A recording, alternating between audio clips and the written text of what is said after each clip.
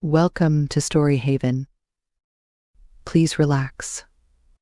Remember to like, subscribe, and enjoy.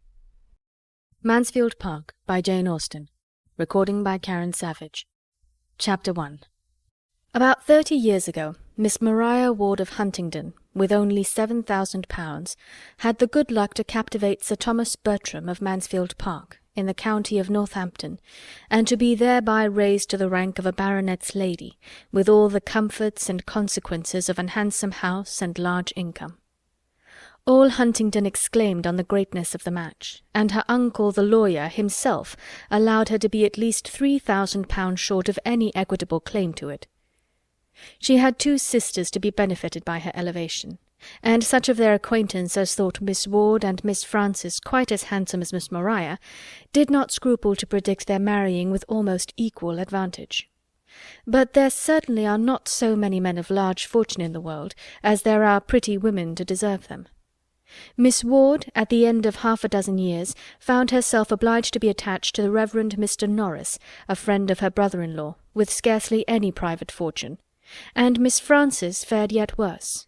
Miss Ward's match, indeed, when it came to the point, was not contemptible, Sir Thomas being happily able to give his friend an income in the living of Mansfield, and Mr. and Mrs. Norris began their career of conjugal felicity with very little less than 1,000 a year. But Miss Frances married, in the common phrase, to disoblige her family, and by fixing on a lieutenant of marines, without education, fortune, or connections, did it very thoroughly. She could hardly have made a more untoward choice. Sir Thomas Bertram had interest, which, from principle as well as pride, from a general wish of doing right, and a desire of seeing all that were connected with him in situations of respectability, he would have been glad to exert for the advantage of Lady Bertram's sister. But her husband's profession was such as no interest could reach, and before he had time to devise any other method of assisting them, an absolute breach between the sisters had taken place. It was the natural result of the conduct of each party, and such as a very imprudent marriage almost always produces. To save herself from useless remonstrance, Mrs. Price never wrote to her family on the subject till actually married. Lady Bertram, who was a woman of very tranquil feelings, and a temper remarkably easy and indolent, would have contented herself with merely giving up her sister, and thinking no more of the matter. But Mrs. Norris had a spirit of activity, which could not be satisfied till she had written a long and angry letter to Fanny to point out the folly of her conduct, and threaten her with all its possible ill consequences. Mrs. Price in her turn was injured and angry, and an answer which comprehended each sister in its bitterness, and bestowed such very disrespectful reflections on the pride of Sir Thomas as Mrs. Norris could not possibly keep to herself, put an end to all intercourse between them for a considerable period. Their homes were so distant, and the circles in which they moved so distinct, as almost to preclude the means of ever hearing of each other's existence during the 11 following years, or at least to make it very wonderful to Sir Thomas that Mrs. Norris should ever have it in her power to tell them, as she now and then did in an angry voice, that Fanny had got another child. By the end of 11 years, however, Mrs. Price could no longer afford to cherish pride or resentment, or to lose one connection that might possibly assist her. A large and still increasing family, an husband disabled for active service, but not the less equal to company and good liquor, and a very small income to supply their wants, made her eager to regain the friends she had so carelessly sacrificed, and she addressed Lady Bertram in a letter which spoke so much contrition and despondence, such a superfluity of children, and such a want of almost everything else, as could not but dispose them all to a reconciliation. She was preparing for her 9th lying in, and after bewailing the circumstance, and imploring their countenance as sponsors to the expected child, she could not conceal how important she felt they might be to the future maintenance of the 8 already in being. Her eldest was a boy of 10 years old, a fine-spirited fellow, who longed to be out in the world. But what could she do? Was there any chance of his being hereafter useful to Sir Thomas in the concerns of his West Indian property? No situation would be beneath him. Or what did Sir Thomas think of Woolwich? Or how could a boy be sent out to the East? The letter was not unproductive. It re-established peace and kindness. Sir Thomas sent friendly advice and professions, Lady Bertram dispatched money and baby linen, and Mrs. Norris wrote the letters. Such were its immediate effects, and within a 12-month a more important advantage to Mrs. Price resulted from it. Mrs. Norris was often observing to the others that she could not get her poor sister and her family out of her head, and that much as they had all done for her, she seemed to be wanting to do more, and at length she could not but own it to be her wish that poor Mrs. Price should be relieved from the charge and expense of one child entirely out of her great number. What if they were among them to undertake the care of her eldest daughter, a girl now 9 years old, of an age to require more attention than her poor mother could possibly give? The trouble and expense of it to them would be nothing compared with the benevolence of the action. Lady Bertram agreed with her instantly. "I think we cannot do better," said she. "Let us send for the child." Sir Thomas could not give so instantaneous and unqualified a consent. He debated and hesitated. It was a serious charge. A girl so brought up must be adequately provided for, or there would be cruelty instead of kindness in taking her from her family. He thought of his own 4 children, of his 2 sons, of cousins-in-love, etc. But no sooner had he deliberately begun to state his objections than Mrs. Norris interrupted him with a reply to them all, whether stated or not. "My dear Sir Thomas, I perfectly comprehend you, and do justice to the generosity and delicacy of your notions, which indeed are quite of a piece with your general conduct, and I entirely agree with you in the main as to the propriety of doing everything one could by way of providing for a child one had in a manner taken into one's own hands, and I am sure I should be the last person in the world to withhold my mite upon such an occasion. Having no children of my own, who should I look to in any little matter I may ever have to bestow but the children of my sisters? And I am sure Mr. Norris is too just, but you know I am a woman of few words and professions. Do not let us be frightened from a good deed by a trifle. Give a girl an education, and introduce her properly into the world, and 10 to 1 but she has the means of settling well, without further expense to anybody. A niece of ours, Sir Thomas, I may say, or at least of yours, would not grow up in this neighbourhood without many advantages. I won't say she would be so handsome as her cousins. I dare say she would not. But she would be introduced into the society of this country under such very favourable circumstances as in all human probability would get her a creditable establishment. You are thinking of your sons, but do not you know that of all things upon earth that is the least likely to happen? Brought up as they would be always together like brothers and sisters, it is morally impossible. I never knew an instance of it. It is, in fact, the only sure way of providing against the connection.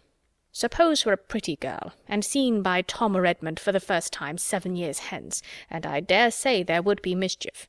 The very idea of her having been suffered to grow up at a distance from us all in poverty and neglect would be enough to make either of the dear sweet-tempered boys in love with her.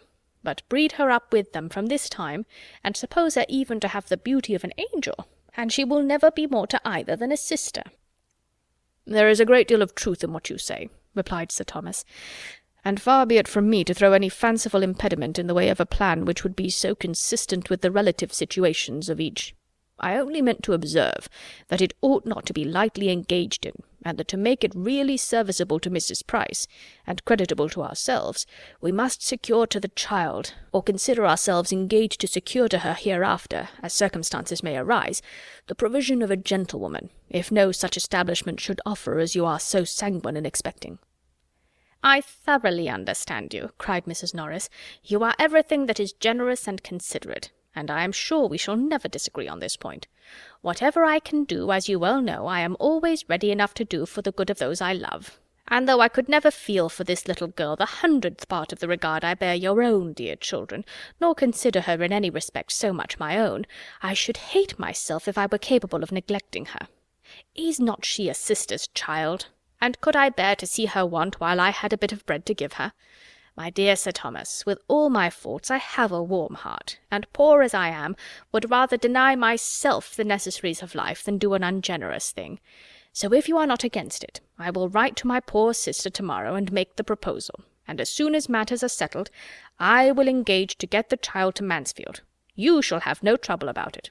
My own trouble, you know, I never regard. I will send Nanny to London on purpose, and she may have a bed at her cousin the saddler's, and the child be appointed to meet her there. They may easily get her from Portsmouth to town by the coach, under the care of any creditable person that may chance to be going. I dare say there is always some reputable tradesman's wife or other going up." Except to the attack on Nanny's cousin, Sir Thomas no longer made any objection, and a more respectable though less economical rendezvous being accordingly substituted, everything was considered as settled, and the pleasures of so benevolent a scheme were already enjoyed. The division of gratifying sensations ought not, in strict justice, to have been equal, for Sir Thomas was fully resolved to be the real and consistent patron of the selected child, and Mrs. Norris had not the least intention of being at any expense whatever in her maintenance. As far as walking, talking, and contriving reached, she was thoroughly benevolent, and nobody knew better how to dictate liberality to others. But her love of money was equal to her love of directing, and she knew quite as well how to save her own as to spend that of her friends. Having married on a narrower income than she had been used to look forward to, she had, from the first, fancied a very strict line of economy necessary, and what was begun as a matter of prudence soon grew into a matter of choice, as an object of that needful solicitude which there were no children to supply. Had there been a family to provide for, Mrs. Norris might never have saved her money. But having no care of that kind, there was nothing to impede her frugality, or lessen the comfort of making a yearly addition to an income which they had never lived up to. Under this infatuating principle, counteracted by no real affection for her sister, it was impossible for her to aim at more than the credit of projecting and arranging so expensive a charity. Though perhaps she might so little know herself as to walk home to the parsonage after this conversation in the happy belief of being the most liberal-minded sister and aunt in the world. When the subject was brought forward again, her views were more fully explained, and in reply to Lady Bertram's calm inquiry of "Where shall the child come to first, sister, to you or to us?" Sir Thomas heard, with some surprise, that it would be totally out of Mrs. Norris's power to take any share in the personal charge of her. He had been considering her as a particularly welcome addition at the parsonage, as a desirable companion to an aunt who had no children of her own, but he found himself wholly mistaken. Mrs. Norris was sorry to say that the little girl's staying with them, at least as things then were, was quite out of the question. Poor Mr. Norris's indifferent state of health made it an impossibility. He could no more bear the noise of a child than he could fly. If, indeed, he should ever get well of his gouty complaints, it would be a different matter. She should then be glad to take her turn, and think nothing of the inconvenience, but just now poor Mr. Norris took up every moment of her time, and the very mention of such a thing she was sure would distract him. "Then she had better come to us," said Lady Bertram with the utmost composure. After a short pause, Sir Thomas added with dignity, "Yes, let her home be in this house. We will endeavour to do our duty by her, and she will at least have the advantage of companions of her own age, and of a regular instructress." "Very true," cried Mrs. Norris, "which are both very important considerations, and it will be just the same to Miss Lee whether she has 3 girls to teach or only 2. There can be no difference. I only wish I could be more useful. But you see I do all in my power. I am not one of those that spare their own trouble, and Nanny shall fetch her, however it may put me to inconvenience to have my chief counsellor away for 3 days. I suppose, sister, you will put the child in the little white attic, near the old nurseries?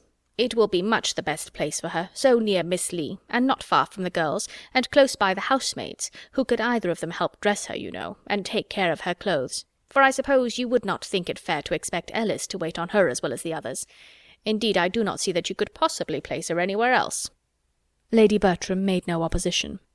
"I hope she will prove a well-disposed girl," continued Mrs. Norris, "and be sensible of her uncommon good fortune in having such friends." "Should her disposition be really bad," said Sir Thomas, "we must not, for our own children's sake, continue her in the family. But there is no reason to expect so great an evil.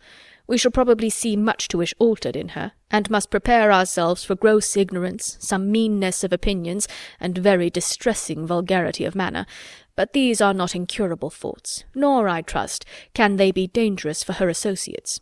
Had my daughters been younger than herself, I should have considered the introduction of such a companion as a matter of very serious moment, but as it is, I hope there can be nothing to fear for them, and everything to hope for her from the association." "That is exactly what I think," cried Mrs. Norris, "and what I was saying to my husband this morning. It will be an education for the child, said I, only being with her cousins. If Miss Lee taught her nothing, she would learn to be good and clever from them." "I hope she will not tease my poor pug," said Lady Bertram. "I have but just got Julia to leave it alone." "There will be some difficulty in our way, Mrs. Norris," observed Sir Thomas, "as to the distinction proper to be made between the girls as they grow up. How to preserve in the minds of my daughters the consciousness of what they are, without making them think too lowly of their cousin. And how, without depressing her spirits too far, to make her remember that she is not a Miss Bertram. I should wish to see them very good friends, and would on no account authorize in my girls the smallest degree of arrogance towards their relation, but still they cannot be equals. Their rank, fortune, rights, and expectations will always be different. It is a point of great delicacy, and you must assist us in our endeavours to choose exactly the right line of conduct." Mrs. Norris was quite at his service, and though she perfectly agreed with him as to its being a most difficult thing, encouraged him to hope that between them it would be easily managed. It will be readily believed that Mrs. Norris did not write to her sister in vain. Mrs. Price seemed rather surprised that a girl should be fixed on, when she had so many fine boys, but accepted the offer most thankfully, assuring them of her daughter's being a very well-disposed, good-humoured girl, and trusting they would never have cause to throw her off. She spoke of her further as somewhat delicate and puny, but was sanguine in the hope of her being materially better for change of air. Poor woman! She probably thought change of air might agree with many of her children. Chapter 2. The little girl performed her long journey in safety, and at Northampton was met by Mrs. Norris, who thus regaled in the credit of being foremost to welcome her, and in the importance of leading her into the others and recommending her to their kindness. Fanny Price was at this time just 10 years old, and though there might not be much in her first appearance to captivate, there was at least nothing to disgust her relations. She was small of her age, with no glow of complexion nor any other striking beauty, exceedingly timid and shy and shrinking from notice, but her air, though awkward, was not vulgar. Her voice was sweet, and when she spoke, her countenance was pretty. Sir Thomas and Lady Bertram received her very kindly, and Sir Thomas, seeing how much she needed encouragement, tried to be all that was conciliating. But he had to work against a most untoward gravity of deportment, and Lady Bertram, without taking half so much trouble, or speaking one word where he spoke 10, by the mere aid of a good-humoured smile, became immediately the less awful character of the two. The young people were all at home, and sustained their share in the introduction very well, with much good humour and no embarrassment, at least on the part of the sons, who at 17 and 16, and tall of their age, had all the grandeur of men in the eyes of their little cousin. The two girls were more at a loss, from being younger and in greater awe of their father, who addressed them on the occasion with rather an injudicious particularity. But they were too much used to company and praise to have anything like natural shyness, and their confidence increasing from their cousin's total want of it, they were soon able to take a full survey of her face and her frock in easy indifference.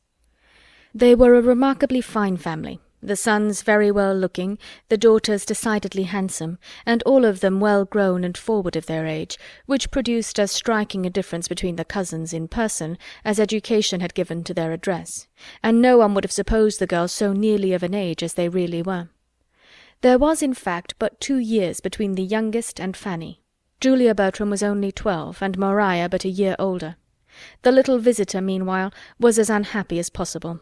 Afraid of everybody, ashamed of herself, and longing for the home she had left, she knew not how to look up, and could scarcely speak to be heard or without crying.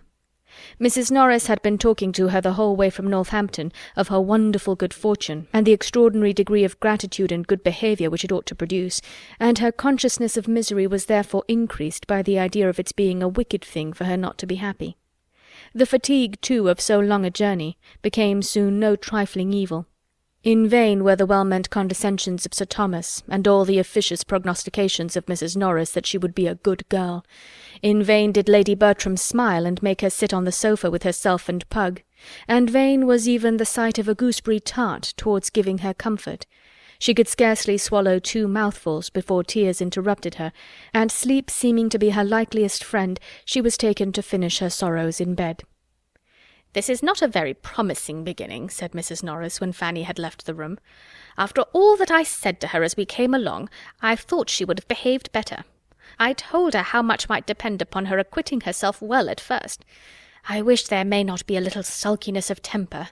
Her poor mother had a good deal. But we must make allowances for such a child, and I do not know that her being sorry to leave her home is really against her, for with all its faults it was her home, and she cannot as yet understand how much she has changed for the better.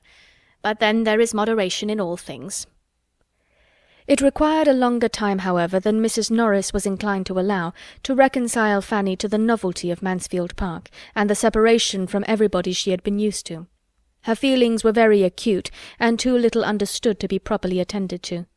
Nobody meant to be unkind, but nobody put themselves out of their way to secure her comfort.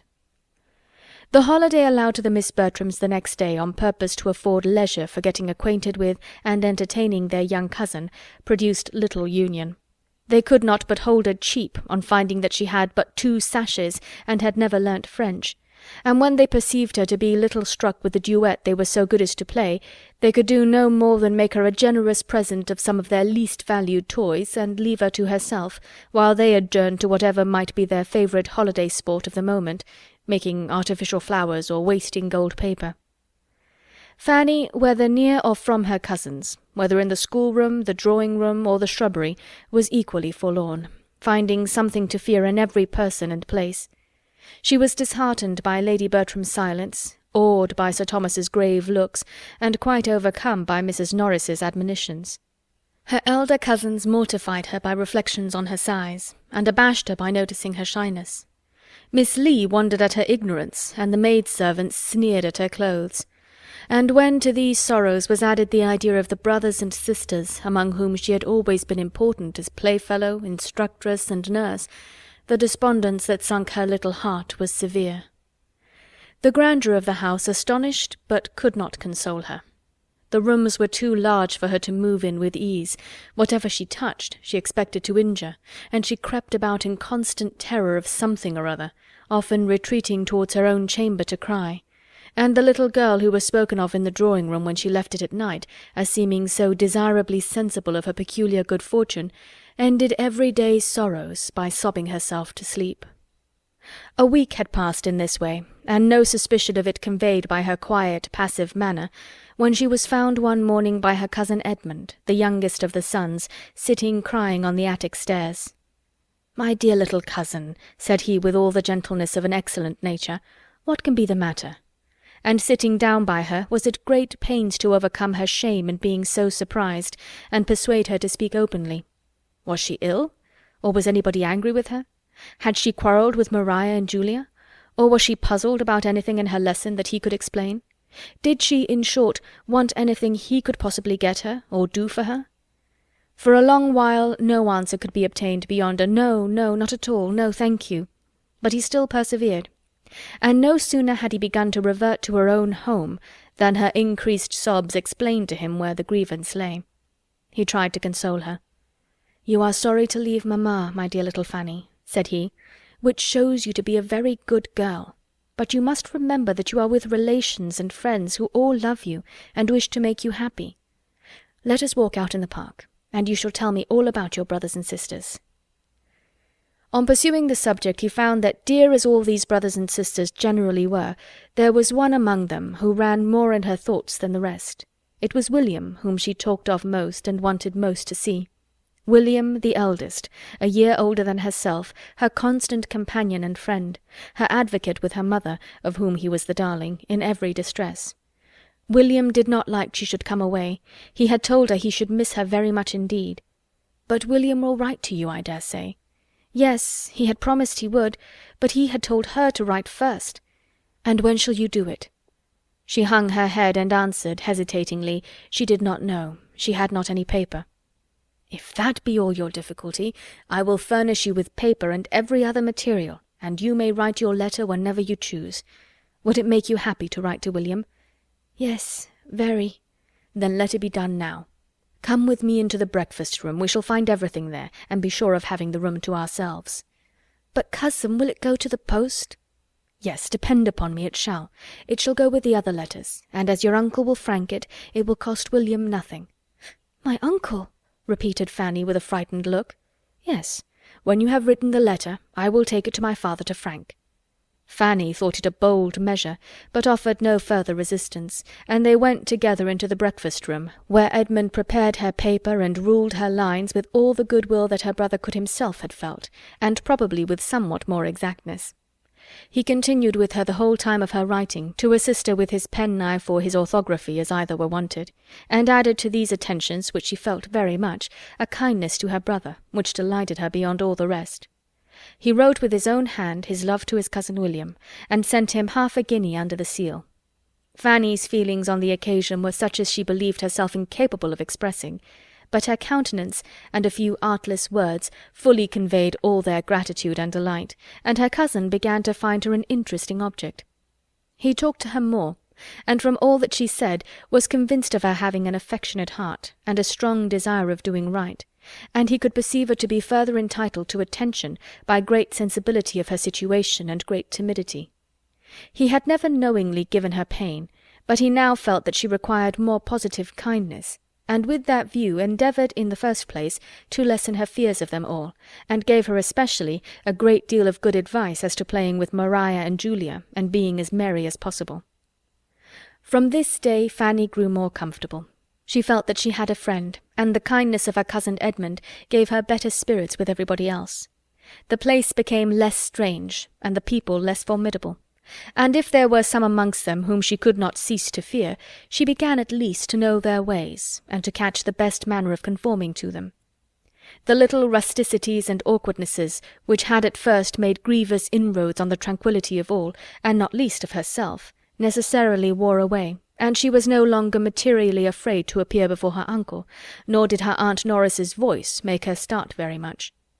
To her cousins she became occasionally an acceptable companion. Though unworthy, from inferiority of age and strength, to be their constant associate, their pleasures and schemes were sometimes of a nature to make a third very useful, especially when that third was of an obliging, yielding temper, and they could not but own, when their aunt inquired into her faults, or their brother Edmund urged her claims to their kindness, that Fanny was good-natured enough. Edmund was uniformly kind himself, and she had nothing worse to endure on the part of Tom than that sort of merriment which a young man of 17 will always think fair with a child of 10. He was just entering into life, full of spirits, and with all the liberal dispositions of an eldest son, who feels born only for expense and enjoyment. His kindness to his little cousin was consistent with his situation and rights. He made her some very pretty presents, and laughed at her.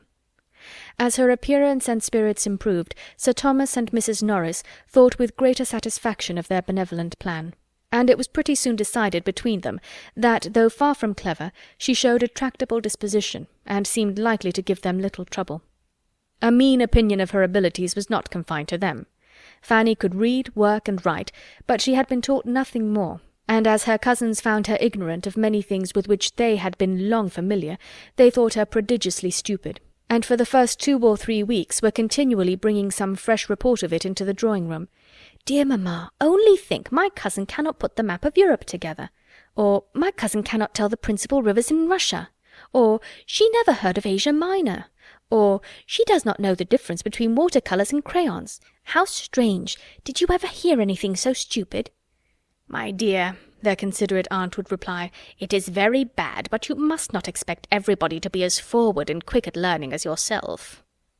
"But, aunt, she is really so very ignorant. Do you know, we asked her last night which way she would go to get to Ireland, and she said she should cross to the Isle of Wight. She thinks of nothing but the Isle of Wight, and she calls it the island, as if there were no other island in the world.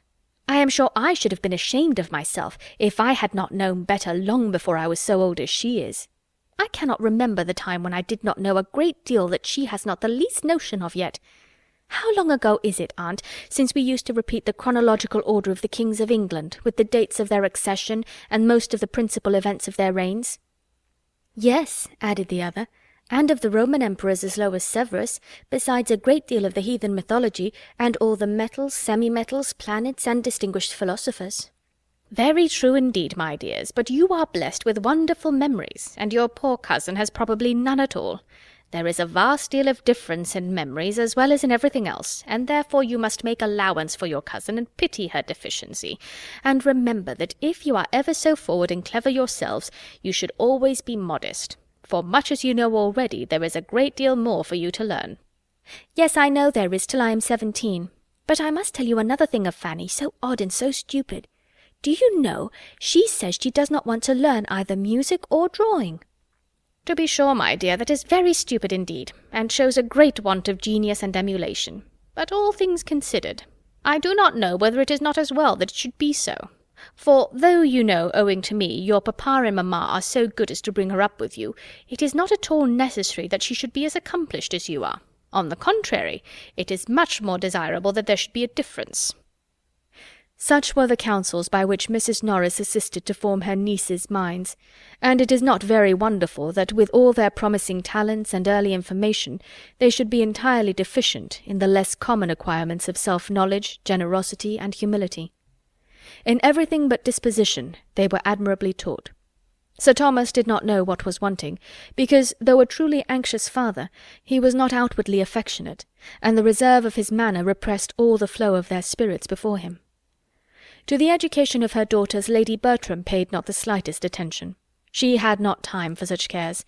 She was a woman who spent her days in sitting nicely dressed on a sofa, doing some long piece of needlework, of little use and no beauty, thinking more of her pug than her children, but very indulgent to the latter when it did not put herself to inconvenience, guided in everything important by Sir Thomas, and in smaller concerns by her sister. Had she possessed greater leisure for the service of her girls, she would probably have supposed it unnecessary, for they were under the care of a governess with proper masters, and could want nothing more. As for Fanny's being stupid at learning, she could only say it was very unlucky, but some people were stupid, and Fanny must take more pains. She did not know what else was to be done, and except her being so dull, she must add, she saw no harm in the poor little thing, and always found her very handy and quick in carrying messages and fetching what she wanted. Fanny, with all her faults of ignorance and timidity, was fixed at Mansfield Park, and learning to transfer in its favour much of her attachment to her former home, grew up there not unhappily among her cousins. There was no positive ill nature in Maria or Julia, and though Fanny was often mortified by their treatment of her, she thought too lowly of her own claims to feel injured by it. From about the time of her entering the family, Lady Bertram, in consequence of a little ill health and a great deal of indolence, gave up the house in town, which she had been used to occupy every spring, and remained wholly in the country, leaving Sir Thomas to attend his duty in Parliament, with whatever increase or diminution of comfort might arise from her absence. In the country, therefore, the Miss Bertrams continued to exercise their memories, practise their duets, and grow tall and womanly, and their father saw them becoming in person, manner, and accomplishments everything that could satisfy his anxiety.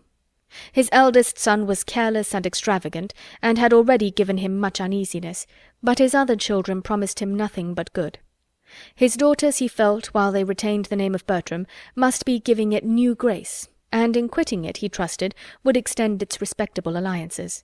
And the character of Edmund, his strong good sense and uprightness of mind, bid most fairly for utility, honour, and happiness to himself and all his connections. He was to be a clergyman. Amid the cares and the complacency which his own children suggested, Sir Thomas did not forget to do what he could for the children of Mrs. Price. He assisted her liberally in the education and disposal of her sons, as they became old enough for a determinate pursuit. And Fanny, though almost totally separated from her family, was sensible of the truest satisfaction in hearing of any kindness towards them, or of anything at all promising in their situation or conduct. Once, and once only, in the course of many years, had she the happiness of being with William. Of the rest she saw nothing. Nobody seemed to think of her ever going amongst them again, even for a visit. Nobody at home seemed to want her, but William, determining soon after her removal to be a sailor, was invited to spend a week with his sister in Northamptonshire, before he went to sea. Their eager affection in meeting, their exquisite delight in being together, their hours of happy mirth and moments of serious conference, may be imagined, as well as the sanguine views and spirits of the boy even to the last, and the misery of the girl when he left her. Luckily the visit happened in the Christmas holidays, when she could directly look for comfort to her cousin Edmund, and he told her such charming things of what William was to do and be hereafter, in consequence of his profession, as made her gradually admit that the separation might have some use. Edmund's friendship never failed her. His leaving Eton for Oxford made no change in his kind dispositions, and only afforded more frequent opportunities of proving them.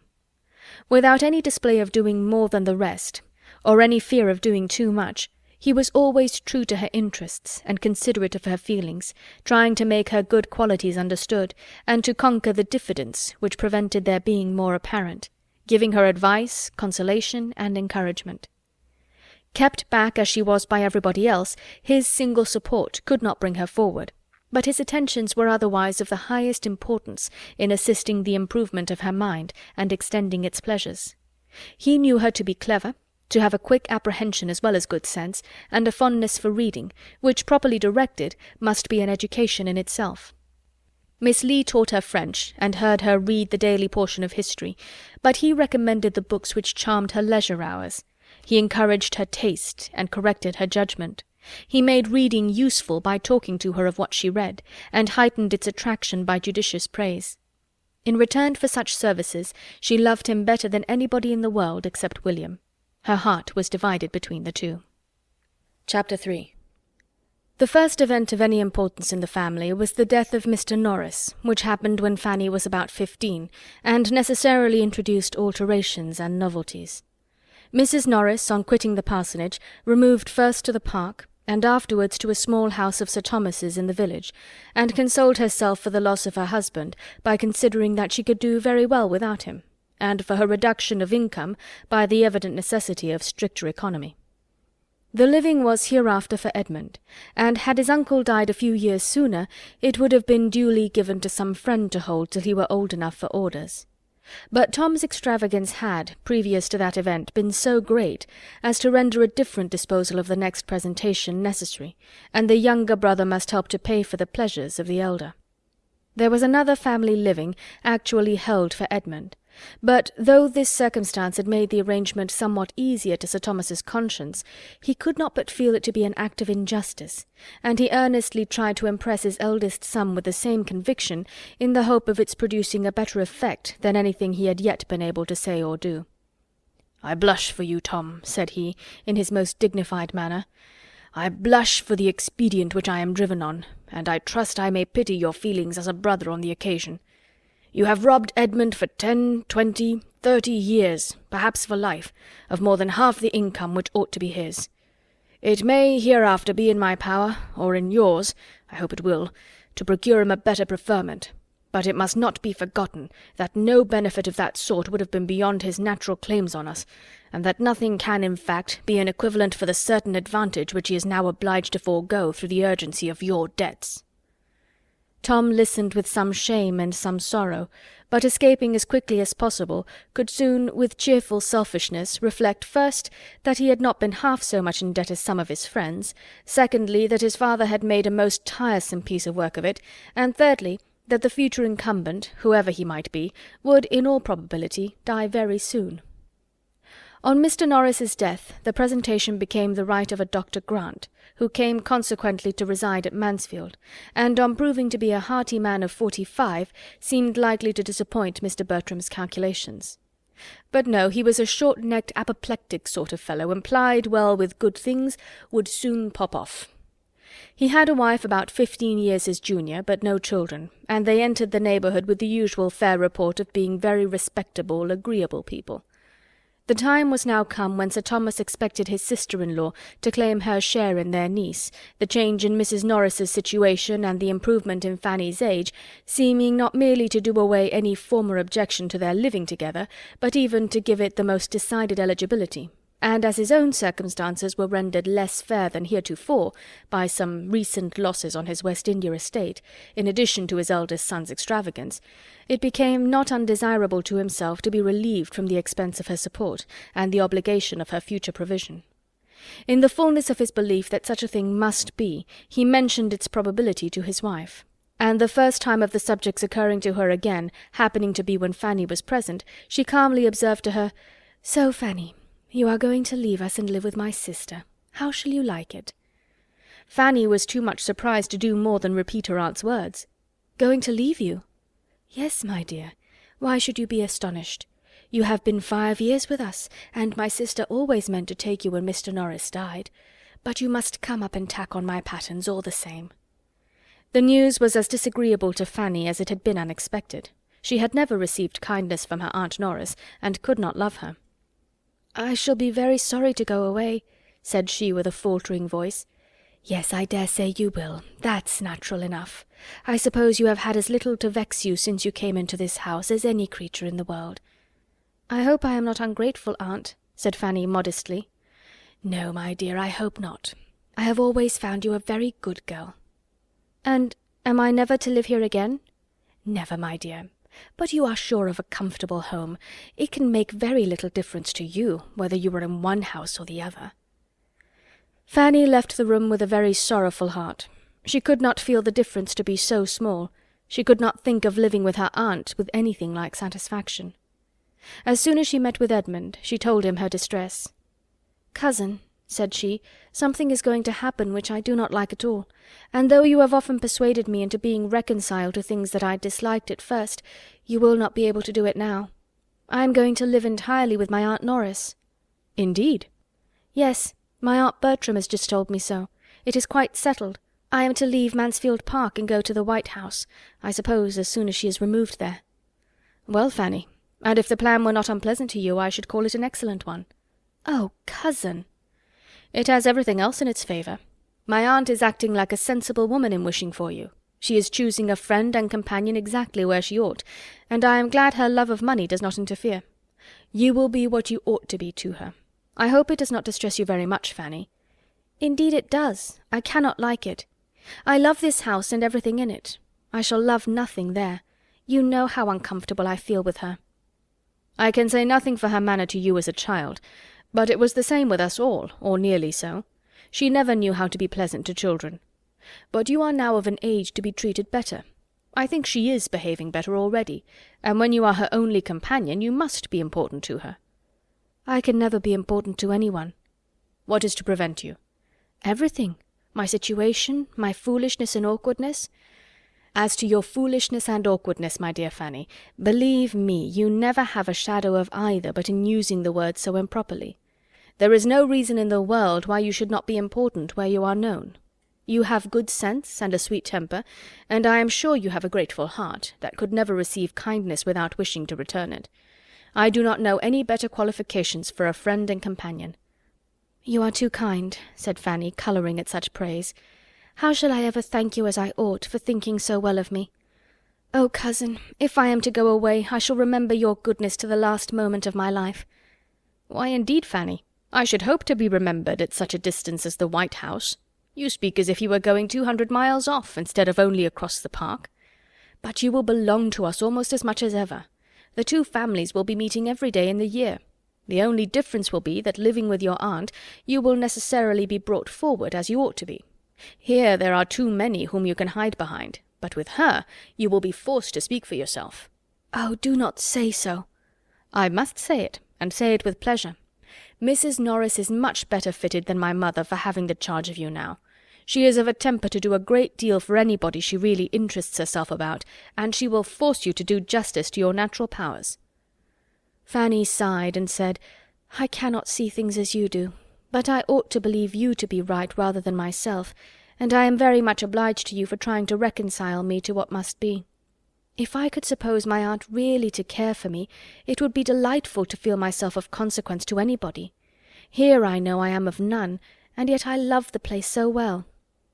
"The place, Fanny, is what you will not quit, though you quit the house. You will have as free a command of the park and gardens as ever. Even your constant little heart need not take fright at such a nominal change. You will have the same walks to frequent, the same library to choose from, the same people to look at, the same horse to ride." "Very true. Yes, dear old grey pony. Ah, cousin, when I remember how much I used to dread riding, what terrors it gave me to hear it talked of as likely to do me good. Oh, how I have trembled at my uncle's opening his lips if horses were talked of. And then think of the kind pains you took to reason and persuade me out of my fears, and convince me that I should like it after a little while, and how right you proved to be. I am inclined to hope you may always prophesy as well." "And I am quite convinced that your being with Mrs. Norris will be as good for your mind as riding has been for your health, and as much for your ultimate happiness too." So ended their discourse, which, for any very appropriate service it could render Fanny, might as well have been spared, for Mrs. Norris had not the smallest intention of taking her. It had never occurred to her on the present occasion, but as a thing to be carefully avoided. To prevent its being expected, she had fixed on the smallest habitation which could rank as genteel among the buildings of Mansfield parish. The white house being only just large enough to receive herself and her servants, and allow a spare room for a friend, of which she made a very particular point. The spare rooms at the parsonage had never been wanted, but the absolute necessity of a spare room for a friend was now never forgotten. Not all her precautions, however, could save her from being suspected of something better, or perhaps her very display of the importance of a spare room might have misled Sir Thomas to suppose it really intended for Fanny. Lady Bertram soon brought the matter to a certainty by carelessly observing to Mrs. Norris, "I think, sister, we need not keep Miss Lee any longer when Fanny goes to live with you." Mrs. Norris almost started. "Live with me, dear Lady Bertram? What do you mean?" "Is she not to live with you? I thought you had settled it with Sir Thomas." "Me? Never! I never spoke a syllable about it to Sir Thomas, nor he to me. Fanny live with me? The last thing in the world for me to think of, or for anybody to wish that really knows us both. Good heaven! What could I do with Fanny? Me, a poor, helpless, forlorn widow, unfit for anything, my spirits quite broke down. What could I do with a girl at her time of life, a girl of 15, the very age of all others to need most attention and care, and put the cheerfullest spirits to the test? Sure Sir Thomas could not seriously expect such a thing. Sir Thomas is too much my friend. Nobody that wishes me well, I am sure, would propose it. How came Sir Thomas to speak to you about it?" "Indeed, I do not know. I suppose he thought it best." "But what did he say? He could not say he wished me to take Fanny. I am sure in his heart he could not wish me to do it." "No, he only said he thought it very likely, and I thought so too. We both thought it would be a comfort to you. But if you do not like it, there is no more to be said. She is no encumbrance here." "Dear sister, if you consider my unhappy state, how can she be any comfort to me? Here am I, a poor desolate widow, deprived of the best of husbands, my health gone in attending and nursing him, my spirits still worse, all my peace in this world destroyed, with barely enough to support me in the rank of a gentlewoman, and enable me to live so as not to disgrace the memory of the dear departed. What possible comfort could I have in taking such a charge upon me as Fanny? If I could wish it for my own sake, I would not do so unjust a thing by the poor girl. She is in good hands, and sure of doing well. I must struggle through my sorrows and difficulties as I can." "Then you will not mind living by yourself, quite alone?" "Lady Bertram, I do not complain. I know I cannot live as I have done, but I must retrench where I can, and learn to be a better manager. I have been a liberal housekeeper enough, but I shall not be ashamed to practice economy now. My situation is as much altered as my income. A great many things were due from poor Mr. Norris as a clergyman of the parish, that cannot be expected from me. It is unknown how much was consumed in our kitchen by odd comers and goers. At the White House matters must be better looked after. I must live within my income, or I shall be miserable, and I own it would give me great satisfaction to be able to do rather more, to lay by a little at the end of the year." "I dare say you will. You always do, don't you?" "My object, Lady Bertram, is to be of use to those that come after me. It is for your children's good that I wish to be richer. I have nobody else to care for, but I should be very glad to think that I could leave a little trifle among them worth their having." "You are very good, but do not trouble yourself about them. They are sure of being well provided for. Sir Thomas will take care of that." "Why, you know Sir Thomas's means will be rather straitened if the Antigua estate is to make such poor returns." "Oh, that will soon be settled. Sir Thomas has been writing about it, I know." "Well, Lady Bertram," said Mrs. Norris, moving to go, "I can only say that my sole desire is to be of use to your family, and so if Sir Thomas should ever speak again about my taking Fanny, you will be able to say that my health and spirits put it quite out of the question. Besides that, I really should not have a bed to give her, for I must keep a spare room for a friend." Lady Bertram repeated enough of this conversation to her husband to convince him how much he had mistaken his sister-in-law's views, and she was from that moment perfectly safe from all expectation or the slightest allusion to it from him. He could not but wonder at her refusing to do anything for a niece, whom she had been so forward to adopt, but as she took early care to make him as well as Lady Bertram understand that whatever she possessed was designed for their family, he soon grew reconciled to a distinction which, at the same time that it was advantageous and complimentary to them, would enable him better to provide for Fanny himself. Fanny soon learnt how unnecessary had been her fears of a removal, and her spontaneous untaught felicity on the discovery conveyed some consolation to Edmund for his disappointment in what he had expected to be so essentially serviceable to her. Mrs. Norris took possession of the White House, the Grants arrived at the parsonage, and these events over, everything at Mansfield went on for some time as usual. The Grants, showing a disposition to be friendly and sociable, gave great satisfaction in the main among their new acquaintance. They had their faults, and Mrs. Norris soon found them out. The doctor was very fond of eating, and would have a good dinner every day, and Mrs. Grant, instead of contriving to gratify him at little expense, gave her cook as high wages as they did at Mansfield Park, and was scarcely ever seen in her offices. Mrs. Norris could not speak with any temper of such grievances, nor of the quantity of butter and eggs that were regularly consumed in the house. Nobody loved plenty and hospitality more than herself, nobody more hated pitiful doings. The parsonage, she believed, had never been wanting in comforts of any sort, had never borne a bad character in her time, but this was a way of going on that she could not understand. A fine lady in a country parsonage was quite out of place.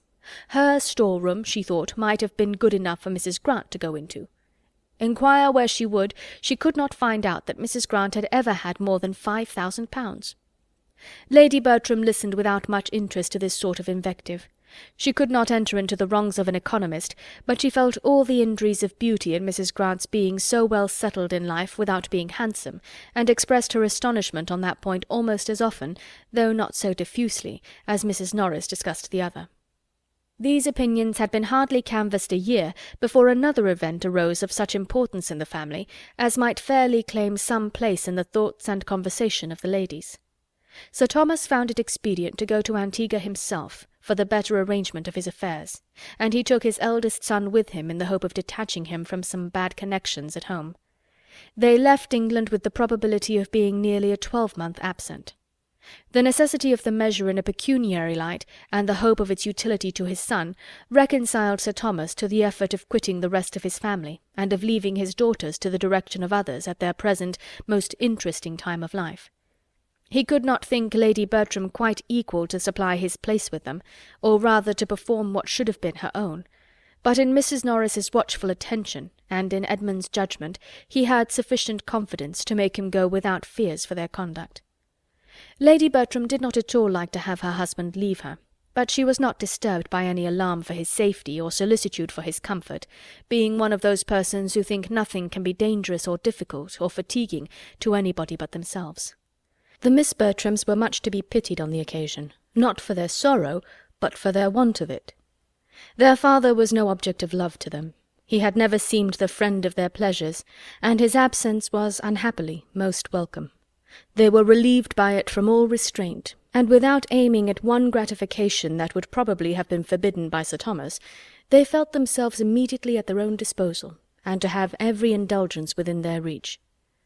Fanny's relief, and her consciousness of it, were quite equal to her cousin's, but a more tender nature suggested that her feelings were ungrateful, and she really grieved because she could not grieve. Sir Thomas, who had done so much for her and her brothers, and who was gone perhaps never to return, that she should see him go without a tear, it was a shameful insensibility. He had said to her, moreover, on the very last morning, that he hoped she might see William again in the course of the ensuing winter, and had charged her to write and invite him to Mansfield as soon as the squadron to which he belonged should be known to be in England. This was so thoughtful and kind, and would he only have smiled upon her, and called her my dear Fanny while he said it, every former frown or cold address might have been forgotten.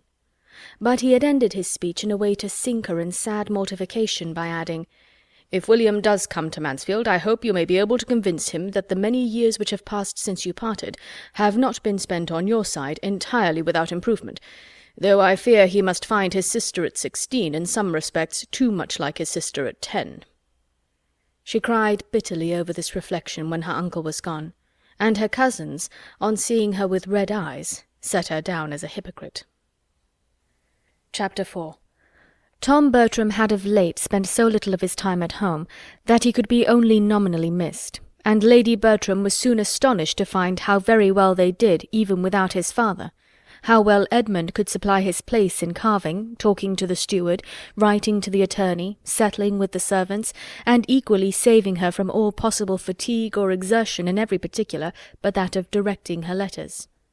The earliest intelligence of the travellers' safe arrival at Antigua after a favourable voyage was received, though not before Mrs. Norris had been indulging in very dreadful fears, and trying to make Edmund participate them whenever she could get him alone, and as she depended on being the first person made acquainted with any fatal catastrophe, she had already arranged the manner of breaking it to all the others, when Sir Thomas's assurances of their both being alive and well made it necessary to lay by her agitation and affectionate preparatory speeches for a while. The winter came and passed without their being called for. The accounts continued perfectly good, and Mrs. Norris, in promoting gaieties for her nieces, assisting their toilettes, displaying their accomplishments, and looking about for their future husbands, had so much to do as, in addition to all her own household cares, some interference in those of her sister and Mrs. Grant's wasteful doings to overlook, left her very little occasion to be occupied even in fears for the absent. The Miss Bertrams were now fully established among the belles of the neighbourhood, and as they joined to beauty and brilliant acquirements a manner naturally easy and carefully formed to general civility and obligingness, they possessed its favour as well as its admiration. Their vanity was in such good order that they seemed to be quite free from it, and gave themselves no airs, while the praises attending such behaviour, secured and brought round by their aunt, served to strengthen them in believing they had no faults. Lady Bertram did not go into public with her daughters. She was too indolent even to accept a mother's gratification in witnessing their success and enjoyment at the expense of any personal trouble, and the charge was made over to her sister, who desired nothing better than a post of such honourable representation, and very thoroughly relished the means it afforded her of mixing in society without having horses to hire. Fanny had no share in the festivities of the season, but she enjoyed being avowedly useful as her aunt's companion when they called away the rest of the family, and as Miss Lee had left Mansfield, she naturally became everything to Lady Bertram during the night of a ball or a party. She talked to her, listened to her, read to her, and the tranquillity of such evenings, her perfect security in such a tete-a-tete from any sound of unkindness, was unspeakably welcome to a mind which had seldom known a pause in its alarms or embarrassments.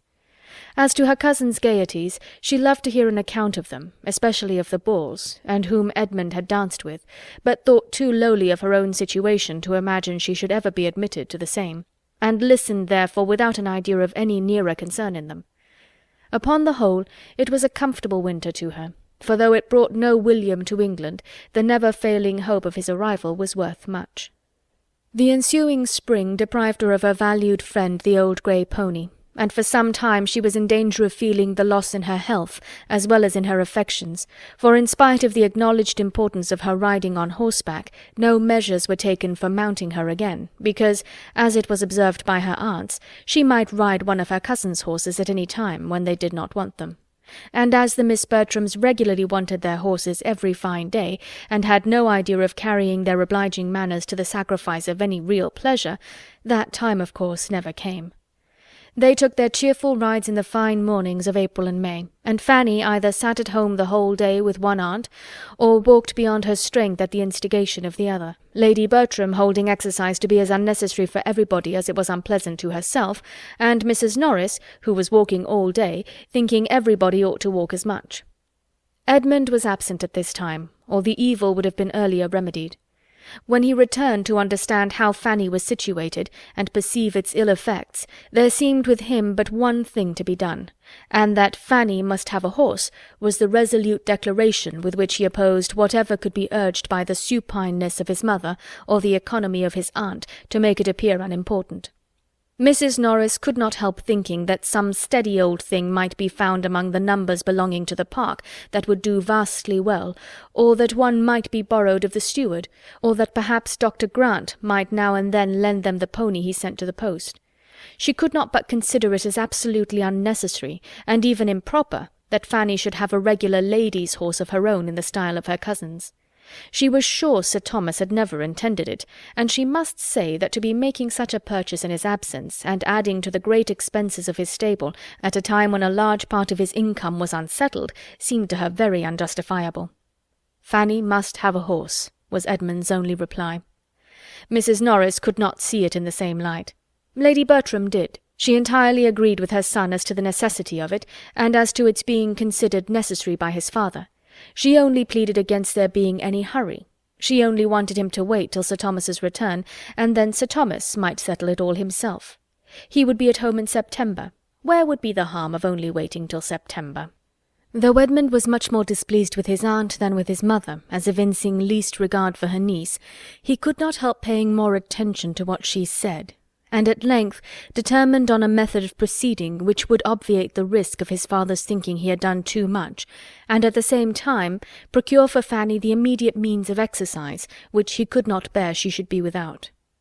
He had 3 horses of his own, but not one that would carry a woman. 2 of them were hunters, the third a useful road horse. This third he resolved to exchange for one that his cousin might ride. He knew where such a one was to be met with, and having once made up his mind, the whole business was soon completed. The new mare proved a treasure. With a very little trouble she became exactly calculated for the purpose, and Fanny was then put in almost full possession of her. She had not supposed before that anything could ever suit her like the old grey pony, but her delight in Edmund's mare was far beyond any former pleasure of the sort, and the addition it was ever receiving in the consideration of that kindness from which her pleasure sprung was beyond all her words to express. She regarded her cousin as an example of everything good and great, as possessing worth which no one but herself could ever appreciate, and as entitled to such gratitude from her as no feelings could be strong enough to pay. Her sentiments toward him were compounded of all that was respectful, grateful, confiding, and tender. As the horse continued in name as well as fact the property of Edmund, Mrs. Norris could tolerate its being for Fanny's use, and had Lady Bertram ever thought about her own objection again, he might have been excused in her eyes for not waiting till Sir Thomas's return in September, for when September came, Sir Thomas was still abroad, and without any near prospect of finishing his business. Unfavourable circumstances had suddenly arisen at a moment when he was beginning to turn all his thoughts towards England, and the very great uncertainty in which everything was then involved determined him on sending home his son and waiting the final arrangement by himself. Tom arrived safely, bringing an excellent account of his father's health, but to very little purpose as far as Mrs. Norris was concerned. Sir Thomas's sending away his son seemed to her so like a parent's care, under the influence of a foreboding of evil to himself, that she could not help feeling dreadful presentiments, and as the long evenings of autumn came on, was so terribly haunted by these ideas, in the sad solitariness of her cottage, as to be obliged to take daily refuge in the dining-room of the park. The return of winter engagements, however, was not without its effect, and in the course of their progress her mind became so pleasantly occupied in superintending the fortunes of her eldest niece as tolerably to quiet her nerves. If poor Sir Thomas were fated never to return, it would be peculiarly consoling to see their dear Maria well married, she very often thought. Always when they were in the company of men of fortune, and particularly on the introduction of a young man who had recently succeeded to one of the largest estates and finest places in the country. Mr. Rushworth was from the first struck with the beauty of Miss Bertram, and being inclined to marry, soon fancied himself in love. He was a heavy young man, with not more than common sense, but as there was nothing disagreeable in his figure or address, the young lady was well pleased with her conquest. Being now in her 21st year, Maria Bertram was beginning to think matrimony a duty, and as a marriage with Mr. Rushworth would give her the enjoyment of a larger income than her father's, as well as ensure her the house in the town, which was now a prime object, it became, by the same rule of moral obligation, her evident duty to marry Mr. Rushworth if she could. Mrs. Norris was most zealous in promoting the match by every suggestion and contrivance likely to enhance its desirableness to either party, and among other means by seeking an intimacy with the gentleman's mother, who at present lived with him, and to whom she even forced Lady Bertram to go through 10 miles of indifferent road to pay a morning visit. It was not long before a good understanding took place between this lady and herself. Mrs. Rushworth acknowledged herself very desirous that her son should marry, and declared that of all the young ladies she had ever seen, Miss Bertram seemed, by her amiable qualities and accomplishments, the best adapted to make him happy. Mrs. Norris accepted the compliment, and admired the nice discernment of character which could so well distinguish merit. Maria was indeed the pride and delight of them all, perfectly faultless, an angel, and of course so surrounded by admirers must be difficult in her choice, but yet as far as Mrs. Norris could allow herself to decide on so short an acquaintance, Mr. Rushworth appeared precisely the young man to deserve and attach her. After dancing with each other at a proper number of balls, the young people justified these opinions, and an engagement, with a due reference to the absent Sir Thomas, was entered into, much to the satisfaction of their respective families, and of the general lookers-on of the neighbourhood, who had, for many weeks past, felt the expediency of Mr. Rushworth's marrying Miss Bertram. It was some months before Sir Thomas's consent could be received, but in the meanwhile, as no one felt a doubt of his most cordial pleasure in the connection, the intercourse of the two families was carried on without restraint, and no other attempt made at secrecy than Mrs. Norris's talking of it everywhere as a matter not to be talked of at present. Edmund was the only one of the family who could see a fault in the business, but no representation of his aunt's could induce him to find Mr. Rushworth a desirable companion. He could allow his sister to be the best judge of her own happiness, but he was not pleased that her happiness should centre in a large income, nor could he refrain from often saying to himself, in Mr. Rushworth's company, if this man had not 12,000 a year, he would be a very stupid fellow. Sir Thomas, however, was truly happy in the prospect of an alliance so unquestionably advantageous, and of which he heard nothing but the perfectly good and agreeable. It was a connection exactly of the right sort, in the same county and the same interest, and his most hearty concurrence was conveyed as soon as possible. He only conditioned that the marriage should not take place before his return, which he was again looking eagerly forward to. He wrote in April, and had strong hopes of settling everything to his entire satisfaction, and leaving Antigua before the end of the summer. Such was the state of affairs in the month of July, and Fanny had just reached her 18th year, when the society of the village received an addition in the brother and sister of Mrs. Grant, a Mr. and Miss Crawford, the children of her mother by a second marriage. They were young people of fortune. The son had a good estate in Norfolk, the daughter £20,000.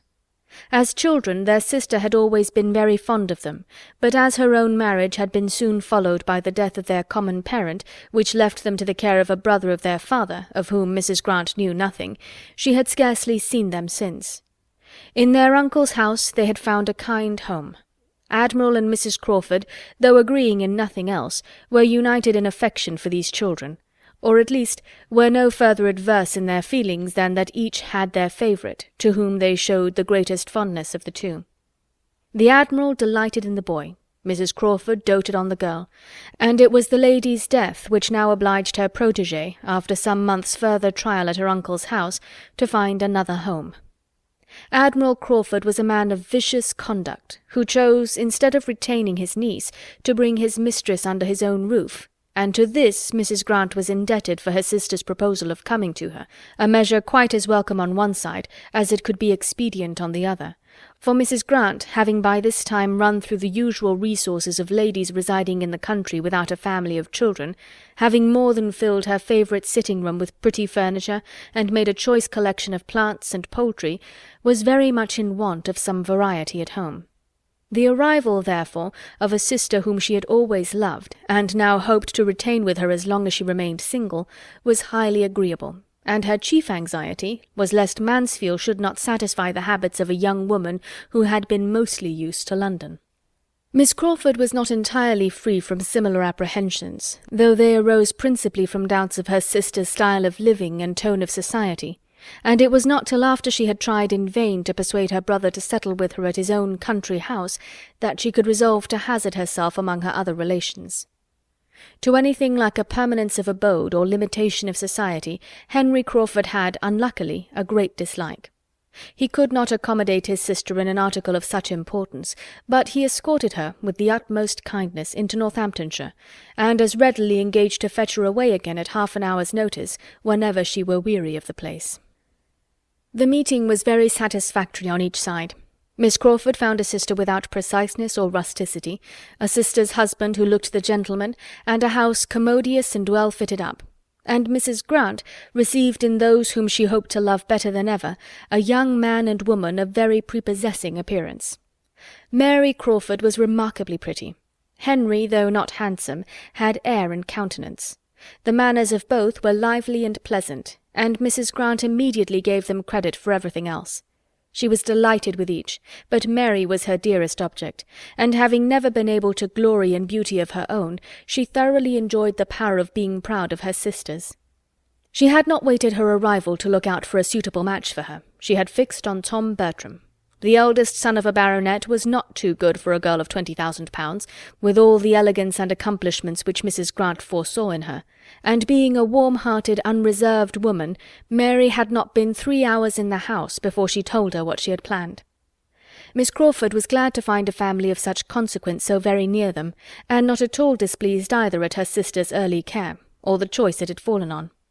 Matrimony was her object, provided she could marry well, and having seen Mr. Bertram in town, she knew that objection could no more be made to his person than to his situation in life. While she treated it as a joke, therefore, she did not forget to think of it seriously. The scheme was soon repeated to Henry. "And now," added Mrs. Grant, "I have thought of something to make it quite complete. I should dearly love to settle you both in this country, and therefore, Henry, you shall marry the youngest Miss Bertram, a nice, handsome, good-humoured, accomplished girl, who will make you very happy." Henry bowed and thanked her.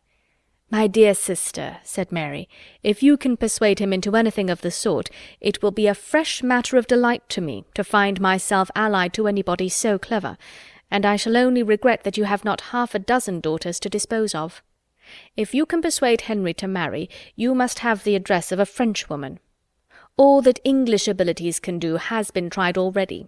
I have 3 very particular friends who have all been dying for him in their turn, and the pains which they, their mothers, very clever women, as well as my dear aunt and myself, have taken to reason, coax, or trick him into marrying is inconceivable. He is the most horrible flirt that can be imagined. If your Miss Bertrams do not like to have their hearts broke, let them avoid Henry." "My dear brother, I will not believe this of you." "No, I'm sure you are too good. You will be kinder than Mary. You will allow for the doubts of youth and inexperience. I am of a cautious temper, and am willing to risk my happiness in a hurry. Nobody can think more highly of the matrimonial state than myself. I consider the blessing of a wife as most justly described in those discreet lines of the poet, 'Heaven's last best gift.'" "There, Mrs. Grant, you see how he dwells on one word, and only look at his smile. I assure you he is very detestable. The Admiral's lessons have quite spoiled him." "I pay very little regard," said Mrs. Grant, "to what any young person says on the subject of marriage. If they profess a disinclination for it, I only set it down that they have not yet seen the right person." Dr. Grant laughingly congratulated Miss Crawford on feeling no disinclination to the state herself. "Oh, yes, I am not at all ashamed of it. I would have everybody marry if they can do it properly. I do not like to have people throw themselves away, but everybody should marry as soon as they can do it to advantage." Chapter 5. The young people were pleased with each other from the first. On each side there was much to attract, and their acquaintance soon promised as early an intimacy as good manners would warrant. Miss Crawford's beauty did her no disservice with the Miss Bertrams. They were too handsome themselves to dislike any woman for being so too, and were almost as much charmed as their brothers, with her lively dark eye, clear brown complexion, and general prettiness. Had she been tall, full-formed, and fair, it might have been more of a trial, but as it was, there could be no comparison, and she was most allowably a sweet, pretty girl, while they were the finest young women in the country. Her brother was not handsome. No, when they first saw him he was absolutely plain, black and plain. But still he was the gentleman, with a pleasing address. The second meeting proved him not so very plain. He was plain, to be sure, but then he had so much countenance, and his teeth were so good, and he was so well made, that one soon forgot he was plain. And after a third interview, after dining in company with him at the parsonage, he was no longer allowed to be called so by anybody. He was, in fact, the most agreeable young man the sisters had ever known, and they were equally delighted with him. Miss Bertram's engagement made him in equity the property of Julia, of which Julia was fully aware, and before he had been at Mansfield a week, she was quite ready to be fallen in love with. Maria's notions on the subject were more confused and indistinct. She did not want to see or understand. There could be no harm in her liking an agreeable man. Everybody knew her situation. Mr. Crawford must take care of himself. Mr. Crawford did not mean to be in any danger. The Miss Bertrams were worth pleasing, and were ready to be pleased, and he began with no object but of making them like him. He did not want them to die of love, but with sense and temper which ought to have made him judge and feel better, he allowed himself great latitude on such points. "I like your Miss Bertrams exceedingly, sister," said he, as he returned from attending them to their carriage after the said dinner visit. "They are very elegant, agreeable girls." "So they are indeed, and I am delighted to hear you say it, but you like Julia best." "Oh, yes, I like Julia best." "But do you really? For Miss Bertram is in general thought the handsomest." "So I should suppose. She has the advantage in every feature, and I prefer her countenance, but I like Julia best. Miss Bertram is certainly the handsomest, and I have found her the most agreeable, but I shall always like Julia best, because you order me." "I shall not talk to you, Henry, but I know you will like her best at last." "Do not I tell you that I like her best at first?" "And besides, Miss Bertram is engaged. Remember that, my dear brother. Her choice is made." "Yes, and I like her the better for it. An engaged woman is always more agreeable than a disengaged. She is satisfied with herself. Her cares are over, and she feels that she may exert all her powers of pleasing without suspicion. All is safe with a lady engaged. No harm can be done." "Why, as to that, Mr. Rushworth is a very good sort of young man, and it is a great match for her." "But Miss Bertram does not care 3 straws for him. That is your opinion of your intimate friend. I do not subscribe to it. I am sure Miss Bertram is very much attached to Mr. Rushworth. I could see it in her eyes when he was mentioned. I think too well of Miss Bertram to suppose she would ever give her hand without her heart." "Mary, how shall we manage him?" "We must leave him to himself, I believe. Talking does no good. He will be taken in at last." "But I would not have him taken in. I would not have him duped. I would have it all fair and honourable. Oh dear, let him stand his chance and be taken in. It will do just as well. Everybody is taken in at some period or other." "Not always in marriage, dear Mary." "In marriage especially. With all due respect to such of the present company as chance to be married, my dear Mrs. Grant, there is not 1 in 100 of either sex who is not taken in when they marry. Look where I will, I see that it is so, and I feel that it must be so when I consider that it is, of all transactions, the one in which people expect most from others, and are least honest themselves." "Ah, you have been in a bad school for matrimony in Hill Street." My poor aunt had certainly little cause to love the state, but, however, speaking from my own observation, it is a manoeuvring business. I know so many who have married in the full expectation and confidence of some one particular advantage in the connection, or accomplishment, or good quality in the person, who have found themselves entirely deceived, and been obliged to put up with exactly the reverse. What is this but a take-in? My dear child, there must be a little imagination here. I beg your pardon, but I cannot quite believe you. Depend upon it, you see but half. You see the evil, but you do not see the consolation. There will be little rubs and disappointments everywhere, and we are all apt to expect too much. But then if one scheme of happiness fails, human nature turns to another. If the first calculation is wrong, we make a second better. We find comfort somewhere, and those evil-minded observers, dearest Mary, who make much of a little, are more taken in and deceived than the parties themselves. Well done, sister. I honour your esprit du corps. When I am a wife, I mean to be just as staunch myself, and I wish my friends in general would be so too. It would save me many a heartache. You are as bad as your brother, Mary, but we will cure you both. Mansfield shall cure you both, and without any taking in. Stay with us, and we will cure you." The Crawfords, without wanting to be cured, were very willing to stay. Mary was satisfied with the parsonage as a present home, and Henry equally ready to lengthen his visit. He had come intending to spend only a few days with them, but Mansfield promised well, and there was nothing to call him elsewhere. It delighted Mrs. Grant to keep them both with her, and Dr. Grant was exceedingly well contented to have it so. A talking, pretty young woman like Miss Crawford is always pleasant society to an indolent, stay-at-home man, and Mr. Crawford's being his guest was an excuse for drinking claret every day. The Miss Bertram's admiration of Mr. Crawford was more rapturous than anything which Miss Crawford's habits made her likely to feel. She acknowledged, however, that the Mr. Bertrams were very fine young men, that two such young men were not often seen together even in London, and that their manners, particularly those of the eldest, were very good. He had been much in London, and had more liveliness and gallantry than Edmund, and must therefore be preferred. And indeed his being the eldest was another strong claim. She had felt an early presentiment that she should like the eldest the best. She knew it was her way. Tom Bertram must have been thought pleasant indeed at any rate. He was the sort of young man to be generally liked. His agreeableness was of the kind to be oftener found agreeable than some endowments of a higher stamp, for he had easy manners, excellent spirits, a large acquaintance, and a great deal to say, and the reversion of Mansfield Park, and a baronetcy, did no harm to all this. Miss Crawford soon felt that he and his situation might do. She looked about her with due consideration, and found almost everything in his favour. A park, a real park, 5 miles round, a spacious, modern-built house, so well placed and screened as to deserve to be in any collection of engravings of gentlemen's seats in the kingdom, and wanting only to be completely new furnished, pleasant sisters, a quiet mother, and an agreeable man himself, with the advantage of being tied up from much gaming at present by a promise to his father, and of being Sir Thomas hereafter. It might do very well, and she believed she should accept him, and she began accordingly to interest herself a little about the horse which he had to run at the bee races.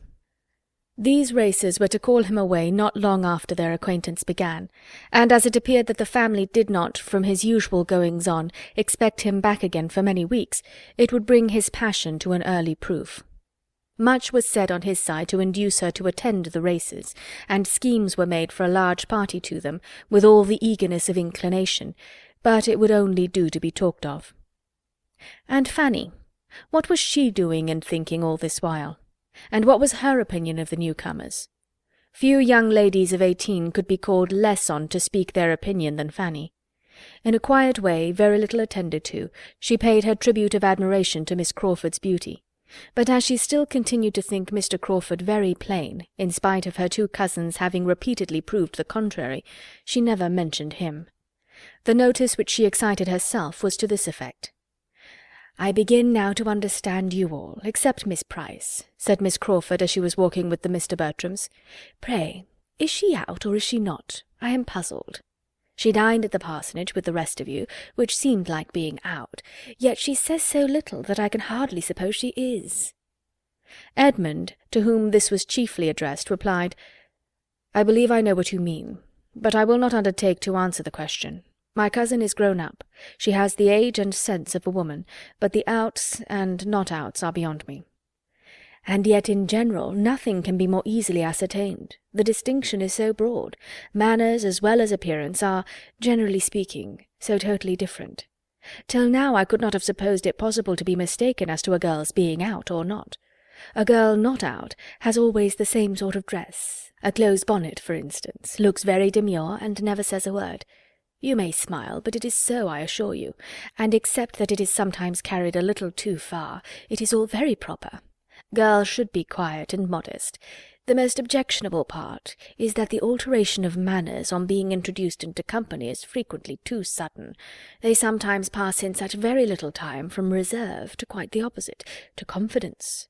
That is the faulty part of the present system. One does not like to see a girl of 18 or 19 so immediately up to everything, and perhaps when one has seen her hardly able to speak the year before. Mr. Bertram, I dare say you have sometimes met with such changes." "I believe I have, but this is hardly fair. I see what you are at. You are quizzing me and Miss Anderson." "No, indeed. Miss Anderson, I do not know who or what you mean. I am quite in the dark. But I will quiz you with a great deal of pleasure if you will tell me what about." You carry it off very well, but I cannot be quite so imposed on. You must have had Miss Anderson in your eye in describing an altered young lady. You paint too accurately for mistake. It was exactly so. The Andersons of Baker Street. We were speaking of them the other day, you know. Edmund, you have heard me mention Charles Anderson. The circumstance was precisely as this lady has represented it. When Anderson first introduced me to his family about 2 years ago, his sister was not out, and I could not get her to speak to me. I sat there an hour one morning waiting for Anderson, with only her and a little girl or two in the room, the governess being sick or run away, and the mother in and out every moment with letters of business, and I could hardly get a word or look from the young lady, nothing like a civil answer. She screwed up her mouth and turned from me with such an air. I did not see her again for a 12-month. She was then out. I met her at Mrs. Holford's, and did not recollect her. She came up to me, claimed me as an acquaintance, stared me out of countenance, and talked and laughed till I did not know which way to look. I felt that I must be the jest of the room at the time, and Miss Crawford, it is plain, has heard the story." "And a very pretty story it is, and with more truth in it, I dare say, than does credit to Miss Anderson. It is too common a fault. Mothers certainly have not yet quite got the right way of managing their daughters. I do not know where the error lies. I do not pretend to set people right, but I do see that they are often wrong." "Those who are showing the world what female manners should be," said Mr. Bertram gallantly, "are doing a great deal to set them right." "The error is plain enough," said the less courteous Edmund. "Such girls are ill brought up. They are given wrong notions from the beginning. They are always acting upon motives of vanity, and there is no more real modesty in their behaviour before they appear in public than afterwards." "I do not know," replied Miss Crawford hesitatingly. "Yes, I cannot agree with you there. It is certainly the modestest part of the business. It is much worse to have girls not out give themselves the same airs and take the same liberties as if they were, which I have seen done. That is worse than anything, quite disgusting."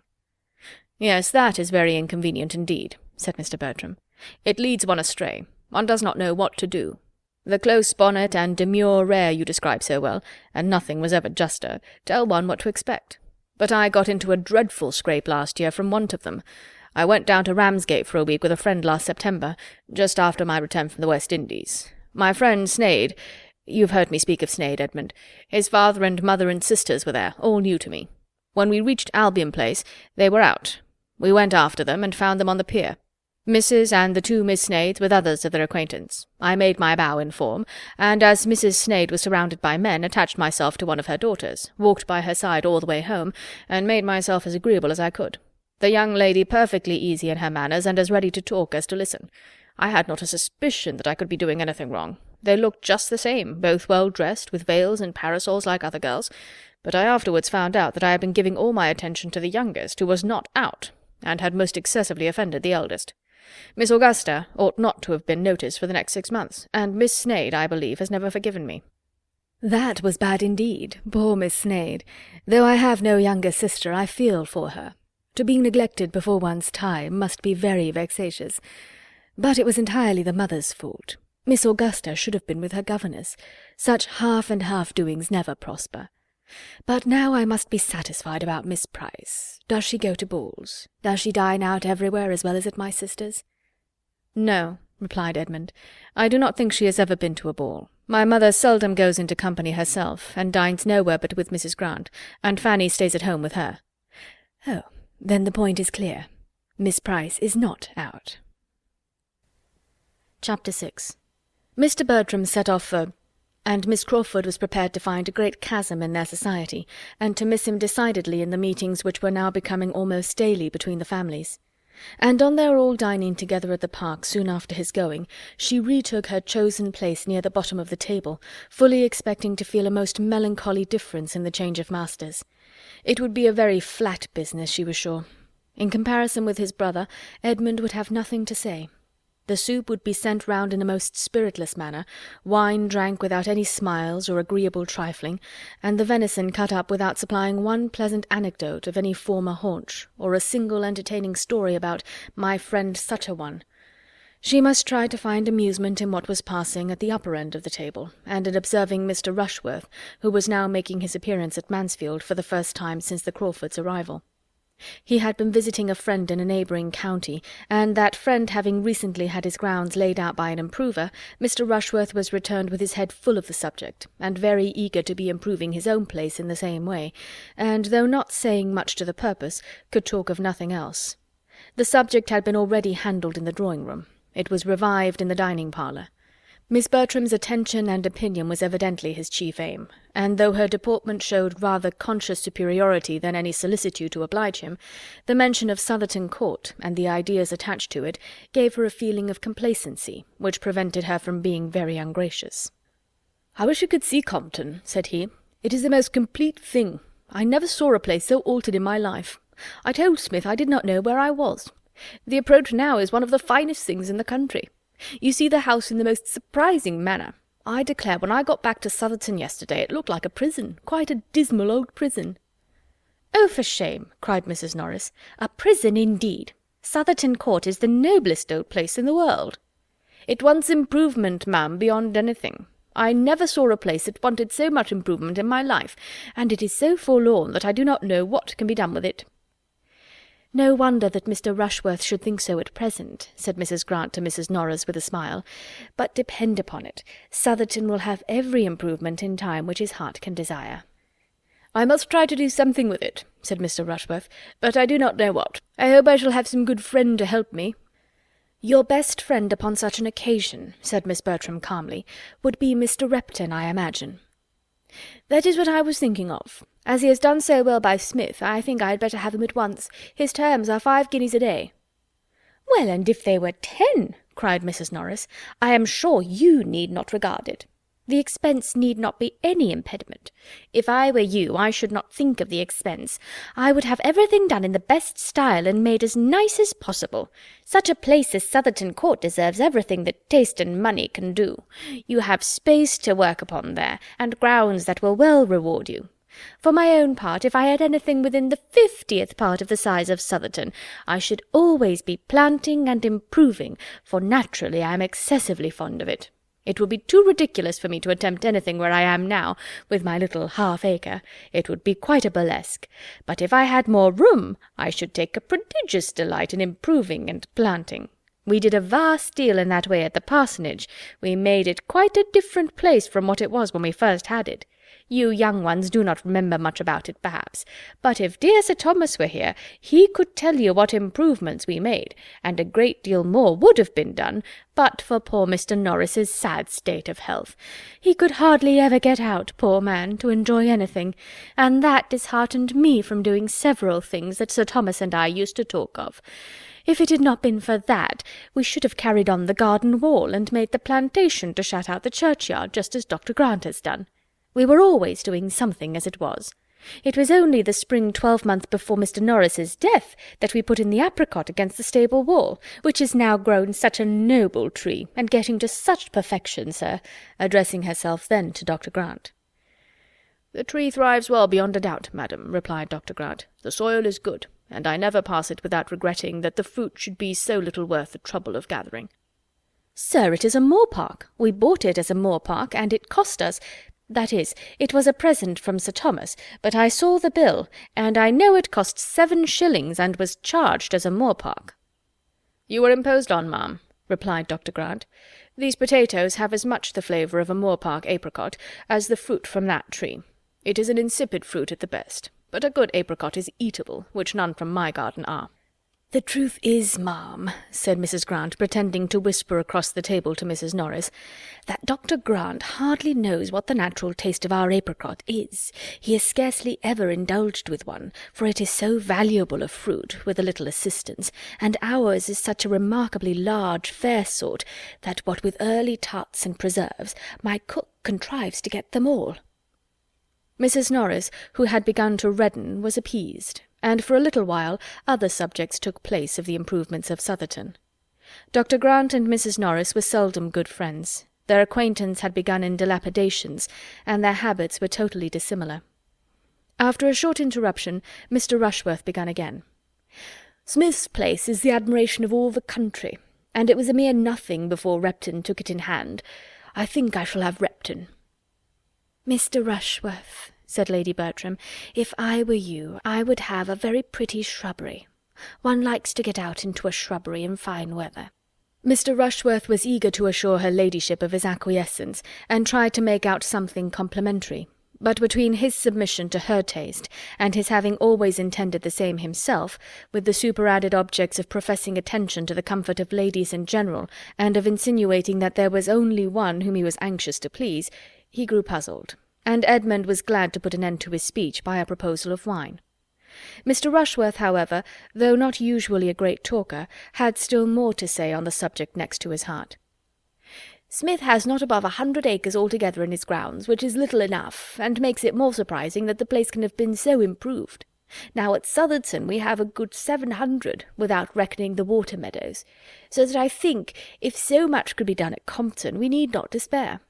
There have been 2 or 3 fine old trees cut down that grew too near the house, and it opens the prospect amazingly, which makes me think that Repton, or anybody of that sort, would certainly have the avenue at Southerton down, the avenue that leads from the west front to the top of the hill, you know," turning to Miss Bertram particularly as he spoke. But Miss Bertram thought it most becoming to reply, "The avenue? Oh, I do not recollect it. I really know very little of Southerton." Fanny, who was sitting on the other side of Edmund, exactly opposite Miss Crawford, and who had been attentively listening, now looked at him, and said in a low voice, "Cut down an avenue? What a pity! Does not it make you think of Cowper? Ye fallen avenues, once more I mourn your fate unmerited." He smiled as he answered, "I am afraid the avenue stands a bad chance, Fanny. I should like to see Southerton before it is cut down, to see the place as it is now, in its old state, but I do not suppose I shall."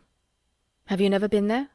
"No, you never can, and unluckily it is out of distance for a ride. I wish we could contrive it. Oh, it does not signify.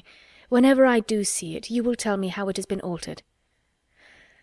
"I collect," said Miss Crawford, "that Southerton is an old place, and a place of some grandeur. In any particular style of building?" "The house was built in Elizabeth's time, and is a large, regular brick building, heavy but respectable looking, and has many good rooms. It is ill-placed. It stands in one of the lowest spots of the park, in that respect unfavourable for improvement, but the woods are fine, and there is a stream which, I dare say, might be made a good deal of. Mr. Rushworth is quite right, I think, in meaning to give it a modern dress, and I have no doubt that it will be all done extremely well." Miss Crawford listened with submission, and said to herself, "He is a well-bred man. He makes the best of it." "I do not wish to influence Mr. Rushworth," he continued, "but had I a place to new fashion, I should not put myself into the hands of an improver. I would rather have an inferior degree of beauty of my own choice, and acquired progressively. I would rather abide by my own blunders than by his." "You would know what you were about, of course, but that would not suit me. I have no eye or ingenuity for such matters, but as they are before me, and had I a place of my own in the country, I should be most thankful to any Mr. Repton who would undertake it, and give me as much beauty as he could for my money, and I should never look at it till it was complete." "It would be delightful to me to see the progress of it all," said Fanny. "Ay, you have been brought up to it. It was no part of my education, and the only dose I ever had, being administered by not the first favourite in the world, has made me consider improvements in hand as the greatest of nuisances. 3 years ago the Admiral, my honoured uncle, bought a cottage at Twickenham for us all to spend our summers in, and my aunt and I went down to it quite in raptures, but it being excessively pretty, it was soon found necessary to be improved, and for 3 months we were all dirt and confusion, without a gravel walk to step on, or a bench fit for use. I would have everything as complete as possible in the country, shrubberies and flower gardens and rustic seats innumerable, but it must be all done without my care. Henry is different. He loves to be doing." Edmund was sorry to hear Miss Crawford, whom he was much disposed to admire, speak so freely of her uncle.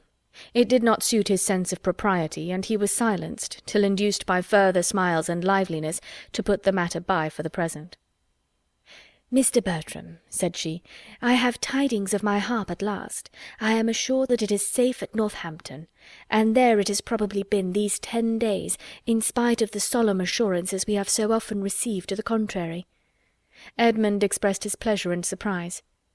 "The truth is that our inquiries were too direct. We sent a servant, we went ourselves. This will not do 70 miles from London, but this morning we heard of it in the right way. It was seen by some farmer, and he told the miller, and the miller told the butcher, and the butcher's son-in-law left word at the shop." I am very glad that you have heard of it, by whatever means, and hope there will be no further delay. I am to have it tomorrow. But how do you think it is to be conveyed? Not by a waggon or cart. Oh, no, nothing of that kind could be hired in the village. I might as well have asked for porters and a hand-barrow. You would find it difficult, I dare say, just now, in the middle of a very late hay-harvest, to hire a horse and cart. I was astonished to find what a piece of work was made of it. To want a horse and cart in the country seemed impossible, so I told my maid to speak for one directly, and as I cannot look out of my dressing-closet without seeing one farmyard, nor walk in the shrubbery without passing another, I thought it would be only ask and have, and was rather grieved that I could not give the advantage to all. Guess my surprise when I found that I had been asking the most unreasonable, most impossible thing in the world, had offended all the farmers, all the labourers, all the hay in the parish. As for Dr. Grant's bailiff, I believe I had better keep out of his way, and my brother-in-law himself, who is all kindness in general, looked rather black upon me when he found what I had been at. You could not be expected to have thought on the subject before, but when you do think of it, you must see the importance of getting in the grass. The hire of a cart at any time might not be so easy as you suppose. Our farmers are not in the habit of letting them out, but in harvest it must be quite out of their power to spare a horse. I shall understand all your ways in time, but coming down with the true London maxim that everything is to be got with money, I was a little embarrassed at first by the sturdy independence of your country customs. However, I am to have my harp fetched tomorrow. Henry, who is good nature itself, has offered to fetch it in his barouche. Will it not be honourably conveyed? Edmund spoke of the harp as his favourite instrument, and hoped to be soon allowed to hear her. Fanny had never heard the harp at all, and wished for it very much. "I shall be most happy to play to you both," said Miss Crawford, "at least as long as you can like to listen. Probably much longer, for I dearly love music myself, and where the natural taste is equal, the player must always be best off, for she is gratified in more ways than one. Now, Mr. Bertram, if you write to your brother, I entreat you to tell him that my harp is come. He heard so much of my misery about it.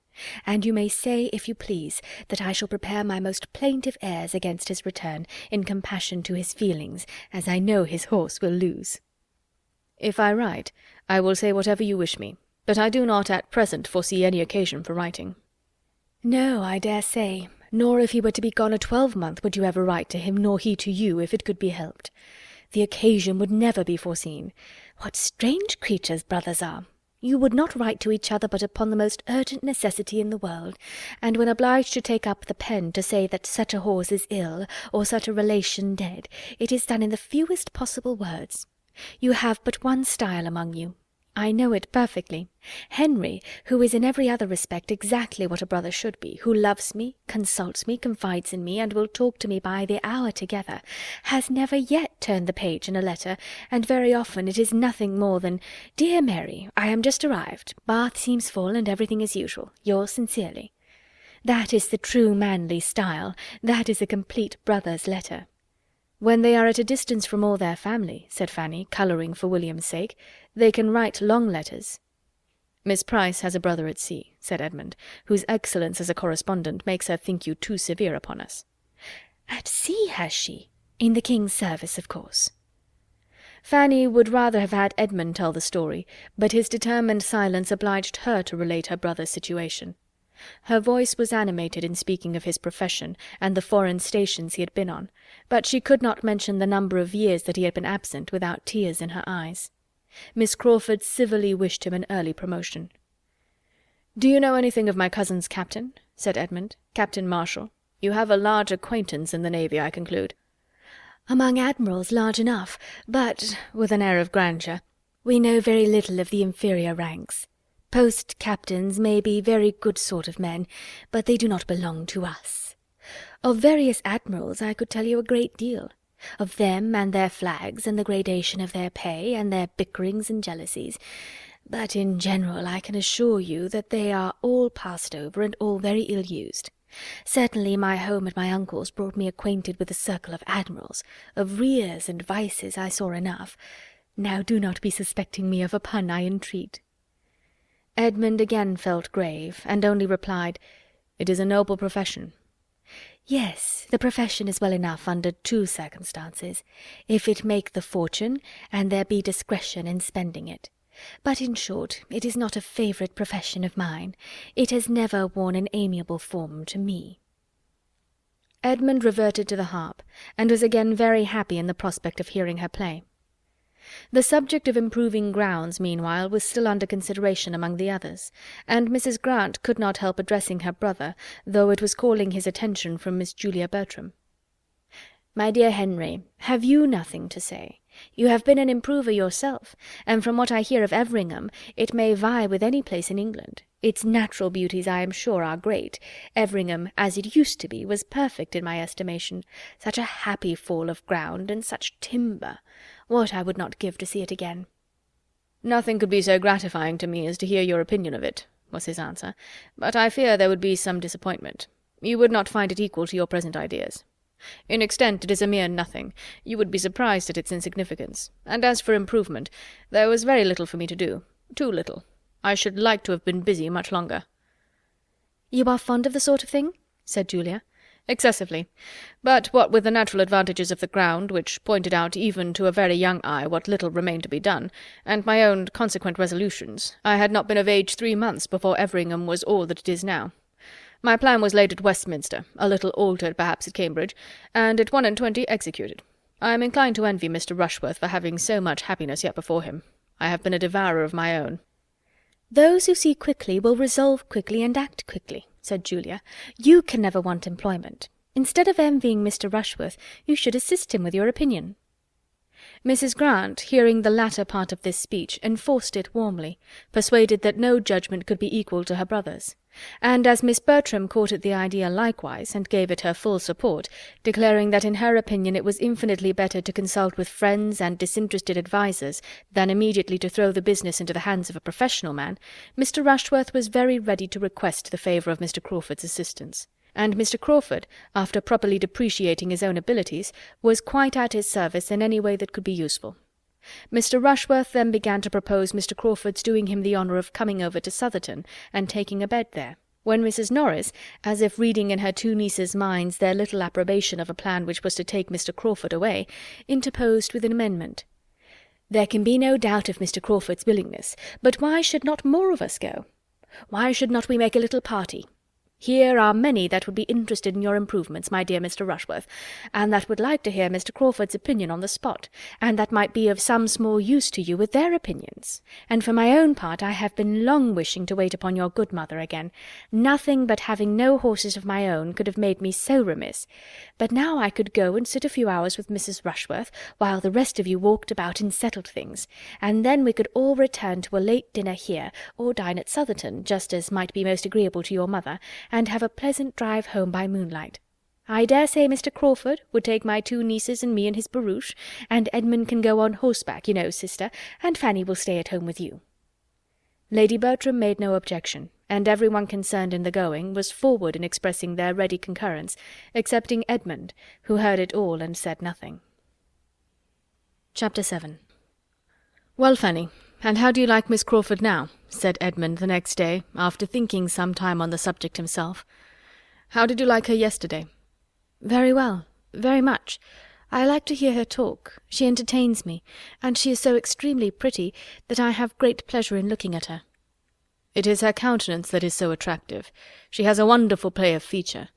But was there nothing in her conversation that struck you, Fanny, as not quite right?" "Oh, yes. She ought not to have spoken of her uncle as she did. I was quite astonished. An uncle with whom she has been living so many years, and who, whatever his faults may be, is so very fond of her brother, treating him, they say, quite like a son.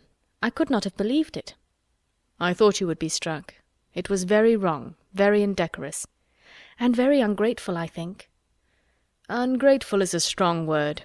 I do not know that her uncle has any claim to her gratitude. His wife certainly had, and it is the warmth of her respect for her aunt's memory which misleads her here. She is awkwardly circumstanced. With such warm feelings and lively spirits it must be difficult to do justice to her affection for Mrs. Crawford without throwing a shade on the Admiral. I do not pretend to know which was most to blame in their disagreements, though the Admiral's present conduct might incline one to the side of his wife, but it is natural and amiable that Miss Crawford should acquit her aunt entirely. I do not censure her opinions, but there certainly is impropriety in making them public." "Do not you think," said Fanny after a little consideration, "that this impropriety is a reflection itself upon Mrs. Crawford, as her niece has been entirely brought up by her? She cannot have given her right notions of what was due to the Admiral." "That is a fair remark. Yes, we must suppose the faults of the niece to have been those of the aunt, and it makes one more sensible of the disadvantages she has been under. But I think her present home must do her good. Mrs. Grant's manners are just what they ought to be. She speaks of her brother with a very pleasing affection." "Yes, except as to his writing her such short letters. She made me almost laugh. But I cannot rate so very highly the love or good nature of a brother who will not give himself the trouble of writing anything worth reading to his sisters when they are separated. I am sure William would never have used me so under any circumstances. And what right had she to suppose that you would not write long letters when you were absent?" "The right of a lively mind, Fanny, seizing whatever may contribute to its own amusement or that of others. Perfectly allowable, when untinctured by ill humour or roughness, and there is not a shadow of either in the countenance or manner of Miss Crawford, nothing sharp, or loud, or coarse. She is perfectly feminine, except in the instances we have been speaking of. There she cannot be justified. I am glad you saw it all as I did." Having formed her mind and gained her affections, he had a good chance of her thinking like him, though at this period, and on this subject, there began now to be some danger of dissimilarity, for he was in a line of admiration of Miss Crawford which might lead him where Fanny could not follow. Miss Crawford's attractions did not lessen. The harp arrived, and rather added to her beauty, wit, and good humour, for she played with the greatest obligingness, with an expression and taste which were peculiarly becoming, and there was something clever to be said at the close of every air. Edmund was at the parsonage every day to be indulged with his favourite instrument. One morning secured an invitation for the next, for the lady could not be unwilling to have a listener, and everything was soon in a fair train. A young woman, pretty, lively, with a harp as elegant as herself, and both placed near a window cut down to the ground and opening on a little lawn, surrounded by shrubs and the rich foliage of summer, was enough to catch any man's heart. The season, the scene, the air, were all favourable to tenderness and sentiment. Mrs. Grant and her tambour frame were not without their use. It was all in harmony, and as everything will turn to account when love is once set going, even the sandwich tray, and Dr. Grant doing the honours of it, were worth looking at.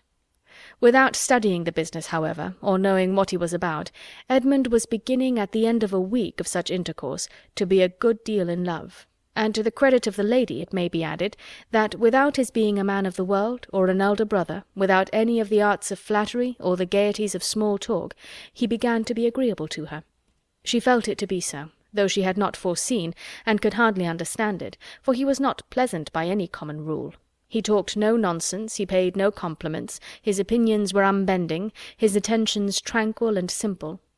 There was a charm perhaps in his sincerity, his steadiness, his integrity, which Miss Crawford might be equal to feel, though not equal to discuss with herself. She did not think very much about it, however.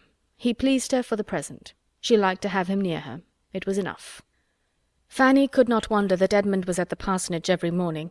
She would gladly have been there too, might she have gone in uninvited and unnoticed to hear the harp. Neither could she wonder that when the evening stroll was over, and the two families parted again, he should think it right to attend Mrs. Grant and her sister to their home, while Mr. Crawford was devoted to the ladies of the park. But she thought it a very bad exchange, and if Edmund were not there to mix the wine and water for her, would rather go without it than not. She was a little surprised that he could spend so many hours with Miss Crawford and not see more of the sort of fault which he had already observed, and of which she was almost always reminded by a something of the same nature whenever she was in her company. But so it was.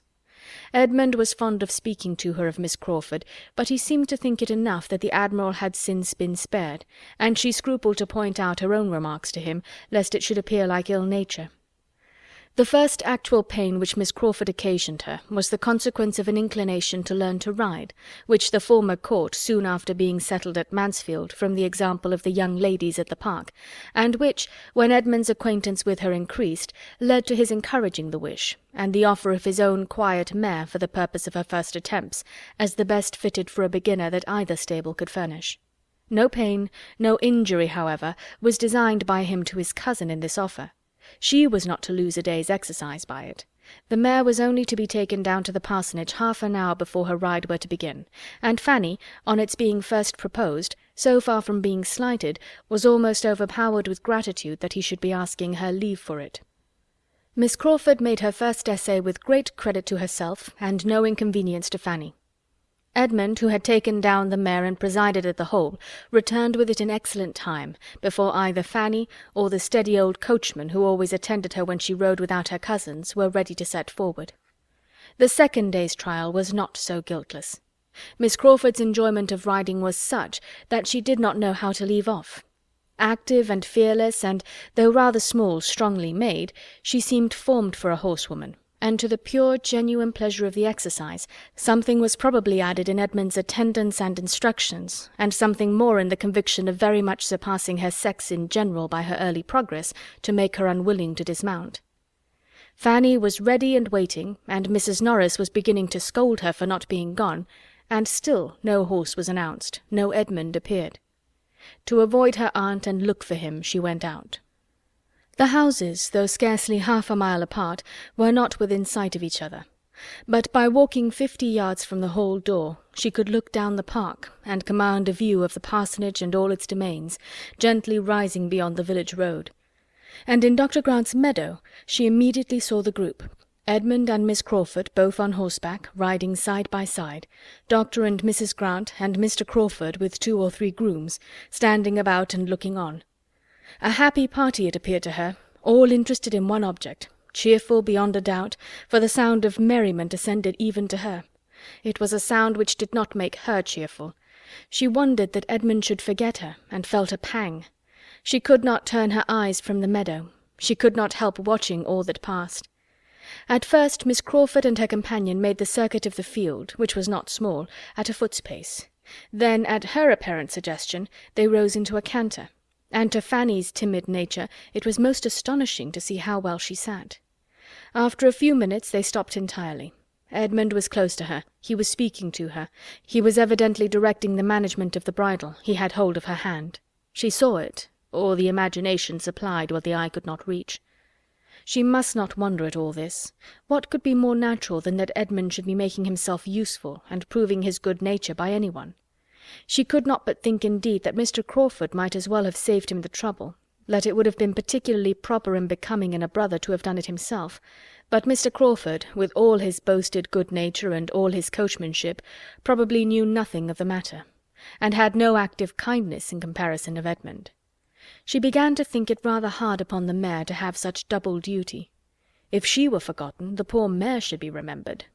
Her feelings for one and the other were soon a little tranquillized by seeing the party in the meadow disperse, and Miss Crawford, still on horseback, but attended by Edmund on foot, pass through a gate into the lane, and so into the park, and make towards the spot where she stood. She began then to be afraid of appearing rude and impatient, and walked to meet them with a great anxiety to avoid the suspicion. "My dear Miss Price," said Miss Crawford as soon as she was at all within hearing, "I am come to make my own apologies for keeping you waiting, but I have nothing in the world to say for myself. I knew it was very late, and that I was behaving extremely ill, and therefore, if you please, you must forgive me. Selfishness must always be forgiven, you know, because there is no hope of a cure." Fanny's answer was extremely civil, and Edmund added his conviction that she could be in no hurry. "For there is more than time enough for my cousin to ride twice as far as she ever goes," said he, "and you have been promoting her comfort by preventing her from setting off half an hour sooner. Clouds are now coming up, and she will not suffer from the heat as she would have done then. I wish you may not be fatigued by so much exercise. I wish you had saved yourself this walk home." "No part of it fatigues me but getting off this horse, I assure you," said she, as she sprang down with his help. "I am very strong. Nothing ever fatigues me but doing what I do not like.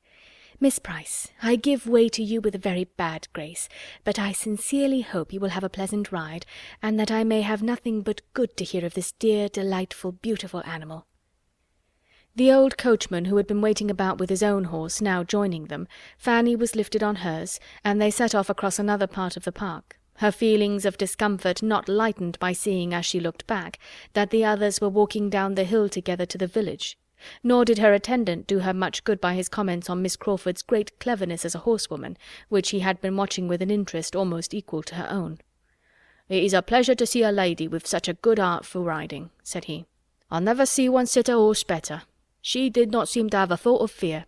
Very different from you, miss, when you first began 6 years ago come next Easter. Lord bless me, how you did tremble when Sir Thomas first had you put on." In the drawing-room Miss Crawford was also celebrated. Her merit in being gifted by nature with strength and courage was fully appreciated by the Miss Bertrams. Her delight in riding was like their own. Her early excellence in it was like their own, and they had great pleasure in praising it. "I was sure she would ride well," said Julia. "She has the make for it. Her figure is as neat as her brother's." "Yes," added Maria, "and her spirits are as good, and she has the same energy of character. I cannot but think that good horsemanship has a great deal to do with the mind."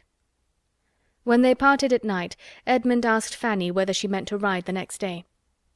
"No, I do not know, not if you want the mare," was her answer. "I do not want her at all for myself," said he, "but whenever you are next inclined to stay at home, I think Miss Crawford would be glad to have her for a longer time, for a whole morning, in short. She has a great desire to get as far as Mansfield Common. Mrs. Grant has been telling her of its fine views, and I have no doubt of her being perfectly equal to it. But any morning will do for this. She would be extremely sorry to interfere with you. It would be very wrong if she did. She rides only for pleasure, you for health." "I shall not ride to-morrow, certainly," said Fanny. "I have been out very often lately, and would rather stay at home. You know I am strong enough now to walk very well." Edmund looked pleased, which must be Fanny's comfort, and the ride to Mansfield Common took place the next morning. The party included all the young people but herself, and was much enjoyed at the time, and doubly enjoyed again in the evening discussion. A successful scheme of this sort generally brings on another, and the having been to Mansfield Common disposed them all for going somewhere else the day after. There were many other views to be shown, and though the weather was hot, there were shady lanes wherever they wanted to go. A young party is always provided with a shady lane. 4 fine mornings successively were spent in this manner, in showing the Crawfords the country, and doing the honours of its finest spots. Everything answered. It was all gaiety and good humour, the heat only supplying inconvenience enough to be talked of with pleasure, till the 4th day, when the happiness of one of the party was exceedingly clouded. Miss Bertram was the one. Edmund and Julia were invited to dine at the parsonage, and she was excluded. It was meant and done by Mrs. Grant, with perfect good humour, on Mr. Rushworth's account, who was partly expected at the park that day; but it was felt as a very grievous injury, and her good manners were severely taxed to conceal her vexation and anger till she reached home. As Mr. Rushworth did not come, the injury was increased, and she had not even the relief of showing her power over him. She could only be sullen to her mother, aunt, and cousin, and throw as great a gloom as possible over their dinner and dessert. Between 10 and 11 Edmund and Julia walked into the drawing-room, fresh with the evening air, glowing and cheerful, the very reverse of what they found in the 3 ladies sitting there, for Maria would scarcely raise her eyes from her book, and Lady Bertram was half asleep, and even Mrs. Norris, discomposed by her niece's ill humour, and having asked 1 or 2 questions about the dinner which were not immediately attended to, seemed almost determined to say no more. For a few minutes the brother and sister were too eager in their praise of the night and their remarks on the stars to think beyond themselves. But when the first pause came, Edmund, looking around, said, "But where is Fanny? Is she gone to bed?" "No, not that I know of," replied Mrs. Norris. "She was here a moment ago." Her own gentle voice, speaking from the other end of the room, which was a very long one, told them that she was on the sofa. Mrs. Norris began scolding. "That is a very foolish trick, Fanny, to be idling away all the evening upon a sofa. Why cannot you come and sit here and employ yourself as we do? If you have no work of your own, I can supply you from the poor basket." There is all the new calico that was bought last week not touched yet. I am sure I almost broke my back by cutting it out. You should learn to think of other people, and take my word for it, it is a shocking trick for a young person to be always lolling upon a sofa." Before half this was said, Fanny was returned to her seat at the table, and had taken up her work again, and Julia, who was in high good humour from the pleasures of the day, did her the justice of exclaiming, "I must say, ma'am, that Fanny is as little upon the sofa as anybody in the house." "Fanny," said Edmund, after looking at her attentively, "I am sure you have the headache." She could not deny it, but said it was not very bad. "I can hardly believe you," he replied. "I know your looks too well. How long have you had it?" "Since a little before dinner. It is nothing but the heat." "Did you go out in the heat?" "Go out? To be sure she did," said Mrs. Norris. "Would you have her stay within such a fine day as this? Were not we all out? Even your mother was out to-day for above an hour." "Yes, indeed, Edmund," added her ladyship, who had been thoroughly awakened by Mrs. Norris's sharp reprimand to Fanny. "I was out above an hour. I sat 3/4 of an hour in the flower garden while Fanny cut the roses, and very pleasant it was, I assure you, but very hot. It was shady enough in the alcove, but I declare I quite dreaded the coming home again." "Fanny has been cutting roses, has she?" "Yes, and I am afraid there will be the last this year. Poor thing, she found it hot enough, but they were so full-blown that one could not wait." "There was no help for it, certainly," rejoined Mrs. Norris in a rather softened voice. "But I question whether her headache might not be caught then, sister. There is nothing so likely to give it as standing and stooping in a hot sun. But I dare say it will be well tomorrow. Suppose you let her have your aromatic vinegar. I always forget to have mine filled." "She has got it," said Lady Bertram. "She has had it ever since she came back from your house the second time." "What?" cried Edmund. "Has she been walking as well as cutting roses? Walking across the hot park to your house, and doing it twice, ma'am? No wonder her head aches." Mrs. Norris was talking to Julia, and did not hear. "I was afraid it would be too much for her," said Lady Bertram, "but when the roses were gathered your aunt wished to have them, and then you know they must be taken home." "But were there roses enough to oblige her to go twice?" "No, but they were to be put into the spare room to dry, and unluckily Fanny forgot to lock the door of the room and bring away the key, so she was obliged to go again." Edmund got up and walked about the room, saying, "And could nobody be employed on such an errand but Fanny? Upon my word, ma'am, it has been a very ill-managed business." "I am sure I do not know how it was to have been done better," cried Mrs. Norris, unable to be longer deaf, "unless I had gone myself, indeed, but I cannot be in two places at once. And I was talking to Mr. Green at that very time about your mother's dairymaid, by her desire, and had promised John Groom to write to Mrs. Jeffreys about his son, and the poor fellow was waiting for me half an hour. I think nobody can justly accuse me of sparing myself upon any occasion, but really I cannot do everything at once. And as for Fanny's just stepping down to my house for me, it is not much above 1/4 of a mile. I cannot think I was unreasonable to ask it. How often do I pace it 3 times a day, early and late, aye, and in all weathers too, and say nothing about it." "I wish Fanny had half your strength, ma'am." "If Fanny would be more regular in her exercise, she would not be knocked up so soon. She has not been out on horseback now this long while, and I am persuaded that when she does not ride she ought to walk. If she had been riding before, I should not have asked it of her, but I thought it would rather do her good after being stooping among the roses, for there is nothing so refreshing as a walk after a fatigue of that kind, and though the sun was strong, it was not so very hot. Between ourselves, Edmund," nodding significantly at his mother, "it was cutting the roses and dawdling about in the flower garden that did the mischief." "I am afraid it was indeed," said the more candid Lady Bertram, who had overheard her. "I am very much afraid she caught the headache there, for the heat was enough to kill anybody. It was as much as I could bear myself. Sitting and calling to Pug and trying to keep him from the flower-beds was almost too much for me." Edmund said no more to either lady, but going quietly to another table, on which the supper-tray yet remained, brought a glass of Madeira to Fanny, and obliged her to drink the greater part. She wished to be able to decline it, but the tears which a variety of feelings created made it easier to swallow than to speak. Vexed as Edmund was with his mother and aunt, he was still more angry with himself. His own forgetfulness of her was worse than anything which they had done. Nothing of this would have happened had she been properly considered, but she had been left 4 days together without any choice of companions or exercise, and without any excuse for avoiding whatever her unreasonable aunts might require. He was ashamed to think that for 4 days together she had not had the power of riding, and very seriously resolved, however unwilling he must be to check a pleasure of Miss Crawford's, that it should never happen again. Fanny went to bed with her heart as full as on the first evening of her arrival at the park. The state of her spirits had probably had its share in her indisposition, for she had been feeling neglected, and been struggling against discontent and envy for some days past. As she leant on the sofa, to which she had retreated that she might not be seen, the pain of her mind had been much beyond that in her head, and the sudden change which Edmund's kindness had then occasioned made her hardly know how to support herself. Chapter 8. Fanny's rides recommenced the very next day, and as it was a pleasant, fresh-feeling morning, less hot than the weather had lately been, Edmund trusted that her losses both of health and pleasure would be soon made good. While she was gone, Mr. Rushworth arrived, escorting his mother, who came to be civil, and to show her civility especially in urging the execution of the plan for visiting Southerton, which had been started a fortnight before, and which, in consequence of her subsequent absence from home, had since lain dormant.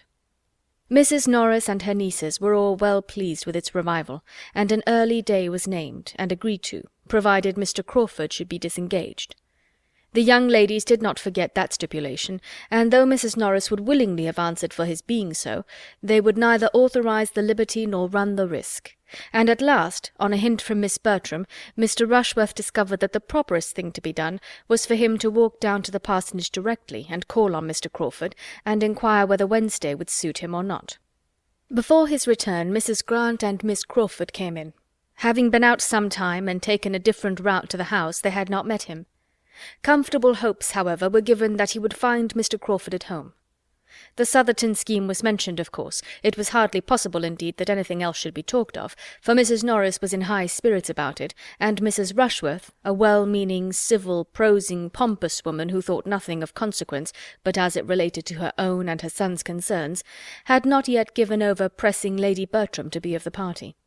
Lady Bertram constantly declined it, but her placid manner of refusal made Mrs. Rushworth still think she wished to come, till Mrs. Norris's more numerous words and louder tone convinced her of the truth. "The fatigue would be too much for my sister, a great deal too much, I assure you, my dear Mrs. Rushworth. 10 miles there and 10 back, you know. You must excuse my sister on this occasion, and accept of our 2 dear girls and myself without her. Southerton is the only place that could give her a wish to go so far, but it cannot be indeed. She will have a companion in Fanny Price, you know, so it will all do very well. And as for Edmund, as he is not here to speak for himself, I will answer for his being most happy to join the party. He can go on horseback, you know." Mrs. Rushworth, being obliged to yield to Lady Bertram staying at home, could only be sorry. The loss of her ladyship's company would be a great drawback, and she would have been extremely happy to have seen the young lady too, Miss Price, who had never been at Southerton yet, and it was a pity she should not see the place. "You are very kind, you are all kindness, my dear madam," cried Mrs. Norris, "but as to Fanny, she will have opportunities in plenty of seeing Southerton. She has time enough before her, and her going now is quite out of the question. Lady Bertram could not possibly spare her." "Oh, no, I cannot do without Fanny." Mrs. Rushworth proceeded next, under the conviction that everybody must be wanting to see Southerton, to include Miss Crawford in the invitation. And though Mrs. Grant, who had not been at the trouble of visiting Mrs. Rushworth on her coming into the neighbourhood, civilly declined it on her own account, she was glad to secure any pleasure for her sister, and Mary, properly pressed and persuaded, was not long in accepting her share of the civility. Mr. Rushworth came back from the parsonage successful, and Edmund made his appearance just in time to learn what had been settled for Wednesday, to attend Mrs. Rushworth to her carriage, and walk half-way down the park with the other 2 ladies. On his return to the breakfast-room he found Mrs. Norris trying to make up her mind as to whether Miss Crawford's being of the party were desirable or not, or whether her brother's barouche would not be full without her. The Miss Bertrams laughed at the idea, assuring her that the barouche would hold 4 perfectly well, independent of the box, on which one might go with him. "But why is it necessary," said Edmund, "that Crawford's carriage, or his only, should be employed? Why is no use to be made of my mother's chaise? I could not, when the scheme was first mentioned the other day, understand why a visit from the family were not to be made in the carriage of the family." "What!" cried Julia, "go boxed up 3 in a post-chaise with this weather, when we may have seats in a barouche? No, my dear Edmund, that will not quite do." "Besides," said Maria, "I know that Mr. Crawford depends upon taking us. After what passed at first, he would claim it as a promise." "And, my dear Edmund," added Mrs. Norris, "taking out 2 carriages when 1 will do would be trouble for nothing, and between ourselves, coachman is not very fond of the roads between this and Southerton. He always complains bitterly of the narrow lanes scratching his carriage, and you know one should not like to have dear Sir Thomas, when he comes home, find all the varnish scratched off." "That would not be a very handsome reason for using Mr. Crawford's," said Maria, "but the truth is that Wilcox is a stupid old fellow, and does not know how to drive. I will answer for it that we shall find no inconvenience from narrow roads on Wednesday." "There is no hardship, I suppose, nothing unpleasant," said Edmund, "in going on the barouche box." "Unpleasant!" cried Maria. "Oh dear, I believe it would be generally thought the favourite seat. There can be no comparison as to one's view of the country. Probably Miss Crawford will choose the barouche box herself." "There can be no objection, then, to Fanny's going with you. There can be no doubt of your having room for her." "Fanny!" repeated Mrs. Norris. "My dear Edmund, there is no idea of her going with us. She stays with her aunt. I told Mrs. Rushworth so. She is not expected." "You can have no reason, I imagine, madam," said he, addressing his mother, "for wishing Fanny not to be of the party. But as it relates to yourself, to your own comfort, if you could do without her, you would not wish to keep her at home." "To be sure not, but I cannot do without her." "You can, if I stay at home with you, as I mean to do." There was a general cry out at this. "Yes," he continued, "there is no necessity for my going, and I mean to stay at home. Fanny has a great desire to see Southerton. I know she wishes it very much. She has not often a gratification of the kind, and I am sure, ma'am, you would be glad to give her the pleasure now." "Oh yes, very glad, if your aunt sees no objection." Mrs. Norris was very ready with the only objection which could remain, their having positively assured Mrs. Rushworth that Fanny could not go, and the very strange appearance there would consequently be in taking her, which seemed to her a difficulty quite impossible to be got over. It must have the strangest appearance. It would be something so very unceremonious, so bordering on disrespect for Mrs. Rushworth, whose own manners were such a pattern of good breeding and attention, that she really did not feel equal to it. Mrs. Norris had no affection for Fanny, and no wish of procuring her any pleasure at any time, but her opposition to Edmund now arose more from partiality for her own scheme because it was her own than from anything else. She felt that she had arranged everything extremely well, and that any alteration must be for the worse. When Edmund therefore told her in reply, as he did when she would give him the hearing, that she need not distress herself on Mrs. Rushworth's account, because he had taken the opportunity, as he walked her through the hall, of mentioning Miss Price as one who would probably be of the party, and had directly received a very sufficient invitation for his cousin, Mrs. Norris was too much vexed to submit with a good grace, and would only say, very well, just as you choose, settle it your own way. I'm sure I do not care about it." "It seems very odd," said Maria, "that you should be staying at home instead of Fanny." "I am sure she ought to be very much obliged to you," added Julia, hastily leaving the room as she spoke, from a consciousness that she ought to offer to stay at home herself. "Fanny will be quite as grateful as the occasion requires," was Edmund's only reply, and the subject was dropped. Fanny's gratitude when she heard the plan was in fact much greater than her pleasure. She felt Edmund's kindness with all, and more than all, the sensibility which he, unsuspicious of her fond attachment, could be aware of. But that he should forego any enjoyment on her account gave her pain, and her own satisfaction in seeing Southerton would be nothing without him. The next meeting of the 2 Mansfield families produced another alteration in the plan, and one that was admitted with general approbation.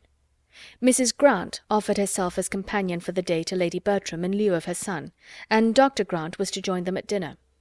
Lady Bertram was very well pleased to have it so, and the young ladies were in spirits again. Even Edmund was very thankful for an arrangement which restored him to his share of the party, and Mrs. Norris thought it an excellent plan, and had it at her tongue's end, and was on the point of proposing it when Mrs. Grant spoke. Wednesday was fine, and soon after breakfast the barouche arrived, Mr. Crawford driving his sisters, and as everybody was there was nothing to be done but for Mrs. Grant to alight and the others to take their places. The place of all places, the envied seat, the post of honour, was unappropriated. To whose happy lot was it to fall? While each of the Miss Bertrams were meditating how best, and with most appearance of obliging the others, to secure it, the matter was settled by Mrs. Grant's saying, as she stepped from the carriage, "As there are 5 of you, it will be better that one should sit with Henry, and as you were saying lately that you wished you could drive, Julia, I think this will be a good opportunity for you to take a lesson." Happy Julia! Unhappy Maria!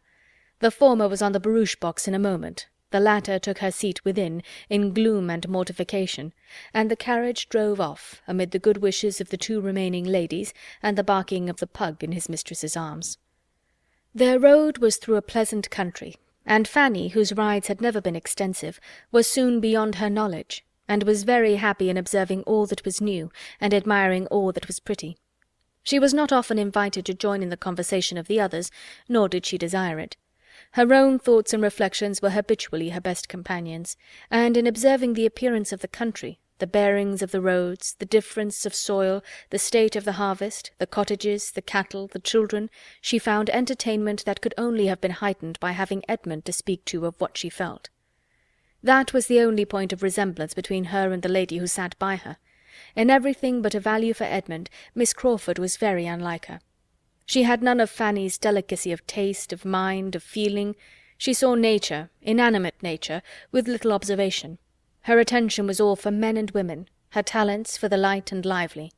In looking back after Edmund, however, when there was any stretch of road behind them, or when he gained on them in ascending a considerable hill, they were united, and "There he is," broke at the same moment from them both, more than once. For the first 7 miles Miss Bertram had very little real comfort. Her prospect always ended in Mr. Crawford and her sister sitting side by side, full of conversation and merriment, and to see only his expressive profile as he turned with a smile to Julia, or to catch the laugh of the other, was a perpetual source of irritation, which her own sense of propriety could but just smooth over. When Julia looked back, it was with a countenance of delight, and whenever she spoke to them, it was in the highest spirits. Her view of the country was charming, she wished they could all see it, etc. But her only offer of exchange was addressed to Miss Crawford, as they gained the summit of a long hill, and was not more inviting than this: "Here is a fine burst of country, I wish you had my seat, but I dare say you will not take it, let me press you ever so much." And Miss Crawford could hardly answer before they were moving again at a good pace. When they came within the influence of Southerton associations, it was better for Miss Bertram, who might be said to have 2 strings to her bow. She had Rushworth feelings and Crawford feelings, and in the vicinity of Southerton the former had considerable effect. Mr. Rushworth's consequence was hers. She could not tell Miss Crawford that those woods belonged to Southerton. She could not carelessly observe that she believed it was now all Mr. Rushworth's property on each side of the road, without elation of heart. And it was a pleasure to increase with their approach to the capital freehold mansion and ancient manorial residence of the family, with all its rights of court-leet and court-baron. "Now we shall have no more rough road, Miss Crawford. Our difficulties are over. The rest of the way is such as it ought to be. Mr. Rushworth has made it since he succeeded to the estate. Here begins the village. Those cottages are really a disgrace. The church spire is reckoned remarkably handsome. I am glad the church is not so close to the great house as often happens in old places. The annoyance of the bells must be terrible. There is the parsonage, a tidy-looking house, and I understand the clergyman and his wife are very decent people. Those are almshouses, built by some of the family. To the right is the steward's house. He is a very respectable man. Now we are coming to the lodge gates, but we have nearly a mile through the park still. It is not ugly, you see, at this end. There is some fine timber, but the situation of the house is dreadful. We go downhill to it for half a mile, and it is a pity, for it would not be an ill-looking place if it had a better approach." Miss Crawford was not slow to admire. She pretty well guessed Miss Bertram's feelings, and made it a point of honour to promote her enjoyment to the utmost. Mrs. Norris was all delight and volubility, and even Fanny had something to say in admiration, and might be heard with complacency. Her eye was eagerly taking in everything within her reach, and after being at some pains to get a view of the house, and observing that it was a sort of building which she could not look at but with respect, she added, "Now where is the avenue? The house fronts the east, I perceive. The avenue therefore must be at the back of it. Mr. Rushworth talked of the west front. Yes, it is exactly behind the house, begins at a little distance, and ascends for half a mile to the extremity of the grounds. You may see something of it here, something of the more distant trees. It is oak entirely. Miss Bertram could now speak with decided information of what she had known nothing about when Mr. Rushworth had asked her opinion, and her spirits were in as happy a flutter as vanity and pride could furnish, when they drove up to the spacious stone steps before the principal entrance. Chapter 9. Mr. Rushworth was at the door to receive his fair lady, and the whole party were welcomed by him with due attention. In the drawing-room they were met with equal cordiality by the mother, and Miss Bertram had all the distinction with each that she could wish. After the business of arriving was over, it was first necessary to eat, and the doors were thrown open to admit them through one or two intermediate rooms into the appointed dining-parlour, where a collation was prepared, with abundance and elegance. Much was said, and much was ate, and all went well. The particular object of the day was then considered. How would Mr. Crawford like, in what manner would he choose, to take a survey of the grounds? Mr. Rushworth mentioned his curricle. Mr. Crawford suggested the greater desirableness of some carriage which might convey more than two. To be depriving themselves of the advantage of other eyes and other judgments might be an evil even beyond the loss of present pleasure. Mrs. Rushworth proposed that the chaise should be taken also, but this was scarcely received as an amendment. The young ladies neither smiled nor spoke. Her next proposition, of showing the house to such of them as had not been there before, was more acceptable, for Miss Bertram was pleased to have its size displayed, and all were glad to be doing something. The whole party rose accordingly, and under Mrs. Rushworth's guidance were shown through a number of rooms, all lofty and many large, and amply furnished in the taste of 50 years back, with shining floors, solid mahogany, rich damask, marble, gilding, and carving, each handsome in its way.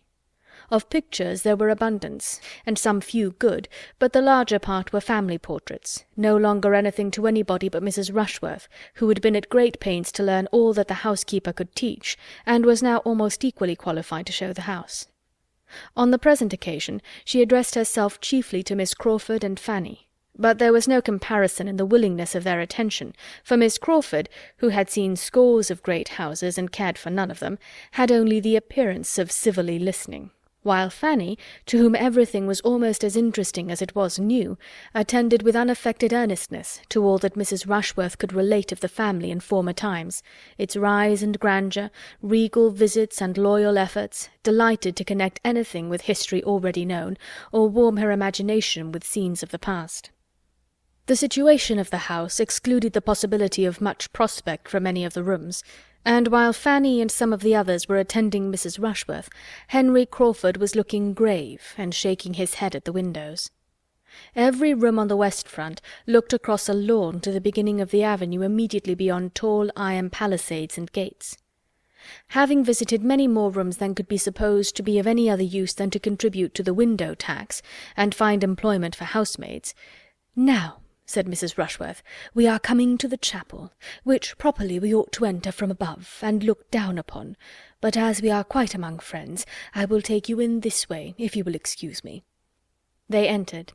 Fanny's imagination had prepared her for something grander than a mere spacious oblong room, fitted up for the purpose of devotion, with nothing more striking or more solemn than the profusion of mahogany and the crimson velvet cushions appearing over the ledge of the family gallery above. "I am disappointed," said she in a low voice to Edmund. "This is not my idea of a chapel. There is nothing awful here, nothing melancholy, nothing grand. There are no aisles, no arches, no inscriptions, no banners. No banners, cousin, to be blown by the night wind of heaven, no signs that a Scottish monarch sleeps below." "You forget, Fanny, how lately all this has been built, and for how confined a purpose, compared with the old chapels of castles and monasteries. It was only for the private use of the family. They have been buried, I suppose, in the parish church. There you must look for the banners and the achievements." "It was foolish of me not to think of all that, but I am disappointed." Mrs. Rushworth began her relation. "This chapel was fitted up as you see it in James the Second's time. Before that period, as I understand, the pews were only wainscot, and there is some reason to think that the linings and cushions of the pulpit and family seat were only purple cloth, but this is not quite certain. It is a handsome chapel, and was formerly in constant use, both morning and evening.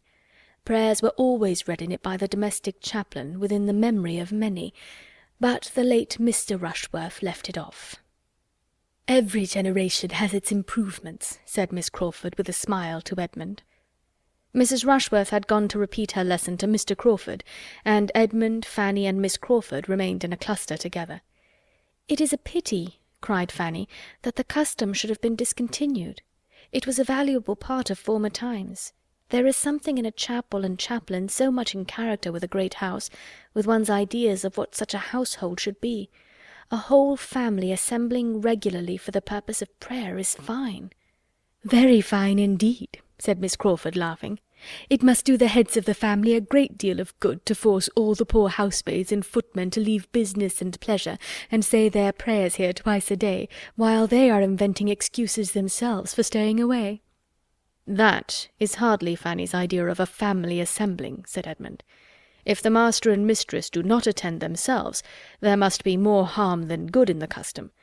"At any rate, it is safer to leave people to their own devices on such subjects. Everybody likes to go their own way, to choose their own time and manner of devotion. The obligation of attendance, the formality, the restraint, the length of time, altogether it is a formidable thing, and what nobody likes.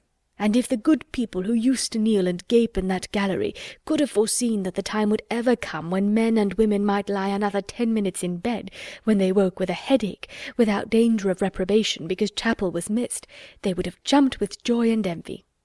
Cannot you imagine with what unwilling feelings the former belles of the house of Rushworth did many a time repair to this chapel?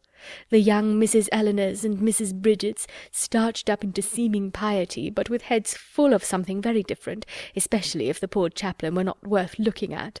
And in those days I fancy parsons were very inferior even to what they are now." For a few moments she was unanswered. Fanny coloured and looked at Edmund, but felt too angry for speech, and he needed a little recollection before he could say, "Your lively mind can hardly be serious even on serious subjects. You have given us an amusing sketch, and human nature cannot say it was not so. We must all feel at times the difficulty of fixing our thoughts as we could wish. But if you are supposing it a frequent thing, that is to say, a weakness grown into a habit from neglect, what could be expected from the private devotions of such persons? Do you think the minds which are suffered, which are indulged in wanderings in a chapel, would be more collected in a closet?" "Yes, very likely. They would have 2 chances at least in their favour. There would be less to distract the attention from without, and it would not be tried so long." "The mind which does not struggle against itself under one circumstance would find objects to distract it in the other, I believe, and the influence of the place and of example may often rouse better feelings than are begun with. The greater length of the service, however, I admit to be sometimes too hard a stretch upon the mind. One wishes it were not so, but I have not yet left Oxford long enough to forget what chapel prayers are." While this was passing, the rest of the party being scattered about the chapel, Julia called Mr. Crawford's attention to her sister by saying, "Do look at Mr. Rushworth and Maria standing side by side, exactly as if the ceremony were going to be performed. Have not they completely the air of it?" Mr. Crawford smiled his acquiescence, and stepping forward to Maria, said, in a voice which she only could hear, "I do not like to see Miss Bertram so near the altar." Starting, the lady instinctively moved a step or two, but recovering herself in a moment, affected to laugh, and asked him, in a tone not much louder, if he would give her away. "I am afraid I should do it very awkwardly," was his reply, with a look of meaning. Julia, joining them at the moment, carried on the joke. "Upon my word, it is really a pity that it should not take place directly, if we had but a proper licence, for here we are all together, and nothing in the world could be more snug and pleasant." And she talked and laughed about it with so little caution as to catch the comprehension of Mr. Rushworth and his mother, and expose her sister to the whispered gallantries of her lover, while Mrs. Rushworth spoke with proper smiles and dignity of its being a most happy event to her whenever it took place. "If Edmund were but in orders," cried Julia, and running to where he stood with Miss Crawford and Fanny, "my dear Edmund, if you were but in orders now, you might perform the ceremony directly. How unlucky that you are not ordained! Mr. Rushworth and Maria are quite ready." Miss Crawford's countenance, as Julia spoke, might have amused a disinterested observer. She looked almost aghast under the new idea she was receiving. Fanny pitied her. How distressed she will be at what she said just now, passed across her mind.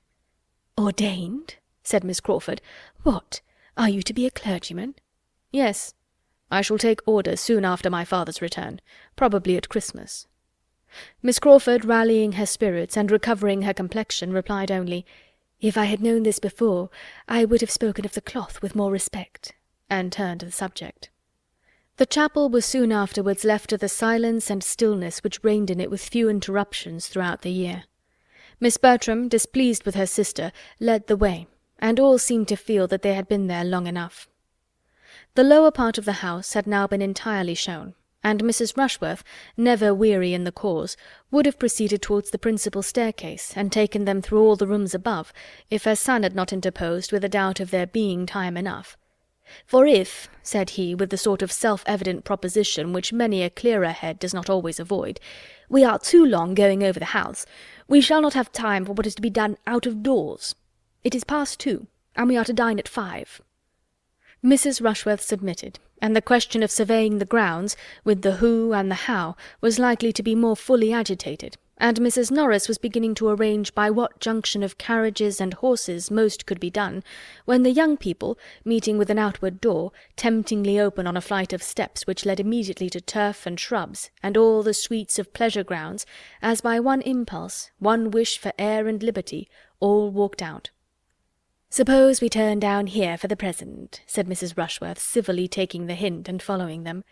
"Here are the greatest number of our plants, and here are the curious pheasants."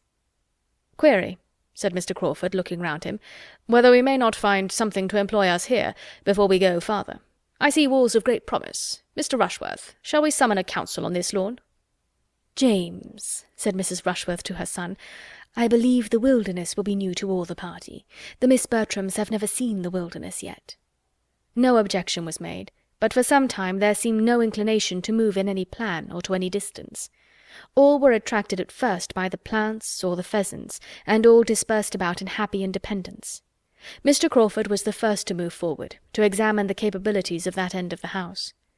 The lawn, bounded on each side by a high wall, contained beyond the first planted area a bowling green, and beyond the bowling green a long terrace walk, backed by iron palisades, and commanding a view over them into the tops of the trees of the wilderness immediately adjoining. It was a good spot for fault-finding. Mr. Crawford was soon followed by Miss Bertram and Mr. Rushworth, and when after a little time the others began to form into parties, these three were found in busy consultation on the terrace by Edmund, Miss Crawford, and Fanny, who seemed as naturally to unite, and who, after a short participation of their regrets and difficulties, left them and walked on.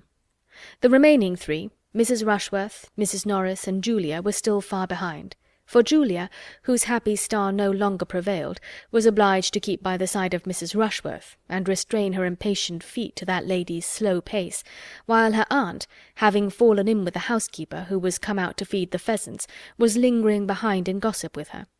Poor Julia, the only one out of the 9 not tolerably satisfied with their lot, was now in a state of complete penance, and as different from the Julia of the barouche box as could well be imagined. The politeness which she had been brought up to practice as a duty made it impossible for her to escape, while the want of that higher species of self-command, that just consideration of others, that knowledge of her own heart, that principle of right which had not formed any essential part of her education, made her miserable under it. "This is insufferably hot," said Miss Crawford, when they had taken one turn on the terrace, and were drawing a second time to the door in the middle which opened to the wilderness. "Shall any of us object to being comfortable? Here is a nice little wood, if one can but get into it. What happiness if this door should not be locked! But of course it is, for in these great places the gardeners are the only people who can go where they like." The door, however, proved not to be locked, and they were all agreed in turning joyfully through it, and leaving the unmitigated glare of day behind. A considerable flight of steps landed them in the wilderness, which was a planted wood of about 2 acres, and though chiefly of larch and laurel and beech cut down, and though laid out with too much regularity, was darkness and shade and natural beauty compared with the bowling green and the terrace. They all felt the refreshment of it, and for some time could only walk and admire. At length, after a short pause, Miss Crawford began with, "So, you are to be a clergyman, Mr. Bertram. This is rather a surprise to me." "Why should it surprise you? You must suppose me designed for some profession, and might perceive that I am neither a lawyer, nor a soldier, nor a sailor." "Very true. But in short it had not occurred to me. And you know there is generally an uncle or a grandfather to leave a fortune to the second son." "A very praiseworthy practice," said Edmund, "but not quite universal. I am one of the exceptions, and being one, must do something for myself." "But why are you to be a clergyman? I thought that was always the lot of the youngest, where there were many to choose before him." "Do you think the Church itself never chosen, then?" "Never is a black word, but yes, in the never of conversation, which means not very often, I do think it. For what is to be done in the Church? Men love to distinguish themselves, and in either of the other lines distinction may be gained, but not in the Church. A clergyman is nothing." "The nothing of conversation has its gradations, I hope, as well as the never. A clergyman cannot be high in state or fashion. He must not head mobs, or set the ton in dress. But I cannot call that situation nothing which has the charge of all that is of the first importance to mankind, individually or collectively considered, temporally and eternally, which has the guardianship of religion and morals, and consequently of the manners which result from their influence. No one here can call the office nothing. If the man who holds it is so, it is by the neglect of his duty, by foregoing its just importance, and stepping out of his place to appear what he ought not to appear." "You assign greater consequence to the clergyman than one has been used to hear given, or than I can quite comprehend. One does not see much of this influence and importance in society, and how can it be acquired where they are so seldom seen themselves? How can 2 sermons a week, even supposing them worth hearing, supposing the preacher to have the sense to prefer Blair's to his own, do all that you speak of?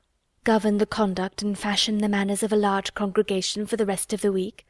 One scarcely sees a clergyman out of his pulpit."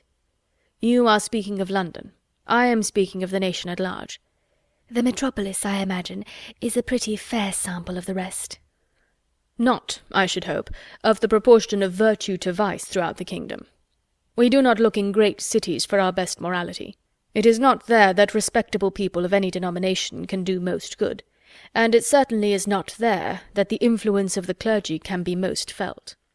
A fine preacher is followed and admired, but it is not in fine preaching only that a good clergyman will be useful in his parish and his neighbourhood, where the parish and neighbourhood are of a size capable of knowing his private character and observing his general conduct, which in London can rarely be the case. The clergy are lost there in the crowds of their parishioners. They are known to the largest part only as preachers, and with regard to their influencing public manners, Miss Crawford must not misunderstand me, or suppose I mean to call them the arbiters of good breeding, the regulators of refinement and courtesy, the masters of the ceremonies of life. The manners I speak of might rather be called conduct, perhaps, the result of good principles, the effect, in short, of those doctrines which it is their duty to teach and recommend. And it will, I believe, be everywhere found that as the clergy are or are not what they ought to be, so are the rest of the nation." "Certainly," said Fanny, with gentle earnestness. "There," cried Miss Crawford, "you have quite convinced Miss Price already." "I wish I could convince Miss Crawford too." "I do not think you ever will," said she with an arch smile. "I am just as much surprised now as I was at first that you should intend to take orders. You really are fit for something better. Come, do change your mind. It is not too late. Go into the law." "Go into the law, with as much ease as I was told to go into this wilderness." "Now you are going to say something about law being the worst wilderness of the 2, but I forestall you. Remember, I have forestalled you." "You need not hurry when the object is only to prevent my saying a bon mot, for there is not the least wit in my nature. I am a very matter-of-fact, plain-spoken being, and may blunder on the borders of a repartee for half an hour together without striking it out. A general silence succeeded. Each was thoughtful. Fanny made the first interruption by saying, "I wonder that I should be tired with only walking in this sweet wood, but the next time we come to a seat, if it is not disagreeable to you, I should be glad to sit down for a little while." "My dear Fanny," cried Edmund, immediately drawing her arm within his, "how thoughtless I have been! I hope you are not very tired. Perhaps," turning to Miss Crawford, "my other companion may do me the honour of taking an arm." "Thank you, but I am not at all tired." She took it, however, as she spoke, and the gratification of having her do so, of feeling such a connection for the first time, made him a little forgetful of Fanny. "You scarcely touch me," said he. "You do not make me of any use. What a difference in the weight of a woman's arm from that of a man! At Oxford I have been a good deal used to have a man lean on me for the length of a street, and you are only a fly in the comparison." "I am really not tired, which I almost wonder at, for we must have walked at least a mile in this wood. Do not you think we have?" "Not half a mile," was his sturdy answer, for he was not yet so much in love as to measure distance or reckon time with feminine lawlessness. "Oh, you do not consider how much we have wound about. We have taken such a very serpentine course, and the wood itself must be half a mile long in a straight line, for we have never seen the end of it yet, since we left the first great path." "But if you remember, before we left that first great path, we saw directly to the end of it. We looked down the whole vista, and saw it closed by iron gates, and it could not have been more than a furlong in length." "Oh, I know nothing of your furlongs, but I am sure it is a very long wood, and that we have been winding in and out ever since we came into it, and therefore when I say that we have walked a mile in it, I must speak within compass." "We have been exactly a quarter of an hour here," said Edmund, taking out his watch. "Do you think we are walking 4 miles an hour?" "Oh, do not attack me with your watch. A watch is always too fast or too slow. I cannot be dictated to by a watch." A few steps further brought them out at the bottom of the very walk they had been talking of, and standing back, well shaded and sheltered, and looking over a ha-ha into the park, was a comfortable-sized bench, on which they all sat down. "I am afraid you are very tired, Fanny," said Edmund, observing her.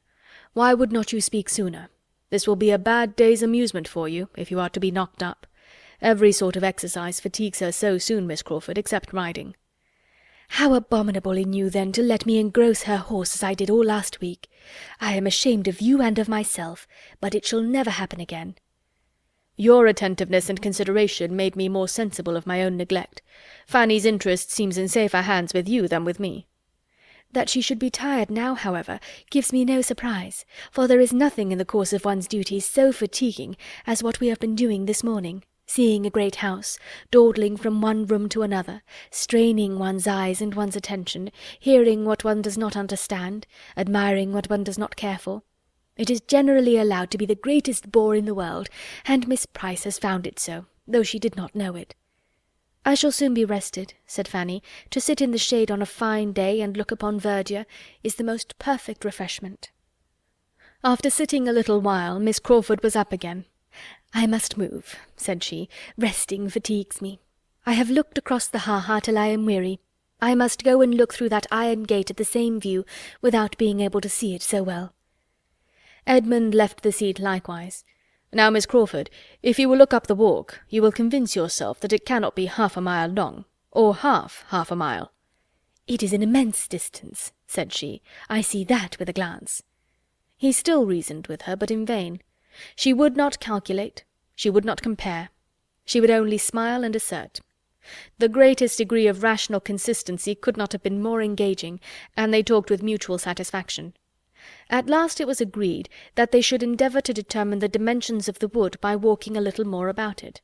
They would go to one end of it, in the line they were then in, for there was a straight green walk along the bottom by the side of the ha-ha, and perhaps turn a little way in some other direction, if it seemed likely to assist them, and be back in a few minutes.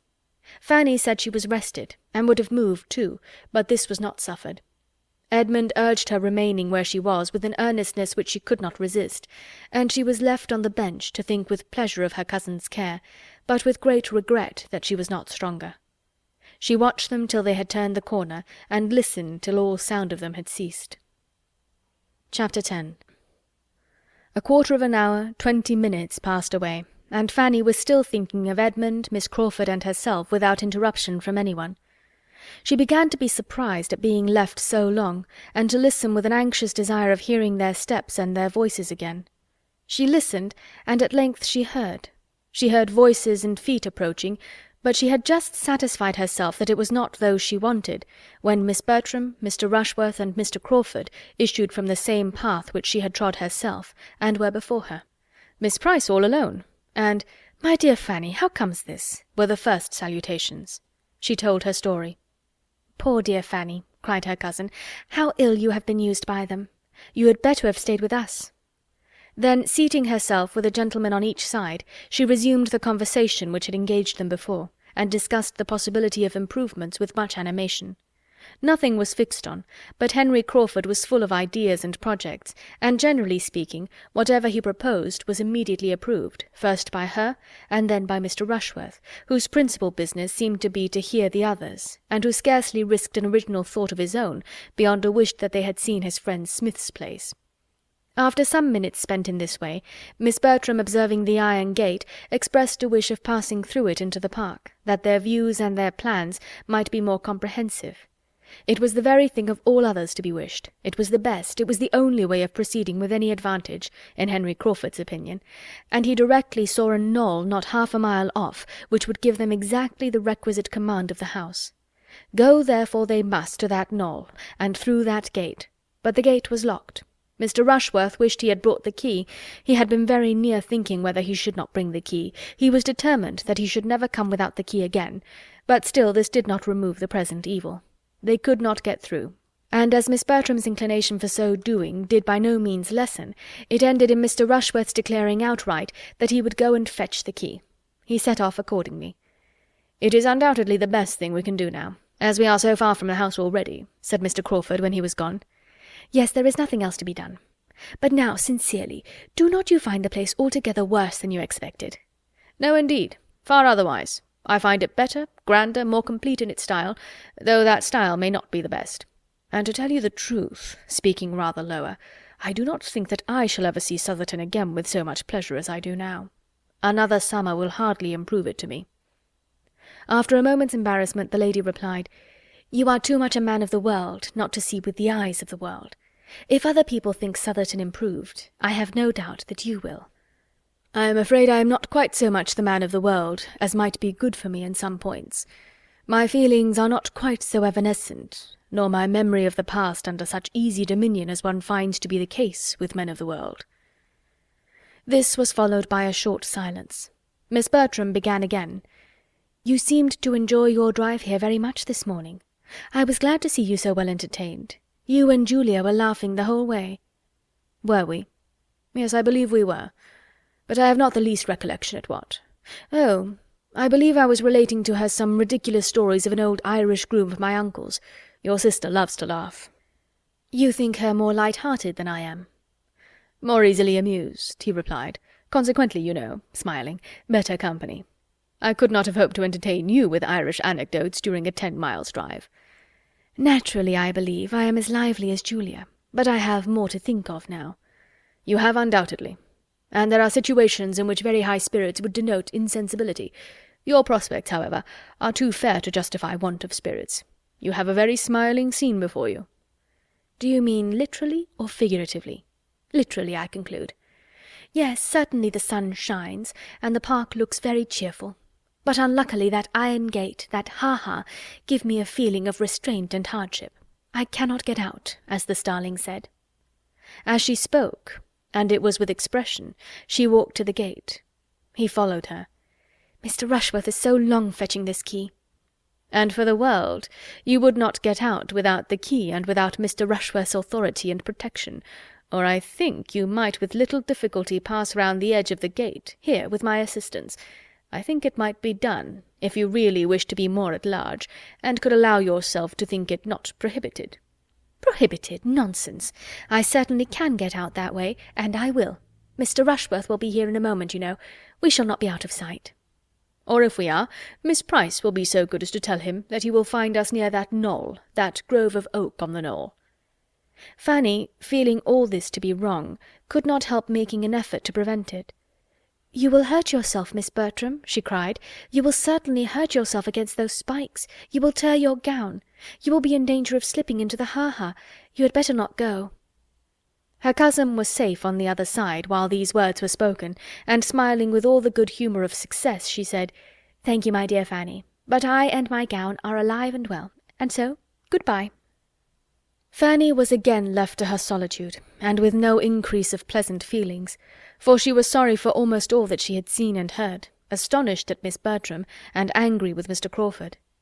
By taking a circuitous, and as it appeared to her, very unreasonable direction to the knoll, they were soon beyond her eye, and for some minutes longer she remained without sight or sound of any companion. She seemed to have the little wood all to herself. She could almost have thought that Edmund and Miss Crawford had left it, but that it was impossible for Edmund to forget her so entirely. She was again roused from disagreeable musings by sudden footsteps. Somebody was coming at a quick pace down the principal walk.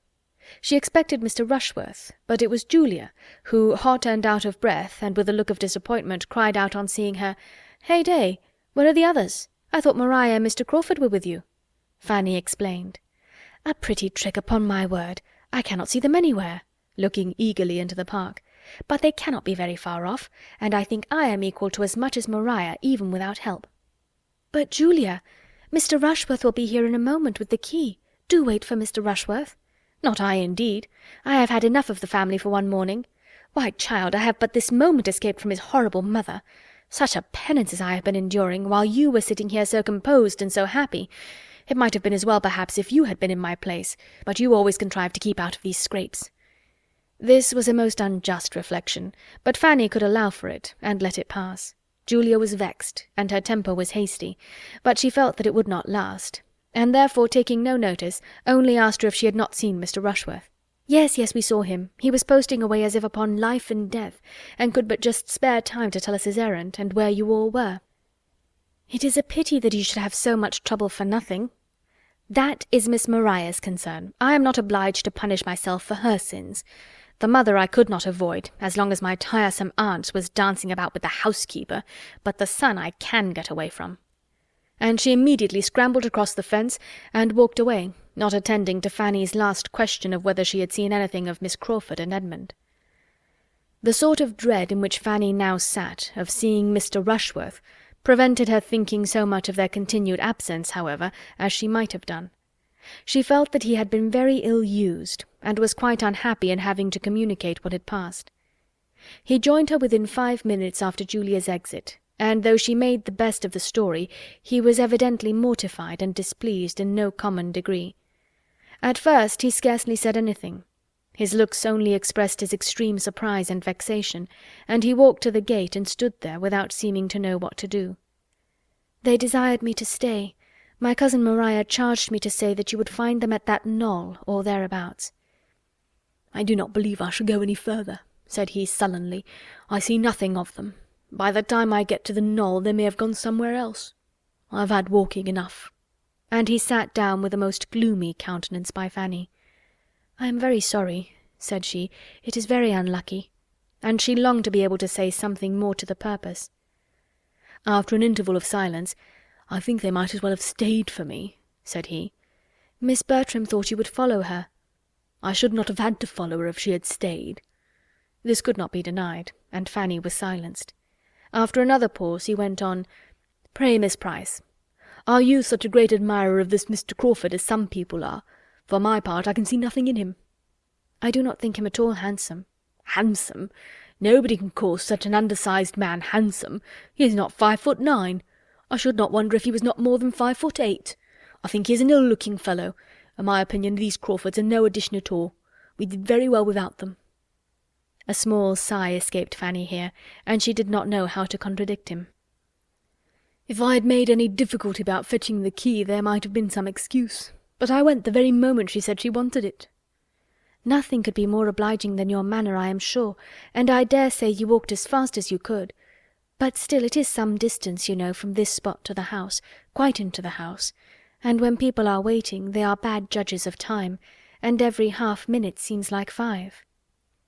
He got up and walked to the gate again, and wished he had had the key about him at the time. Fanny thought she discerned in his standing there an indication of relenting, which encouraged her to another attempt, and she said therefore, "It is a pity that you should not join them. They expected to have a better view of the house from that part of the park, and will be thinking how it may be improved, and nothing of that sort, you know, can be settled without you."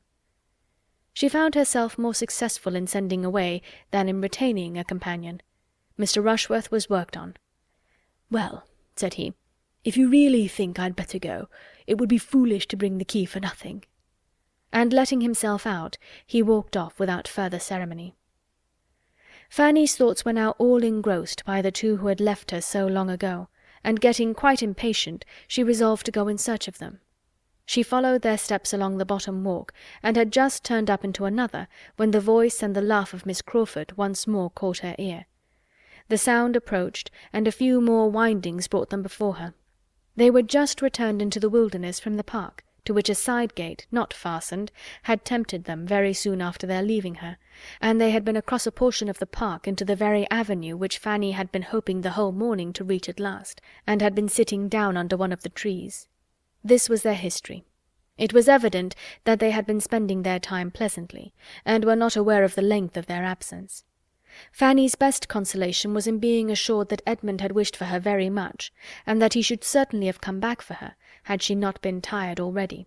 But this was not quite sufficient to do away the pain of having been left a whole hour, when he had talked of only a few minutes, nor to banish the sort of curiosity she felt to know what they had been conversing about all that time, and the result of the whole was to her disappointment and depression, as they prepared by general agreement to return to the house.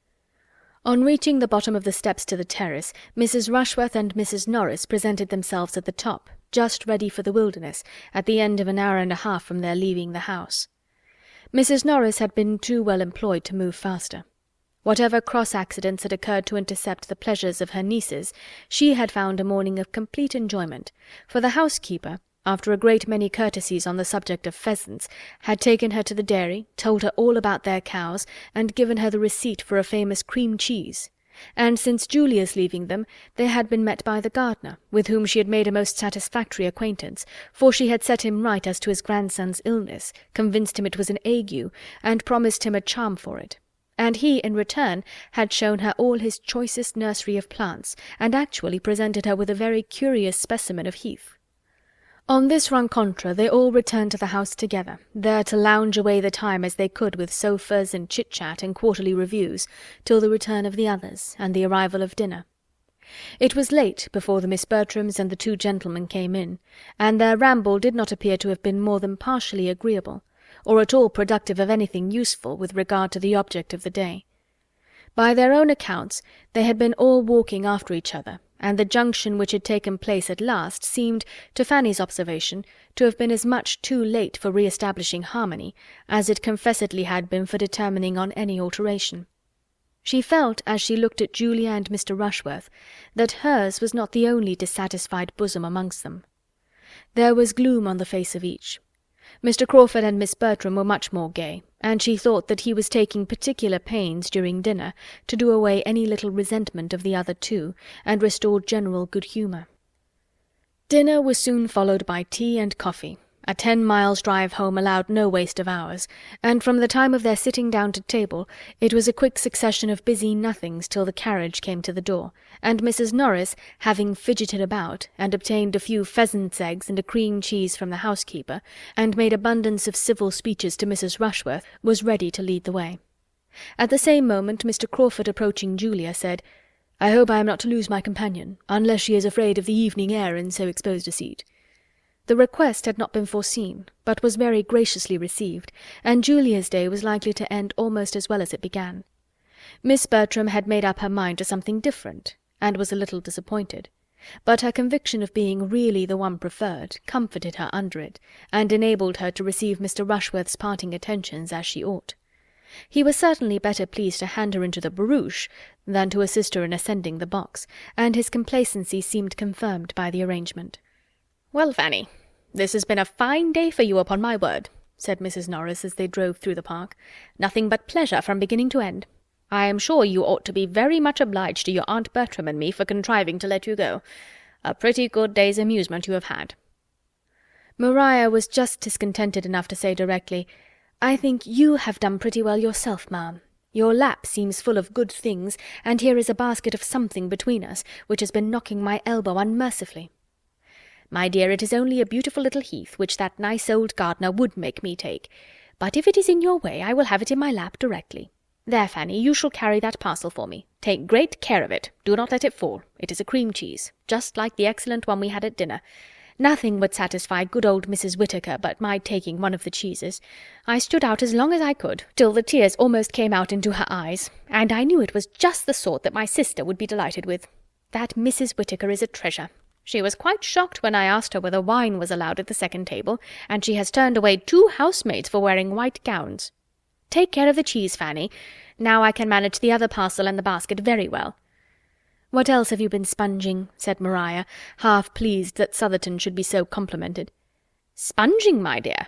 It is nothing but 4 of those beautiful pheasant's eggs, which Mrs. Whittaker would quite force upon me. She would not take a denial. She said it must be such an amusement to me, as she understood I lived quite alone, to have a few living creatures of that sort, and so to be sure it will. I shall get the dairymaid to set them under the first spare hen, and if they come to good, I can have them moved to my own house and borrow a coop.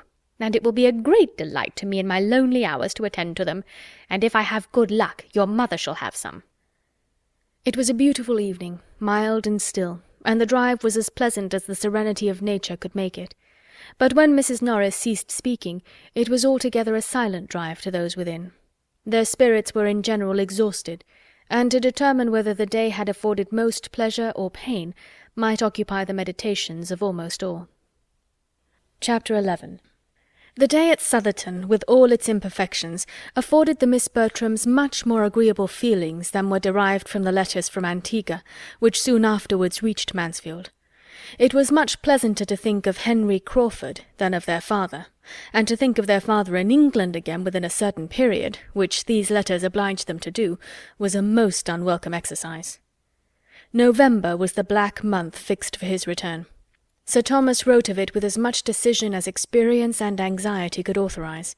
His business was so nearly concluded as to justify him in proposing to take his passage in the September packet, and he consequently looked forward with the hope of being with his beloved family again early in November.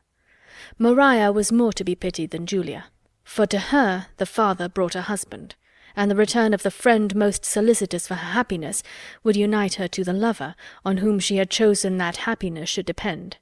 It was a gloomy prospect, and all that she could do was to throw a mist over it, and hope when the mist cleared away she should see something else.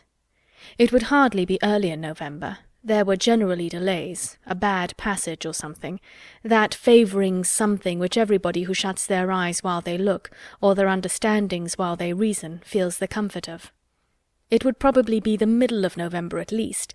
The middle of November was 3 months off. 3 months comprised 13 weeks. Much might happen in 13 weeks. Sir Thomas would have been deeply mortified by a suspicion of half that his daughters felt on the subject of his return, and would hardly have found consolation in a knowledge of the interest it excited in the breast of another young lady. Miss Crawford, on walking up with her brother to spend the evening at Mansfield Park, heard the good news, and, though seeming to have no concern in the affair beyond politeness, and to have vented all her feelings in a quiet congratulation, heard it with an attention not so easily satisfied. Mrs. Norris gave the particulars of the letters, and the subject was dropped. But after tea, as Miss Crawford was standing at an open window with Edmund and Fanny, looking out on a twilight scene, while the Miss Bertrams, Mr. Rushworth, and Henry Crawford were all busy with candles at the pianoforte, she suddenly revived it by turning round towards the group and saying, "How happy Mr. Rushworth looks! He is thinking of November." Edmund looked round at Mr. Rushworth too, but had nothing to say. "Your father's return will be a very interesting event." "It will indeed, after such an absence not only long, but including so many dangers." "It will be the forerunner also of other interesting events, your sister's marriage, and your taking orders." "Yes." "Don't be affronted," said she, laughing, "but it does put me in mind of some of the old heathen heroes, who, after performing great exploits in a foreign land, offered sacrifices to the gods on their safe return." "There is no sacrifice in the case," replied Edmund with a serious smile, and glancing at the pianoforte again. "It is entirely her own doing." "Oh, yes, I know it is. I was merely joking. She has done no more than what every young woman would do, and I have no doubt of her being extremely happy. My other sacrifice, of course, you do not understand." "My taking orders, I assure you, is quite as voluntary as Maria's marrying." "It is fortunate that your inclination and your father's convenience should accord so well.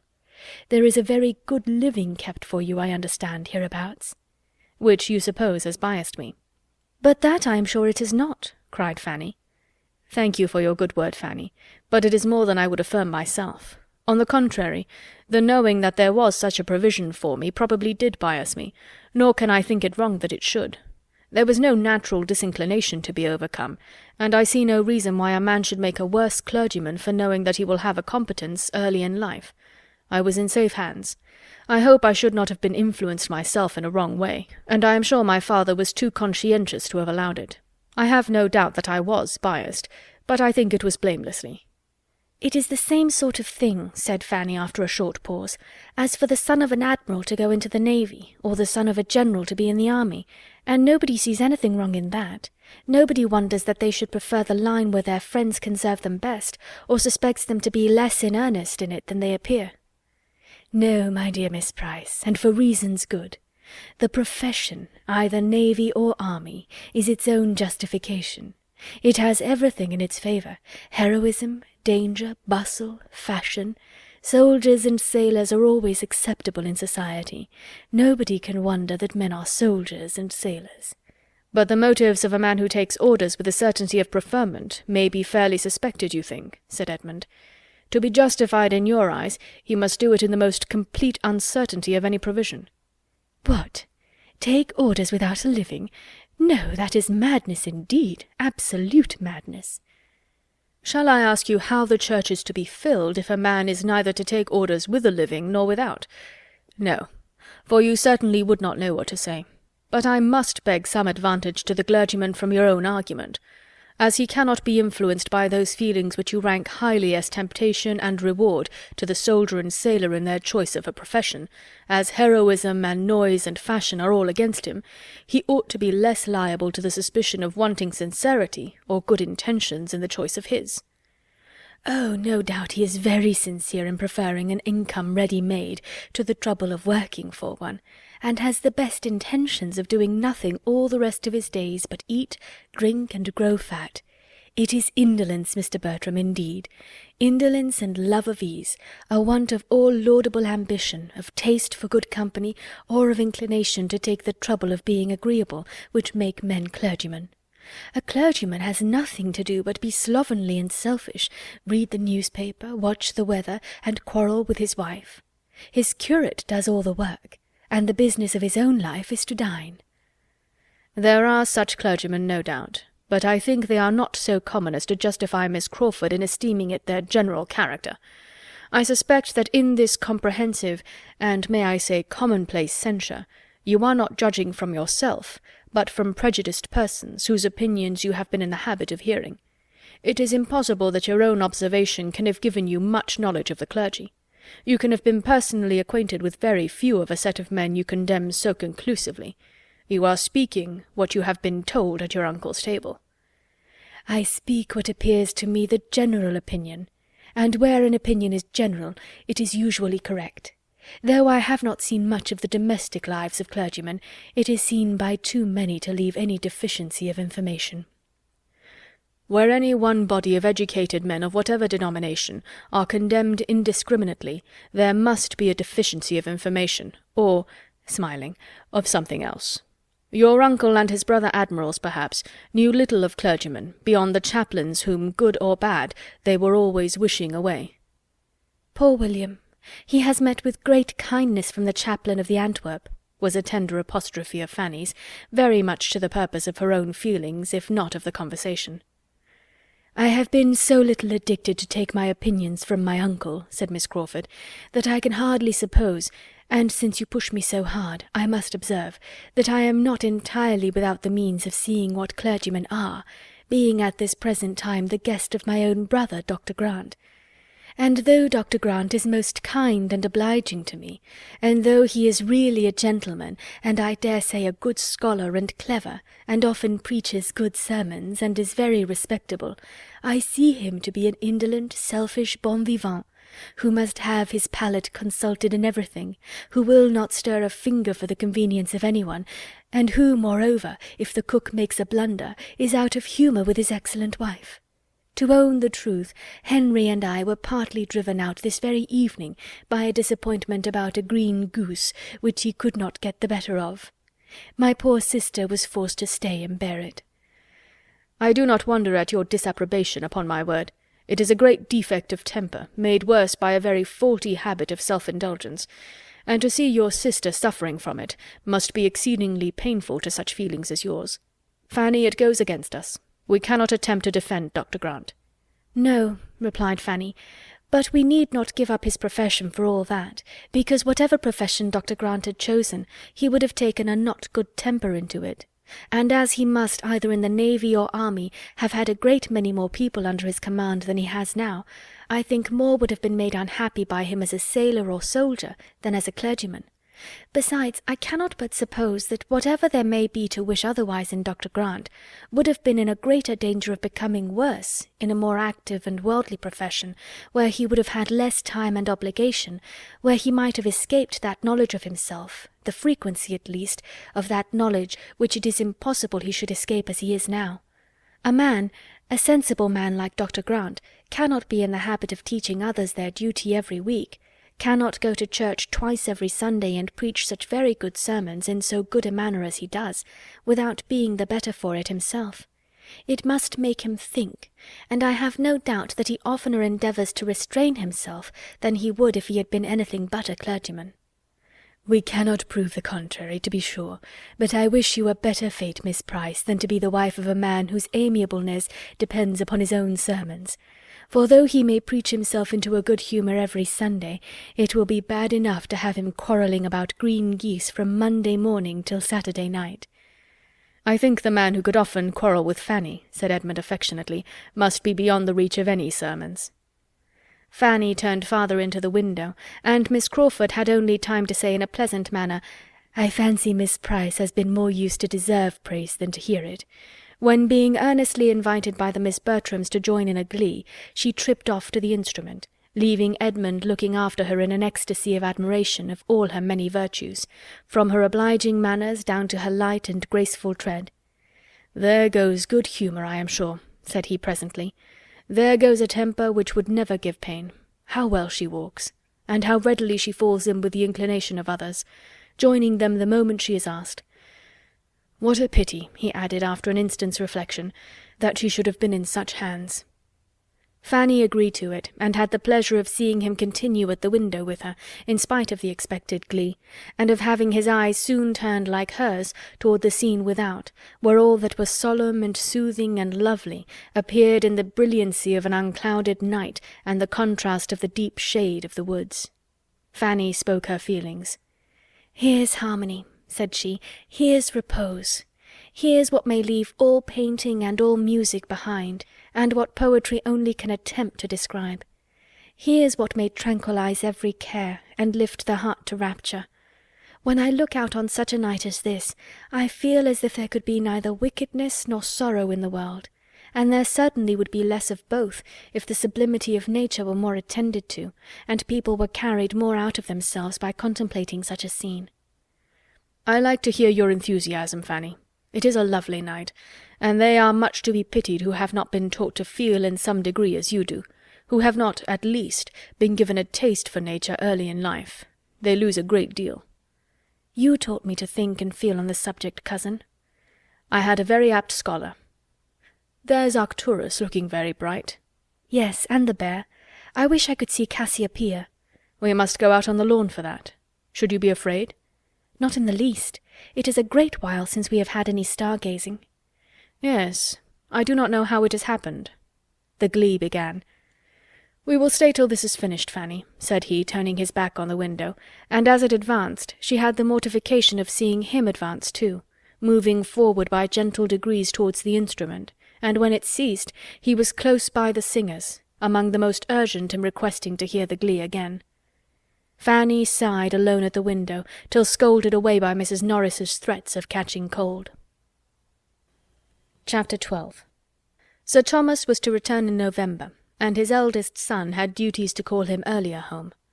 The approach of September brought tidings of Mr. Bertram first in a letter to the gamekeeper, and then in a letter to Edmund, and by the end of August he arrived himself, to be gay, agreeable, and gallant again as occasion served, or Miss Crawford demanded, to tell of races and Weymouth, and parties and friends, to which she might have listened 6 weeks before with some interest, and altogether to give her the fullest conviction, by the power of actual comparison, of preferring his younger brother. It was very vexatious, and she was heartily sorry for it, but so it was, and so far now from meaning to marry the elder, she did not even want to attract him beyond what the simplest claims of conscious beauty required.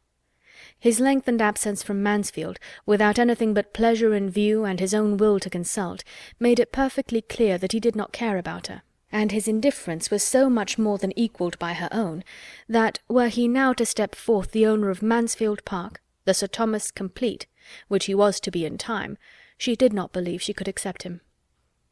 The season and duties which brought Mr. Bertram back to Mansfield took Mr. Crawford into Norfolk. Everingham could not do without him in the beginning of September. He went for a fortnight of such dullness to the Miss Bertrams as ought to have put them both on their guard, and made even Julia admit in her jealousy of her sister the absolute necessity of distrusting his attentions, and wishing him not to return, and a fortnight of sufficient leisure in the intervals of shooting and sleeping to have convinced the gentleman that he ought to keep longer away, had he been more in the habit of examining his own motives, and of reflecting to what the indulgence of his idle vanity was tending. But, thoughtless and selfish from prosperity and bad example, he would not look beyond the present moment. The sisters, handsome, clever, and encouraging, were an amusement to his sated mind, and finding nothing in Norfolk to equal the social pleasures of Mansfield, he gladly returned to it at the time appointed, and was welcomed thither quite as gladly by those whom he came to trifle with farther. Maria, with only Mr. Rushworth to attend her, and doomed to the repeated details of his day's sport, good or bad, his boast of his dogs, his jealousy of his neighbours, his doubts of their qualification, and his zeal after poachers, subjects which will not find their way to female feelings without some talent on one side or some attachment on the other, had missed Mr. Crawford grievously, and Julia, unengaged and unemployed, felt all the right of missing him much more. Each sister believed herself the favourite. Julia might be justified in so doing by the hints of Mrs. Grant, inclined to credit what she wished, and Maria by the hints of Mr. Crawford himself.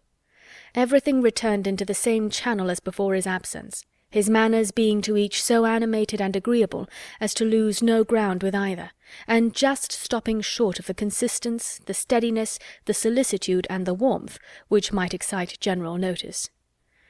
Fanny was the only one of the party who found anything to dislike, but since the day at Southerton she could never see Mr. Crawford with either sister without observation, and seldom without wonder or censure, and had her confidence in her own judgment been equal to her exercise of it in every other respect, had she been sure that she was seeing clearly and judging candidly, she would probably have made some important communications to her usual confidant. As it was, however, she only hazarded a hint, and the hint was lost. "I am rather surprised," said she, "that Mr. Crawford should come back again so soon, after being here so long before, full 7 weeks, for I had understood he was so very fond of change and moving about, that I thought something would certainly occur when he was once gone to take him elsewhere. He is used to much gayer places than Mansfield." "It is to his credit," was Edmund's answer, "and I dare say it gives his sister pleasure. She does not like his unsettled habits." "What a favourite he is with my cousins." "Yes, his manners to women are such as must please. Mrs. Grant, I believe, suspects him of a preference for Julia. I have never seen much symptom of it, but I wish it may be so. He has no fault but what a serious attachment would remove." "If Miss Bertram were not engaged," said Fanny cautiously, "I could sometimes almost think that he admired her more than Julia." "Which is, perhaps, more in favour of his liking Julia best than you, Fanny, may be aware. For I believe it often happens that a man, before he has quite made up his own mind, will distinguish the sister or intimate friend of the woman he is really thinking of more than the woman herself. Crawford has too much sense to stay here if he found himself in any danger from Maria, and I am not at all afraid for her, after such a proof as she has given that her feelings are not strong." Fanny supposed she must have been mistaken, and meant to think differently in future. But with all that submission to Edmund could do, and all the help of the coinciding looks and hints which she occasionally noticed in some of the others, and which seemed to say that Julia was Mr. Crawford's choice, she knew not always what to think. She was privy one evening to the hopes of her Aunt Norris on the subject, as well as to her feelings and the feelings of Mrs. Rushworth on a point of some similarity, and could not help wondering as she listened, and glad she would have been not to be obliged to listen, for it was while all the other young people were dancing, and she sitting most unwillingly among the chaperons at the fire, longing for the re-entrance of her elder cousin, on whom all her own hopes of a partner then depended. It was Fanny's first ball, though without the preparation or splendour of many a young lady's first ball, being the thought only of the afternoon, built on the late acquisition of a violin-player in the servants' hall, and the possibility of raising 5 couples, with the help of Mrs. Grant and a new intimate friend of Mr. Bertram's, just arrived on a visit. It had, however, been a very happy one to Fanny through 4 dances, and she was quite grieved to be losing even a quarter of an hour.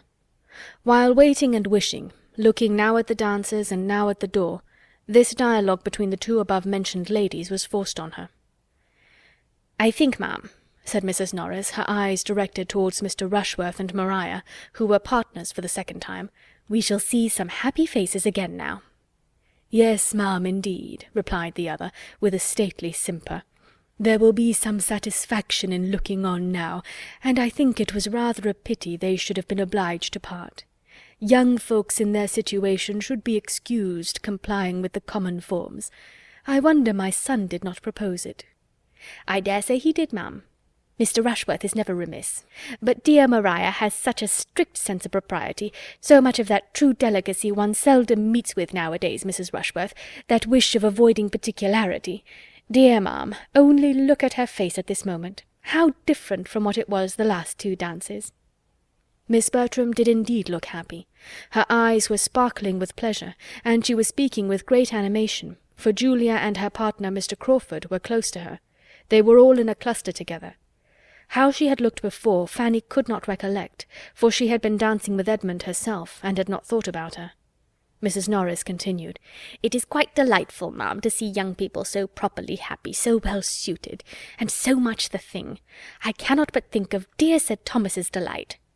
And what do you say, ma'am, to the chance of another match? Mr. Rushworth has set a good example, and such things are very catching."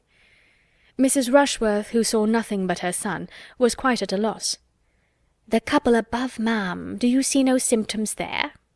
"Oh dear, Miss Julia and Mr. Crawford. Yes, indeed, a very pretty match. What is his property?" 4,000 a year. "Very well. Those who have not more must be satisfied with what they have. 4,000 a year is a pretty estate, and he seems a very genteel, steady young man, so I hope Miss Julia will be very happy." "It is not a settled thing, ma'am, yet. We only speak of it among friends, but I have very little doubt it will be. He is growing extremely particular in his attentions." Fanny could listen no farther. Listening and wondering were all suspended for a time, for Mr. Bertram was in the room again, and though feeling it would be a great honour to be asked by him, she thought it must happen. He came towards their little circle, but instead of asking her to dance, drew a chair near her, and gave her an account of the present state of a sick horse, and the opinion of the groom, from whom he had just parted. Fanny found that it was not to be, and in the modesty of her nature immediately felt that she had been unreasonable in expecting it. When he had told of his horse, he took a newspaper from the table, and looking over it, said in a languid way, "If you want to dance, Fanny, I will stand up with you." With more than equal civility the offer was declined. She did not wish to dance. "I am glad of it," said he in a much brisker tone, and throwing down the newspaper again, "for I am tired to death. I only wonder how the good people can keep it up so long. They had need be all in love to find any amusement in such folly, and so they are, I fancy. If you look at them, you may see they are so many couple of lovers, all but Yates and Mrs. Grant, and between ourselves, she, poor woman, must want a lover as much as any one of them. A desperate dull life hers must be with the doctor. making a sly face as he spoke towards the chair of the latter, who, proving, however, to be close at his elbow, made so instantaneous a change of expression and subject necessary, as Fanny, in spite of everything, could hardly help laughing at. "A strange business this in America, Dr. Grant. What is your opinion? I always come to you to know what I am to think of public matters." "My dear Tom," cried his aunt soon afterwards, "as you are not dancing, I dare say you will have no objection to join us in a rubber, shall you?" Then, leaving her seat and coming to him to enforce the proposal, added in a whisper, "We want to make a table for Mrs. Rushworth, you know. Your mother is quite anxious about it, but cannot very well spare time to sit down herself, because of her fringe. Now you and I and Dr. Grant will just do. And though we play but half-crowns, you know you may bet half-guineas with him." "I should be most happy," replied he aloud, and jumping up with alacrity. "It would give me the greatest pleasure, but that I am this moment going to dance. Come, Fanny," taking her hand, "do not be dawdling any longer, or the dance will be over."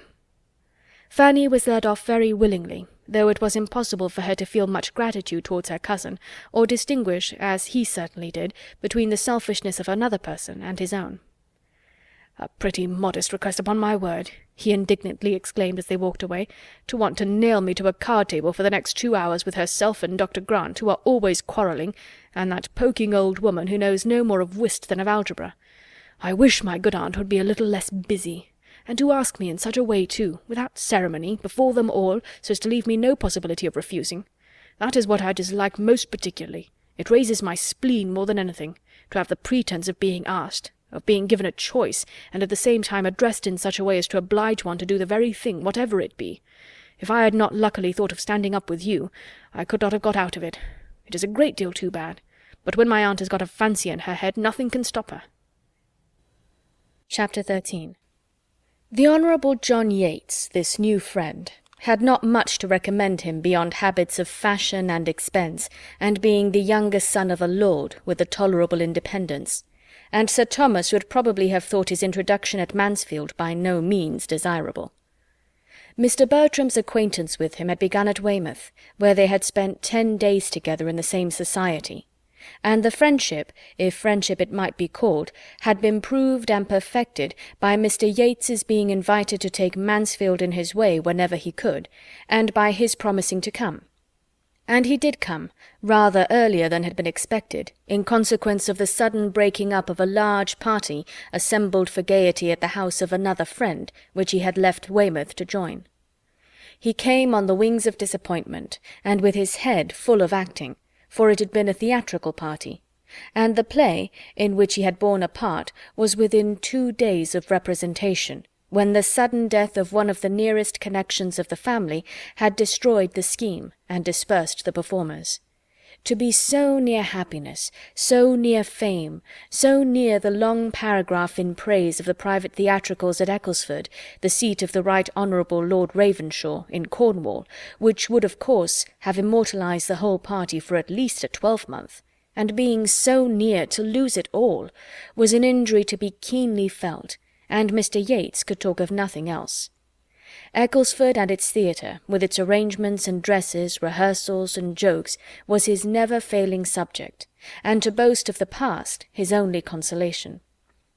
Happily for him, a love of the theatre is so general, an itch for acting so strong among young people, that he could hardly out-talk the interest of his hearers. From the first casting of the parts to the epilogue it was all bewitching, and there were few who did not wish to have been a party concerned, or would have hesitated to try their skill. The play had been Lovers' Vows, and Mr. Yates was to have been Count Castle. "A trifling part," said he, "and not at all to my taste, and such a one as I certainly would not accept again, but I was determined to make no difficulties. Lord Ravenshaw and the Duke had appropriated the only 2 characters worth playing before I reached Ecclesford, and though Lord Ravenshaw offered to resign his to me, it was impossible to take it, you know. I was sorry for him that he should have so mistaken his powers, for he was no more equal to the Baron. A little man with a weak voice, always hoarse after the first 10 minutes. It must have injured the piece materially, but I was resolved to make no difficulties. Sir Henry thought the Duke not equal to Frederick, but that was because Sir Henry wanted the part himself, whereas it was certainly in the best hands of the 2. I was surprised to see Sir Henry such a stick. Luckily the strength of the piece did not depend upon him. Our Agatha was inimitable, and the Duke was thought very great by many. And upon the whole it would certainly have gone off wonderfully. It was a hard case, upon my word, and I do think you were very much to be pitied, were the kind responses of listening sympathy. It is not worth complaining about, but to be sure the poor old dowager could not have died at a worse time, and it is impossible to help wishing that the news could have been suppressed for just the 3 days we wanted. It was but 3 days, and being only a grandmother, and all happening 200 miles off, I think there would have been no great harm, and it was suggested, I know, but Lord Ravenshaw, who I suppose is one of the most correct men in England, would not hear of it. "An afterpiece instead of a comedy," said Mr. Bertram. "Lovers' vows were at an end, and Lord and Lady Ravenshaw left to act my grandmother by themselves. Well, the jointure may comfort him, and perhaps, between friends, he began to tremble for his credit and his lungs in the Baron, and was not sorry to withdraw. And to make you amends, Yates, I think we must raise a little theatre at Mansfield, and ask you to be our manager." This, though the thought of the moment, did not end with the moment, for the inclination to act was awakened, and in no one more strongly than in him who was now master of the house, and who, having so much leisure as to make almost any novelty a certain good, had likewise such a degree of lively talents and comic taste as were exactly adapted to the novelty of acting. The thought returned again and again, "Oh, for the Ecclesford Theatre and scenery to try something with!" Each sister could echo the wish, and Henry Crawford, to whom, in all the riot of his gratifications, it was yet an untasted pleasure, was quite alive at the idea. "I really believe," said he, "I could be fool enough at this moment to undertake any character that ever was written, from Shylock or Richard III, down to the singing hero of a farce, in his scarlet coat and cocked hat. I feel as if I could be anything or everything, as if I could rant and storm, or sigh, or cut capers in any tragedy or comedy in the English language. Let us be doing something, be it only half a play, an act, a scene. What should prevent us? Not these countenances, I am sure," looking towards the Miss Bertrams, "and for a theatre, what signifies a theatre? We shall be only amusing ourselves. Any room in this house might suffice." "We must have a curtain," said Tom Bertram, "a few yards of green baize for a curtain, and perhaps that may be enough." "Oh, quite enough," cried Mr. Yates, "with only just a side wing or two to run up, doors in flat, and 3 or 4 scenes to be let down. Nothing more would be necessary on such a plan as this. For mere amusement among ourselves we should want nothing more." "I believe we must be satisfied with less," said Maria. "There would not be time, and other difficulties would arise. We must rather adopt Mr. Crawford's views, and make the performance, not the theatre, our object. Many parts of our best plays are independent of scenery." "Nay," said Edmund, who began to listen with alarm, "let us do nothing by halves. If we are to act, let it be in a theatre completely fitted up with pit, box, and gallery, and let us have a play entire from beginning to end. So as it be a German play, no matter what, with a good tricking, shifting afterpiece, and a figure dance, and a hornpipe, and a song between the acts. If we do not outdo Ecclesford, we do nothing." "Now, Edmund, do not be disagreeable," said Julia. "Nobody loves a play better than you do, or can have gone much farther to see one." "True, to see real acting, good hardened real acting, but I would hardly walk from this room to the next to look at the raw efforts of those who have not been bred to the trade, a set of gentlemen and ladies who have all the disadvantages of education and decorum to struggle through." After a short pause, however, the subject still continued, and was discussed with unabated eagerness, every one's inclination increasing by the discussion, and a knowledge of the inclination of the rest. And though nothing was settled but that Tom Bertram would prefer a comedy, and his sisters and Henry Crawford a tragedy, and that nothing in the world could be easier than to find a piece which would please them all, the resolution to act something or other seemed so decided as to make Edmund quite uncomfortable. He was determined to prevent it if possible, though his mother, who equally heard the conversation which passed at table, did not evince the least disapprobation. The same evening afforded him an opportunity of trying his strength. Maria, Julia, Henry Crawford, and Mr. Yates were in the billiard-room. Tom, returning from them into the drawing-room, where Edmund was standing thoughtfully by the fire, while Lady Bertram was on the sofa at a little distance, and Fanny close beside her arranging her work, thus began as he entered. Such a horribly vile billiard-table as ours is not to be met with, I believe, above ground. I can stand it no longer, and I think, I may say, that nothing shall ever tempt me to it again. But one good thing I have just ascertained. It is the very room for a theatre, precisely the shape and length for it, and the doors at the farther end, communicating with each other as they may be made to do in 5 minutes by merely moving the bookcase in my father's room, is the very thing we could have desired if we had sat down to wish for it. And my father's room will be an excellent green-room. It seems to join the billiard-room on purpose." "You are not serious, Tom, in meaning to act," said Edmund in a low voice as his brother approached the fire. "Not serious? Never more so, I assure you. What is there to surprise you in it?" "I think it would be very wrong.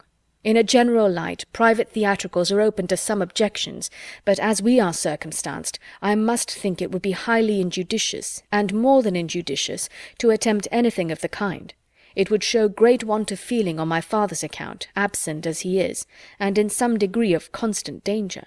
And it would be imprudent, I think, with regard to Maria, whose situation is a very delicate one, considering everything extremely delicate."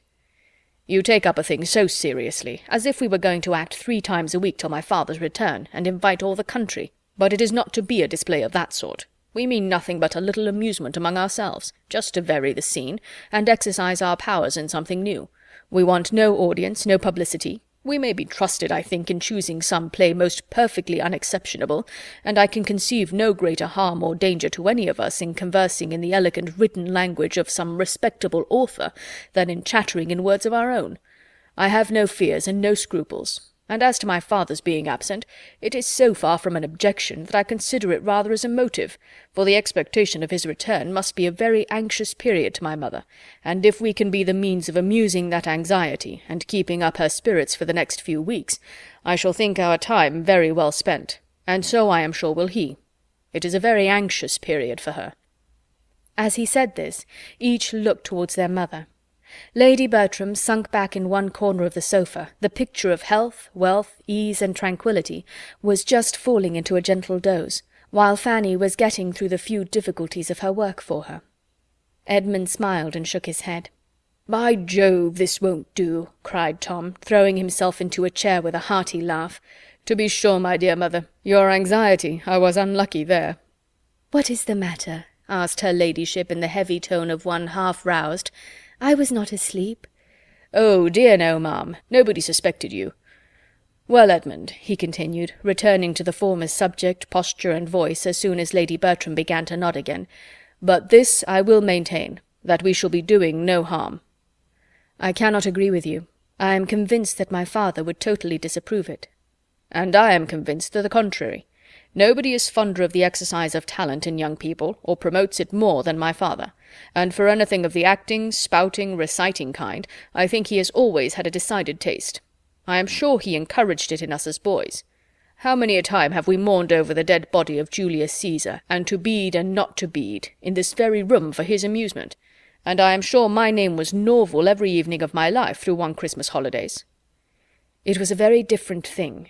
You must see the difference yourself. My father wished us, as schoolboys, to speak well, but he would never wish his grown-up daughters to be acting plays. His sense of decorum is strict." "I know all that," said Tom, displeased.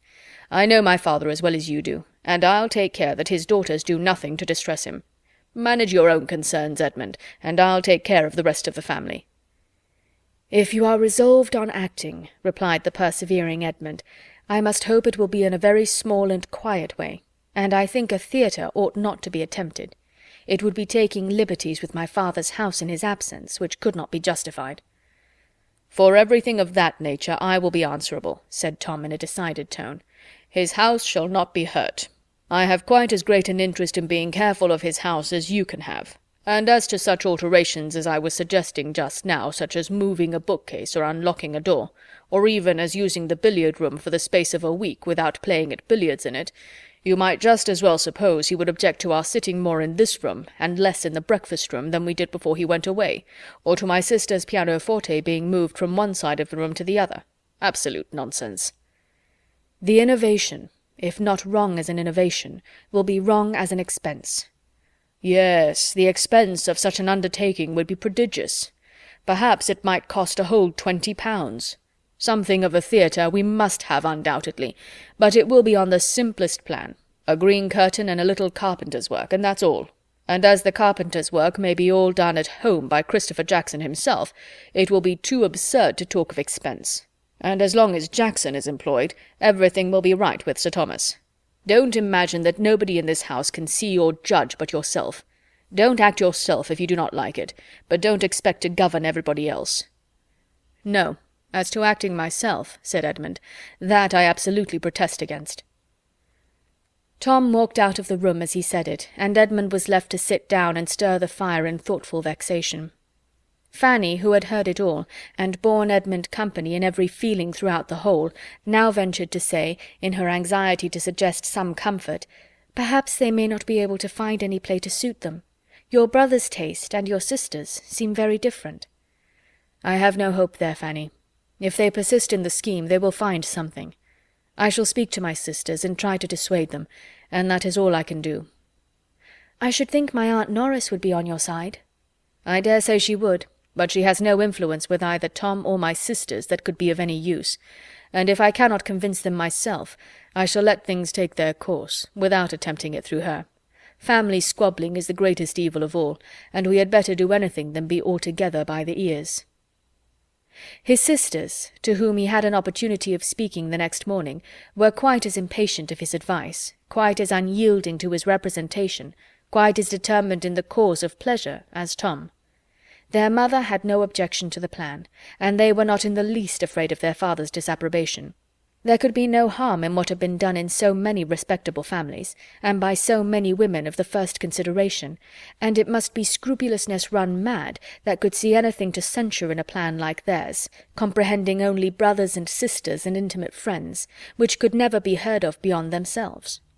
Julia did seem inclined to admit that Maria's situation might require particular caution and delicacy, but that could not extend to her. She was at liberty. And Maria evidently considered her engagement as only raising her so much more above restraint, and leaving her less occasion than Julia to consult either father or mother. Edmund had little to hope, but he was still urging the subject, when Henry Crawford entered the room, fresh from the parsonage, calling out, "No want of hands in our theatre, Miss Bertram. No want of understrapper. My sister desires her love, and hopes to be admitted into the company, and will be happy to take the part of any old duenna or tame confidant that you may not like to do yourselves." Maria gave Edmund a glance which meant, "What say you now? Can we be wrong if Mary Crawford feels the same?" And Edmund, silenced, was obliged to acknowledge that the charm of acting might well carry fascination to the mind of genius, and with the ingenuity of love to dwell more on the obliging, accommodating purport of the message than on anything else. The scheme advanced. Opposition was vain, and as to Mrs. Norris, he was mistaken in supposing she would wish to make any. She started no difficulties that were not talked down in 5 minutes by her eldest nephew and niece, who were all powerful with her. And as the whole arrangement was to bring very little expense to anybody, and none at all to herself, as she foresaw in it all the comforts of hurry, bustle, and importance, and derived the immediate advantage of fancying herself obliged to leave her own house, where she had been living a month at her own cost, and take up her abode in theirs, that every hour might be spent in their service, she was, in fact, exceedingly delighted with the project. Chapter 14. Fanny seemed nearer being right than Edmund had supposed.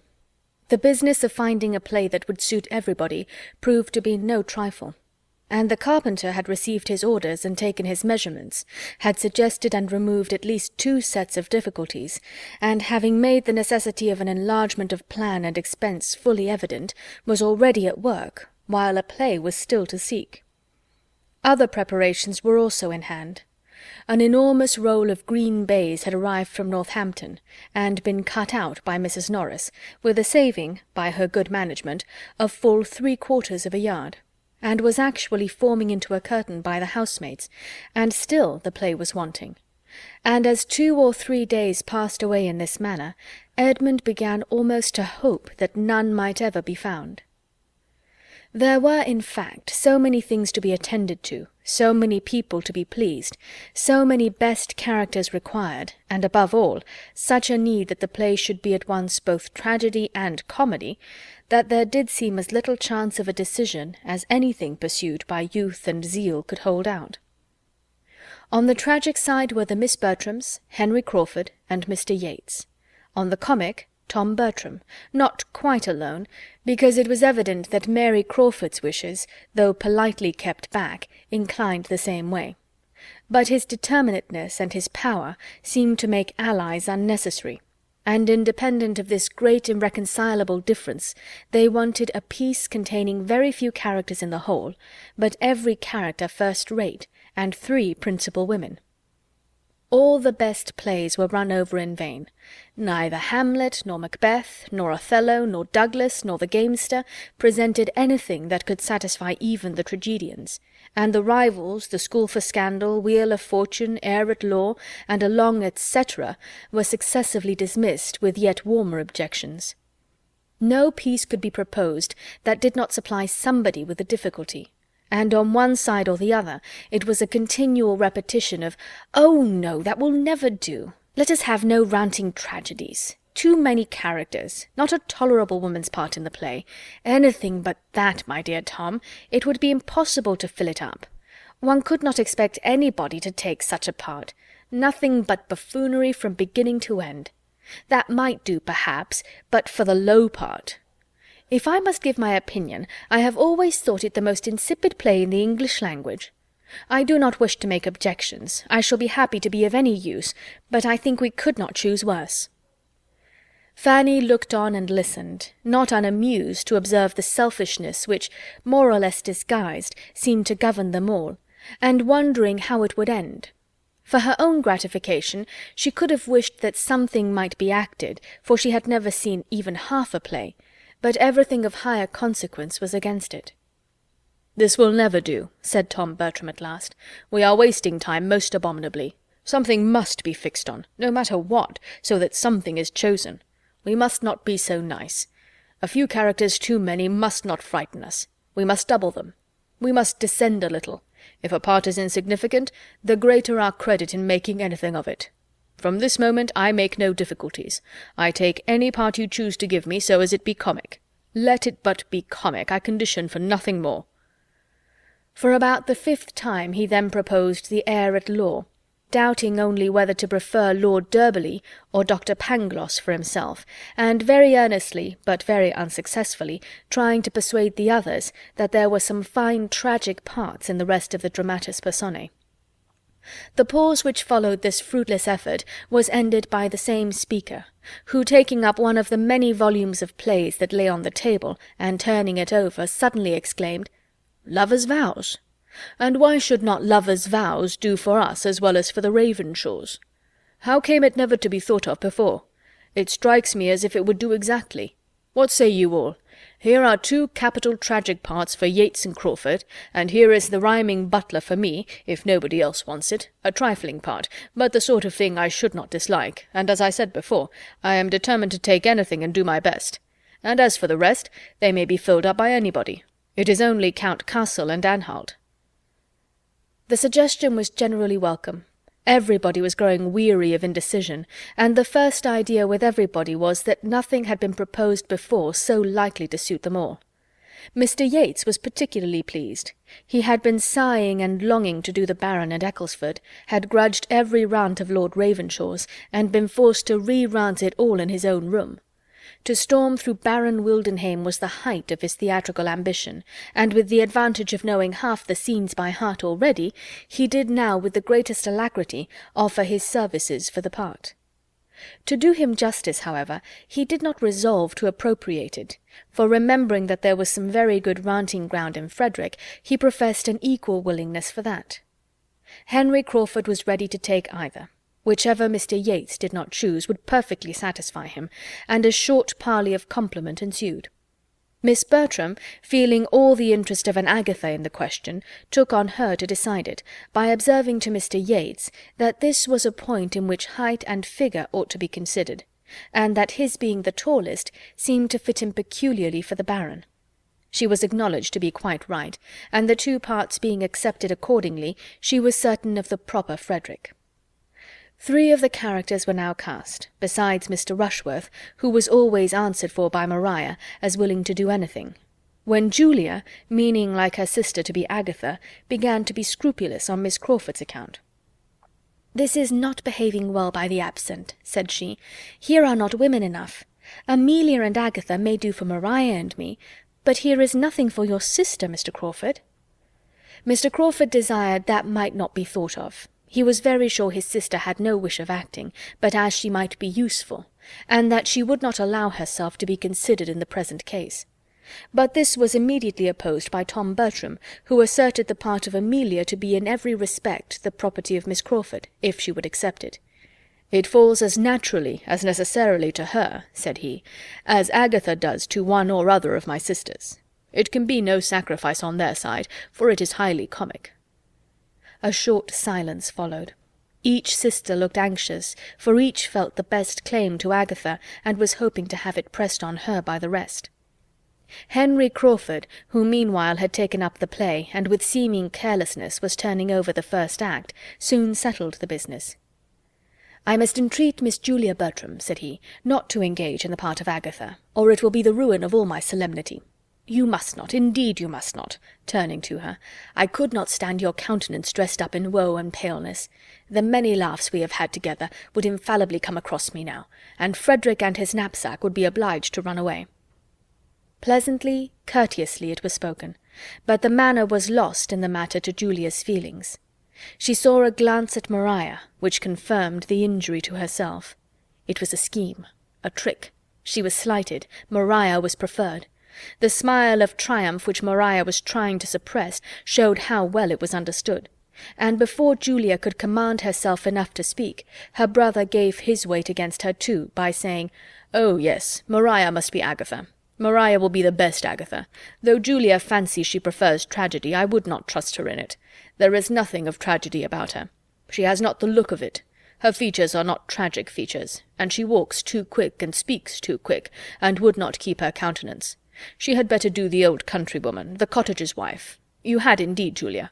Cottager's wife is a very pretty part, I assure you. The old lady relieves the high-flown benevolence of her husband with a good deal of spirit. You shall be the cottager's wife." "Cottager's wife!" cried Mr. Yates. "What are you talking of? The most trivial, paltry, insignificant part, the merest commonplace, not a tolerable speech in the whole. Your sister do that? It is an insult to propose it.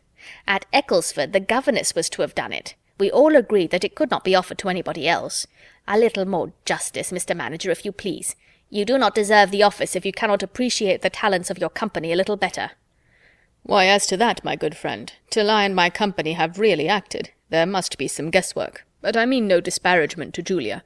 We cannot have 2 Agathas, and we must have 1 cottager's wife, and I am sure I set her the example of moderation myself in being satisfied with the old butler. If the part is trifling, she will have more credit in making something of it, and if she is so desperately bent against everything humorous, let her take cottagers' speeches instead of cottagers' wives, and so change the parts all through. He is solemn and pathetic enough, I am sure.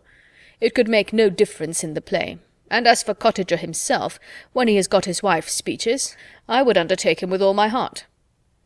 "With all your partiality for Cottager's wife," said Henry Crawford, "it will be impossible to make anything of it fit for your sister, and we must not suffer her good nature to be imposed on. We must not allow her to accept the part. She must not be left to her own complaisance. Her talents will be wanted in Amelia. Amelia is a character more difficult to be well represented than even Agatha. I consider Amelia as the most difficult character in the whole piece. It requires great powers, great nicety, to give her playfulness and simplicity without extravagance. I have seen good actresses fail in the part.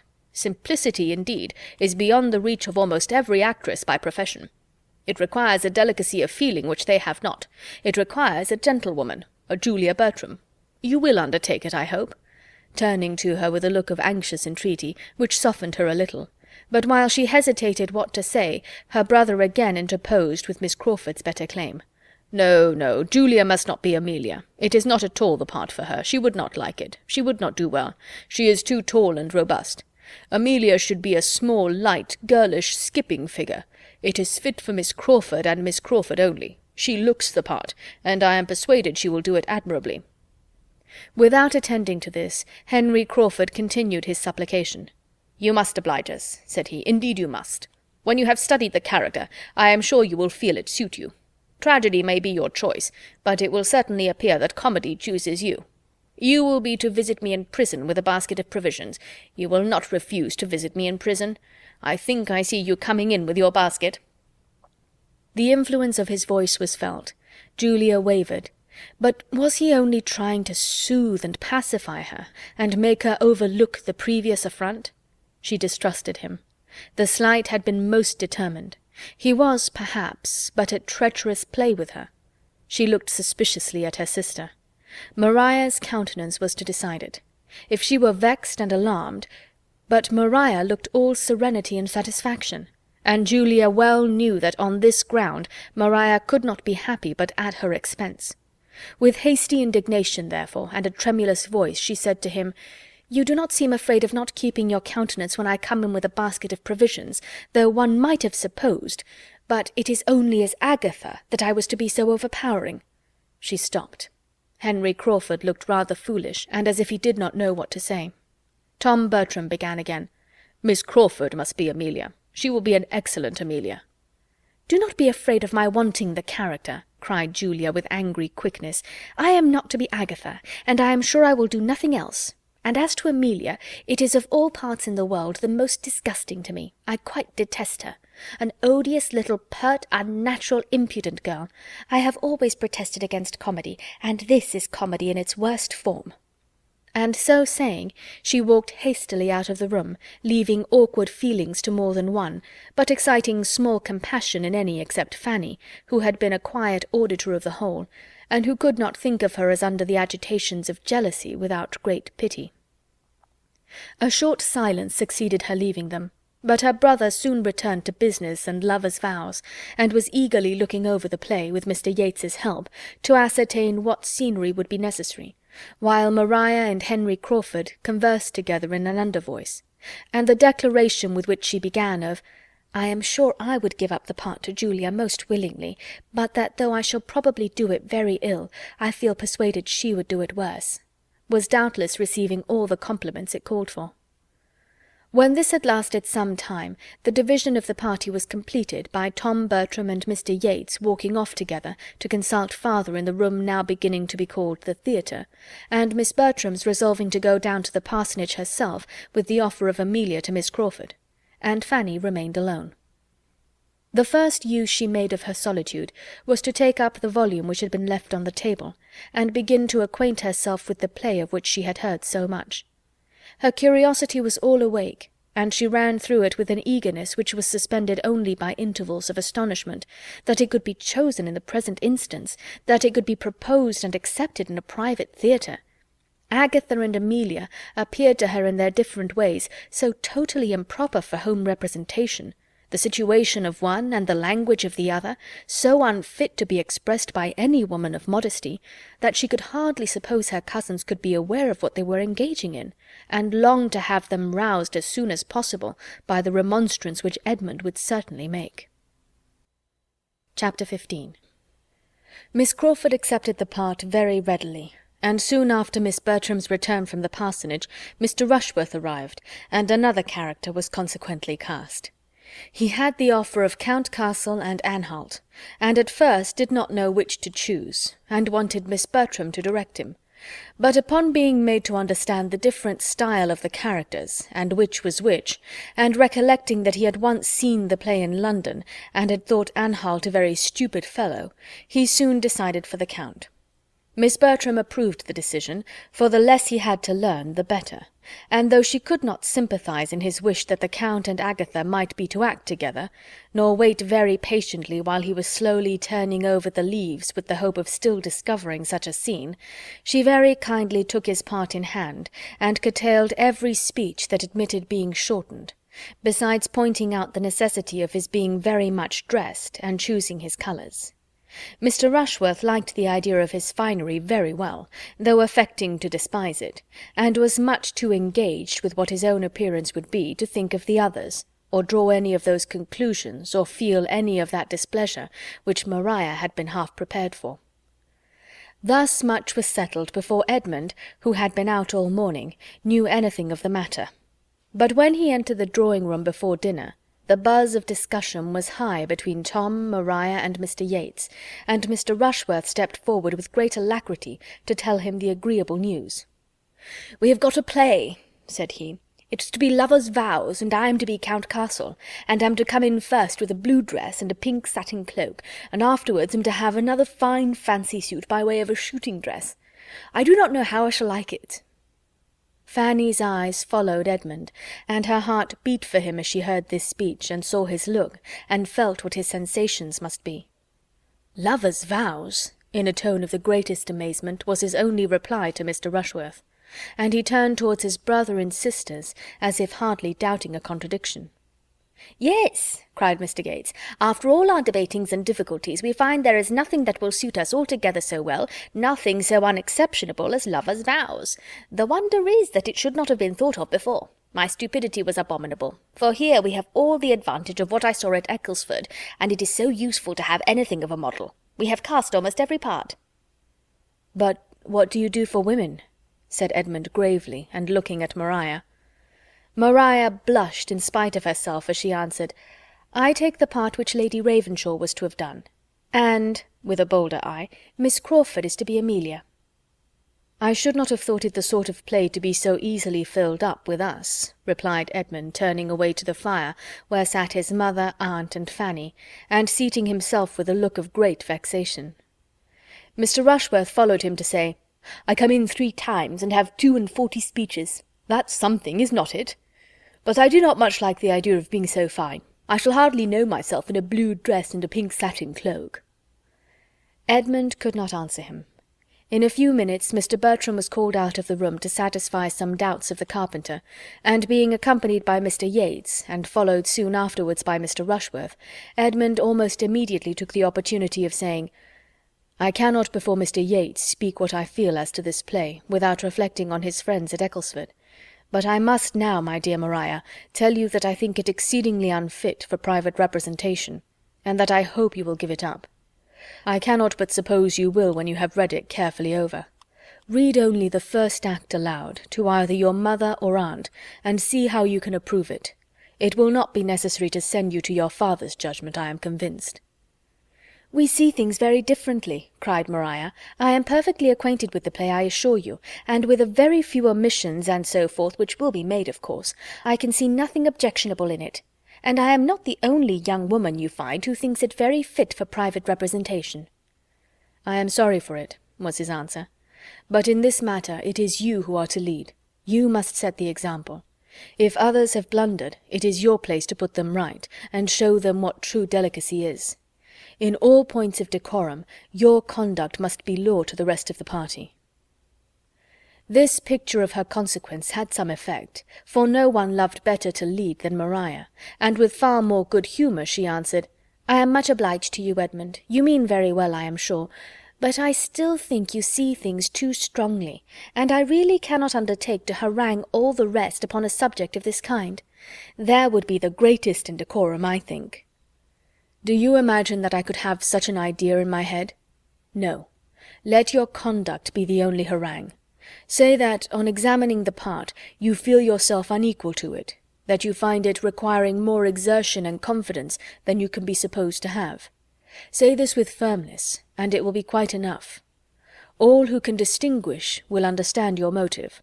The play will be given up, and your delicacy honoured as it ought." "Do not act anything improper, my dear," said Lady Bertram. "Sir Thomas would not like it. Fanny, ring the bell. I must have my dinner. To be sure, Julia is dressed by this time." "I am convinced, madam," said Edmund, preventing Fanny, "that Sir Thomas would not like it." "There, my dear, do you hear what Edmund says?" "If I were to decline the part," said Maria with renewed zeal, "Julia would certainly take it." "What?" cried Edmund. "If she knew your reasons—" "Oh, she might think the difference between us, the difference in our situations, that she need not be so scrupulous as I might feel necessary. I am sure she would argue so. "No, you must excuse me. I cannot retract my consent. It is far too settled. Everybody would be so disappointed. Tom would be quite angry. And if we are so very nice, we shall never act anything." "I was just going to say the very same thing," said Mrs. Norris. "If every play is to be objected to, you will act nothing, and the preparations will all be so much money thrown away, and I am sure that would be a discredit to us all. I do not know the play, but as Maria says, if there is anything a little too warm, and it is so with most of them, it can be easily left out. We must not be over-precise, Edmund. As Mr. Rushworth is to act too, there can be no harm.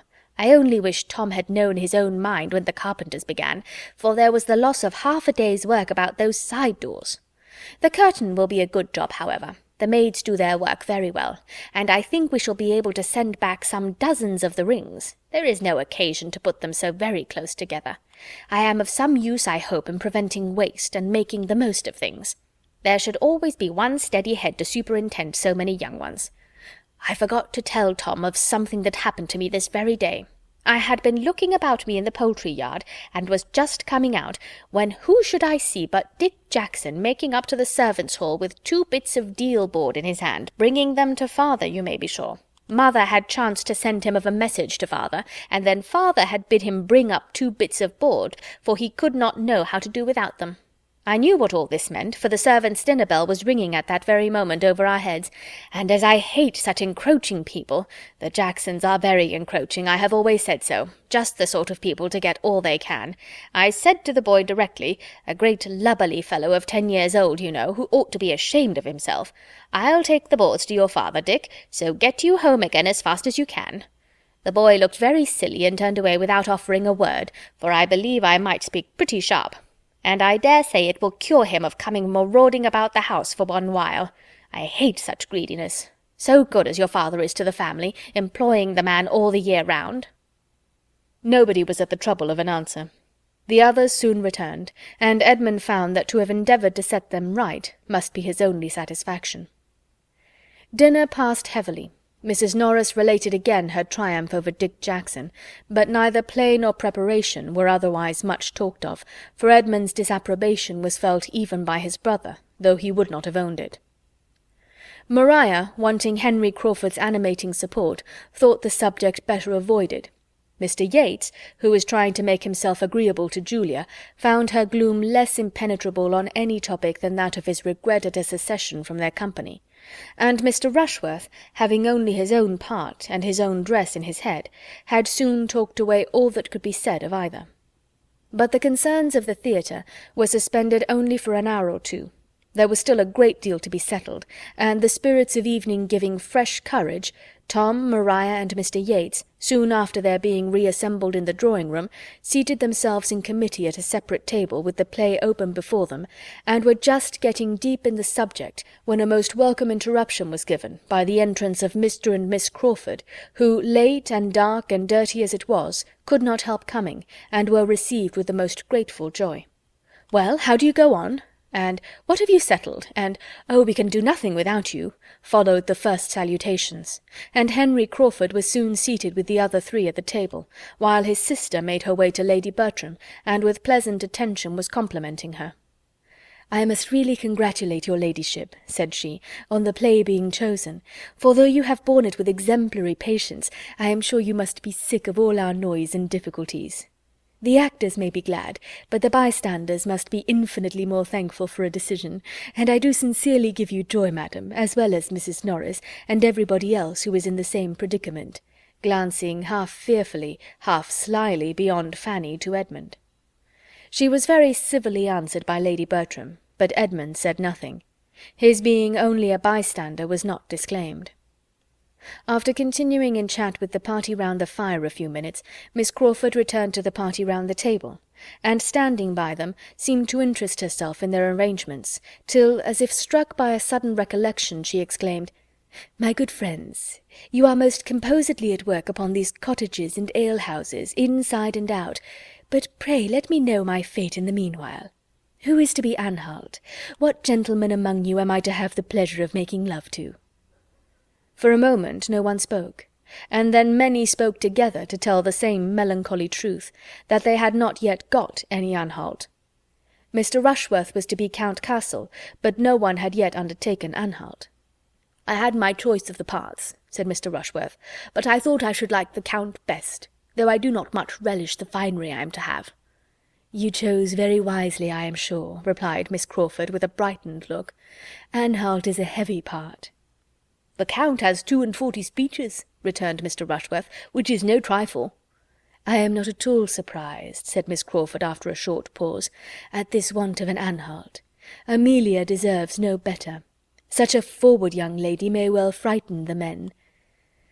"I should be but too happy in taking the part if it were possible," cried Tom, "but unluckily the butler and Anhalt are in together.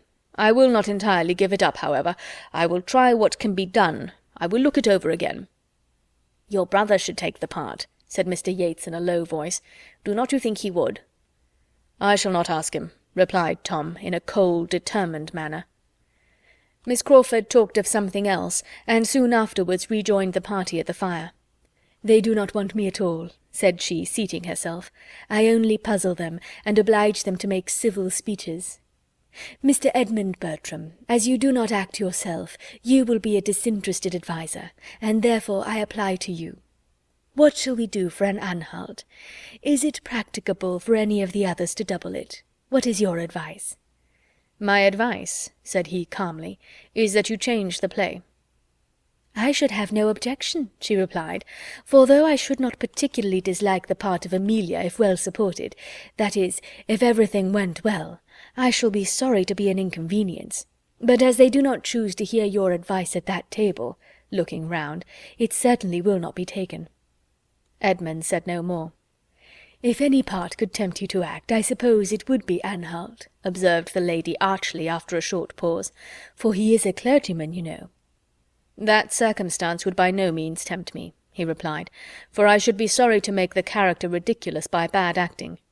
It must be very difficult to keep Anhalt from appearing a formal, solemn lecturer, and the man who chooses the profession itself is, perhaps, one of the last who would wish to represent it on the stage." Miss Crawford was silenced, and with some feelings of resentment and mortification moved her chair considerably nearer the tea-table, and gave all her attention to Mrs. Norris, who was presiding there. "Fanny," cried Tom Bertram from the other table, where the conference was eagerly carrying on, and the conversation incessant, "we want your services."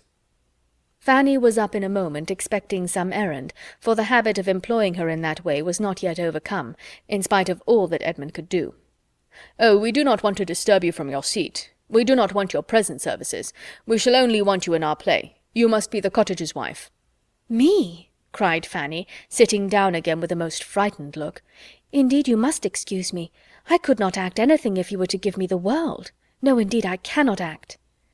"Indeed, but you must, for we cannot excuse you. It need not frighten you. It is nothing of a part, a mere nothing. Not above 6 speeches altogether, and it will not much signify if nobody hears a word you say, so you may be as creep-mouse as you like, but we must have you to look at." "If you are afraid of 6 speeches," cried Mr. Rushworth, "what would you do with a part such as mine? I have 42 to learn." "It is not that I am afraid of learning by heart," said Fanny, shocked to find herself at that moment the only speaker in the room, and to feel that almost every eye was upon her, "but I really cannot act." "Yes, yes, you can act well enough for us. Learn your part, and we will teach you all the rest. You have only 2 scenes, and as I shall be cottager, I'll put you in and push you about, and you will do it very well, I'll answer for it." "No, indeed, Mr. Bertram, you must excuse me. You cannot have an idea. It would be absolutely impossible for me. If I were to undertake it, I should only disappoint you." "Phoo, phoo, do not be so shamefaced. You'll do it very well. Every allowance will be made for you. We do not expect perfection. You must get a brown gown, and a white apron, and a mob cap, and we must make you a few wrinkles, and a little of the crow's foot at the corner of your eyes, and you will be a very proper little old woman." "You must excuse me, indeed you must excuse me," cried Fanny, growing more and more red from excessive agitation, and looking distressfully at Edmund, who was kindly observing her, but unwilling to exasperate his brother by interference, gave her only an encouraging smile. Her entreaty had no effect on Tom. He only said again what he had said before, And it was not merely Tom, for the requisition was now backed by Maria and Mr. Crawford and Mr. Yates, with an urgency which differed from his, but in being more gentle or more ceremonious, and which altogether was quite overpowering to Fanny. And before she could breathe after it, Mrs. Norris completed the whole, by thus addressing her in a whisper at once angry and audible. "What a piece of work here is about nothing! I am quite ashamed of you, Fanny, to make such a difficulty of obliging your cousins in a trifle of this sort, so kind as they are to you. Take the part with a good grace, and let us hear no more of the matter, I entreat." "Do not urge her, madam," said Edmund. "It is not fair to urge her in this manner. You see she does not like to act. Let her choose for herself, as well as the rest of us. Her judgment may be quite as safely trusted. Do not urge her any more." "I am not going to urge her," replied Mrs. Norris sharply, "but I shall think her a very obstinate, ungrateful girl, if she does not do what her aunt and cousins wish her. Very ungrateful indeed, considering who and what she is." Edmund was too angry to speak, but Miss Crawford, looking for a moment with astonished eyes at Mrs. Norris, and then at Fanny, whose tears were beginning to show themselves, immediately said with some keenness, "I do not like my situation. This place is too hot for me," and moved away her chair to the opposite side of the table, close to Fanny, saying to her in a kind, low whisper as she placed herself, "Never mind, my dear Miss Price. This is a cross evening. Everybody is cross and teasing. But do not let us mind them." And with pointed attention continued to talk to her, and endeavour to raise her spirits, in spite of being out of spirits herself. By a look at her brother she prevented any farther entreaty from the theatrical board, and the really good feelings by which she was almost purely governed were rapidly restoring to her all the little she had lost in Edmund's favour. Fanny did not love Miss Crawford, but she felt very much obliged to her for her present kindness, and when, from taking notice of her work, and wishing she could work as well, and begging for the pattern, and supposing Fanny was now preparing for her appearance, as of course she would come out when her cousin was married, Miss Crawford proceeded to inquire if she had heard lately from her brother at sea, and said that she had quite a curiosity to see him, and imagined him a very fine young man, and advised Fanny to get his picture drawn before he went to sea again. She could not help admitting it to be very agreeable flattery, or help listening and answering with more animation than she had intended. The consultation upon the play still went on, and Miss Crawford's attention was first called from Fanny by Tom Bertram's telling her, with infinite regret, that he found it absolutely impossible for him to undertake the part of Anhalt, in addition to the butler. He had been most anxiously trying to make it out to be feasible, but it would not do. He must give it up. "But there will be not the smallest difficulty in filling it," he added. "We have but to speak the word. We may pick and choose. I could name at this moment at least 6 young men within 6 miles of us, who are wild to be admitted into our company, and there are 1 or 2 that would not disgrace us. I should not be afraid to trust either of the Olivers or Charles Maddox. Tom Oliver is a very clever fellow, and Charles Maddox is as gentlemanlike a man as you will see anywhere. So I will take my horse early tomorrow morning, and ride over to Stoke, and settle with one of them." While he spoke, Maria was looking apprehensively round at Edmund in full expectation that he must oppose such an enlargement of the plan as this, so contrary to all their first protestations, but Edmund said nothing. After a moment's thought, Miss Crawford calmly replied, "As far as I am concerned, I can have no objection to anything that you all think eligible. Have I ever seen either of the gentlemen? Yes, Mr. Charles Maddox dined at my sister's one day, did not he, Henry? A quiet-looking young man, I remember him. Let him be applied to, if you please, for it will be less unpleasant to me than to have a perfect stranger." Charles Maddox was to be the man. Tom repeated his resolution of going to him early on the morrow, and though Julia, who had scarcely opened her lips before, observed in a sarcastic manner, and with a glance, first at Maria and then at Edmund, that the Mansfield theatricals would enliven the whole neighbourhood exceedingly, Edmund still held his peace, and showed his feelings only by a determined gravity. "I am not very sanguine as to our play," said Miss Crawford in an undervoice to Fanny, after some consideration, "and I can tell Mr. Maddox that I shall shorten some of his speeches, and a great many of my own, before we rehearse together. It will be very disagreeable, and by no means what I expected." Chapter 16. It was not in Miss Crawford's power to talk Fanny into any real forgetfulness of what had passed. When the evening was over, she went to bed full of it, her nerves still agitated by the shock of such an attack from her cousin Tom, so public and so persevered in, and her spirits sinking under her aunt's unkind reflection and reproach. To be called into notice in such a manner, to hear that it was but the prelude to something so infinitely worse, to be told that she must do what was so impossible as to act, and then to have the charge of obstinacy and ingratitude follow it, enforced with such a hint at the dependence of her situation, had been too distressing at the time to make the remembrance when she was alone much less so, especially with the superadded dread of what the morrow might produce in continuation of the subject.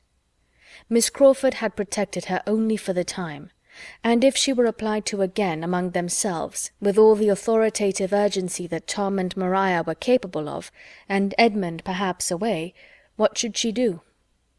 She fell asleep before she could answer the question, and found it quite as puzzling when she awoke the next morning. The little white attic, which had continued her sleeping-room ever since her first entering the family, proving incompetent to suggest any reply, she had recourse, as soon as she was dressed, to another apartment, more spacious and more meet for walking about in and thinking, and of which she had now for some time been almost equally mistress.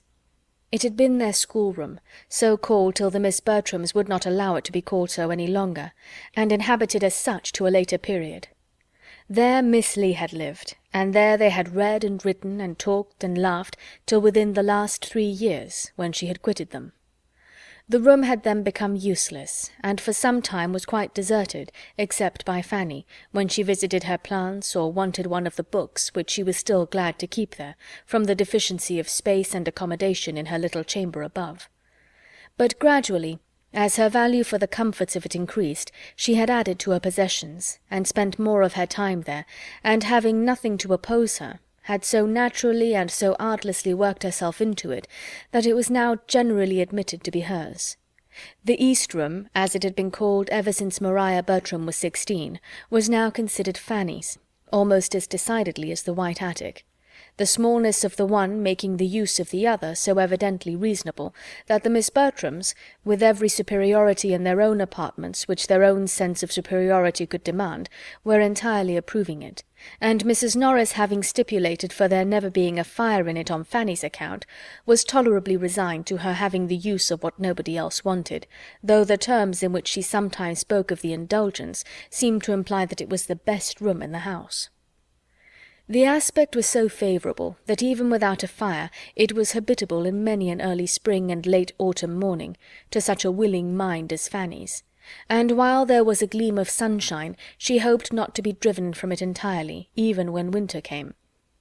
The comfort of it in her hours of leisure was extreme.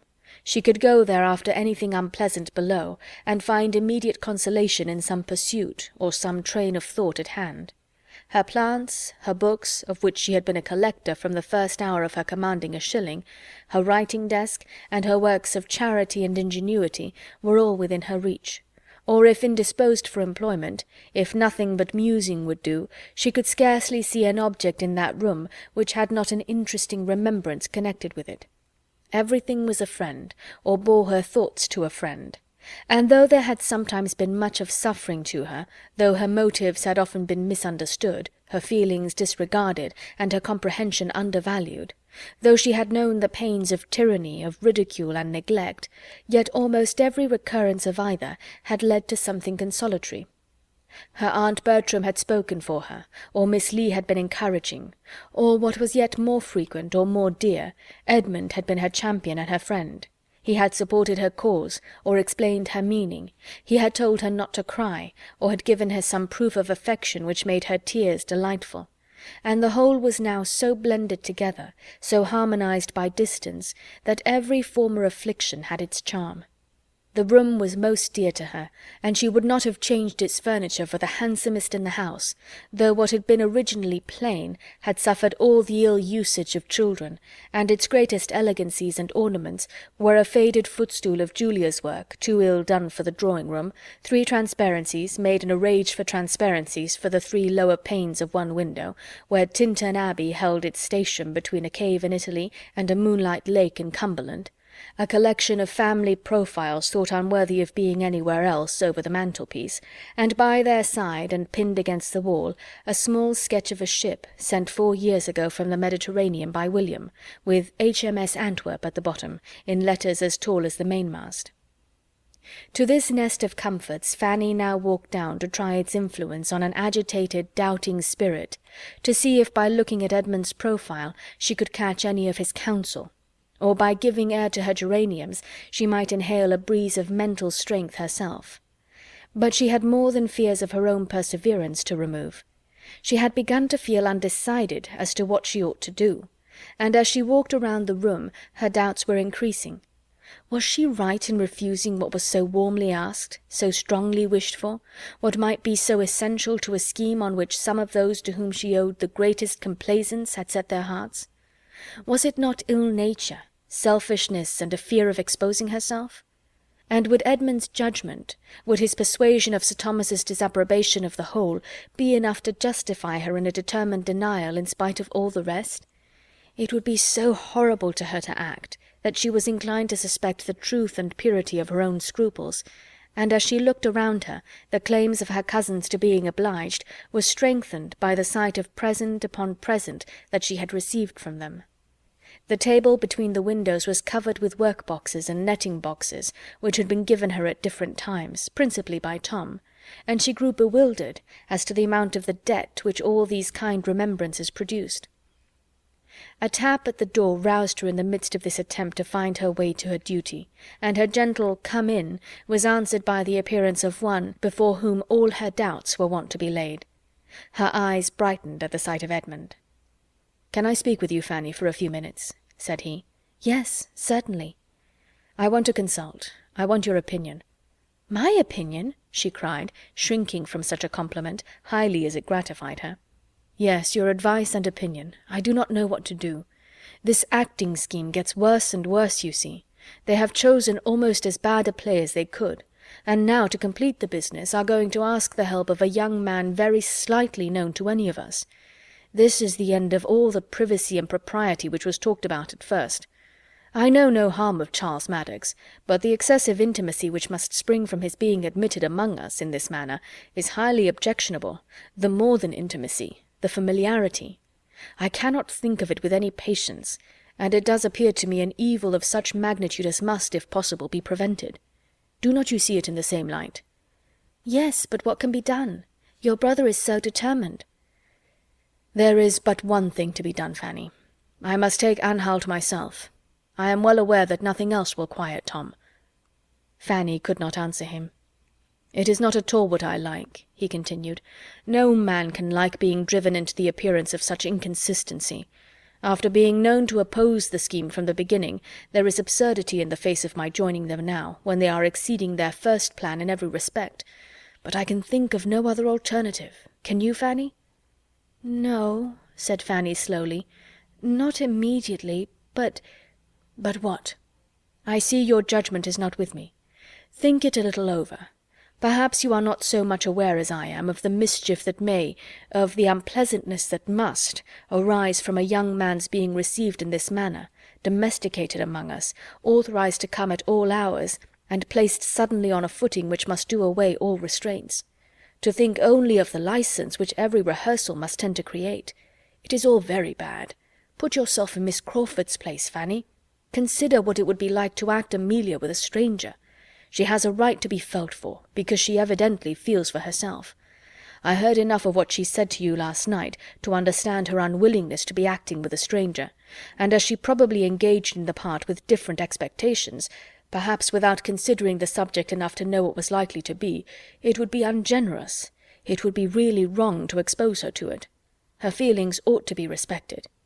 Does not it strike you so, Fanny? You hesitate." "I am sorry for Miss Crawford, but I am more sorry to see you drawn into what you had resolved against, and what you are known to think will be disagreeable to my uncle. It will be such a triumph to the others." "They will not have much cause of triumph, when they see how infamously I act. But, however, triumph there certainly will be, and I must brave it. But if I can be the means of restraining the publicity of the business, of limiting the exhibition, of concentrating our folly, I shall be well repaid. As I am now, I have no influence, I can do nothing. I have offended them, and they will not hear me. But when I have put them in good humour by this concession, I am not without hopes of persuading them to confine the representation within a much smaller circle than they are now in the high road for. This will be a material gain. My object is to confine it to Mrs. Rushworth and the Grants. Will not this be worth gaining?" "Yes, it will be a great point." "But still it has not your approbation.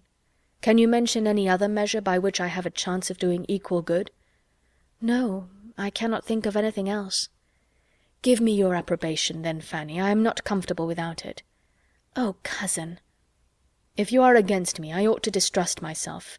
And yet— But it is absolutely impossible to let Tom go on in this way, riding about the country in quest of anybody who can be persuaded to act, no matter whom.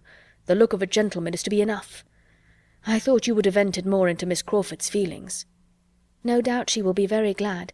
It must be a great relief to her," said Fanny, trying for greater warmth of manner. "She never appeared more amiable than in her behaviour to you last night. It gave her a very strong claim on my goodwill." "She was very kind indeed, and I am glad to have her spared." She could not finish the generous effusion.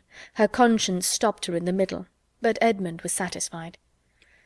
"I shall walk down immediately after breakfast," said he, "and am sure of giving pleasure there. And now, dear Fanny, I will not interrupt you any longer. You want to be reading. But I could not be easy till I had spoken to you and come to a decision. Sleeping or waking, my head has been full of this matter all night. It is an evil, but I am certainly making it less than it might be. If Tom is up, I shall go to him directly and get it over. And when we meet at breakfast, we shall all be in high good humour at the prospect of acting the fool together with such unanimity. You, in the meanwhile, will be taking a trip into China, I suppose. How does Lord Macartney go on?" Opening a volume on the table and then taking up some others. "And here are Crab's Tales and The Idler at hand to relieve you if you tire of your great book. I admire your little establishment exceedingly, and as soon as I am gone, you will empty your head of all this nonsense of acting, and sit comfortably down to your table. But do not stay here to be cold." He went, but there was no reading, no China, no composure for Fanny. He had told her the most extraordinary, the most inconceivable, the most unwelcome news, and she could think of nothing else. To be acting! After all his objections, objections so just and so public, after all that she had heard him say, and seen him look, and known him to be feeling. Could it be possible? Edmund so inconsistent? Was he not deceiving himself? Was he not wrong? Alas, it was all Miss Crawford's doing. She had seen her influence in every speech, and was miserable.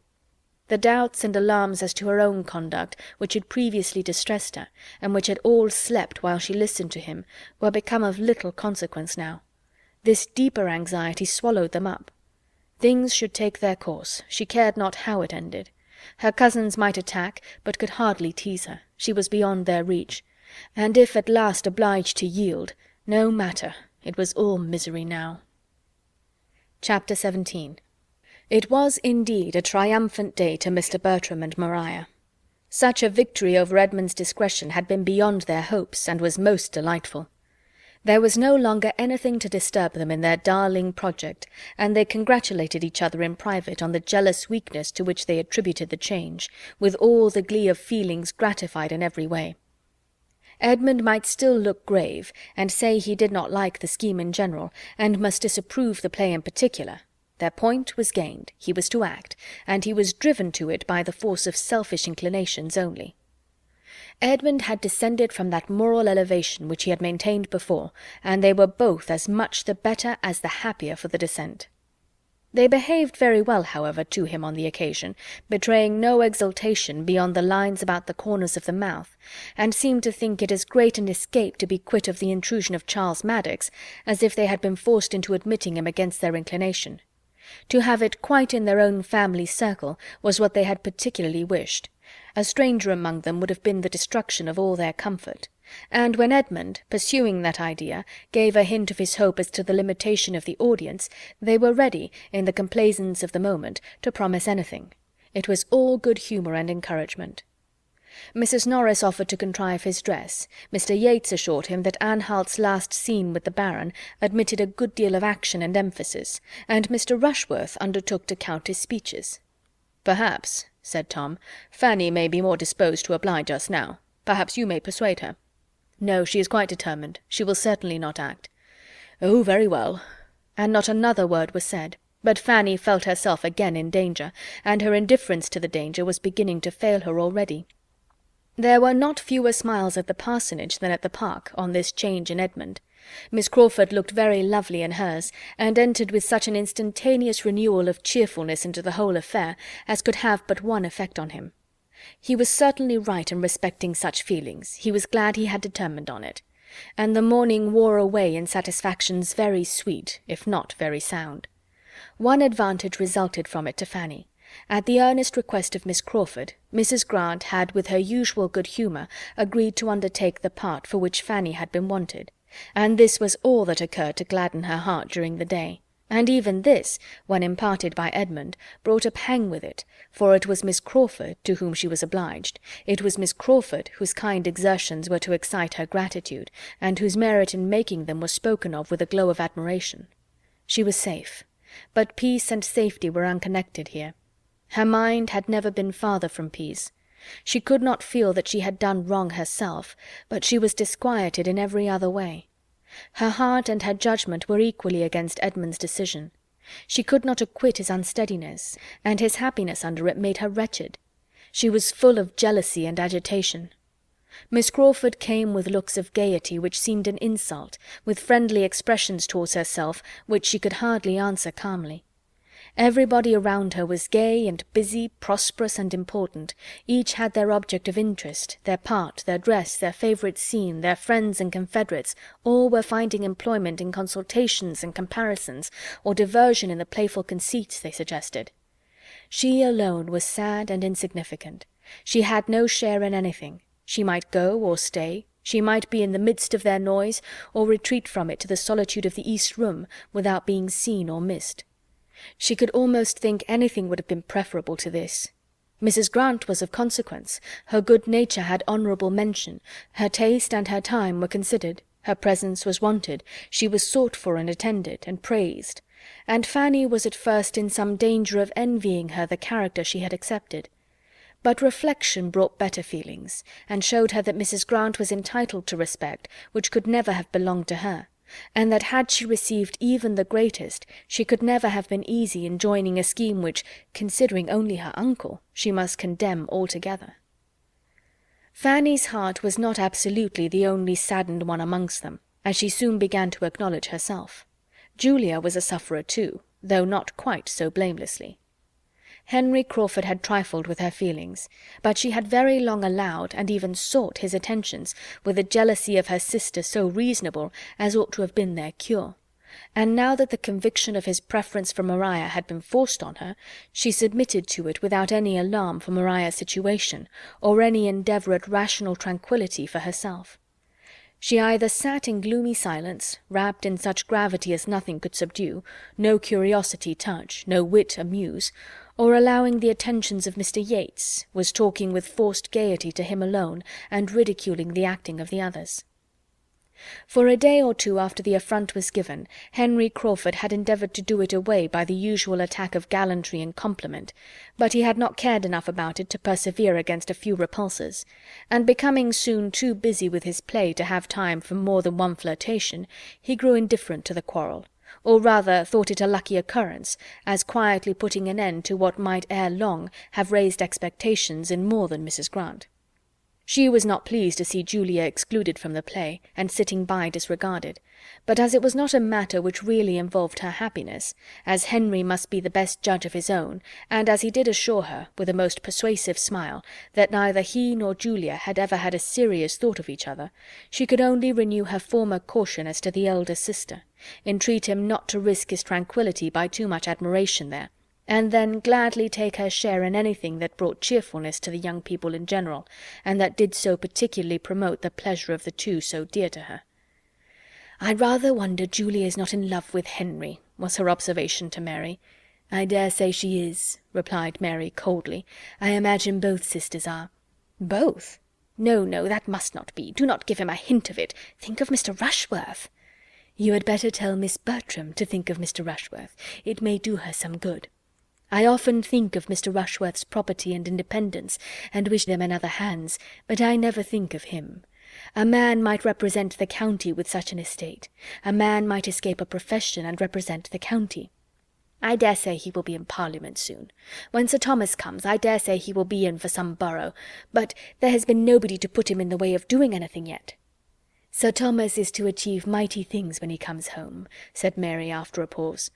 "Do you remember Hawkins Brown's Address to Tobacco, in imitation of Pope's Blessed Leaf, whose aromatic gales dispense to Templar's modesty, to parson's sense? I will parody them. Blessed night, whose dictatorial looks dispense to children affluence, to Rushworth's sense. Will not that do, Mrs. Grant? Everything seems to depend upon Sir Thomas's return." "You will find his consequence very just and reasonable when you see him in his family, I assure you. I do not think we do so well without him.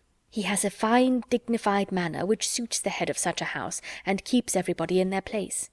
Lady Bertram seems more of a cipher now than when he is at home, and nobody else can keep Mrs. Norris in order. But, Mary, do not fancy that Maria Bertram cares for Henry. I am sure Julia does not, or she would not have flirted as she did last night with Mr. Yates.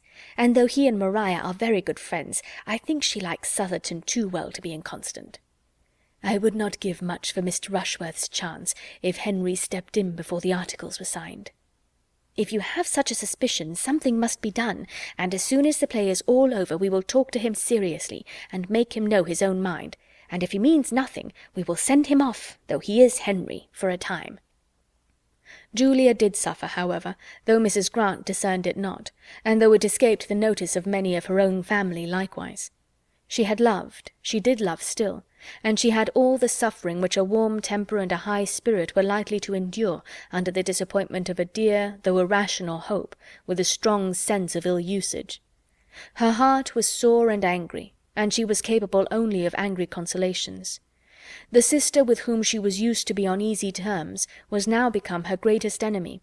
They were alienated from each other, and Julia was not superior to the hope of some distressing end to the attentions which were still carrying on there, some punishment to Maria for conduct so shameful towards herself, as well as towards Mr. Rushworth. With no material fault of temper or difference of opinion to prevent their being very good friends while their interests were the same, the sisters, under such a trial as this, had not affection or principle enough to make them merciful or just, to give them honour or compassion. Maria felt her triumph, and pursued her purpose careless of Julia, and Julia could never see Maria distinguished by Henry Crawford without trusting that it would create jealousy and bring a public disturbance at last. Fanny saw and pitied much of this in Julia, but there was no outward fellowship between them. Julia made no communication, and Fanny took no liberties. They were two solitary sufferers, or connected only by Fanny's consciousness. The inattention of the two brothers and the aunt to Julia's discomposure, and their blindness to its true cause, must be imputed to the fullness of their own minds. They were totally preoccupied. Tom was engrossed by the concerns of his theatre, and saw nothing that did not immediately relate to it. Edmund, between his theatrical and his real part, between Miss Crawford's claims and his own conduct, between love and consistency, was equally unobservant, and Mrs. Norris was too busy in contriving and directing the general little matters of the company, superintending their various dresses with economical expedient, for which nobody thanked her, and saving, with delighted integrity, half a crown here and there to the absent Sir Thomas, to have leisure for watching the behaviour or guarding the happiness of his daughters. Chapter 18. Everything was now in a regular train. Theatre, actors, actresses, and dresses were all getting forward, but though no other great impediments arose, Fanny found, before many days were past, that it was not all uninterrupted enjoyment to the party themselves, and that she had not to witness the continuance of such unanimity and delight as had been almost too much for her at first. Everybody began to have their vexation. Edmund had many. Entirely against his judgment, a scene-painter arrived from town, and was at work, much to the increase of the expenses, and what was worse, of the eclat of their proceedings. and his brother, instead of being really guided by him as to the privacy of the representation, was giving an invitation to every family who came in his way. Tom himself began to fret over the scene-painter's slow progress, and to feel the miseries of waiting. He had learned his part, all his parts, for he took every trifling one that could be united with the butler, and began to be impatient to be acting, and every day thus unemployed was tending to increase his sense of the insignificance of all his parts together, and make him more ready to regret that some other play had not been chosen. Fanny, being always a very courteous listener, and often the only listener at hand, came in for the complaints and distresses of most of them. She knew that Mr. Yates was in general thought to rant dreadfully, that Mr. Yates was disappointed in Henry Crawford, that Tom Bertram spoke so quick he would be unintelligible, that Mrs. Grant spoilt everything by laughing, that Edmund was behindhand with his part, and that it was misery to have anything to do with Mr. Rushworth, who was wanting a prompter through every speech. She knew also that poor Mr. Rushworth could seldom get anybody to rehearse with him. His complaint came before her as well as the rest, and so decided to her eye was her cousin Maria's avoidance of him, and so needlessly often the rehearsal of the first scene between her and Mr. Crawford, that she had soon all the terror of other complaints from him. So far from being all satisfied and all enjoying, she found everybody requiring something they had not, and giving occasion of discontent to the others. Everybody had a part either too long or too short. Nobody would attend as they ought, nobody would remember on which side they were to come in, nobody but the complainer would observe any directions. Fanny believed herself to derive as much innocent enjoyment from the play as any of them.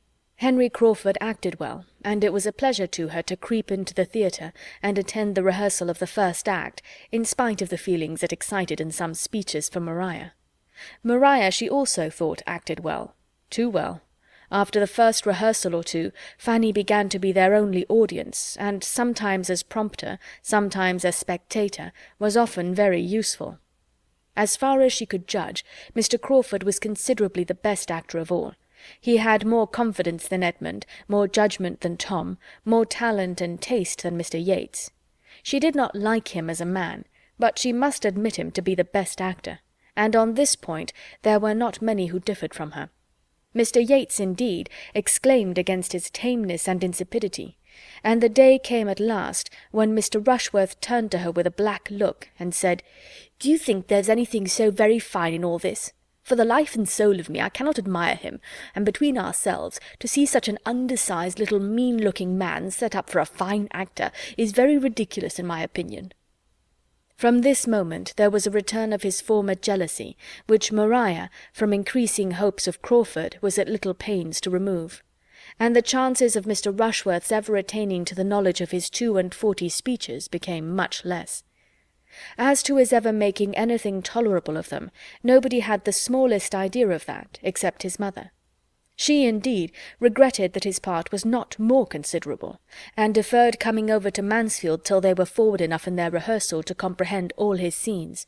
But the others aspired at nothing beyond his remembering the catchword, and the first line of his speech, and being able to follow the prompter through the rest.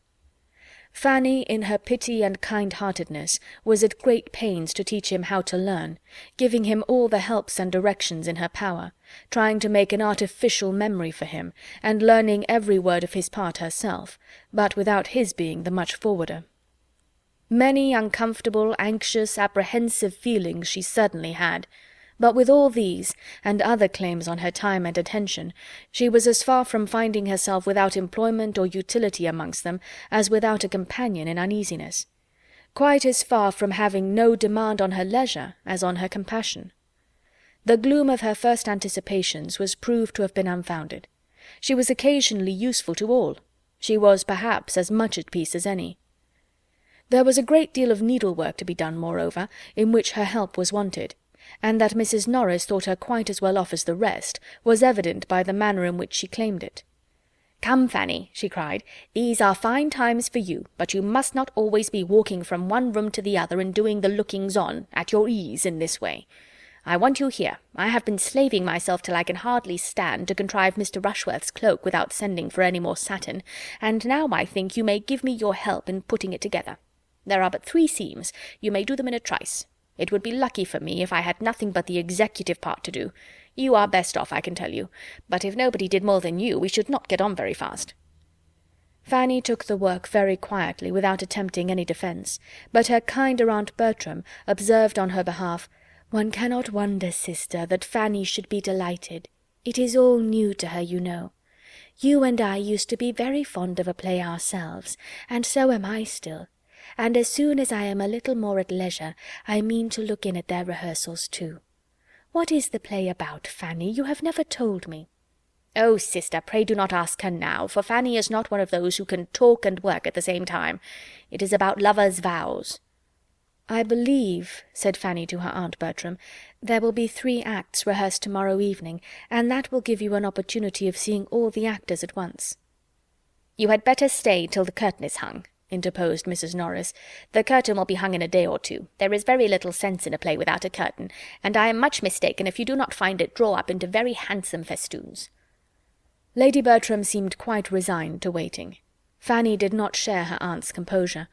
She thought of the morrow a great deal, for if the 3 acts were rehearsed, Edmund and Miss Crawford would then be acting together for the first time. The 3rd act would bring a scene between them which interested her most particularly, and which she was longing and dreading to see how they would perform. The whole subject of it was love. A marriage of love was to be described by the gentleman, and very little short of a declaration of love be made by the lady.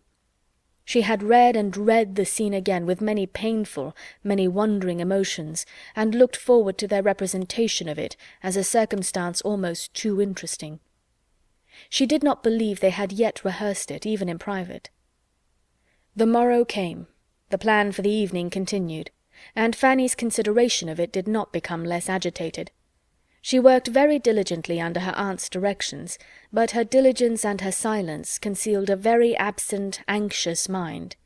And about noon she made her escape with her work to the east room, that she might have no concern in another, and as she deemed it, most unnecessary rehearsal of the 1st act, which Henry Crawford was just proposing, desirous at once of having her time to herself, and of avoiding the sight of Mr. Rushworth. A glimpse, as she passed through the hall, of the 2 ladies walking up from the parsonage, made no change in her wish of retreat, and she worked and meditated in the east room undisturbed for a quarter of an hour, when a gentle tap at the door was followed by the entrance of Miss Crawford. "Am I right? Yes, this is the east room. My dear Miss Price, I beg your pardon, but I have made my way to you on purpose to entreat your help." Fanny, quite surprised, endeavoured to show herself mistress of the room by her civilities, and looked at the bright bars of her empty grate with concern. "Thank you, I am quite warm, very warm. Allow me to stay here a little while, and do have the goodness to hear me my 3rd act. I have brought my book, and if you would but rehearse it with me, I should be so obliged. I came here to-day intending to rehearse it with Edmund, by ourselves, against the evening, but he is not in the way, and if he were, I do not think I could go through it with him till I have hardened myself a little, for really there is a speech or 2. You will be so good, won't you?" Fanny was most civil in her assurances, though she could not give them in a very steady voice. "Have you ever happened to look at the part I mean?" continued Miss Crawford, opening her book. "Here it is. I did not think much of it at first, but, upon my word, there, look at that speech, and that, and that. How am I ever to look at him in the face and say such things? Could you do it? But then he is your cousin, which makes all the difference. You must rehearse it with me, that I may fancy you him and get on by degrees. You have a look of his sometimes." "Have I? I will do my best with the greatest readiness, but I must read the part, for I can say very little of it." "None of it, I suppose.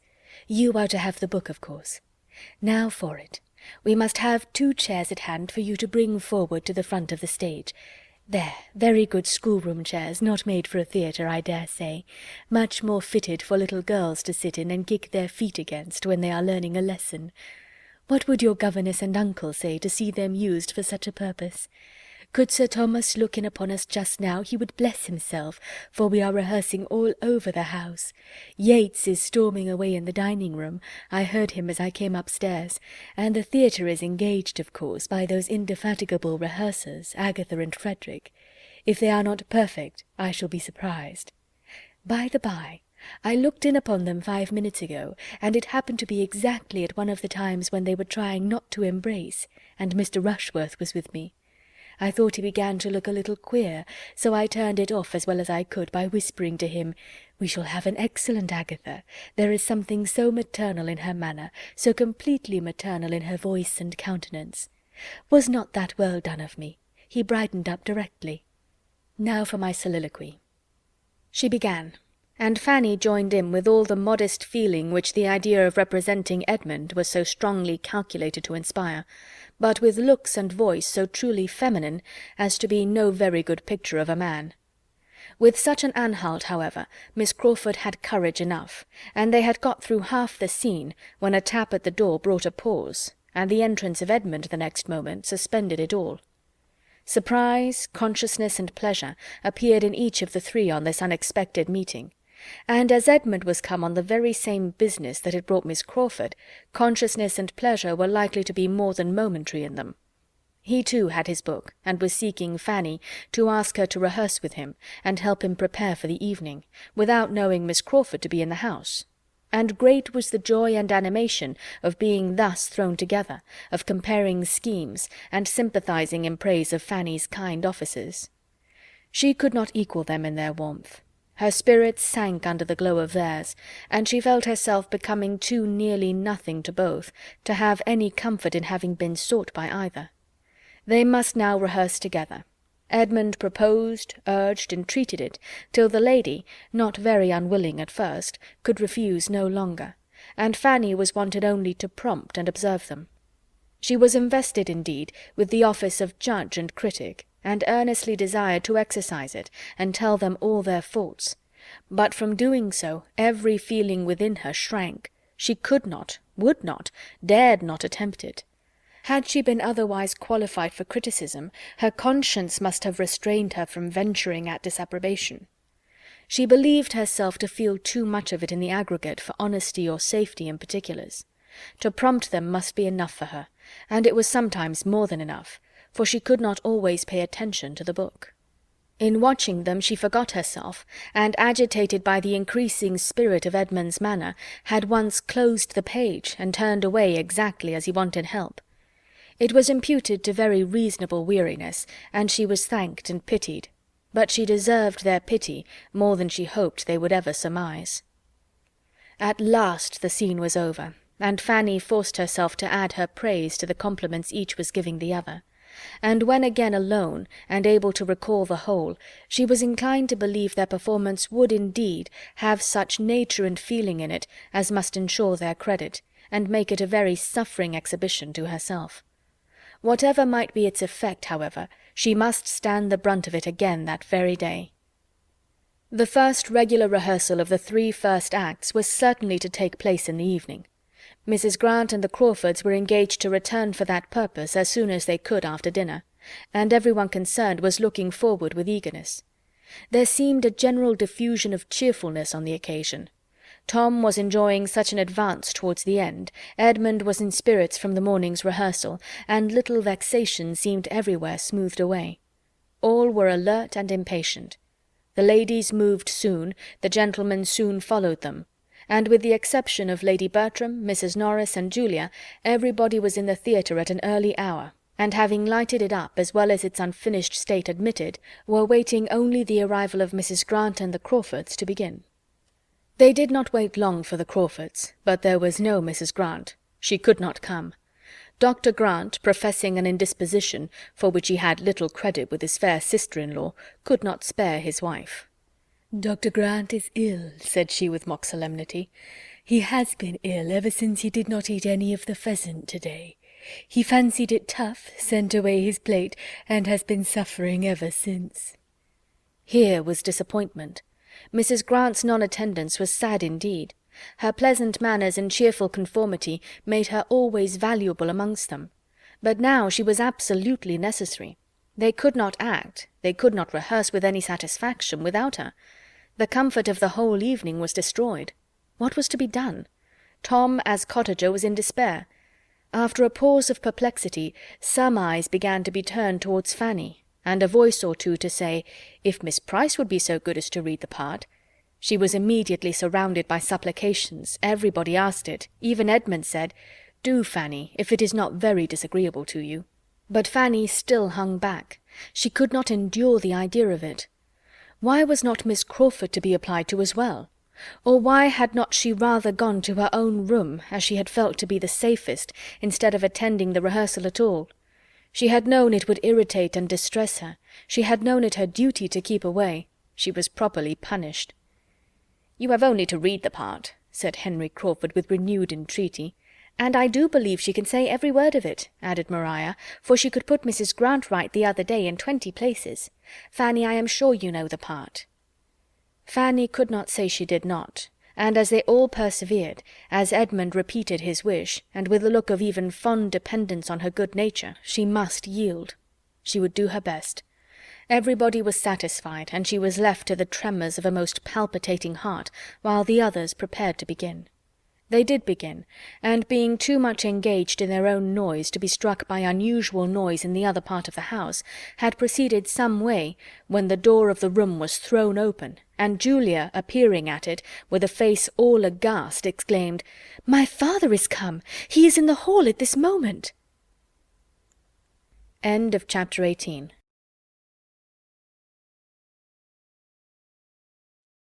Chapter 19. How is the consternation of the party to be described? To the greater number it was a moment of absolute horror. Sir Thomas in the house! All felt the instantaneous conviction. Not a hope of imposition or mistake was harboured anywhere. Julia's looks were an evidence of the fact that made it indisputable. And after the first starts and exclamations, not a word was spoken for half a minute. Each with an altered countenance was looking at some other, and almost each was feeling it a stroke the most unwelcome, most ill-timed, most appalling. Mr. Yates might consider it only as a vexatious interruption for the evening, and Mr. Rushworth might imagine it a blessing, but every other heart was sinking under some degree of self-condemnation or undefined alarm. Every other heart was suggesting, "What will become of us? What is to be done now?" It was a terrible pause, and terrible to every ear, with the corroborating sounds of opening doors and passing footsteps. Julia was the first to move and speak again. Jealousy and bitterness had been suspended. Selfishness was lost in the common cause. But at the moment of her appearance, Frederick was listening with looks of devotion to Agatha's narrative, and pressing her hand to his heart. And as soon as she could notice this, and see that, in spite of the shock of her words, he still kept his station, and retained her sister's hand, her wounded heart swelled again with injury, and looking as red as she had been white before, she turned out of the room, saying, "I need not be afraid of appearing before him." Her going roused the rest, and at the same moment the two brothers stepped forward, feeling the necessity of doing something. A very few words between them were sufficient. The case admitted no difference of opinion. They must go to the drawing-room directly. Maria joined them with the same intent, just then the stoutest of the three, for the very circumstance which had driven Julia away was to her the sweetest support. Henry Crawford's retaining her hand at such a moment of such peculiar proof and importance, was worth ages of doubt and anxiety. She held it as an earnest of the most serious determination, and was equal even to encounter her father. They walked off, utterly heedless of Mr. Rushworth's repeated question of, "Shall I go too? Had not I better go too? Will not it be right for me to go too?" But they were no sooner through the door than Henry Crawford undertook to answer the anxious inquiry, and encouraging him by all means to pay his respects to Sir Thomas without delay, sent him after the others with delighted haste. Fanny was left with only the Crawfords and Mr. Yates. She had been quite overlooked by her cousins, and as her own opinion of her claims on Sir Thomas's affection was much too humble to give her any idea of classing herself with his children, she was glad to remain behind, and gain a little breathing time. Her agitation and alarm exceeded all that was endured by the rest, by the right of a disposition which not even innocence could keep from suffering. She was nearly fainting. All her former habitual dread of her uncle was returning, and with it compassion for him, and for almost every one of the party on the developments before him, with solicitude on Edmund's account indescribable. She had found a seat where in excessive trembling she was enduring all these fearful thoughts, while the other three, no longer under any restraint, were giving vent to their feelings of vexation, lamenting over such an unlooked-for premature arrival as a most untoward event, and without mercy wishing poor Sir Thomas had been twice as long on his passage, or were still in Antigua. The Crawfords were more warm on the subject than Mr. Yates, from better understanding the family, and judging more clearly of the mischief that must ensue. The ruin of the play was to them a certainty. They felt the total destruction of the scheme to be inevitably at hand, while Mr. Yates considered it only as a temporary interruption, a disaster for the evening, and could even suggest the possibility of the rehearsal being renewed after tea, when the bustle of receiving Sir Thomas were over, and he might be at leisure to be amused by it. The Crawfords laughed at the idea, and having soon agreed on the propriety of their walking quietly home and leaving the family to themselves, proposed Mr. Yates's accompanying them and spending the evening at the parsonage. But Mr. Yates, having never been with those who thought much of parental claims or family confidence, could not perceive that anything of the kind was necessary, and therefore thanking them, said he preferred remaining where he was, that he might pay his respects to the old gentleman handsomely since he was come, and besides he did not think it would be fair by the others to have everybody run away. Fanny was just beginning to collect herself, and to feel that if she stayed longer behind it might seem disrespectful, when this point was settled, and being commissioned with the brother and sister's apology, saw them preparing to go as she quitted the room herself to perform the dreadful duty of appearing before her uncle. Too soon did she find herself at the drawing-room door, and after pausing a moment for what she knew would not come, for a courage which the outside of no door had ever supplied to her, she turned the lock in desperation, and the lights of the drawing-room and all the collected family were before her. As she entered, her own name caught her ear. Sir Thomas was at that moment looking round him and saying, "But where is Fanny? I do not see my little Fanny," and on perceiving her came forward with a kindness which astonished and penetrated her, calling her his dear Fanny, kissing her affectionately, and observing with decided pleasure how much she was grown. Fanny knew not how to feel, nor where to look. She was quite oppressed. He had never been so kind, so very kind to her in his life. His manner seemed changed, his voice was quick from the agitation of joy, and all that had been awful in his dignity seemed lost in tenderness. He led her nearer the light, and looked at her again, inquired particularly after her health, and then, correcting himself, observed that he need not inquire, for her appearance spoke sufficiently on that point. A fine blush having succeeded the previous paleness of her face, he was justified in his belief of her equal improvement in health and beauty. He inquired next after her family, especially William, and his kindness altogether was such as made her reproach herself for loving him so little, and thinking his return a misfortune. And when, on having courage to lift her eyes to his face, she saw that he was grown thinner, and had the burnt, fagged, worn look of fatigue and a hot climate, every tender feeling was increased, and she was miserable in considering how much unsuspected vexation was probably ready to burst on him. Sir Thomas was indeed the life of the party, who at his suggestion now seated themselves round the fire.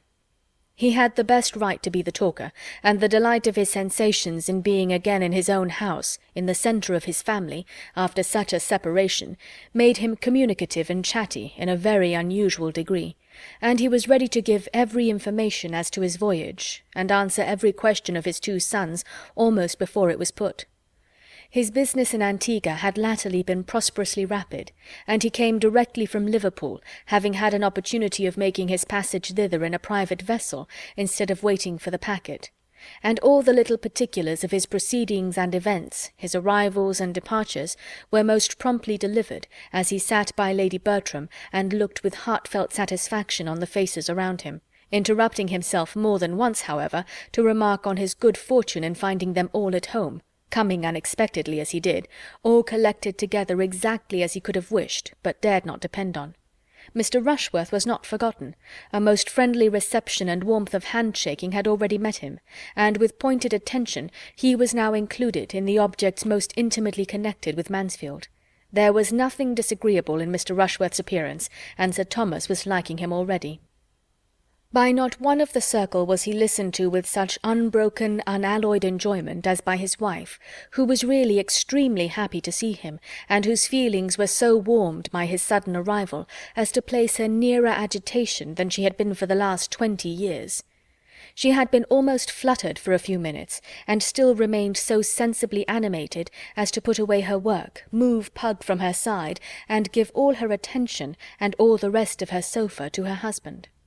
She had no anxieties for anybody to cloud her pleasure. Her own time had been irreproachably spent during his absence. She had done a great deal of carpet work, and made many yards of fringe, and she would have answered as freely for the good conduct and useful pursuits of all the young people as for her own. It was so agreeable to her to see him again, and hear him talk, to have her ear amused and her whole comprehension filled by his narratives, that she began particularly to feel how dreadfully she must have missed him, and how impossible it would have been for her to bear a lengthened absence. Mrs. Norris was by no means to be compared in happiness to her sister. Not that she was incommoded by many fears of Sir Thomas's disapprobation when the present state of his house should be known, for her judgment had been so blinded that, except by the instinctive caution with which she had whisked away Mr. Rushworth's pink satin cloak as her brother-in-law entered, she could hardly be said to show any sign of alarm. But she was vexed by the manner of his return. It had left her nothing to do. Instead of being sent for out of the room, and seeing him first, and having to spread the happy news throughout the house, Sir Thomas, with a very reasonable dependence perhaps on the nerves of his wife and children, had sought no confidant but the butler, and had been following him almost instantaneously into the drawing-room. Mrs. Norris felt herself defrauded of an office on which she had always depended, whether his arrival or his death were to be the thing unfolded, and was now trying to be in a bustle without having anything to bustle about, and labouring to be important where nothing was wanted but tranquillity and silence. Would Sir Thomas have consented to eat, she might have gone to the housekeeper with troublesome directions, and insulted the footman with injunctions of dispatch. But Sir Thomas resolutely declined all dinner. He would take nothing, nothing till tea came. He would rather wait for tea. Still Mrs. Norris was at intervals urging something different, and in the most interesting moment of his passage to England, when the alarm of a French privateer was at the height, she burst through his recital with the proposal of soup. "Sure, my dear Sir Thomas, a basin of soup would be a much better thing for you than tea. Do have a basin of soup." Sir Thomas could not be provoked. "Still the same anxiety for everybody's comfort, my dear Mrs. Norris," was his answer. "But indeed I would rather have nothing but tea." "Well then, Lady Bertram, suppose you speak for tea directly. Suppose you hurry badly a little. He seems behind to-night." She carried this point, and Sir Thomas's narrative proceeded. At length there was a pause. His immediate communications were exhausted, and it seemed enough to be looking joyfully around him, now at one, now at another of the beloved circle. But the pause was not long. In the elation of her spirits, Lady Bertram became talkative. And what were the sensations of her children upon hearing her say, "How do you think the young people have been amusing themselves lately, Sir Thomas? They have been acting. We have all been alive with acting." "Indeed. And what have you been acting?" "Oh, they'll tell you all about it." "The all will be soon told," cried Tom hastily, and with affected unconcern. "But it is not worth while to bore my father with it now. You will hear enough of it to-morrow, sir. We have just been trying, by way of doing something, and amusing my mother, just within the last week, to get up a few scenes, a mere trifle. We have had such incessant rains, almost since October began, that we have been nearly confined to the house for days together. I have hardly taken out a gun since the 3rd. Tolerable sport the first 3 days, but there has been no attempting anything since. The first day I went over to Mansfield Wood, and Edmund took the copses beyond Easton, and we brought home 6 brace between us, and might each have killed 6 times as many, but we respect your pheasants, sir, I assure you, as much as you could desire. I do not think you will find your woods by any means worse stocked than they were. I never saw Mansfield Wood so full of pheasants in my life as this year. I hope you will take a day's sport there yourself, sir, soon." For the present the danger was over, and Fanny's sick feelings subsided. But when tea was soon afterwards brought in, and Sir Thomas, getting up, said that he found he could not be any longer in the house without just looking into his own dear room, every agitation was returning. He was gone before anything had been said to prepare him for the change he must find there, and a pause of alarm followed his disappearance. Edmund was the first to speak. "Something must be done," said he. "It is time to think of our visitors," said Maria, still feeling her hand pressed to Henry Crawford's heart, and caring little for anything else. "Where did you leave Miss Crawford, Fanny?" Fanny told of their departure, and delivered their message. "Then poor Yates is all alone," cried Tom. "I will go and fetch him. He will be no bad assistant when it all comes out." To the theatre he went, and reached it just in time to witness the first meeting of his father and his friend. Sir Thomas had been a good deal surprised to find candles burning in his room, and on casting his eye round it, to see other symptoms of recent habitation, and a general air of confusion in the furniture. The removal of the bookcase from before the billiard-room door struck him especially, but he had scarcely more than time to feel astonished at all this before there were sounds from the billiard-room to astonish him still further. Someone was talking there in a very loud accent. He did not know the voice. More than talking, almost hallooing. He stepped to the door, rejoicing at that moment in having the means of immediate communication, and opening it, found himself on the stage of a theatre, and opposed to a ranting young man who appeared likely to knock him down backwards. At the very moment of Yates perceiving Sir Thomas, and giving perhaps the very best start he had ever given in the whole course of his rehearsals, Tom Bertram entered at the other end of the room, and never had he found greater difficulty in keeping his countenance. His father's looks of solemnity and amazement on this his first appearance on any stage, and the gradual metamorphosis of the impassioned Baron Wildenheim into the well-bred and easy Mr. Yates, making his bow and apology to Sir Thomas Bertram, was such an exhibition, such a piece of true acting, as he would not have lost upon any account. It would be the last, in all probability, the last scene on that stage, but he was sure there could not be a finer. The house would close with the greatest eclat. There was little time, however, for the indulgence of any images of merriment. It was necessary for him to step forward too and assist the introduction, and with many awkward sensations he did his best. Sir Thomas received Mr. Yates with all the appearance of cordiality which was due to his own character, but was really as far from pleased with the necessity of the acquaintance as with the manner of its commencement. Mr. Yates's family and connections were sufficiently known to him to render his introduction as the particular friend, another of the 100 particular friends of his son, exceedingly unwelcome, and it needed all the felicity of being again at home, and all the forbearance it could supply, to save Sir Thomas from anger on finding himself thus bewildered in his own house, making part of a ridiculous exhibition in the midst of theatrical nonsense, and being forced in so untoward a moment to admit the acquaintance of a young man whom he felt sure of disapproving, and whose easy indifference and volubility in the course of the first 5 minutes seemed to mark him the most at home of the two. Tom understood his father's thoughts, and heartily wishing he might always be as well disposed to give them but partial expression, began to see more clearly than he had ever done before that there might be some ground of offence, that there might be some reason for the glance his father gave towards the ceiling and stucco of the room, and that when he inquired with mild gravity after the fate of the billiard-table, he was not proceeding beyond a very allowable curiosity. A few minutes were enough for such unsatisfactory sensations on each side, and Sir Thomas, having exerted himself so far as to speak a few words of calm approbation in reply to an eager appeal of Mr. Yates as to the happiness of the arrangement, the 3 gentlemen returned to the drawing-room together, Sir Thomas with an increase of gravity which was not lost on all. "I come from your theatre," said he composedly as he sat down. "I found myself in it rather unexpectedly. Its vicinity to my own room, but in every respect indeed it took me by surprise, as I had not the smallest suspicion of your acting having assumed so serious a character. It appears a neat job, however, as far as I could judge by candlelight, and does my friend Christopher Jackson credit." And then he would have changed the subject, and sipped his coffee in peace over domestic matters of a calmer hue, but Mr. Yates, without discernment to catch Sir Thomas's meaning, or diffidence, or delicacy, or discretion enough to allow him to lead the discourse while he mingled among the others with the least obtrusiveness himself, would keep him on the topic of the theatre, would torment him with questions and remarks relative to it, and finally would make him hear the whole history of his disappointment at Ecclesford. Sir Thomas listened most politely, but found much to offend his ideas of decorum, and confirm his ill opinion of Mr. Yates's habits of thinking, from the beginning to the end of the story, and when it was over could give him no other assurance of sympathy than what a slight bow conveyed.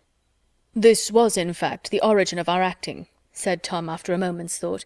"My friend Yates brought the infection from Ecclesford, and it spread as those things always spread, you know, sir, the faster probably from your having so often encouraged the sort of thing in us formerly. It was like treading old ground again." Mr. Yates took the subject from his friend as soon as possible, and immediately gave Sir Thomas an account of what they had done and were doing, told him of the gradual increase of their views, the happy conclusion of their first difficulties, and present promising state of affairs, relating everything with so blind an interest as made him not only totally unconscious of the uneasy movements of many of his friends as they sat, the change of countenance, the fidget, the hem of unquietness, but prevented him even from seeing the expression of the face on which his own eyes were fixed, from seeing Sir Thomas's dark brow contract as he looked with inquiring earnestness at his daughters and Edmund, dwelling particularly on the latter, and speaking a language, a remonstrance, a reproof, which he felt at his heart. Not less acutely was it felt by Fanny, who had edged back her chair behind her aunt's end of the sofa, and, screened from notice herself, saw all that was passing before her. Such a look of reproach at Edmund from his father she could never have expected to witness, and to feel that it was in any degree deserved was an aggravation indeed. Sir Thomas's look implied, "On your judgment, Edmund, I depended. What have you been about?" She knelt in spirit to her uncle, and her bosom swelled to utter, "Oh, not to him! Look so to all the others, but not to him!" Mr. Yates was still talking. "To own the truth, Sir Thomas, we were in the middle of a rehearsal when you arrived this evening. We were going through the first 3 acts, and not unsuccessfully upon the whole.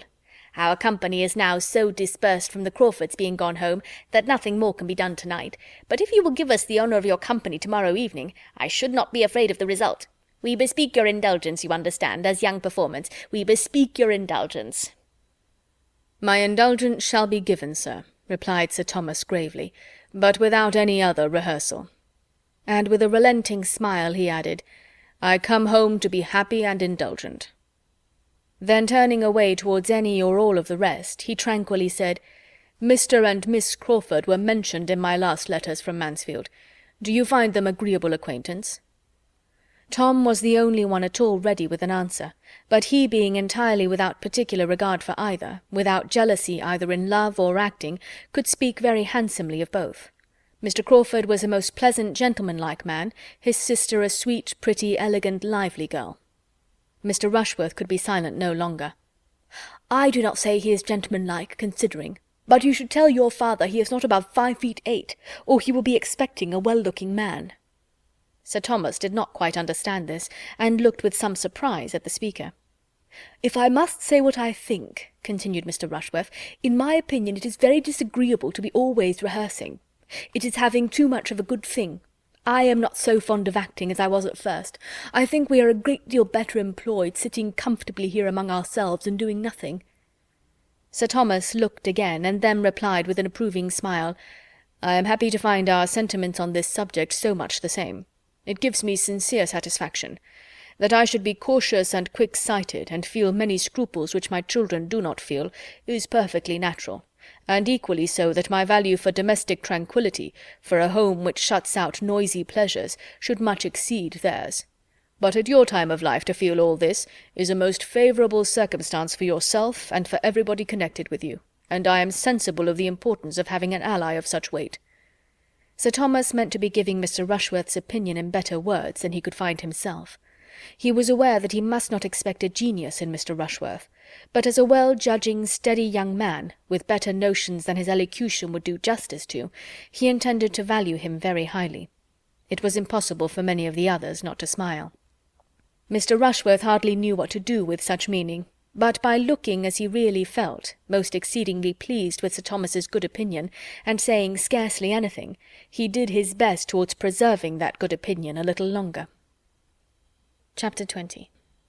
Edmund's first object the next morning was to see his father alone, and give him a fair statement of the whole acting scheme, defending his own share in it as far only as he could then, in a soberer moment, feel his motives to deserve, and acknowledging with perfect ingenuousness that his concession had been attended with such partial good as to make his judgment in it very doubtful. He was anxious, while vindicating himself, to say nothing unkind of the others, but there was only one amongst them whose conduct he could mention without some necessity of defence or palliation. "We have all been more or less to blame," said he, "every one of us, excepting Fanny. Fanny is the only one who has judged rightly throughout, who has been consistent. Her feelings have been steadily against it from first to last. She never ceased to think of what was due to you. You will find Fanny everything you could wish." Sir Thomas saw all the impropriety of such a scheme among such a party, and at such a time, as strongly as his son had ever supposed he must. He felt it too much indeed for many words, and having shaken hands with Edmund, meant to try to lose the disagreeable impression, and forget how much he had been forgotten himself as soon as he could, after the house had been cleared of every object enforcing the remembrance, and restored to its proper state. He did not enter into any remonstrance with his other children. He was more willing to believe they felt their error than to run the risk of investigation. The reproof of an immediate conclusion of everything, the sweep of every preparation, would be sufficient. There was one person, however, in the house whom he could not leave to learn his sentiments merely through his conduct. He could not help giving Mrs. Norris a hint of his having hoped that her advice might have been interposed to prevent what her judgment must certainly have disapproved. The young people had been very inconsiderate in forming the plan. They ought to have been capable of a better decision themselves, but they were young, and excepting Edmund, he believed of unsteady characters, and with greater surprise, therefore, he must regard her acquiescence in their wrong measures, her countenance of their unsafe amusements, than that such measures and such amusements should have been suggested. Mrs. Norris was a little confounded, and as nearly being silenced as ever she had been in her life, for she was ashamed to confess having never seen any of the impropriety which was so glaring to Sir Thomas, and would not have admitted that her influence was insufficient, that she might have talked in vain. Her only resource was to get out of the subject as fast as possible, and turn the current of Sir Thomas's ideas into a happier channel.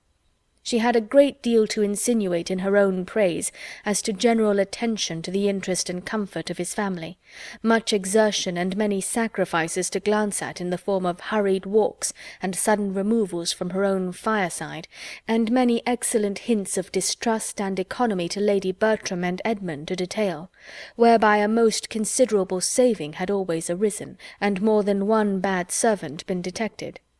But her chief strength lay in Southerton. Her greatest support and glory was in having formed the connection with the Rushworths. There she was impregnable.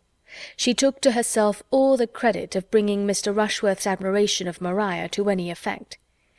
"If I had not been active," said she, "and made a point of being introduced to his mother, and then prevailed on my sister to pay the first visit, I am as certain as I sit here that nothing would have come of it, for Mr. Rushworth is the sort of amiable, modest young man who wants a great deal of encouragement, and there were girls enough on the catch for him if we had been idle. But I left no stone unturned. I was ready to move heaven and earth to persuade my sister, and at last I did persuade her. You know the distance to Southerton. It was in the middle of winter, and the roads almost impassable, but I did persuade her." "I know how great, how justly great your influence is with Lady Bertram and her children, and am the more concerned that it should not have been—" "My dear Sir Thomas, if you had seen the state of the roads that day! I thought we should never have got through them, though we had the 4 horses, of course, and poor old coachman would attend us out of his great love and kindness, though he was hardly able to sit on the box on account of the rheumatism which I had been doctoring him for ever since Michaelmas. I cured him at last, but he was very bad all the winter, and this was such a day I could not help going to him up in his room before we set off to advise him not to venture. He was putting on his wig, so I said, 'Coachman, you had better not go. Your lady and I will be very safe. You know how steady Stephen is, and Charles has been upon the leaders so often now that I am sure there is no fear.' But, however, I soon found it would not do. He was bent upon going, and as I hate to be worrying and officious, I said no more. but my heart quite ached for him at every jolt, and when we got into the rough lanes about Stoke, where what with frost and snow upon beds of stones, it was worse than anything you can imagine, I was quite in an agony about him. And then the poor horses, too, to see them straining away. You know how I always feel for the horses. And when we got to the bottom of Sandcroft Hill, what do you think I did? You will laugh at me, but I got out and walked up. I did indeed. It might not be saving them much, but it was something, and I could not bear to sit at my ease and be dragged up at the expense of those noble animals. I caught a dreadful cold, but that I did not regard. My object was accomplished in the visit. I hope we shall always think the acquaintance worth any trouble that might be taken to establish it. There is nothing very striking in Mr. Rushworth's manners, but I was pleased last night with what appeared to be his opinion on one subject, his decided preference of a quiet family party to the bustle and confusion of acting. He seemed to feel exactly as one could wish. Yes, indeed, and the more you know of him, the better you will like him. He is not a shining character, but he has 1,000 good qualities, and is so disposed to look up to you that I am quite laughed at about it, for everybody considers it as my doing. Upon my word, Mrs. Norris, said Mrs. Grant the other day, if Mr. Rushworth were a son of your own, he could not hold Sir Thomas in greater respect. Sir Thomas gave up the point, foiled by her evasions, disarmed by her flattery, and was obliged to rest satisfied with the conviction that where the present pleasure of those she loved was at stake, her kindness did sometimes overpower her judgment. It was a busy morning with him. Conversation with any of them occupied but a small part of it. He had to reinstate himself in all the wonted concerns of his Mansfield life, to see his steward and his bailiff, to examine and compute, and, in the intervals of business, to walk into his stables and his gardens and nearest plantations. But, active and methodical, he had not only done all this before he resumed his seat as master of the house at dinner, he had also set the carpenter to work in pulling down what had been so lately put up in the billiard-room, and given the scene-painter his dismissal, long enough to justify the pleasing belief of his being then at least as far off as Northampton. The scene-painter was gone, having spoilt only the floor of one room, ruined all the coachman's sponges, and made 5 of the under-servants idle and dissatisfied. And Sir Thomas was in hopes that another day or 2 would suffice to wipe away every outward memento of what had been, even to the destruction of every unbound copy of Lovers' Vows in the house, for he was burning all that met his eye. Mr. Yates was beginning now to understand Sir Thomas's intentions, though as far as ever from understanding their source. He and his friend had been out with their guns the chief of the morning, and Tom had taken the opportunity of explaining, with proper apologies for his father's particularity, what was to be expected. Mr. Yates felt it as acutely as might be supposed. To be a second time disappointed in the same way was an instance of very severe ill luck, and his indignation was such that, had it not been for delicacy toward his friend and his friend's youngest sister, he believed he should certainly attack the baronet on the absurdity of his proceedings, and argue him into a little more rationality. He believed this very stoutly while he was in Mansfield Wood, and all the way home, but there was a something in Sir Thomas when they sat round the same table, which made Mr. Yates think it wiser to let him pursue his own way, and feel the folly of it without opposition. He had known many disagreeable fathers before, and often been struck with the inconveniences they occasioned, but never in the whole course of his life had he seen one of that class so unintelligibly moral, so infamously tyrannical as Sir Thomas. He was not a man to be endured but for his children's sake, and he might be thankful to his fair daughter Julia that Mr. Yates did yet mean to stay a few days longer under his roof. The evening passed with external smoothness, though almost every mind was ruffled, and the music which Sir Thomas called for from his daughters helped to conceal the want of real harmony. Maria was in a good deal of agitation. It was of the utmost consequence to her that Crawford should now lose no time in declaring himself, and she was disturbed that even a day should be gone by without seeming to advance that point. She had been expecting to see him the whole morning, and all the evening too was still expecting him. Mr. Rushworth had set off early with the great news for Southerton, and she had fondly hoped for such an immediate éclaircissement as might save him the trouble of ever coming back again. But they had seen no one from the parsonage, not a creature, and had heard no tidings beyond a friendly note of congratulation and inquiry from Mrs. Grant to Lady Bertram. It was the first day for many, many weeks in which the families had been wholly divided. 24 hours had never passed before since August began, without bringing them together in some way or other. It was a sad, anxious day, and the morrow, though differing in the sort of evil, did by no means bring less. A few moments of feverish enjoyment were followed by hours of acute suffering. Henry Crawford was again in the house. He walked up with Dr. Grant, who was anxious to pay his respects to Sir Thomas, and at rather an early hour they were ushered into the breakfast-room, where were most of the family. Sir Thomas soon appeared, and Maria saw with delight and agitation the introduction of the man she loved to her father. Her sensations were indefinable, and so were they a few minutes afterwards, upon hearing Henry Crawford, who had a chair between herself and Tom, ask the latter in an under voice whether there were any plan for resuming the play after the present happy interruption, with a courteous glance at Sir Thomas, because in that case he should make a point of returning to Mansfield at any time required by the party. He was going away immediately, being to meet his uncle at Bath without delay, but if there were any prospect of a renewal of lovers' vows, he should hold himself positively engaged, he should break through every other claim, he should absolutely condition with his uncle for attending them whenever he might be wanted. The play should not be lost by his absence. "From Bath, Norfolk, London, York, wherever I may be," said he, "I will attend you from any place in England, at an hour's notice." It was well at that moment that Tom had to speak, and not his sister. He could immediately say with easy fluency, "I am sorry you are going, but as to our play, that is all over, entirely at an end," looking significantly at his father. "The painter was sent off yesterday, and very little will remain of the theatre to-morrow. I knew how that would be from the first. It is early for Bath. You will find nobody there." "It is about my uncle's usual time."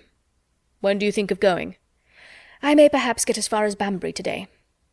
"Whose stables do you use at Bath?" was the next question, and while this branch of the subject was under discussion, Maria, who wanted neither pride nor resolution, was preparing to encounter her share of it with tolerable calmness.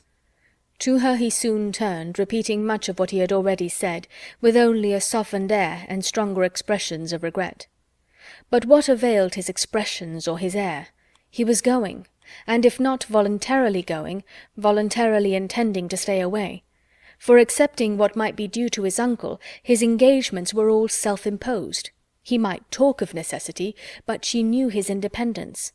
The hand which had so pressed hers to his heart, the hand and the heart were alike motionless and passive now. Her spirit supported her, but the agony of her mind was severe. She had not long to endure what arose from listening to language which his actions contradicted, or to bury the tumult of her feelings under the restraint of society.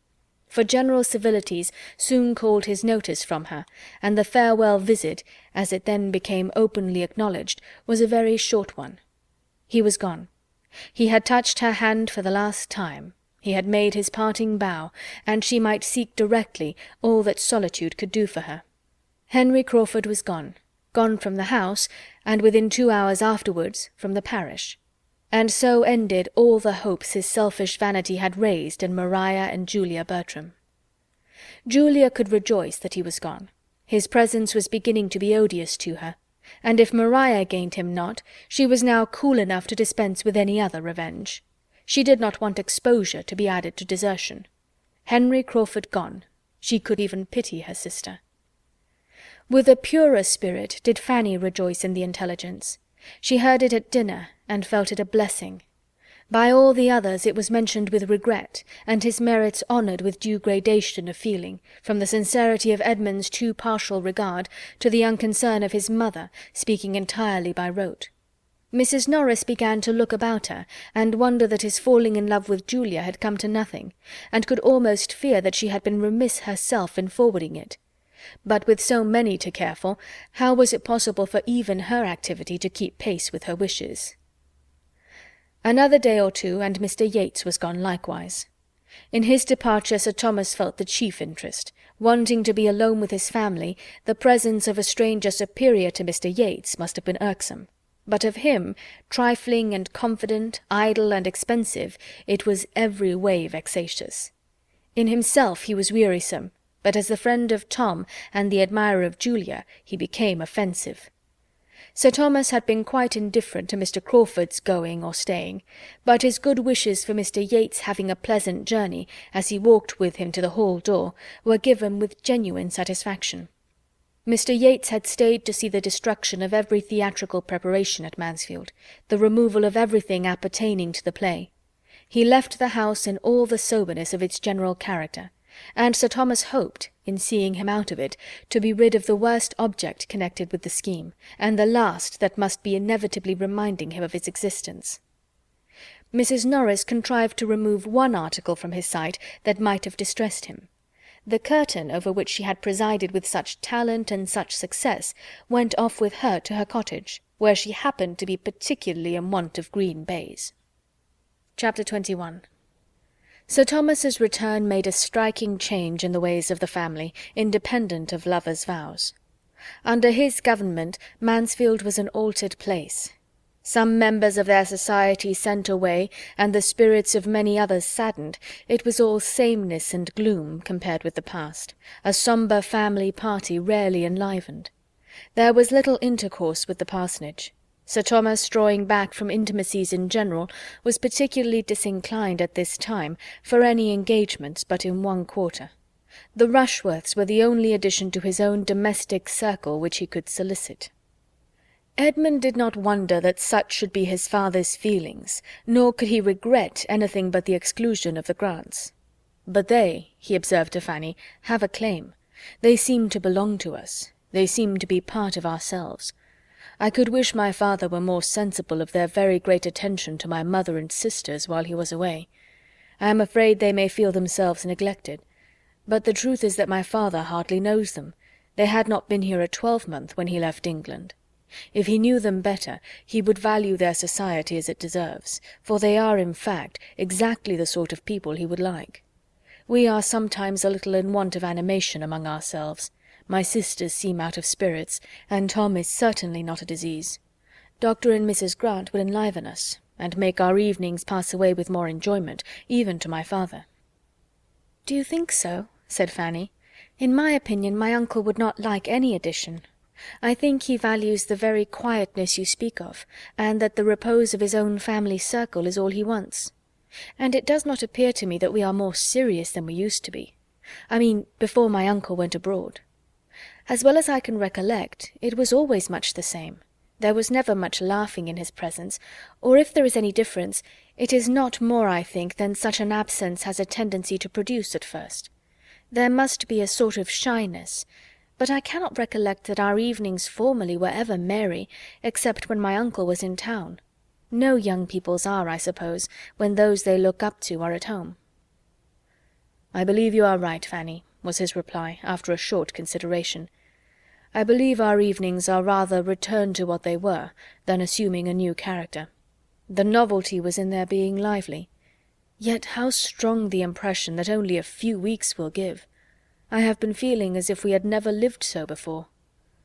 "I suppose I am graver than other people," said Fanny. "The evenings do not appear long to me. I love to hear my uncle talk of the West Indies. I could listen to him for an hour together. It entertains me more than many other things have done. But then I am unlike other people, I dare say." "Why should you dare say that?" smiling. "Do you want to be told that you are only unlike other people in being more wise and discreet? But when did you or anybody ever get a compliment from me, Fanny? Go to my father if you want to be complimented. He will satisfy you. Ask your uncle what he thinks, and you will hear compliments enough, and though they may be chiefly on your person, you must put up with it, and trust to his seeing as much beauty of mind in time." Such language was so new to Fanny that it quite embarrassed her. "Your uncle thinks you very pretty, dear Fanny, and that is the long and the short of the matter. Anybody but myself would have made something more of it, and anybody but you would resent that you had not been thought very pretty before. But the truth is that your uncle never did admire you till now, and now he does. Your complexion is so improved, and you have gained so much countenance, and your figure— Nay, Fanny, do not turn away about it. It is but an uncle. If you cannot bear an uncle's admiration, what is to become of you? You must really begin to harden yourself to the idea of being worth looking at. You must try not to mind growing up into a pretty woman." "Oh, don't talk so, don't talk so," cried Fanny, distressed by more feelings than he was aware of. But seeing that she was distressed, he had done with the subject, and only added more seriously, "Your uncle is disposed to be pleased with you in every respect, and I only wish you would talk to him more. You are one of those who are too silent in the evening circle." "But I do talk to him more than I used. I am sure I do. Did not you hear me ask him about the slave trade last night?" "I did, and was in hopes the question would be followed up by others. It would have pleased your uncle to be inquired of farther." "And I longed to do it, but there was such a dead silence, and while my cousins were sitting by without speaking a word or seeming at all interested in the subject, I did not I thought it would appear as if I wanted to set myself off at their expense by showing a curiosity and pleasure in his information which he must wish his own daughters to feel." "Miss Crawford was very right in what she said of you the other day, that you seemed almost as fearful of notice and praise as other women were of neglect. We were talking of you at the parsonage, and those were her words. She has great discernment. I know nobody who distinguishes characters better. For so young a woman it is remarkable. She certainly understands you better than you are understood by the greater part of those who have known you so long, and with regard to some others, I can perceive, from occasional lively hints, the unguarded expressions of the moment, that she could define many as accurately, did not delicacy forbid it. I wonder what she thinks of my father. She must admire him as a fine-looking man, with most gentlemanlike, dignified, consistent manners, but perhaps, having seen him so seldom, his reserve may be a little repulsive. Could they be much together, I feel sure of their liking each other. He would enjoy her liveliness, and she has talent to value his powers. I wish they met more frequently. I hope she does not suppose there is any dislike on his side." "She must know herself too secure of the regard of all the rest of you," said Fanny with half a sigh, "to have any such apprehension. And Sir Thomas's wishing just at first to be only with his family is so very natural that she can argue nothing from that. After a little while I dare say we shall be meeting again in the same sort of way, allowing for the difference of the time of year." "This is the 1st October that she has passed in the country since her infancy. I do not call Tunbridge or Cheltenham the country, and November is a still more serious month, and I can see that Mrs. Grant is very anxious for her not finding Mansfield dull as winter comes on." Fanny could have said a great deal, but it was safer to say nothing, and leave untouched all Miss Crawford's resources, her accomplishments, her spirits, her importance, her friends, lest it should betray her into any observations seemingly unhandsome. Miss Crawford's kind opinion of herself deserved at least a grateful forbearance, and she began to talk of something else. "Tomorrow, I think, my uncle dines at Southerton, and you and Mr. Bertram too. We shall be quite a small party at home.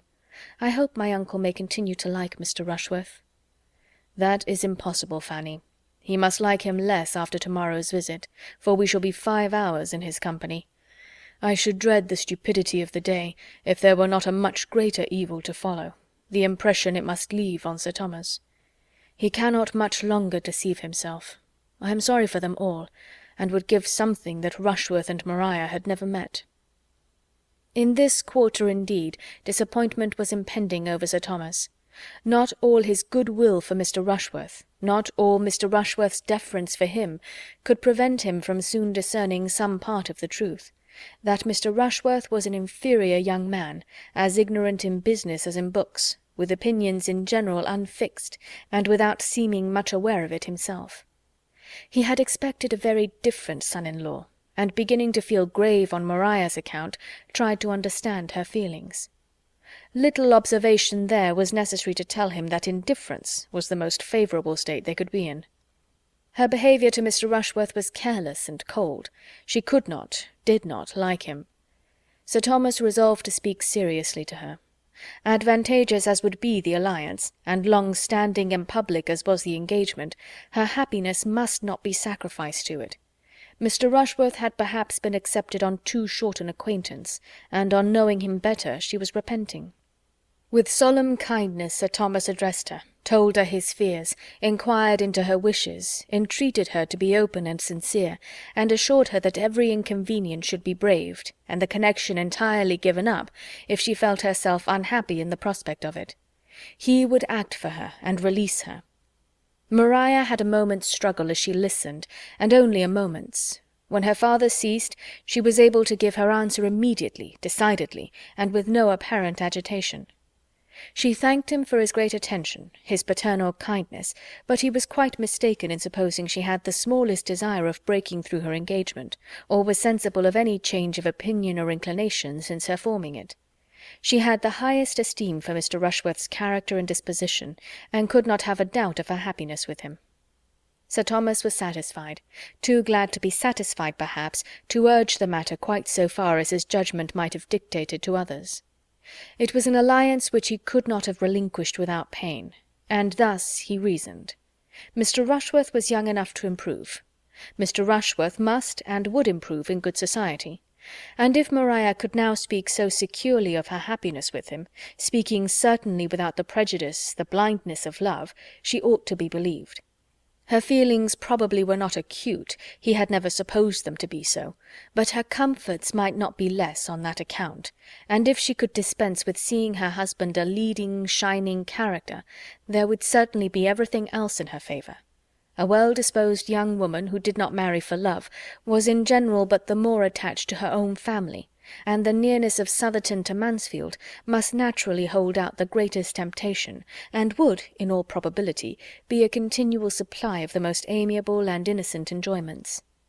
Such and such like were the reasonings of Sir Thomas, happy to escape the embarrassing evils of a rupture, the wonder, the reflections, the reproach that must attend it, happy to secure a marriage which would bring him such an addition of respectability and influence, and very happy to think anything of his daughter's disposition that was most favourable for the purpose. To her the conference closed as satisfactorily as to him. She was in a state of mind to be glad that she had secured her fate beyond recall, that she had pledged herself anew to Southerton, that she was safe from the possibility of giving Crawford the triumph of governing her actions and destroying her prospects, and retired in proud resolve, determined only to behave more cautiously to Mr. Rushworth in future, that her father might not be again suspecting her. Had Sir Thomas applied to his daughter within the first 3 or 4 days after Henry Crawford's leaving Mansfield, before her feelings were at all tranquillized, before she had given up every hope of him, or absolutely resolved on enduring his rival, her answer might have been different. But after another 3 or 4 days, when there was no return, no letter, no message, no symptom of a softened heart, no hope of advantage from separation, her mind became cool enough to seek all the comfort that pride and self-revenge could give. Henry Crawford had destroyed her happiness, but he should not know that he had done it. He should not destroy her credit, her appearance, her prosperity too. He should not have to think of her as pining in the retirement of Mansfield for him, rejecting Southerton and London, independence and splendour for his sake. Independence was more needful than ever, the want of it at Mansfield more sensibly felt. She was less and less able to endure the restraint which her father imposed. The liberty which his absence had given was now become absolutely necessary. She must escape from him and Mansfield as soon as possible, and find consolation in fortune and consequence, bustle, and the world, for a wounded spirit. Her mind was quite determined, and varied not. To such feelings, delay, even the delay of much preparation, would have been an evil, and Mr. Rushworth could hardly be more impatient for the marriage than herself. In all the important preparations of the mind she was complete, being prepared for matrimony by an hatred of home, restraint, and tranquillity, by the misery of disappointed affection and contempt of the man she was to marry.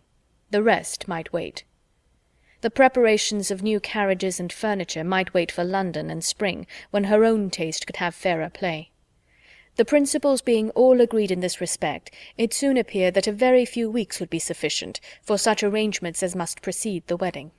Mrs. Rushworth was quite ready to retire and make way for the fortunate young woman whom her dear son had selected, and very early in November removed herself, her maid, her footman, and her chariot, with the true dowager propriety, to Bath, there to parade over the wonders of Southerton in her evening parties, enjoying them as thoroughly, perhaps, in the animation of a card-table, as she had ever done on the spot. And before the middle of the same month the ceremony had taken place which gave Southerton another mistress. It was a very proper wedding. The bride was elegantly dressed, the two bridesmaids were duly inferior, her father gave her away, her mother stood with salts in her hand, expecting to be agitated, her aunt tried to cry, and the service was impressively read by Dr. Grant. Nothing could be objected to when it came under the discussion of the neighbourhood, except that the carriage which conveyed the bride and bridegroom and Julia from the church door to Southerton was the same chaise which Mr. Rushworth had used for a twelvemonth before. In everything else the etiquette of the day might stand the strictest investigation. It was done, and they were gone. Sir Thomas felt as an anxious father must feel, and was indeed experiencing much of the agitation which his wife had been apprehensive of for herself, but had fortunately escaped. Mrs. Norris, most happy to assist in the duties of the day by spending it at the park to support her sister's spirits, and drinking the health of Mr. and Mrs. Rushworth in a supernumerary glass or two, was all joyous delight, for she had made the match, she had done everything, and no one would have supposed, from her confident triumph, that she had ever heard of conjugal infelicity in her life, or could have the smallest insight into the disposition of the niece who had been brought up under her eye. The plan of the young couple was to proceed after a few days to Brighton, and take a house there for some weeks. Every public place was new to Maria, and Brighton is almost as gay in winter as in summer.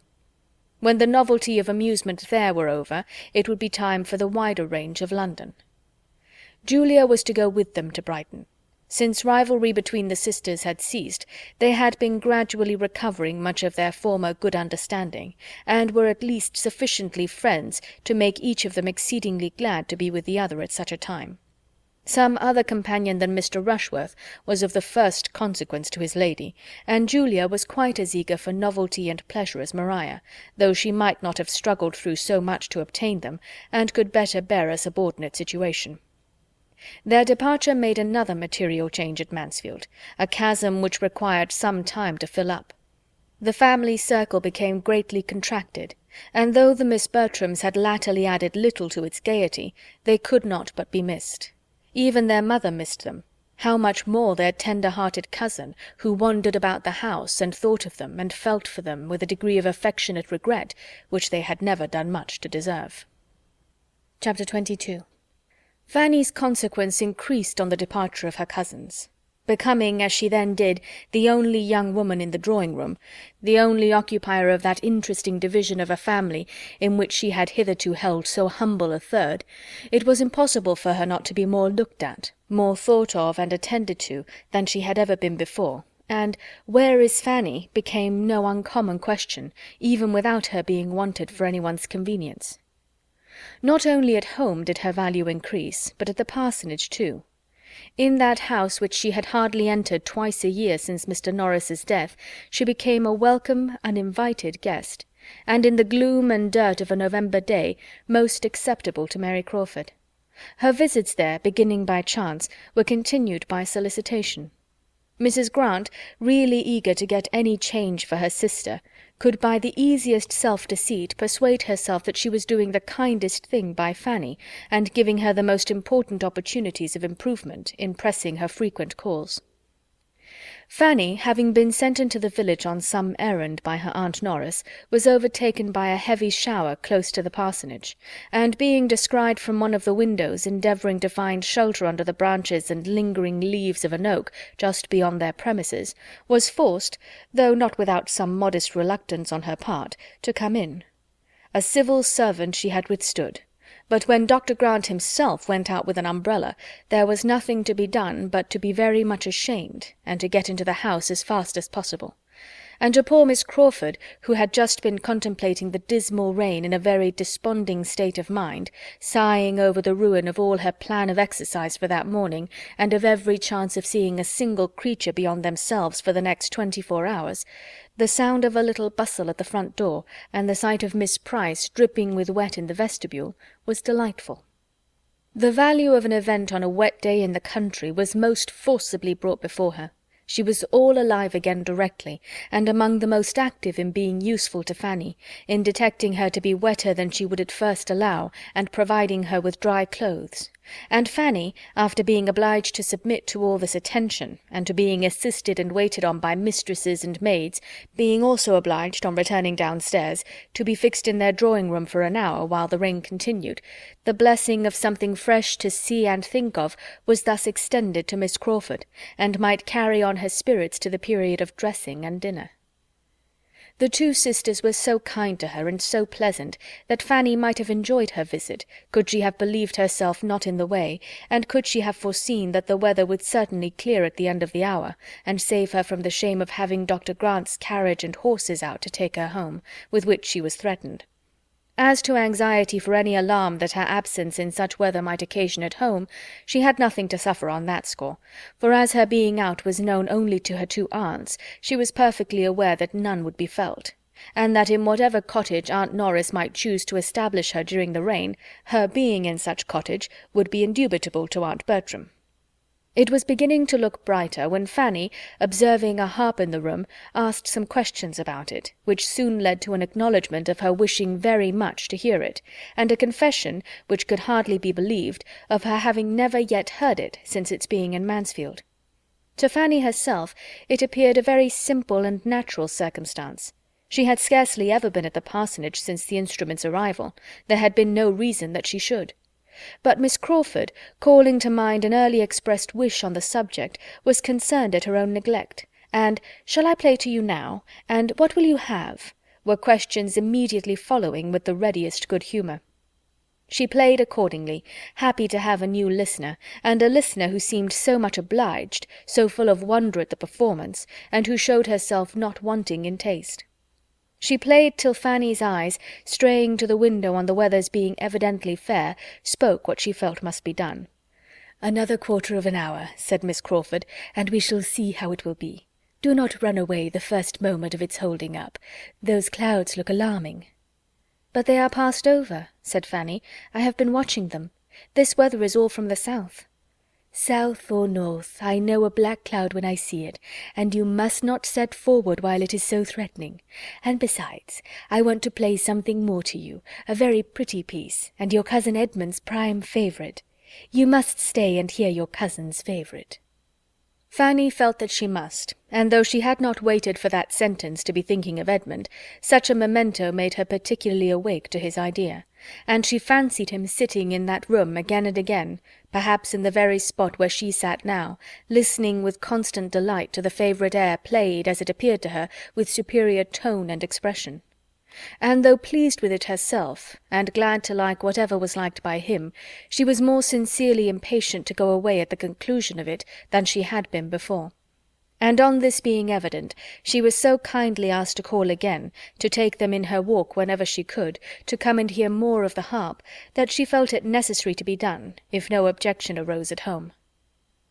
Such was the origin of the sort of intimacy which took place between them within the first fortnight after the Miss Bertrams' going away, an intimacy resulting principally from Miss Crawford's desire of something new, and which had little reality in Fanny's feelings.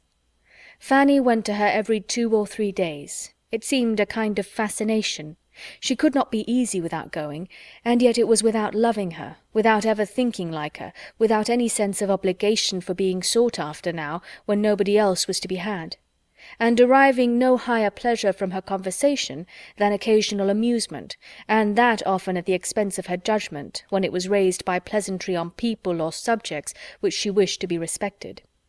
She went, however, and they sauntered about together many an half hour in Mrs. Grant's shrubbery, the weather being unusually mild for the time of year, and venturing sometimes even to sit down on one of the benches, now comparatively unsheltered, remaining there perhaps till in the midst of some tender ejaculation of Fanny's on the sweets of so protracted an autumn, they were forced by the sudden swell of a cold gust shaking down the last few yellow leaves about them to jump up and walk for warmth.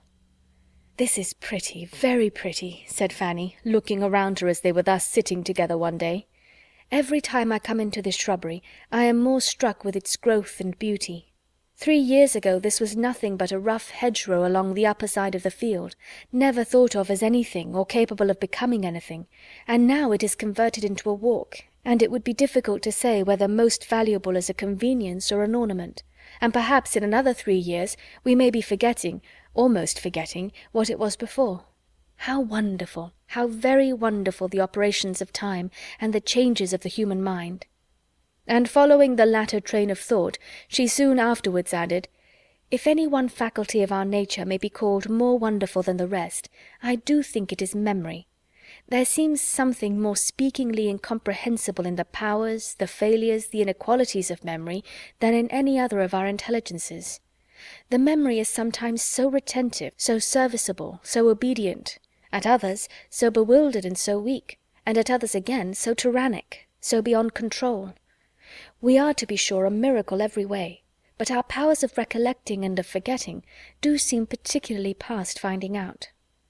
Miss Crawford, untouched and inattentive, had nothing to say, and Fanny, perceiving it, brought back her own mind to what she thought must interest. "It may seem impertinent in me to praise, but I must admire the taste Mrs. Grant has shown in all this. There is such a quiet simplicity in the plan of the walk, not too much attempted." "Yes," replied Miss Crawford carelessly, "it does very well for a place of this sort. One does not think of extent here, and between ourselves, till I came to Mansfield, I had not imagined a country parson ever aspired to a shrubbery or anything of the kind." "I am so glad to see the evergreens thrive," said Fanny in reply. "My uncle's gardener always says the soil here is better than his own, and so it appears, from the growth of the laurels and the evergreens in general. The evergreen, how beautiful, how welcome, how wonderful the evergreen! When one thinks of it, how astonishing a variety of nature! In some countries we know the tree that sheds its leaf is the variety, but that does not make it less amazing, that the same soil and the same sun should nurture plants differing in the first rule and law of their existence. You will think me rhapsodizing, but when I am out of doors, especially when I am sitting out of doors, I am very apt to get into this sort of wandering strain. One cannot fix one's eyes on the commonest natural production without finding food for a rambling fancy." "To say the truth," replied Miss Crawford, "I am something like the famous Doge at the court of Louis XIV, and may declare that I see no wonder in this shrubbery equal to seeing myself in it. If anybody had told me a year ago that this place would be my home, that I should be spending month after month here, as I have done, I certainly should not have believed them. I have now been here nearly 5 months, and moreover the quietest 5 months I ever passed." "Too quiet for you, I believe." "I should have thought so theoretically myself, but—" and her eyes brightened as she spoke, "take it all in all, I never spent so happy a summer. But then," with a more thoughtful air and lowered voice, "there is no saying what it may lead to." Fanny's heart beat quick, and she felt quite unequal to surmising or soliciting anything more. Miss Crawford, however, with renewed animation, soon went on. "I am conscious of being far better reconciled to a country residence than I had ever expected to be. I can even suppose it pleasant to spend half the year in the country, under certain circumstances, very pleasant. An elegant, moderate-sized house in the centre of family connections, continual engagements among them, commanding the first society in the neighbourhood, looked up to perhaps as leading it even more than those of larger fortune, and turning from the cheerful round of such amusements to nothing worse than a tete-a-tete with the person one feels most agreeable in the world. There is nothing frightful in such a picture, is there, Miss Price? One need not envy the new Mrs. Rushworth with such a home as that." "Envy Mrs. Rushworth?" was all that Fanny attempted to say. "Come, come, it would be very unhandsome in us to be severe on Mrs. Rushworth, for I look forward to our owing her a great many gay, brilliant, happy hours. I expect we shall be all very much at Southerton another year. Such a match as Miss Bertram has made is a public blessing, for the first pleasures of Mr. Rushworth's wife must be to fill her house and give the best balls in the country." Fanny was silent, and Miss Crawford relapsed into thoughtfulness, till suddenly looking up at the end of a few minutes, she exclaimed, "Ah, here he is." It was not Mr. Rushworth, however, but Edmund, who then appeared, walking towards them with Mrs. Grant. My sister and Mr. Bertram. I am so glad your eldest cousin is gone, that he may be Mr. Bertram again. There is something in the sound of Mr. Edmund Bertram, so formal, so pitiful, so younger brother-like, that I detest it." "How differently we feel!" cried Fanny. "To me the sound of Mr. Bertram is so cold and nothing-meaning, so entirely without warmth or character. It just stands for a gentleman, and that's all. But there is nobleness in the name of Edmund. It is a name of heroism and renown, of kings, princes, and knights, and seems to breathe the spirit of chivalry and warm affections." "I grant you the name is good in itself, and Lord Edmund or Sir Edmund sound delightfully, but sink it under the chill, the annihilation of a Mr., and Mr. Edmund is no more than Mr. John or Mr. Thomas. Well, shall we join and disappoint them of half their lecture upon sitting down out of doors at this time of year, by being up before they can begin?" Edmund met them with particular pleasure. It was the first time of his seeing them together since the beginning of that better acquaintance which he had been hearing of with great satisfaction. A friendship between two so very dear to him was exactly what he could have wished, and to the credit of the lovers' understanding be it stated that he did not by any means consider Fanny as the only, or even as the greater gainer by such a friendship. "Well," said Miss Crawford, "and do not you scold us for our imprudence. What do you think we have been sitting down for but to be talked to about it, and entreated and supplicated never to do so again?" "Perhaps I might have scolded," said Edmund, "if either of you had been sitting down alone. But while you do wrong together, I can overlook a great deal." "They cannot have been sitting long," cried Mrs. Grant, "for when I went up for my shawl I saw them from the staircase window, and then they were walking." "And really," added Edmund, "the day is so mild that your sitting down for a few minutes can be hardly thought imprudent. Our weather must not always be judged by the calendar. We may sometimes take greater liberties in November than in May." "Upon my word," cried Miss Crawford, "you are two of the most disappointing and unfeeling kind of friends I ever met with. There is no giving you a moment's uneasiness. You do not know how much we have been suffering, nor what chills we have felt. But I have long thought Mr. Bertram one of the worst subjects to work on, in any little manoeuvre against common sense, that a woman could be plagued with. I had very little hope of him from the first. But you, Mrs. Grant, my sister, my own sister, I think I had a right to alarm you a little." "Do not flatter yourself, my dearest Mary. You have not the smallest chance of moving me. I have my alarms, but they are quite in a different quarter, and if I could have altered the weather, you would have had a good sharp east wind blowing on you the whole time. For here are some of my plants which Robert will leave out because the nights are so mild, and I know the end of it will be that we shall have a sudden change of weather, a hard frost setting in all at once, taking everybody, at least Robert, by surprise, and I shall lose every one. And what is worse, cook has just been telling me that the turkey, which I particularly wish not to be dressed till Sunday, because I know how much more Dr. Grant would enjoy it on Sunday, after the fatigues of the day, will not keep beyond to-morrow. These are something like grievances, and make me think the weather most unseasonably close." "The sweets of housekeeping in a country village," said Miss Crawford archly. "Commend me to the nurseryman and the poulterer." "My dear child, commend Dr. Grant to the deanery of Westminster or St. Paul's, and I should be as glad of your nurseryman or poulterer as you could be. But we have no such people in Mansfield. What would you have me do?" "Oh, you can do nothing but what you do already. Be plagued very often, and never lose your temper." "Thank you. But there is no escaping these little vexations, Mary, live where we may. And when you are settled in town and I come to see you, I dare say I shall find you with yours, in spite of the nurseryman and the poulterer, or perhaps on their very account. Their remoteness and unpunctuality, or their exorbitant charges and frauds, will be drawing forth bitter lamentations." "I mean to be too rich to lament or to feel anything of the sort. A large income is the best recipe for happiness I ever heard of. It certainly may secure all the myrtle and turkey part of it." "You intend to be very rich," said Edmund, with a look which, to Fanny's eyes, had a great deal of serious meaning. "To be sure. Do not you? Do not we all?" "I cannot intend anything which it must be so completely beyond my power to command. Miss Crawford may choose her degree of wealth. She has only to fix on her number of thousands a year, and there can be no doubt of their coming. My intentions are only not to be poor." "By moderation and economy, and bringing down your wants to your income, and all that. I understand you, and a very proper plan it is for a person at your time of life, with such limited means and indifferent connections. What can you want but a decent maintenance? You have not much time before you, and your relations are in no situation to do anything for you, or to mortify you by the contrast of their own wealth and consequence. Be honest and poor by all means, but I shall not envy you. I do not much think I shall even respect you. I have a much greater respect for those that are honest and rich." "Your degree of respect for honesty, rich or poor, is precisely what I have no manner of concern with. I do not mean to be poor. Poverty is exactly what I have determined against. Honesty, in the something between, in the middle state of worldly circumstances, is all that I am anxious for your not looking down on."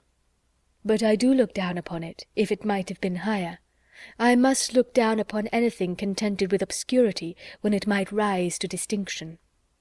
"But how may it rise? How may my honesty, at least, rise to any distinction?" This was not so very easy a question to answer, and occasioned an "Oh" of some length from the fair lady before she could add, "You ought to be in Parliament, or you should have gone into the army 10 years ago." "That is not much to the purpose now. And as to my being in Parliament, I believe I must wait till there is an especial assembly for the representation of younger sons who have little to live on.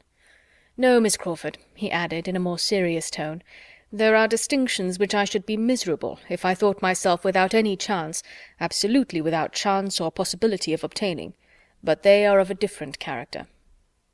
A look of consciousness as he spoke, and what seemed a consciousness of manner on Miss Crawford's side as she made some laughing answer, was sorrowful food for Fanny's observation, and finding herself quite unable to attend as she ought to Mrs. Grant, by whose side she was now following the others, she had nearly resolved on going home immediately, and only waited for courage to say so, when the sound of the great clock at Mansfield Park striking 3 made her feel that she really had been much longer absent than usual, and brought the previous self-inquiry of whether she should take leave or not just then, and how, to a very speedy issue. With undoubting decision she directly began her adieus, and Edmund began at the same time to recollect that his mother had been inquiring for her, and that he had walked down to the parsonage on purpose to bring her back. Fanny's hurry increased, and without in the least expecting Edmund's attendance, she would have hastened away alone, but the general pace was quickened, and they all accompanied her into the house, through which it was necessary to pass. Dr. Grant was in the vestibule, and as they stopped to speak to him, she found from Edmund's manner that he did mean to go with her. He too was taking leave. She could not but be thankful. In the moment of parting, Edmund was invited by Dr. Grant to eat his mutton with him the next day, and Fanny had barely time for an unpleasant feeling on the occasion, when Mrs. Grant, with sudden recollection, turned to her and asked for the pleasure of her company too. This was so new an attention, so perfectly new a circumstance in the events of Fanny's life, that she was all surprise and embarrassment, and while stammering out her great obligation and her "but she did not suppose it would be in her power," was looking at Edmund for his opinion and help.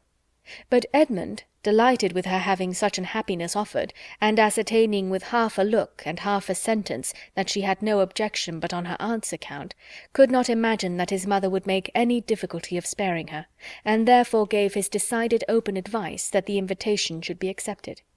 And though Fanny would not venture, even on his encouragement, to such a flight of audacious independence, it was soon settled that if nothing were heard to the contrary, Mrs. Grant might expect her. "And you know what your dinner will be," said Mrs. Grant, smiling. "The turkey, and I assure you a very fine one. For, my dear," turning to her husband, "cook insists upon the turkey's being dressed to-morrow." very well," cried Dr. Grant, "all the better. I am glad to hear you have anything so good in the house. But Miss Price and Mr. Edmund Bertram, I dare say, would take their chance. We none of us want to hear the bill of fare. A friendly meeting, and not a fine dinner, is all we have in view. A turkey, or a goose, or a leg of mutton, or whatever you and your cook choose to give us." The two cousins walked home together, and except in the immediate discussion of this engagement, which Edmund spoke of with the warmest satisfaction, as so particularly desirable for her, in the intimacy which he saw with so much pleasure established, it was a silent walk, for having finished that subject, he grew thoughtful and indisposed for any other. Chapter 23. "But why should Mrs. Grant ask Fanny?" said Lady Bertram. "How came she to think of asking Fanny? Fanny never dines there, you know, in this sort of way. I cannot spare her, and I am sure she does not want to go. Fanny, you do not want to go, do you?" "If you put such a question to her," cried Edmund, preventing his cousin speaking, "Fanny will immediately say no. But I am sure, my dear mother, she would like to go, and I can see no reason why she should not." "I cannot imagine why Mrs. Grant should think of asking her.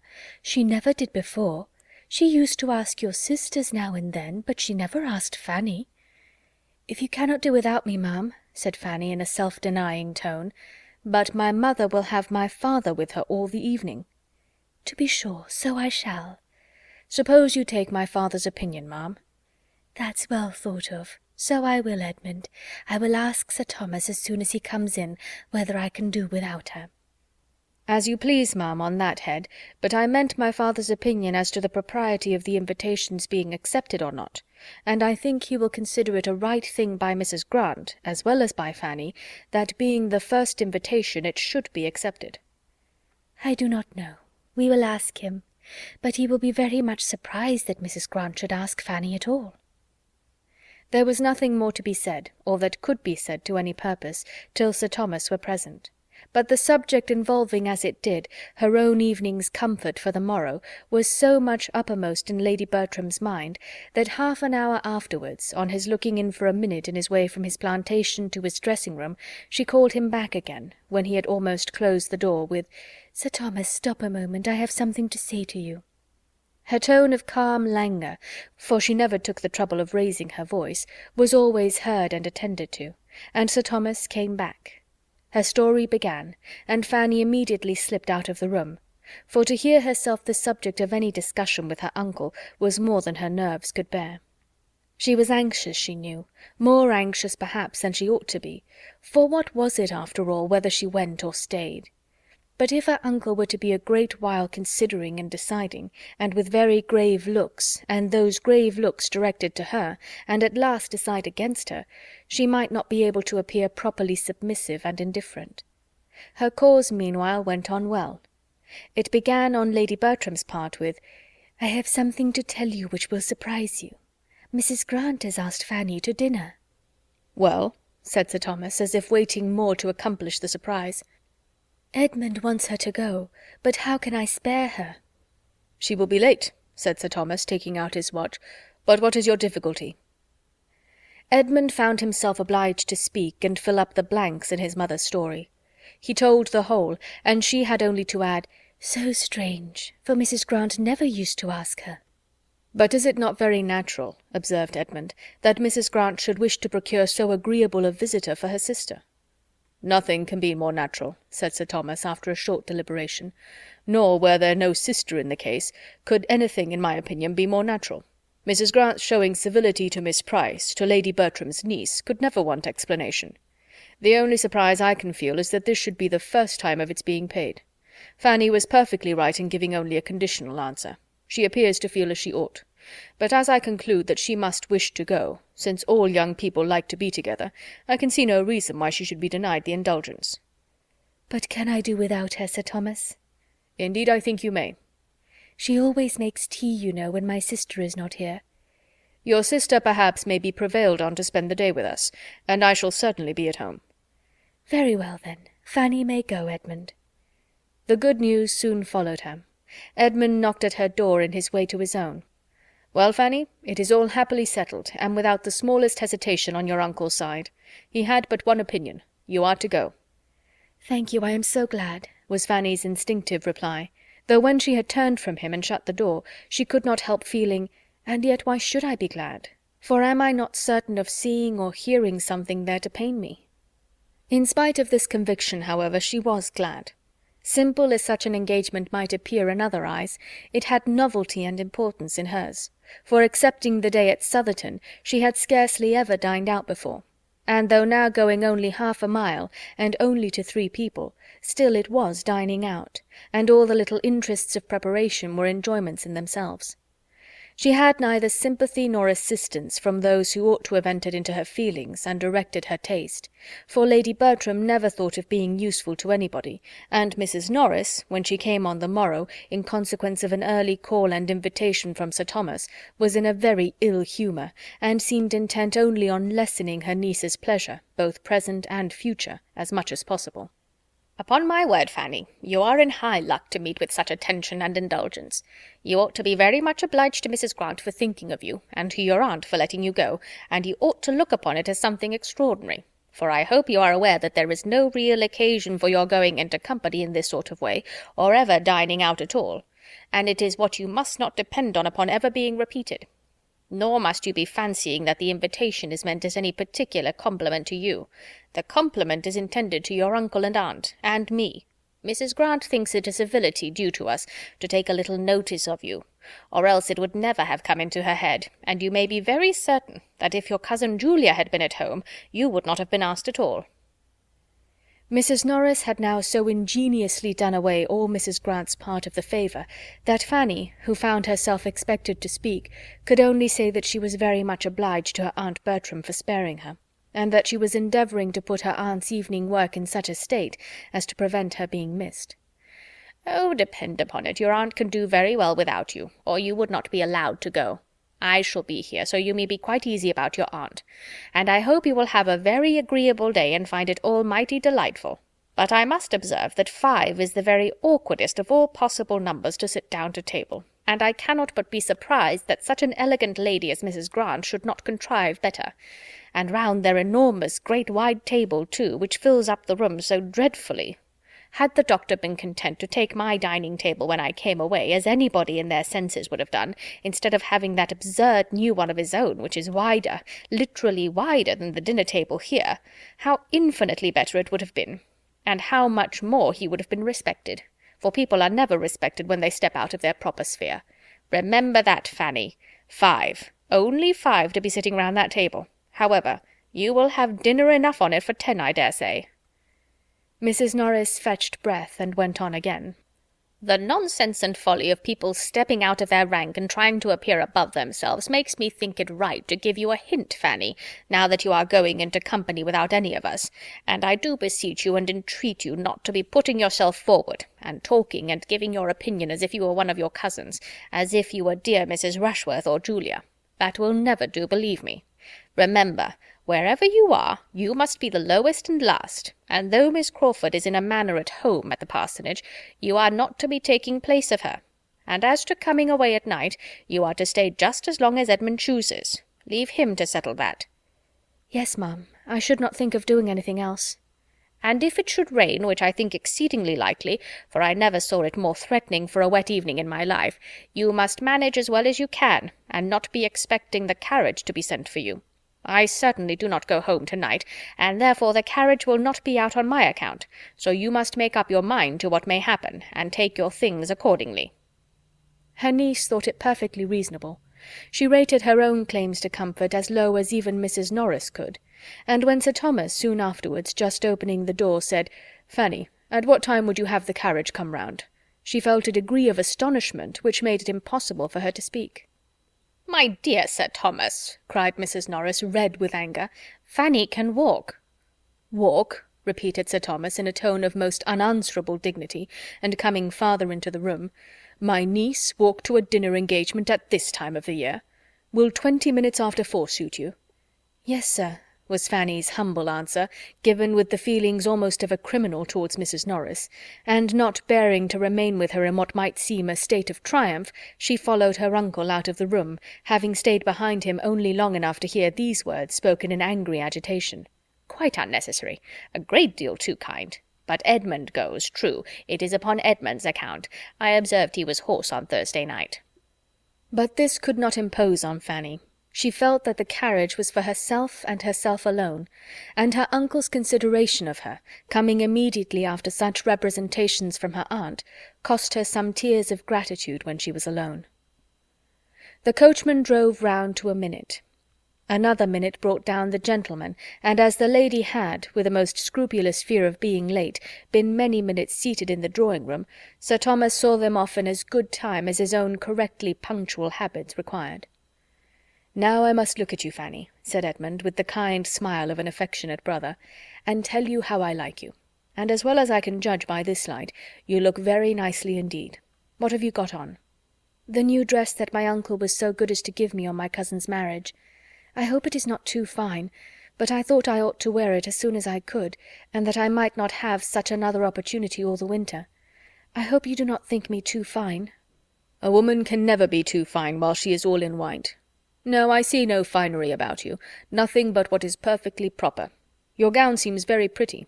I like these glossy spots. Has not Miss Crawford a gown something the same?" In approaching the parsonage they passed close by the stable-yard and coach-house. "Hey day," said Edmund, "here's company, here's a carriage. Who have they got to meet us?" And letting down the side-glass to distinguish, "'Tis Crawford's barouche, I protest. There are his own 2 men pushing it back into its old quarters. He is here, of course. This is quite a surprise, Fanny. I shall be very glad to see him." There was no occasion, there was no time for Fanny to say how very differently she felt, but the idea of having such another to observe her was a great increase of the trepidation with which she performed the very awful ceremony of walking into the drawing-room. In the drawing-room Mr. Crawford certainly was, having been just long enough arrived to be ready for dinner, and the smiles and pleased looks of the 3 others standing round him showed how welcome was his sudden resolution of coming to them for a few days on leaving Bath. A very cordial meeting passed between him and Edmund, and with the exception of Fanny, the pleasure was general, and even to her there might be some advantage in his presence, since every addition to the party must rather forward her favourite indulgence of being suffered to sit silent and unattended to.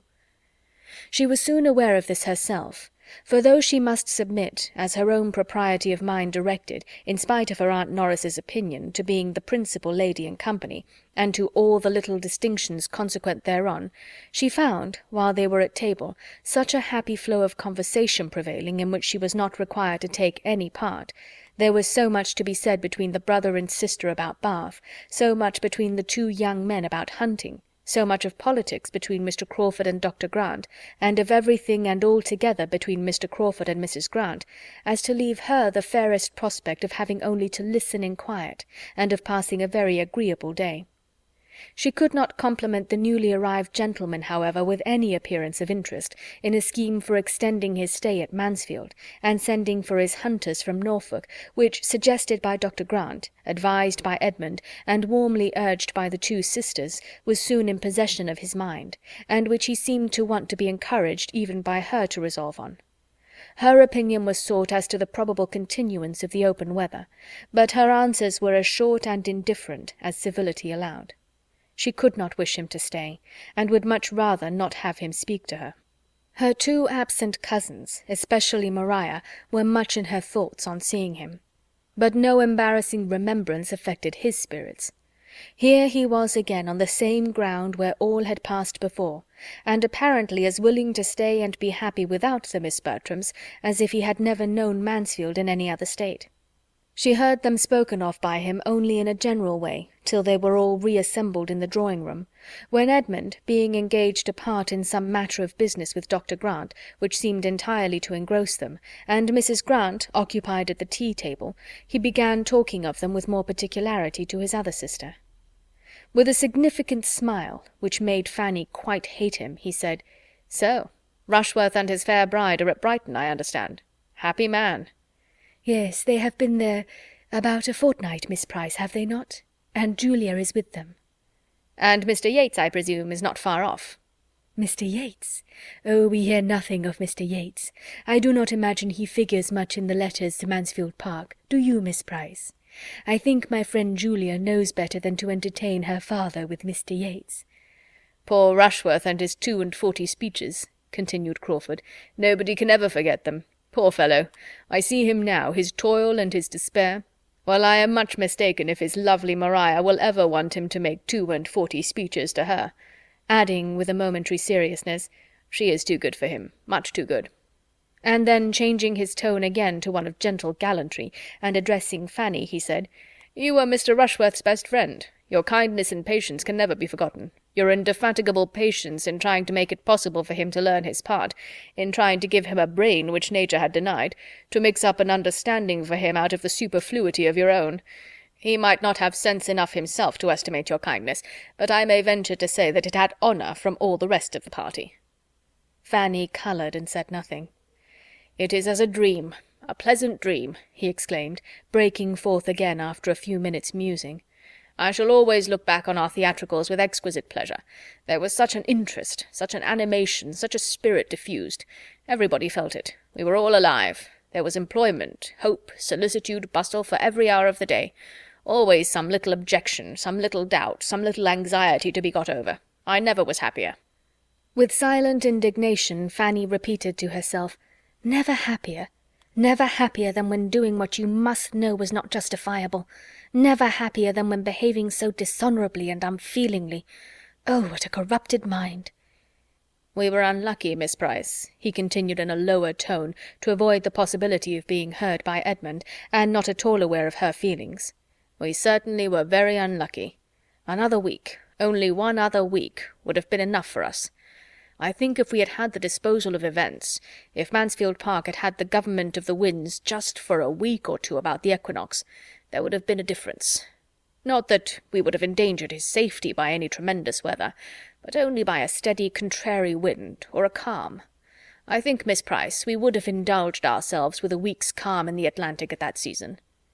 He seemed determined to be answered, and Fanny, averting her face, said with a firmer tone than usual, "As far as I am concerned, sir, I would not have delayed his return for a day. My uncle disapproved it all so entirely when he did arrive, that in my opinion everything had gone quite far enough." She had never spoken so much at once to him in her life before, and never so angrily to anyone, and when her speech was over she trembled and blushed at her own daring. He was surprised, but after a few moments' silent consideration of her, replied in a calmer, graver tone, and as if the candid result of conviction, "I believe you are right. It was more pleasant than prudent. We were getting too noisy." And then, turning the conversation, he would have engaged her on some other subject, but her answers were so shy and reluctant that he could not advance in any. Miss Crawford, who had been repeatedly eyeing Dr. Grant and Edmund, now observed, "Those gentlemen must have some very interesting point to discuss." "The most interesting in the world," replied her brother. "How to make money, how to turn a good income into a better. Dr. Grant is giving Bertram instructions about the living he is to step into so soon. I find he takes orders in a few weeks. They were at it in the dining-parlour. I am glad to hear Bertram will be so well off. He will have a very pretty income to make ducks and drakes with, and earned without much trouble. I apprehend he will not have less than 700 a year. 700 a year is a fine thing for a younger brother, and as of course he will still live at home, it will be all for his menu plaisir, and a sermon at Christmas and Easter, I suppose, will be the sum total of sacrifice."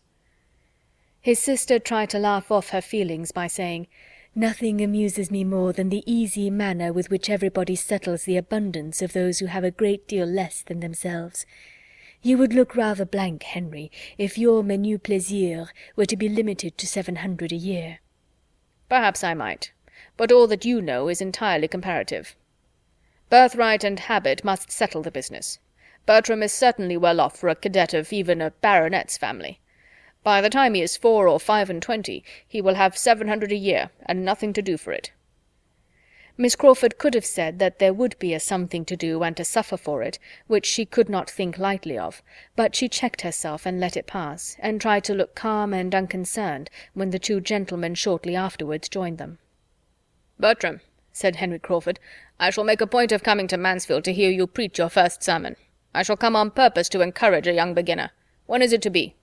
Miss Price, will not you join me in encouraging your cousin? Will not you engage to attend with your eyes steadily fixed on him the whole time, as I shall do, not to lose a word, or only looking off just to note down any sentence preeminently beautiful? We will provide ourselves with tablets and a pencil. When will it be? You must preach at Mansfield, you know, that Sir Thomas and Lady Bertram may hear you."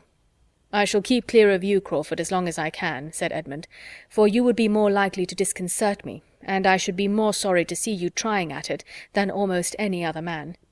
"Will he not feel this?" thought Fanny. "No, he can feel nothing as he ought." The party being now all united, and the chief talkers attracting each other, she remained in tranquillity. And as a whist table was formed after tea, formed really for the amusement of Dr. Grant, by his attentive wife, though it was not to be supposed so, and Miss Crawford took her harp, she had nothing to do but listen, and her tranquillity remained undisturbed the rest of the evening, except when Mr. Crawford now and then addressed to her a question or observation which she could not avoid answering. Miss Crawford was too much vexed by what had passed to be in a humour for anything but music. With that she soothed herself and amused her friend. The assurance of Edmund's being soon to take orders, coming upon her like a blow that had been suspended, and still hoped uncertain and at a distance, was felt with resentment and mortification. She was very angry with him. She had thought her influence more. She had begun to think of him, she felt that she had, with great regard, with almost decided intentions. But she would now meet him with his own cool feelings. It was plain that he could have no serious views, no true attachment, by fixing himself in a situation which he must know she would never stoop to. She would learn to match him in his indifference. She would henceforth admit his attentions without any idea beyond immediate amusement. If he could so command his affections, hers should do her no harm. Chapter 24. Henry Crawford had quite made up his mind by the next morning to give another fortnight to Mansfield, and having sent for his hunters and written a few lines of explanation to the Admiral, he looked round at his sister as he sealed and threw the letter from him, and seeing the coast clear from the rest of the family, said with a smile, "And how do you think I mean to amuse myself, Mary, on the days that I do not hunt? I'm grown too old to go out more than 3 times a week, but I have a plan for the intermediate days, and what do you think it is?" "To walk and ride with me, to be sure." "Not exactly, though I shall be happy to do both, but that would be exercise only to my body, and I must take care of my mind. Besides, that would be all recreation and indulgence without the wholesome alloy of labour, and I do not like to eat the bread of idleness. No, my plan is to make Fanny Price in love with me." "Fanny Price? Nonsense! No, no, you ought to be satisfied with her 2 cousins." "But I cannot be satisfied without Fanny Price, without making a small hole in Fanny Price's heart. You do not seem properly aware of her claims to notice. When we talked of her last night, you none of you seemed sensible of the wonderful improvement that has taken place in her looks within the last 6 weeks. You see her every day, and therefore you do not notice it, but I assure you she is quite a different creature from what she was in the autumn. She was then merely a quiet, modest, not plain-looking girl, but she is now absolutely pretty. I used to think she had neither complexion nor countenance, but in that soft skin of hers, so frequently tinged with a blush as it was yesterday, there is decided beauty, and from what I observed of her eyes and mouth, I do not despair of their being capable of expression enough when she has anything to express. And then her air, her manner, her tout ensemble is so indescribably improved. She must be grown 2 inches at least since October." "Phoo, phoo, this is only because there are no tall women to compare her with, and because she has got a new gown, and you never saw her so well dressed before. She is just what she was in October, believe me.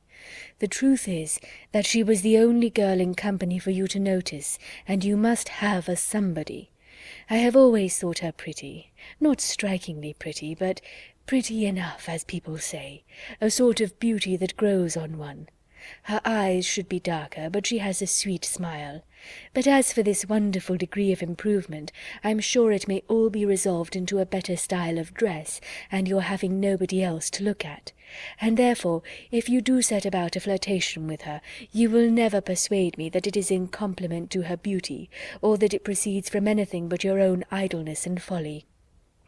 Her brother gave only a smile to this accusation, and soon afterwards said, "I do not quite know what to make of Miss Fanny. I do not understand her. I could not tell what she would be at yesterday. What is her character? Is she solemn? Is she queer? Is she prudish? Why did she draw back and look so grave at me?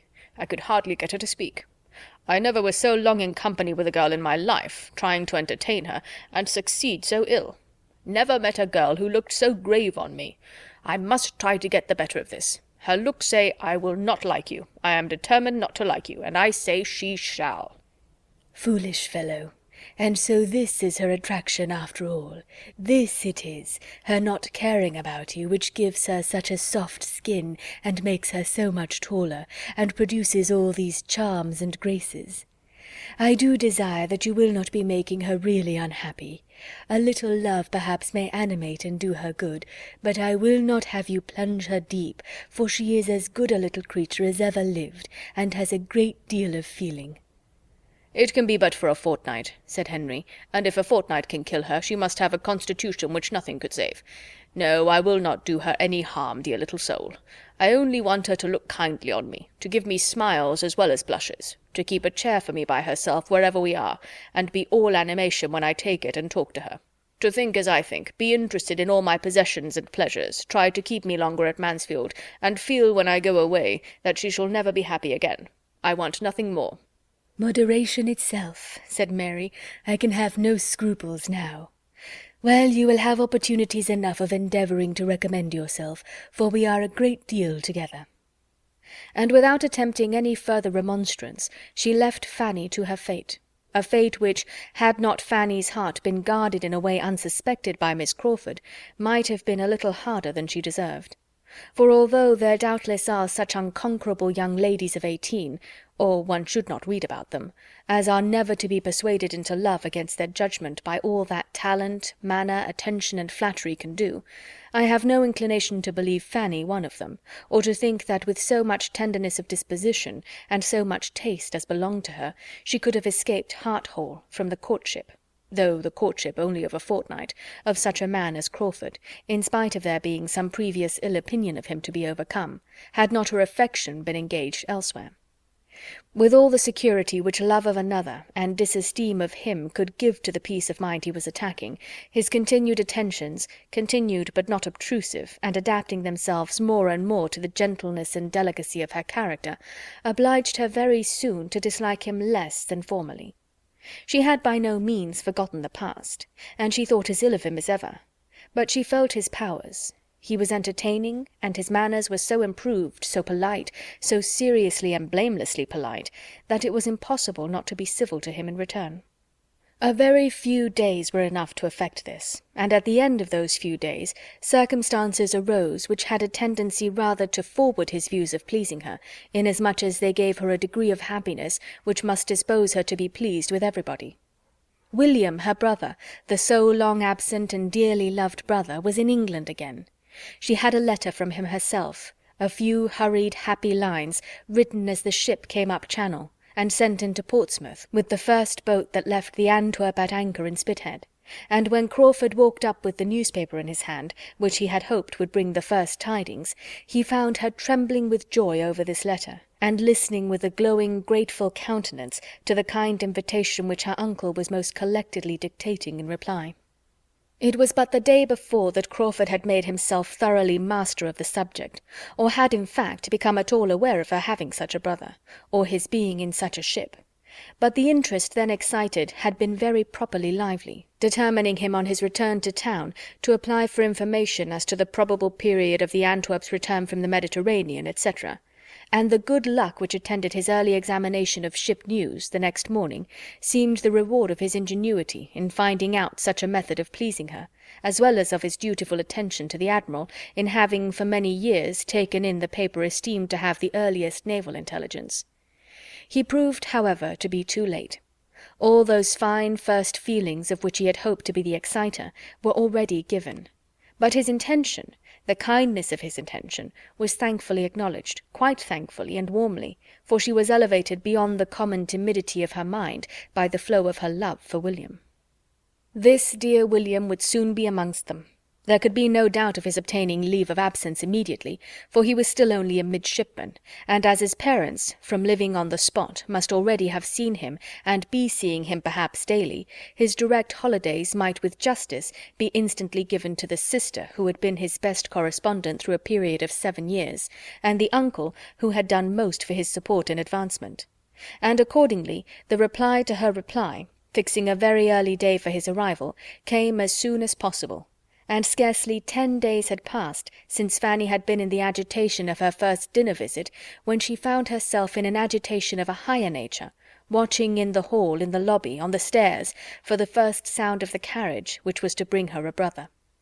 It came happily while she was thus waiting, and there being neither ceremony nor fearfulness to delay the moment of meeting, she was with him as he entered the house, and the first minutes of exquisite feeling had no interruption and no witnesses, unless the servants, chiefly intent upon opening the proper doors, could be called such. This was exactly what Sir Thomas and Edmund had been separately conniving at, as each proved to the other by the sympathetic alacrity with which they both advised Mrs. Norris's continuing where she was, instead of rushing out into the hall as soon as the noises of the arrival reached them. William and Fanny soon showed themselves, and Sir Thomas had the pleasure of receiving in his protégé certainly a very different person from the one he had equipped 7 years ago, but a young man of an open, pleasant countenance, and frank, unstudied, but feeling and respectful manners, and such as confirmed him his friend. It was long before Fanny could recover from the agitating happiness of such an hour as was formed by the last 30 minutes of expectation and the first of fruition. It was some time even before her happiness could be said to make her happy, before the disappointment inseparable from the alteration of person had vanished, and she could see in him the same William as before, and talk to him as her heart had been yearning to do through many a past year. That time, however, did gradually come, forwarded by an affection on his side as warm as her own, and much less encumbered by refinement or self-distrust. She was the first object of his love, but it was a love which his stronger spirits and bolder temper made it as natural for him to express as to feel. On the morrow they were walking about together with true enjoyment, and every succeeding morrow renewed a tete-a-tete, which Sir Thomas could not but observe with complacency, even before Edmund had pointed it out to him.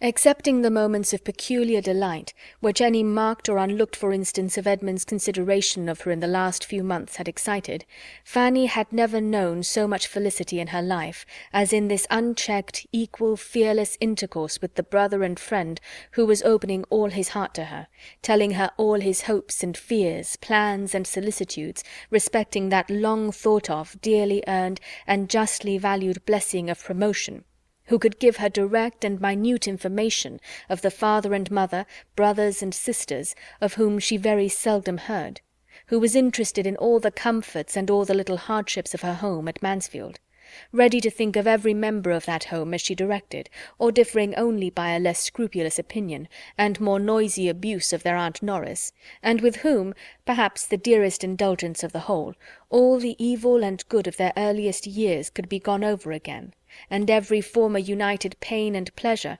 retraced with the fondest recollection. An advantage this, a strengthener of love, in which even the conjugal tie is beneath the fraternal. Children of the same family, the same blood, with the same first associations and habits, have some means of enjoyment in their power which no subsequent connections can supply. And it must be by a long and unnatural estrangement, by a divorce which no subsequent connection can justify, if such precious remains of the earliest attachments are ever entirely outlived. Too often, alas, it is so. Fraternal love, sometimes almost everything, is at others worse than nothing. But with William and Fanny Price it was still a sentiment in all its prime and freshness, wounded by no opposition of interest, cooled by no separate attachment, and feeling the influence of time and absence only in its increase. An affection so amiable was advancing each in the opinion of all who had hearts to value anything good. Henry Crawford was as much struck with it as any. He honoured the warm-hearted, blunt fondness of the young sailor, which led him to say, with his hand stretched towards Fanny's head, "Do you know, I begin to like that queer fashion already, though when I first heard of such things being done in England I could not believe it, and when Mrs. Brown and the other women at the Commissioners at Gibraltar appeared in the same trim, I thought they were mad. But Fanny can reconcile me to anything," and saw with lively admiration the glow of Fanny's cheek, the brightness of her eye, the deep interest, the absorbed attention, while her brother was describing any of the imminent hazards or terrific scenes which such a period at sea must supply. It was a picture which Henry Crawford had moral taste enough to value. Fanny's attractions increased twofold, for the sensibility which beautified her complexion and illumined her countenance was an attraction in itself. He was no longer in doubt of the capabilities of her heart. She had feeling, genuine feeling. It would be something to be loved by such a girl, to excite the first ardors of her young, unsophisticated mind. She interested him more than he had foreseen. A fortnight was not enough. His stay became indefinite. William was often called on by his uncle to be the talker. His recitals were amusing in themselves to Sir Thomas, but the chief object in seeking them was to understand the reciter, to know the young man by his histories, and he listened to his clear, simple, spirited details with full satisfaction, seeing in them the proof of good principles, professional knowledge, energy, courage, and cheerfulness, everything that could deserve or promise well. Young as he was, William had already seen a great deal. He had been in the Mediterranean, in the West Indies, in the Mediterranean again, had been often taken on shore by the favour of his captain, and in the course of 7 years had known every variety of danger which sea and war together could offer. With such means in his power he had a right to be listened to, and though Mrs. Norris could fidget about the room and disturb everybody in quest of 2 needlefuls of thread or a second-hand shirt-button in the midst of her nephew's account of a shipwreck or an engagement, everybody else was attentive, and even Lady Bertram could not hear of such horrors unmoved, or without sometimes lifting her eyes from her work to say, "Dear me, how disagreeable! I wonder anybody can ever go to sea." To Henry Crawford they gave a different feeling. He longed to have been at sea, and seen and done and suffered as much. His heart was warmed, his fancy fired, and he felt the highest respect for a lad who before he was 20 had gone through such bodily hardships and given such proofs of mind. The glory of heroism, of usefulness, of exertion, of endurance, made his own habits of selfish indulgence appear in shameful contrast, and he wished he had been a William Price, distinguishing himself and working his way to fortune and consequence with so much self-respect and happy ardour, instead of what he was. The wish was rather eager than lasting. He was roused from the reverie of retrospection and regret produced by it, by some inquiry from Edmund as to his plans for the next day's hunting, and he found it was as well to be a man of fortune at once with horses and grooms at his command. In one respect it was better, as it gave him the means of conferring a kindness where he wished to oblige. With spirits, courage, and curiosity up to anything, William expressed an inclination to hunt, and Crawford could mount him without the slightest inconvenience to himself, and with only some scruples to obviate in Sir Thomas, who knew better than his nephew the value of such a loan, and some alarms to reason away in Fanny. She feared for William, by no means convinced by all that he could relate of his own horsemanship in various countries, of the scrambling parties in which he had been engaged, the rough horses and mules he had ridden, or his many narrow escapes from dreadful falls, that he was at all equal to the management of a high-fed hunter in an English fox-chase.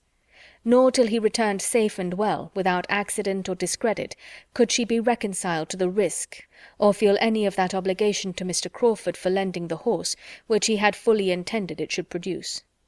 When it was proved, however, to have done William no harm, she could allow it to be a kindness, and even reward the owner with a smile when the animal was 1 minute tendered to his use again, and the next, with the greatest cordiality, and in a manner not to be resisted, made over to his use entirely, so long as he remained in Northamptonshire. Chapter 25. The intercourse of the 2 families was at this period more nearly restored to what it had been in the autumn than any member of the old intimacy had thought ever likely to be again. The return of Henry Crawford and the arrival of William Price had much to do with it, but much was still owing to Sir Thomas's more than toleration of the neighbourly attempts at the parsonage.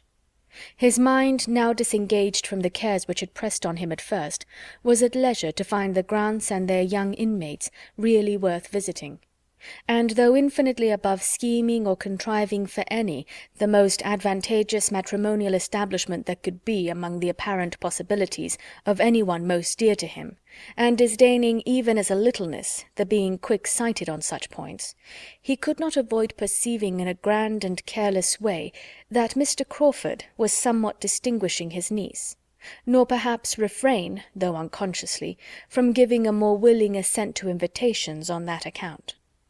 His readiness, however, in agreeing to dine at the parsonage, when the general invitation was at last hazarded, after many debates and many doubts as to whether it were worth while, because Sir Thomas seemed so ill-inclined, and Lady Bertram was so indolent, proceeded from good breeding and good will alone, and had nothing to do with Mr. Crawford but as being one in an agreeable group. For it was in the course of that very visit that he first began to think that any one in the habit of such idle observations would have thought that Mr. Crawford was the admirer of Fanny Price. The meeting was generally felt to be a pleasant one, being composed in a good proportion of those who would talk and those who would listen, and the dinner itself was elegant and plentiful, according to the usual style of the Grants, and too much according to the usual habits of all to raise any emotion except in Mrs. Norris, who could never behold either the wide table or the number of dishes on it with patience, and who did always contrive to experience some evil from the passing of the servants behind her chair, and to bring away some fresh conviction of its being impossible among so many dishes but that some must be cold. In the evening it was found, according to the predetermination of Mrs. Grant and her sister, that after making up the whist table there would remain sufficient for a round game, and everybody being as perfectly complying and without a choice as on such occasions they always are, speculation was decided on, almost as soon as whist, and Lady Bertram soon found herself in the critical situation of being applied to for her own choice between the games, and being required either to draw a card for whist or not. She hesitated. Luckily Sir Thomas was at hand. "What shall I do, Sir Thomas? Whist and speculation, which will amuse me most?" Sir Thomas, after a moment's thought, recommended speculation. He was a whist player himself, and perhaps might feel that it would not much amuse him to have her for a partner. "Very well," was her ladyship's contented answer. "Then speculation, if you please, Mrs. Grant.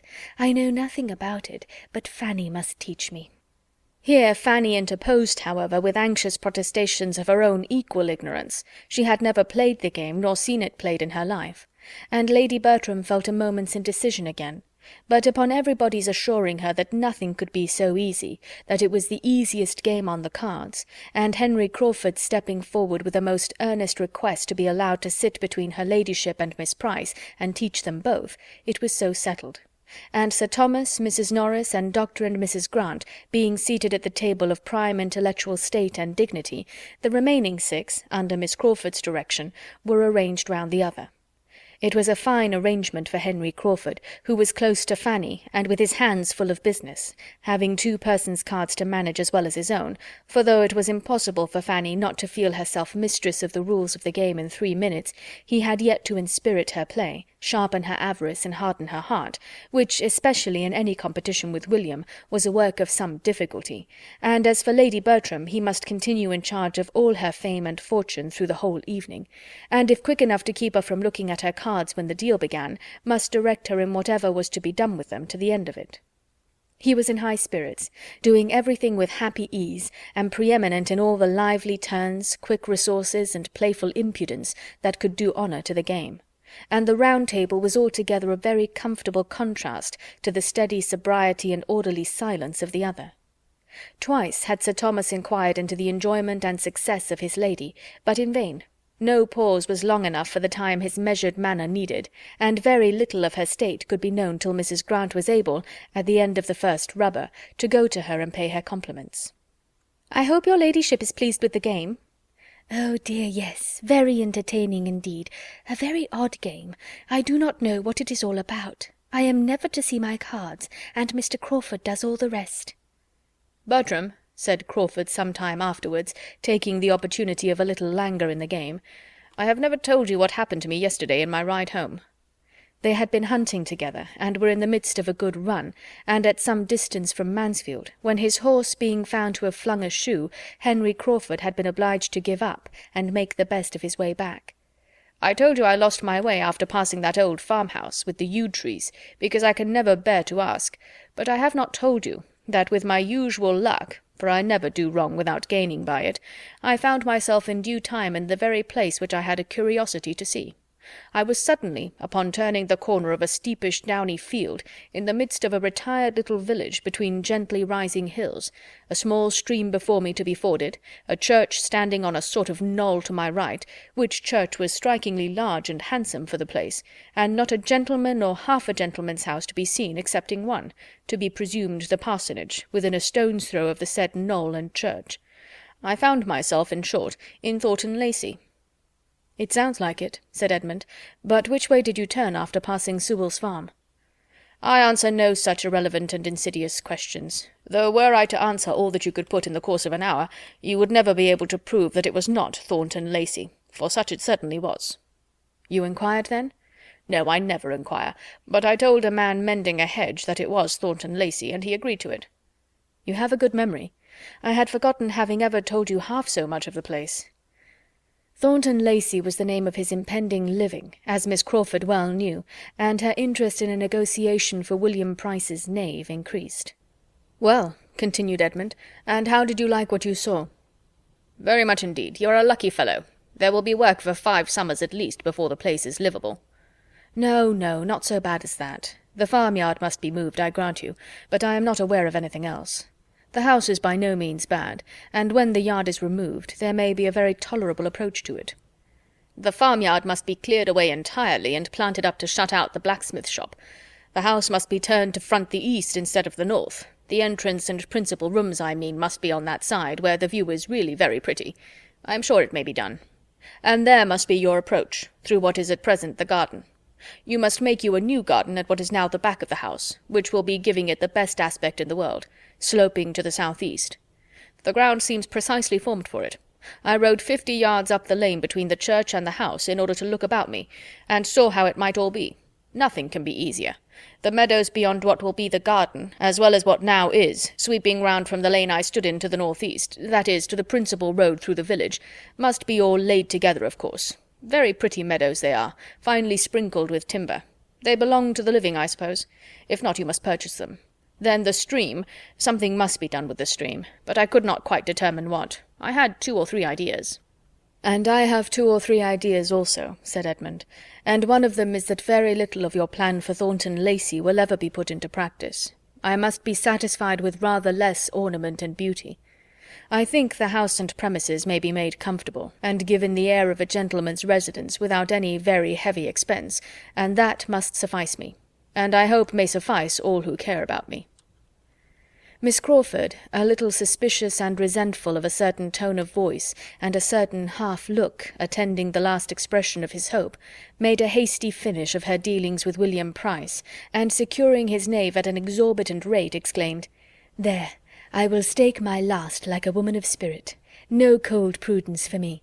I am not born to sit still and do nothing. If I lose the game, it shall not be from not striving for it." The game was hers, and only did not pay her for what she had given to secure it. Another deal proceeded, and Crawford began again about Thornton Lacey. "My plan may not be the best possible, I had not many minutes to form it, but you must do a good deal. The place deserves it, and you will find yourself not satisfied with much less than it is capable of. Excuse me, your ladyship must not see your cards. There, let them lie just before you. The place deserves it, Bertram. You talk of giving it the air of a gentleman's residence. That will be done by the removal of the farmyard, for independent of that terrible nuisance, I never saw a house of the kind which had in itself so much the air of a gentleman's residence, so much the look of a something above a mere parsonage house, above the expenditure of a few hundreds a year. It is not a scrambling collection of low single rooms, with as many roofs as windows. It is not cramped into the vulgar compactness of a square farmhouse. It is a solid-walled, roomy, mansion-like looking house, such as one might suppose a respectable old country family had lived in from generation to generation, through 2 centuries at least, and were now spending from 2,000 to 3,000 a year in. Miss Crawford listened, and Edmund agreed to this. The air of a gentleman's residence, therefore, you cannot but give it, if you do anything. But it is capable of much more. Let me see, Mary. Lady Bertram bids a dozen for that queen. No, a dozen is more than it is worth. Lady Bertram does not bid a dozen. She will have nothing to say to it. Go on. By some such improvements as I have suggested, I do not really require you to proceed upon my plan, though, by the by, I doubt anybody's striking out a better. You may give it a higher character. You may raise it into a place. From being the mere gentleman's residence, it becomes, by judicious improvement, the residence of a man of education, taste, modern manners, good connections. All this may be stamped on it, and that house receive such an air as to make its owner be set down as the great landholder of the parish, by every creature travelling the road, especially as there is no real squire's house to dispute the point, a circumstance between ourselves to enhance the value of such a situation, in point of privilege and independence, beyond all calculation. You think with me, I hope," turning with a softened voice to Fanny. "Have you ever seen the place?" Fanny gave a quick negative, and tried to hide her interest in the subject by an eager attention to her brother, who was driving as hard a bargain, and imposing on her as much as he could. But Crawford pursued with, "No, no, you must not part with the Queen. You have bought her too dearly, and your brother does not offer half her value. No, no, sir, hands off, hands off. Your sister does not part with the Queen. She is quite determined. The game will be yours," turning to her again. "It will certainly be yours." "And Fanny had much rather it were William's," said Edmund, smiling at her. "Poor Fanny, not allowed to cheat herself as she wishes." "Mr. Bertram," said Miss Crawford a few minutes afterwards, "you know Henry to be such a capital improver that you cannot possibly engage in anything of the sort at Thornton Lacey without accepting his help. Only think how useful he was at Southerton. Only think what grand things were produced there by our all going with him one hot day in August to drive about the grounds and see his genius take fire. There we went, and there we came home again, and what was done there is not to be told." Fanny's eyes were turned on Crawford for a moment with an expression more than grave, even reproachful, but on catching his, were instantly withdrawn. With something of consciousness he shook his head at his sister, and laughingly replied, "I cannot say there was much done at Southerton, but it was a hot day, and we were all walking after each other and bewildered." As soon as a general buzz gave him shelter, he added, in a low voice directed solely at Fanny, "I should be sorry to have my powers of planning judged of by the day at Southerton. I see things very differently now. Do not think of me as I appeared then." Southerton was a word to catch Mrs. Norris, and being just then in the happy leisure which followed securing the odd trick by Sir Thomas's capital play and her own against Dr. and Mrs. Grant's great hands, she called out in high good humour, "Southerton! Yes, that is a place indeed, and we had a charming day there.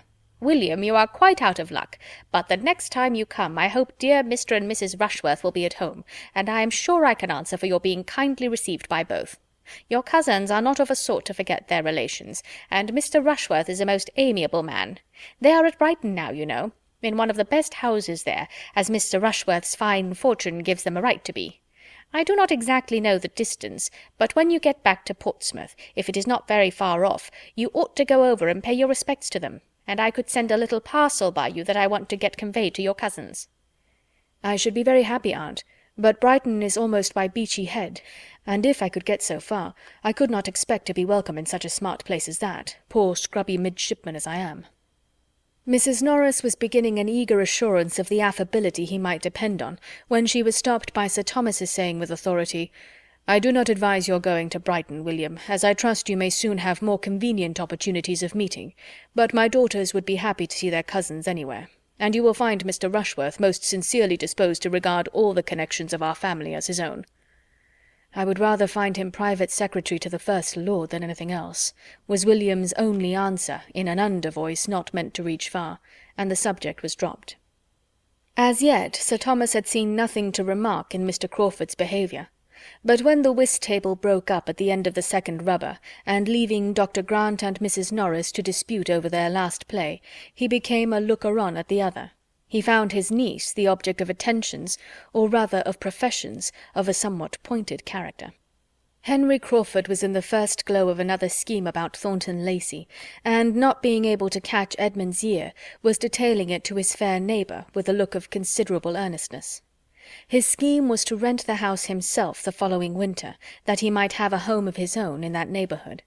And it was not merely for the use of it in the hunting season, as he was then telling her, though that consideration had certainly some weight, feeling as he did that in spite of all Dr. Grant's very great kindness, it was impossible for him and his horses to be accommodated where they were now without material inconvenience. But his attachment to that neighbourhood did not depend upon one amusement or one season of the year. He had set his heart upon having a something there that he could come to at any time, a little home-stall at his command, where all the holidays of his year might be spent, and he might find himself continuing, improving, and perfecting that friendship and intimacy with the Mansfield Park family which was increasing in value to him every day. Sir Thomas heard and was not offended. There was no want of respect in the young man's address, and Fanny's reception of it was so proper and modest, so calm and uninviting, that he had nothing to censure in her.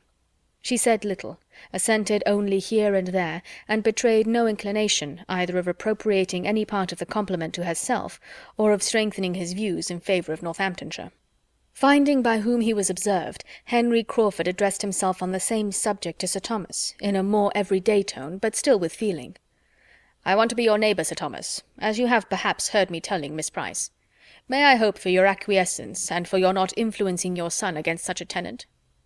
Sir Thomas, politely bowing, replied, "It is the only way, sir, in which I could not wish you established as a permanent neighbour. But I hope and believe that Edmund will occupy his own house at Thornton Lacey. Edmund, am I saying too much?" Edmund on this appeal had first to hear what was going on, but on understanding the question was at no loss for an answer. "Certainly, sir. I have no idea but of residence. But, Crawford, though I refuse you as a tenant, come to me as a friend. Consider the house as half your own every winter, and we will add to the stables on your own improved plan, and with all the improvements of your improved plan that may occur to you this spring." "We shall be the losers," continued Sir Thomas. "His going, though only 8 miles, will be an unwelcome contraction of our family circle. But I should have been deeply mortified if any son of mine could reconcile himself to doing less. It is perfectly natural that you should not have thought much on the subject, Mr. Crawford, but a parish has wants and claims which can be known only by a clergyman constantly resident, and which no proxy can be capable of satisfying to the same extent. Edmund might, in the common phrase, do the duty of Thornton, that is, he might read prayers and preach without giving up Mansfield Park. He might ride over every Sunday to a house nominally inhabited, and go through divine service. He might be the clergyman of Thornton Lacey every 7th day, for 3 or 4 hours, if that would content him, but it will not. He knows that human nature needs more lessons than a weekly sermon can convey, and that if he does not live among his parishioners, and prove himself by constant attention their well-wisher and friend, he does very little for either their good or his own." Mr. Crawford bowed his acquiescence. "I repeat again," added Sir Thomas, "that Thornton Lacey is the only house in the neighbourhood in which I should not be happy to wait on Mr. Crawford as occupier." Mr. Crawford bowed his thanks. "Sir Thomas," said Edmund, "undoubtedly understands the duty of a parish priest.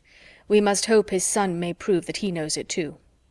Whatever effect Sir Thomas's little harangue might really produce on Mr. Crawford, it raised some awkward sensations in 2 of the others, 2 of his most attentive listeners, Miss Crawford and Fanny. One of whom, having never before understood that Thornton was so soon and so completely to be his home, was pondering with downcast eyes on what it would be not to see Edmund every day. And the other, startled from the agreeable fancy she had been previously indulging on the strength of her brother's description, no longer able, in the picture she had been forming of a future Thornton, to shut out the church, sink the clergyman, and see only the respectable, elegant, modernized, and occasional residence of a man of independent fortune, was considering Sir Thomas with decided ill will, as the destroyer of all this, and suffering the more from that involuntary forbearance which his character and manner commanded, and from not daring to relieve herself by a single attempt at throwing ridicule on his cause. All the agreeable of her speculation was over for that hour. It was time to have done with cards if sermons prevailed, and she was glad to find it necessary to come to a conclusion, and be able to refresh her spirits by a change of place and neighbour. The chief of the party were now collected irregularly round the fire, and waiting the final break-up. William and Fanny were the most detached. They remained together at the otherwise deserted card-table, talking very comfortably and not thinking of the rest, till some of the rest began to think of them.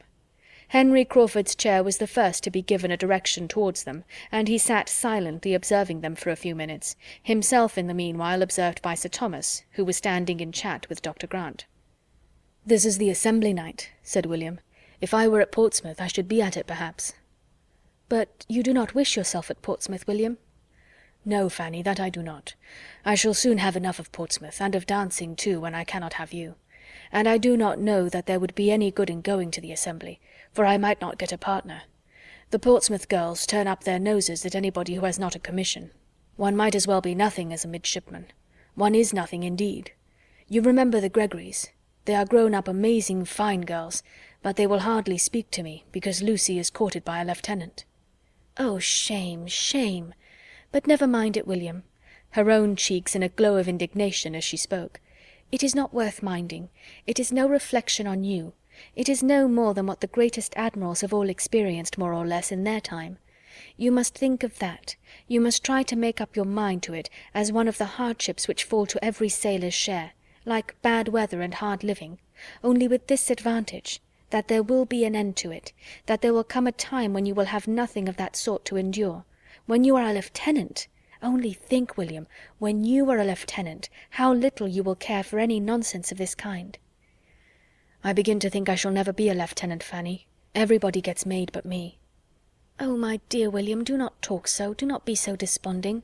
My uncle says nothing, but I am sure he will do everything in his power to get you made. He knows, as well as you do, of what consequence it is." She was checked by the sight of her uncle much nearer to them than she had any suspicion of, and each found it necessary to talk of something else. "Are you fond of dancing, Fanny?" "Yes, very, only I am soon tired." "I should like to go to a ball with you and see you dance. Have you never any balls at Northampton? I should like to see you dance, and I'd dance with you if you would, for nobody would know who I was there, and I should like to be your partner once more. We used to jump about together many a time, did not we, when the hand-organ was in the street? I am a pretty good dancer in my way, but I dare say you are a better." And turning to his uncle, who was now close to them, "Is not Fanny a very good dancer, sir?" Fanny, in dismay at such an unprecedented question, did not know which way to look, or how to be prepared for the answer. Some very grave reproof, or at least the coldest expression of indifference, must be coming to distress her brother and sink her to the ground. But on the contrary, it was no worse than, "I am sorry to say that I am unable to answer your question. I have never seen Fanny dance since she was a little girl, but I trust we shall both think she acquits herself like a gentlewoman when we do see her, which perhaps we may have an opportunity of doing ere long." "I have had the pleasure of seeing your sister dance, Mr. Price," said Henry Crawford, leaning forward, "and will engage to answer every inquiry which you can make on the subject, to your entire satisfaction. But I believe," seeing Fanny look distressed, "it must be at some other time. There is one person in company who does not like to have Miss Price spoken of." True enough, he had once seen Fanny dance, and it was equally true that he would now have answered for her gliding about with quiet, light elegance and in admirable time. But in fact he could not for the life of him recall what her dancing had been, and rather took it for granted that she had been present than remembered anything about her. He passed, however, for an admirer of her dancing, and Sir Thomas, by no means displeased, prolonged the conversation on dancing in general, and was so well engaged in describing the balls of Antigua, and listening to what his nephew could relate of the different modes of dancing which had fallen within his observation, that he had not heard his carriage announced, and was first called to the knowledge of it by the bustle of Mrs. Norris. "Come, Fanny, come, what are you about? We are going. Do not you see your aunt is going? Quick, quick! I cannot bear to keep good old Wilcox waiting. You should always remember the coachman and horses. My dear Sir Thomas, we have settled it that the carriage should come back for you and Edmund and William." Sir Thomas could not dissent, as it had been his own arrangement, previously communicated to his wife and sister, but that seemed forgotten by Mrs. Norris, who must fancy that she settled it all herself. Fanny's last feeling in the visit was disappointment, for the shawl which Edmund was quietly taking from the servant to bring and put round her shoulders was seized by Mr. Crawford's quicker hand, and she was obliged to be indebted to his more prominent attention. Chapter 26. William's desire of seeing Fanny dance made more than a momentary impression on his uncle. The hope of an opportunity, which Sir Thomas had then given, was not given to be thought of no more. He remained steadily inclined to gratify so amiable a feeling, to gratify anybody else who might wish to see Fanny dance, and to give pleasure to the young people in general. And having thought the matter over, and taken his resolution in quiet independence, the result of it appeared the next morning at breakfast, when, after recalling and commending what his nephew had said, added, "I do not like, William, that you should leave Northamptonshire without this indulgence. It would give me pleasure to see you both dance. You spoke of the balls at Northampton. Your cousins have occasionally attended them. but they would not altogether suit us now. The fatigue would be too much for your aunt.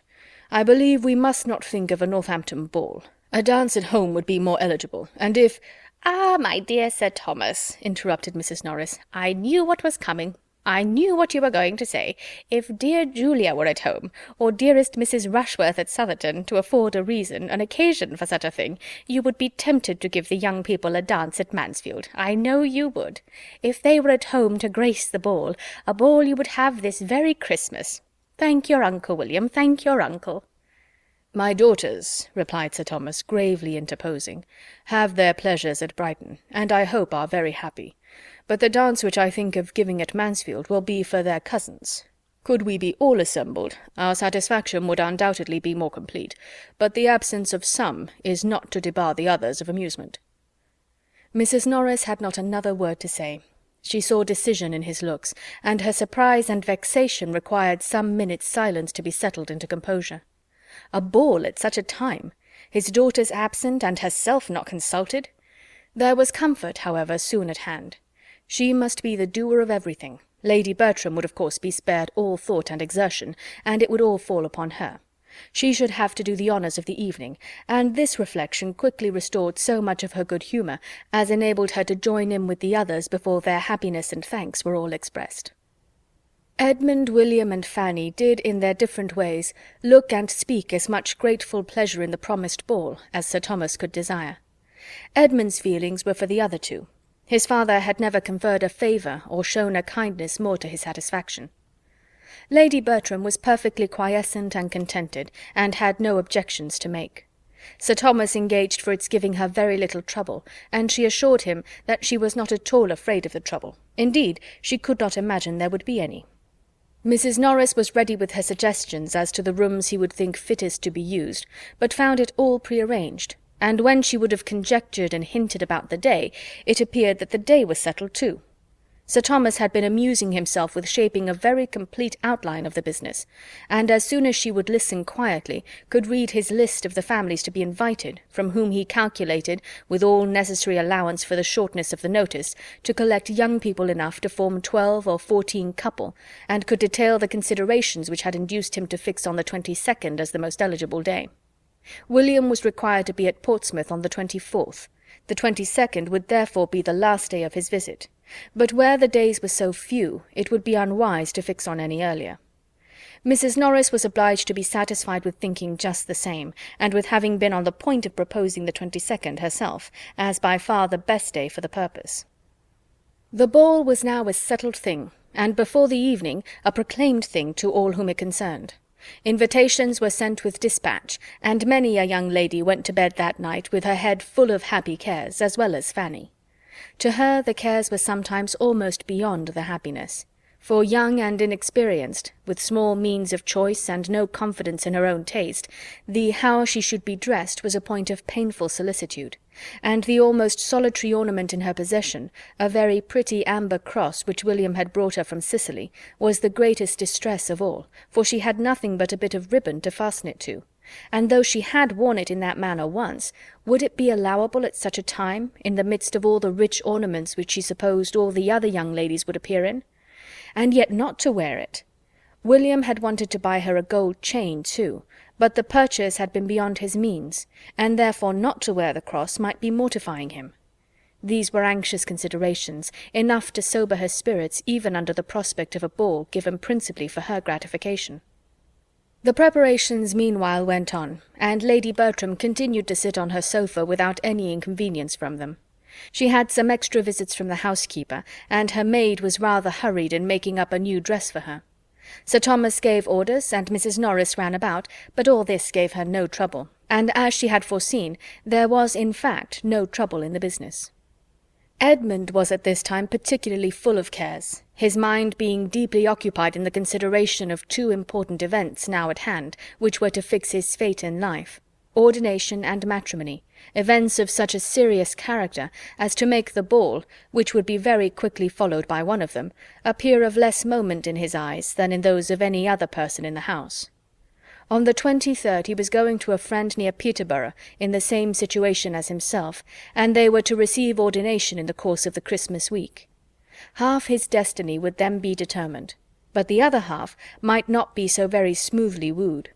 His duties would be established, but the wife who was to share and animate and reward those duties might yet be unattainable.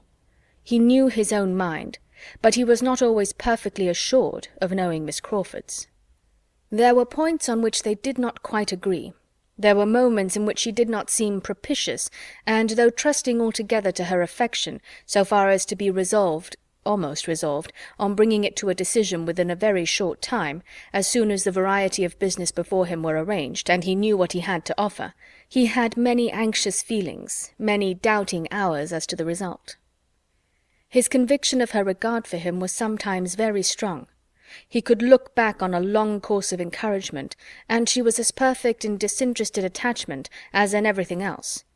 But at other times doubt and alarm intermingled with his hopes, and when he thought of her acknowledged disinclination for privacy and retirement, her decided preference of a London life, what could he expect but a determined rejection, unless it were an acceptance even more to be deprecated, demanding such sacrifices of situation and employment on his side as conscience must forbid? The issue of all depended on one question. Did she love him well enough to forego what had used to be essential points?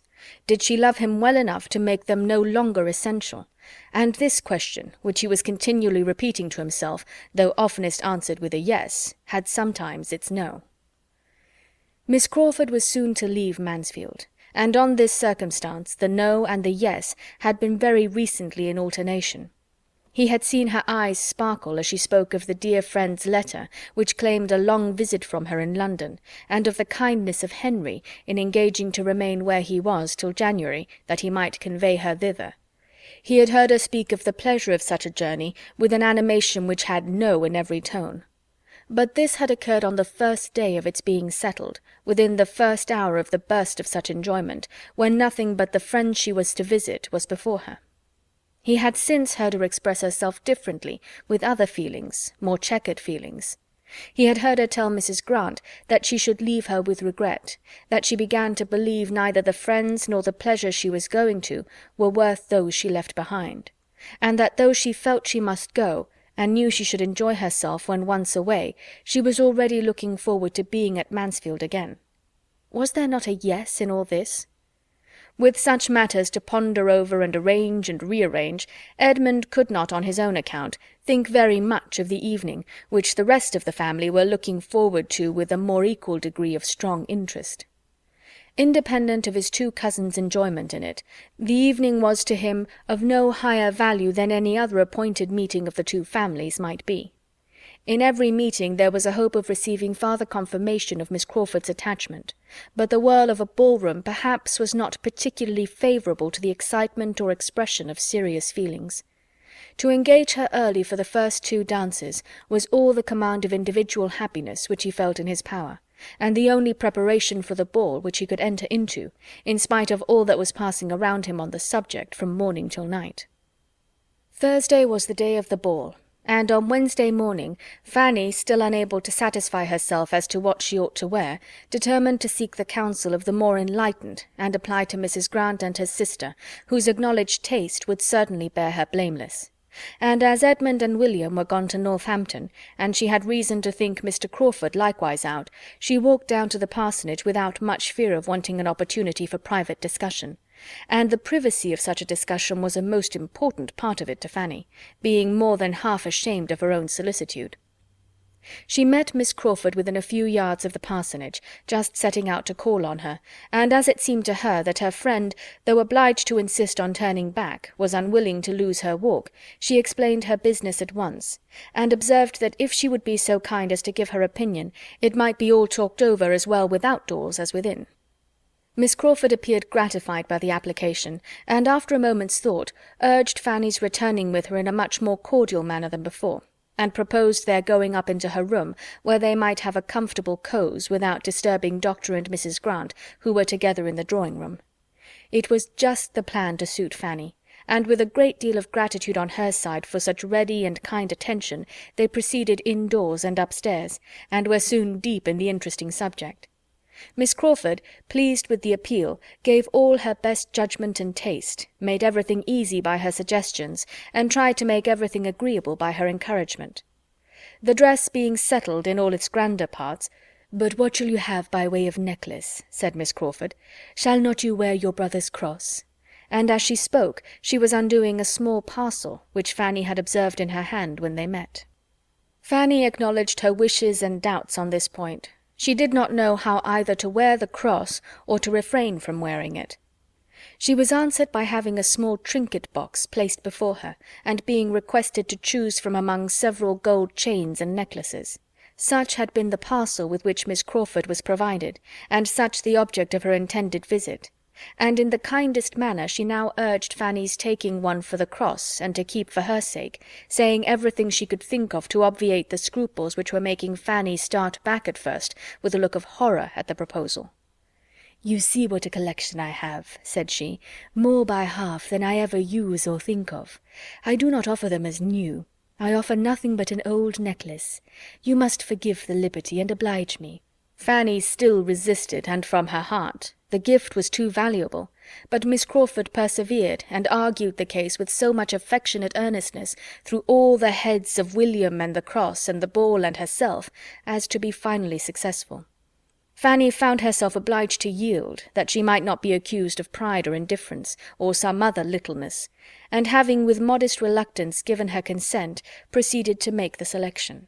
She looked and looked, longing to know which might be least valuable, and was determined in her choice at last by fancying there was one necklace more frequently placed before her eyes than the rest.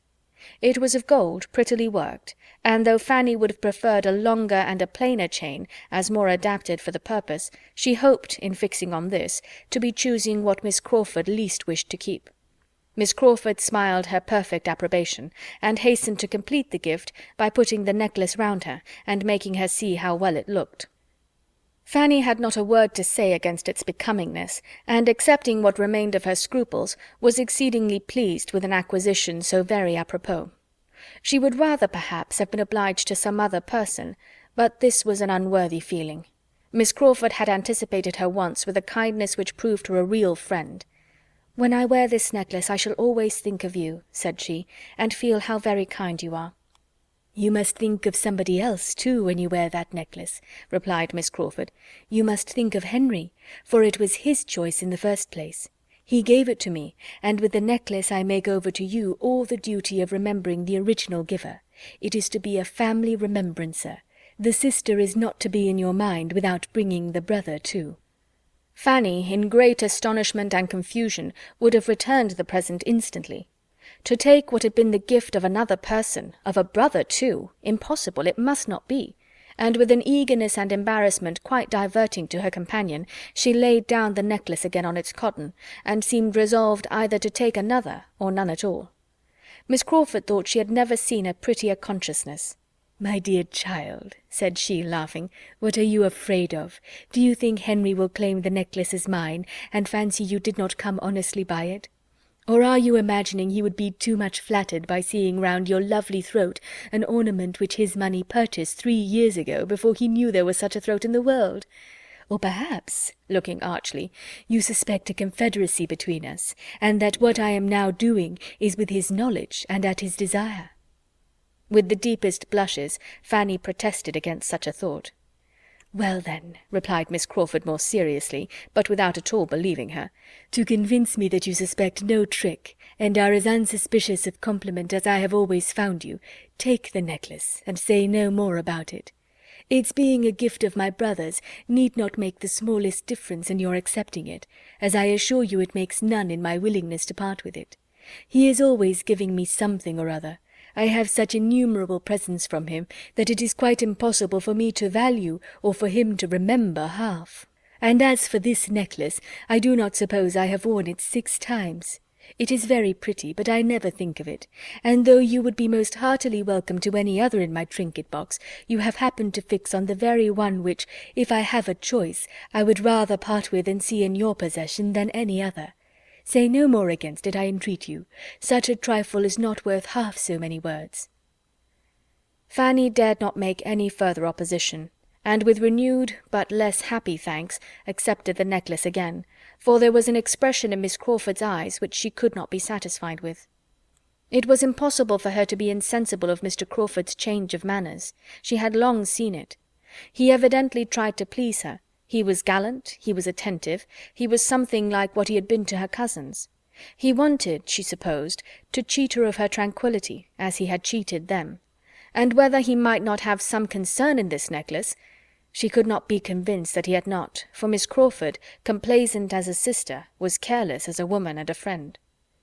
Reflecting and doubting, and feeling that the possession of what she had so much wished for did not bring much satisfaction, she now walked home again, with a change rather than a diminution of cares since her treading that path before.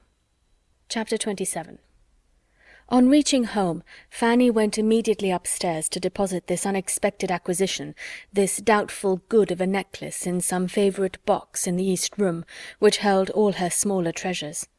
But on opening the door, what was her surprise to find her cousin Edmund there, writing at the table.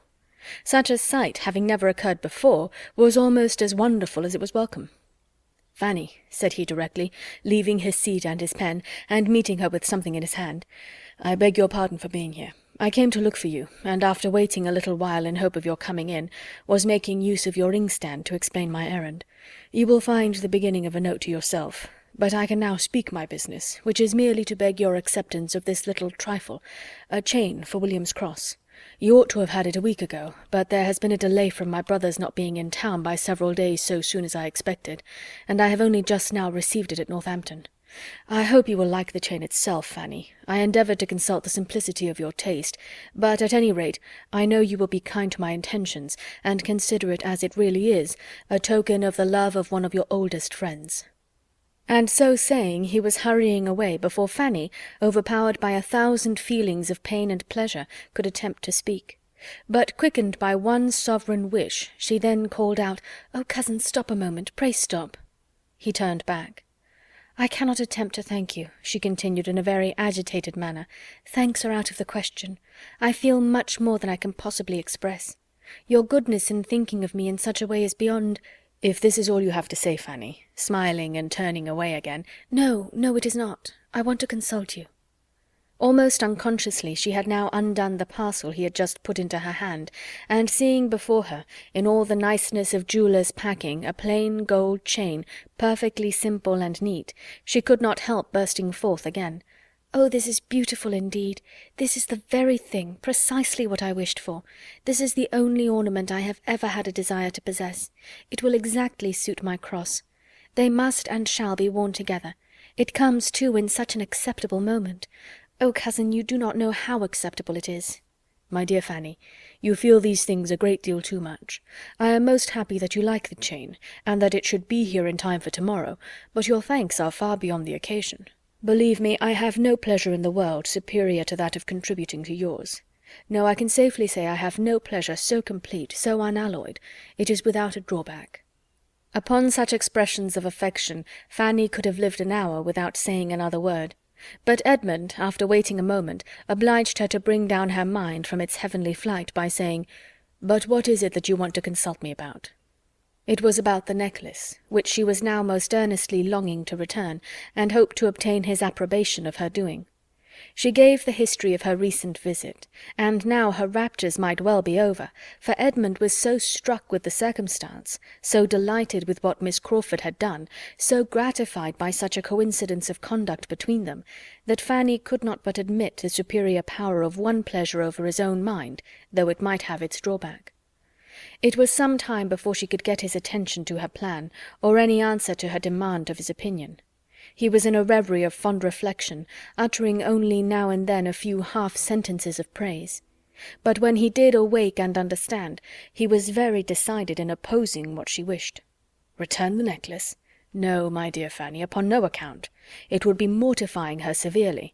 There can hardly be a more unpleasant sensation than having the thing returned on our hands, which we have given with a reasonable hope of its contributing to the comfort of a friend. Why should she lose a pleasure which she has shown herself so deserving of? "If it had been given to me in the first instance," said Fanny, "I should not have thought of returning it. But being her brother's present, is not it fair to suppose that she would rather not part with it when it is not wanted?" "She must not suppose it not wanted, not acceptable at least, and its having been originally her brother's gift makes no difference, for as she was not prevented from offering, nor you from taking it on that account, it ought not to affect your keeping it. No doubt it is handsomer than mine, and fitter for a ballroom." "No, it is not handsomer, not at all handsomer in its way, and for my purpose not half so fit. The chain will agree with William's cross beyond all comparison better than the necklace." "For one night, Fanny, for only one night, if it be a sacrifice, I am sure you will, upon consideration, make that sacrifice rather than give pain to one who has been so studious of your comfort. Miss Crawford's attentions to you have been not more than you were justly entitled to, I am the last person to think that could be, but they have been invariable, and to be returning them with what must have something the air of ingratitude, though I know it could never have the meaning, is not in your nature, I am sure. Wear the necklace, as you are engaged to do to-morrow evening, and let the chain, which was not ordered with any reference to the ball, be kept for commoner occasions. This is my advice. I would not have the shadow of a coolness between the two whose intimacy I have been observing with the greatest pleasure, and in whose characters there is so much general resemblance in true generosity and natural delicacy as to make the few slight differences, resulting principally from situation, no reasonable hindrance to a perfect friendship.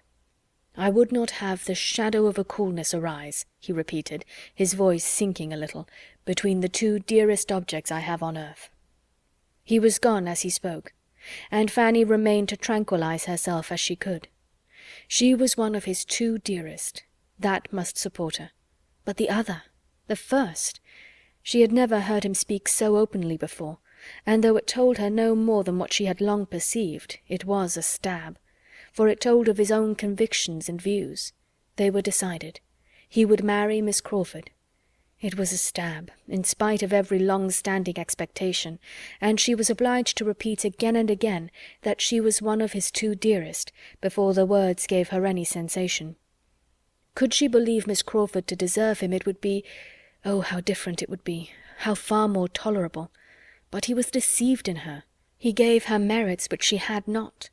Her faults were what they had ever been, but he saw them no longer. Till she had shed many tears over this deception, Fanny could not subdue her agitation, and the dejection which followed could only be relieved by the influence of fervent prayers for his happiness. It was her intention, as she felt it to be her duty, to try to overcome all that was excessive, all that bordered on selfishness in her affection for Edmund. To call or to fancy it a loss, a disappointment, would be a presumption for which she had not words strong enough to satisfy her own humility. To think of him as Miss Crawford might be justified in thinking, would in her be insanity. To her he could be nothing under any circumstances, nothing dearer than a friend. Why did such an idea occur to her, even enough to be reprobated and forbidden? It ought not to have touched on the confines of her imagination. She would endeavour to be rational, and to deserve the right of judging of Miss Crawford's character, and the privilege of true solicitude for him, by a sound intellect and an honest heart. She had all the heroism of principle, and was determined to do her duty. But having also many of the feelings of youth and nature, let her not be much wondered at, if after making all these good resolutions on the side of self-government, she seized the scrap of paper on which Edmund had begun writing to her, as a treasure beyond all her hopes, and reading with the tenderest emotion these words, "My very dear Fanny, you must do me the favour to accept," locked it up with the chain, as the dearest part of the gift. It was the only thing approaching to a letter which she had ever received from him. She might never receive another. It was impossible that she ever should receive another so perfectly gratifying in the occasion and the style. 2 lines more prized had never fallen from the pen of the most distinguished author, never more completely blessed the researches of the fondest biographer. The enthusiasm of a woman's love is even beyond the biographer's. To her, the handwriting itself, independent of anything it may convey, is a blessedness. Never were such characters cut by any other human being as Edmund's commonest handwriting gave. This specimen, written in haste as it was, had not a fault. There was a felicity in the flow of the first 4 words, in the arrangement of "my very dear Fanny," which she could have looked at forever. Having regulated her thoughts and comforted her feelings by this happy mixture of reason and weakness, she was able, in due time, to go down and resume her usual employments near her aunt Bertram, and pay her the usual observances without any apparent want of spirits. Thursday, predestined to hope and enjoyment, came, and opened with more kindness to Fanny than such self-willed, unmanageable days often volunteer. For soon after breakfast a very friendly note was brought from Mr. Crawford to William, stating that as he found himself obliged to go to London on the morrow for a few days, he could not help trying to procure a companion, and therefore hoped that if William could make up his mind to leave Mansfield half a day earlier than had been proposed, he would accept a place in his carriage. Mr. Crawford meant to be in town by his uncle's customary late dinner hour, and William was invited to dine with him at the Admiral's. The proposal was a very pleasant one to William himself, who enjoyed the idea of travelling post with 4 horses and such a good-humoured, agreeable friend, and in likening it to going up with dispatches, was saying at once everything in favour of its happiness and dignity which his imagination could suggest. And Fanny, from a different motive, was exceedingly pleased. For the original plan was that William should go up by the mail from Northampton the following night, which would not have allowed him an hour's rest before he must have got into a Portsmouth coach, and though this offer of Mr. Crawford's would rob her of many hours of his company, she was too happy in having William spared from the fatigue of such a journey to think of anything else.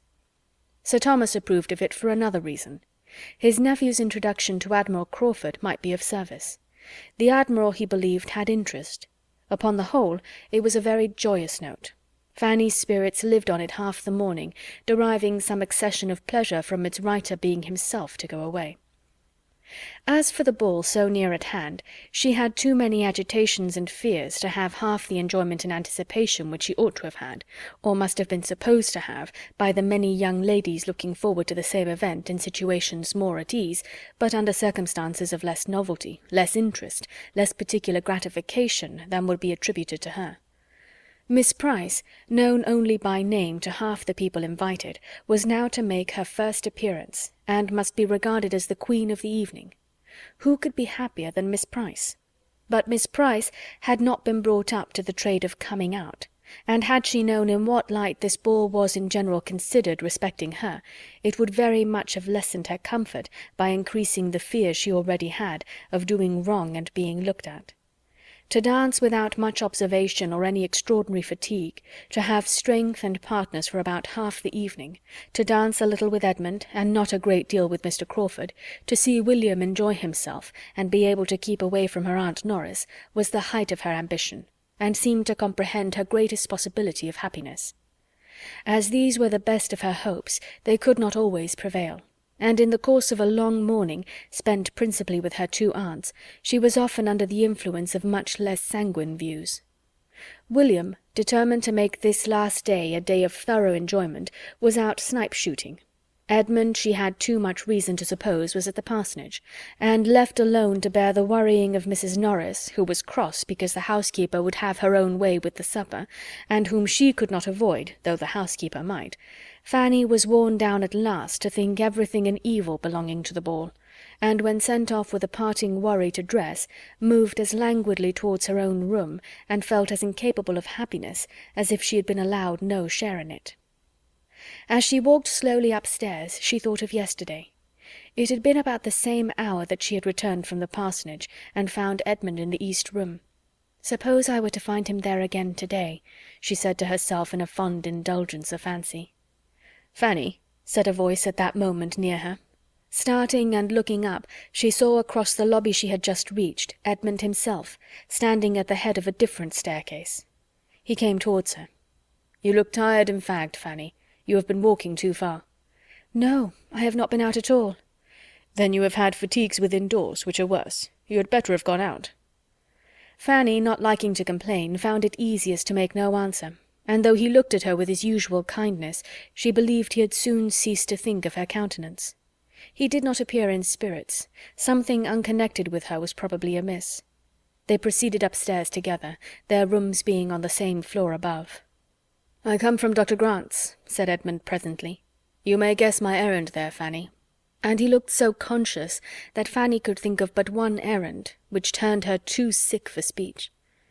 "I wish to engage Miss Crawford for the first 2 dances," was the explanation that followed, and brought Fanny to life again, enabling her, as she found she was expected to speak, to utter something like an inquiry as to the result. "Yes," he answered, "she is engaged to me. But," with a smile that did not sit easy, "she says it is to be the last time she will ever dance with me. She is not serious. I am sure she is not serious, but I would rather not hear it. She never has danced with a clergyman, she says, and she never will. For my own sake I could wish there had been no ball just not this very week, this very day. Tomorrow I leave home." Fanny struggled for speech and said, "I am very sorry that anything has occurred to distress you. This ought to be a day of pleasure. My uncle meant it so." "Oh, yes, yes, and it will be a day of pleasure. It will end all right. I am only vexed for a moment. In fact, it is not that I consider the ball as ill-timed. What does it signify? But, Fanny," stopping her by taking her hand and speaking low and seriously, "you know what this all means. You see how it is, and could tell me, perhaps better than I could tell you, how and why I am vexed. Let me talk to you a little. You are a kind, kind listener. I have been pained by her manner this morning, and cannot get the better of it. I know her disposition to be as sweet and faultless as your own, but the influence of her former companions makes her gives to her conversation, to her professed opinions, sometimes a tinge of wrong. She does not think evil, but she speaks it in playfulness, and though I know it to be playfulness, it grieves me to the soul." "The effect of education," said Fanny gently. Edmund could not but agree to it. "Yes, that uncle and aunt. They have injured the finest mind. For sometimes, Fanny, I own to you, it does appear more than manner. It appears as if the mind itself was tainted." Fanny imagined this to be an appeal to her judgment, and therefore, after a moment's consideration, said, "If you only want me as a listener, cousin, I will be as useful as I can, but I am not qualified for an adviser. Do not ask advice of me, I am not competent." "You are right, Fanny, to protest against such an office, but you need not be afraid. It is a subject on which I should never ask advice. It is the sort of subject on which it had better never be asked, and few, I imagine, do ask it but when they want to be influenced against their conscience. I only want to talk to you." "One thing more. Excuse the liberty, but take care how you talk to me. Do not tell me anything which hereafter you may be sorry for. The time may come—" The colour rushed into her cheeks as she spoke. "Dearest Fanny," cried Edmund, pressing her hand to his lips with almost as much warmth as if it had been Miss Crawford's, "you are all considerate thought, but it is unnecessary here. The time will never come. No such time as you allude to will ever come. I begin to think it most improbable. The chances grow less and less, and even if it should, there will be nothing to be remembered by either you or me that we need be afraid of, for I can never be ashamed of my own scruples, and if they are removed, it must be by changes that will only raise her character the more by the recollection of the faults she once had. You are the only being upon earth to whom I should say what I have said, but you have always known my opinion of her. You can bear me witness, Fanny, that I have never been blinded. How many a time have we talked over her little errors? You need not fear me. I have almost given up every serious idea of her. But I must be a blockhead indeed, if whatever befell me, I could think of your kindness and sympathy without the sincerest gratitude." He had said enough to shake the experience of 18. He had said enough to give Fanny some happier feelings than she had lately known, and with a brighter look she answered, "Yes, cousin, I am convinced that you would be incapable of anything else, though perhaps some might not. I cannot be afraid of hearing anything you wish to say. Do not check yourself. Tell me whatever you like." They were now on the 2nd floor, and the appearance of a housemaid prevented any further conversation. For Fanny's present comfort it was concluded perhaps at the happiest moment. Had he been able to talk another 5 minutes, there is no saying that he might not have talked away all Miss Crawford's faults and his own despondence. But as it was, they parted with looks on his side of grateful affection, and with some very precious sensations on hers. She had felt nothing like it for hours. Since the first joy from Mr. Crawford's note to William had worn away, she had been in a state absolutely their reverse. There had been no comfort around, no hope within her. Now everything was smiling. William's good fortune returned again upon her mind, and seemed of greater value than at first. The ball, too, such an evening of pleasure for her. It was now a real animation, and she began to dress for it with much of the happy flutter which belongs to a ball. All went well. She did not dislike her own looks, and when she came to the necklace again, her good fortune seemed complete. For upon trial, the one given her by Miss Crawford would by no means go through the ring of the cross. She had, to oblige Edmund, resolved to wear it, but it was too large for the purpose. His, therefore, must be worn, and having, with delightful feelings, joined the chain and the cross, those memorials of the two most beloved of her heart, those dearest tokens so formed for each other by everything real and imaginary, and put them round her neck, and seen and felt how full of William and Edmund they were, she was able, without an effort, to resolve on wearing Miss Crawford's necklace too. She acknowledged it to be right. Miss Crawford had a claim, and when it was no longer to encroach on, to interfere with the stronger claims, the truer kindness of another, she could do her justice even with pleasure to herself. The necklace really looked very well, and Fanny left her room at last comfortably satisfied with herself and all about her. Her aunt Bertram had recollected her on this occasion with an unusual degree of wakefulness. It had really occurred to her, unprompted, that Fanny, preparing for a ball, might be glad of better help than the upper housemaids, and when dressed herself, she actually sent her own maid to assist her, too late, of course, to be of any use. Mrs. Chapman had just reached the attic floor when Miss Price came out of her room completely dressed, and only civilities were necessary. But Fanny felt her aunt's attention almost as much as Lady Bertram or Mrs. Chapman could do themselves. End of Part 1. Thank you for listening. Please like, share, and subscribe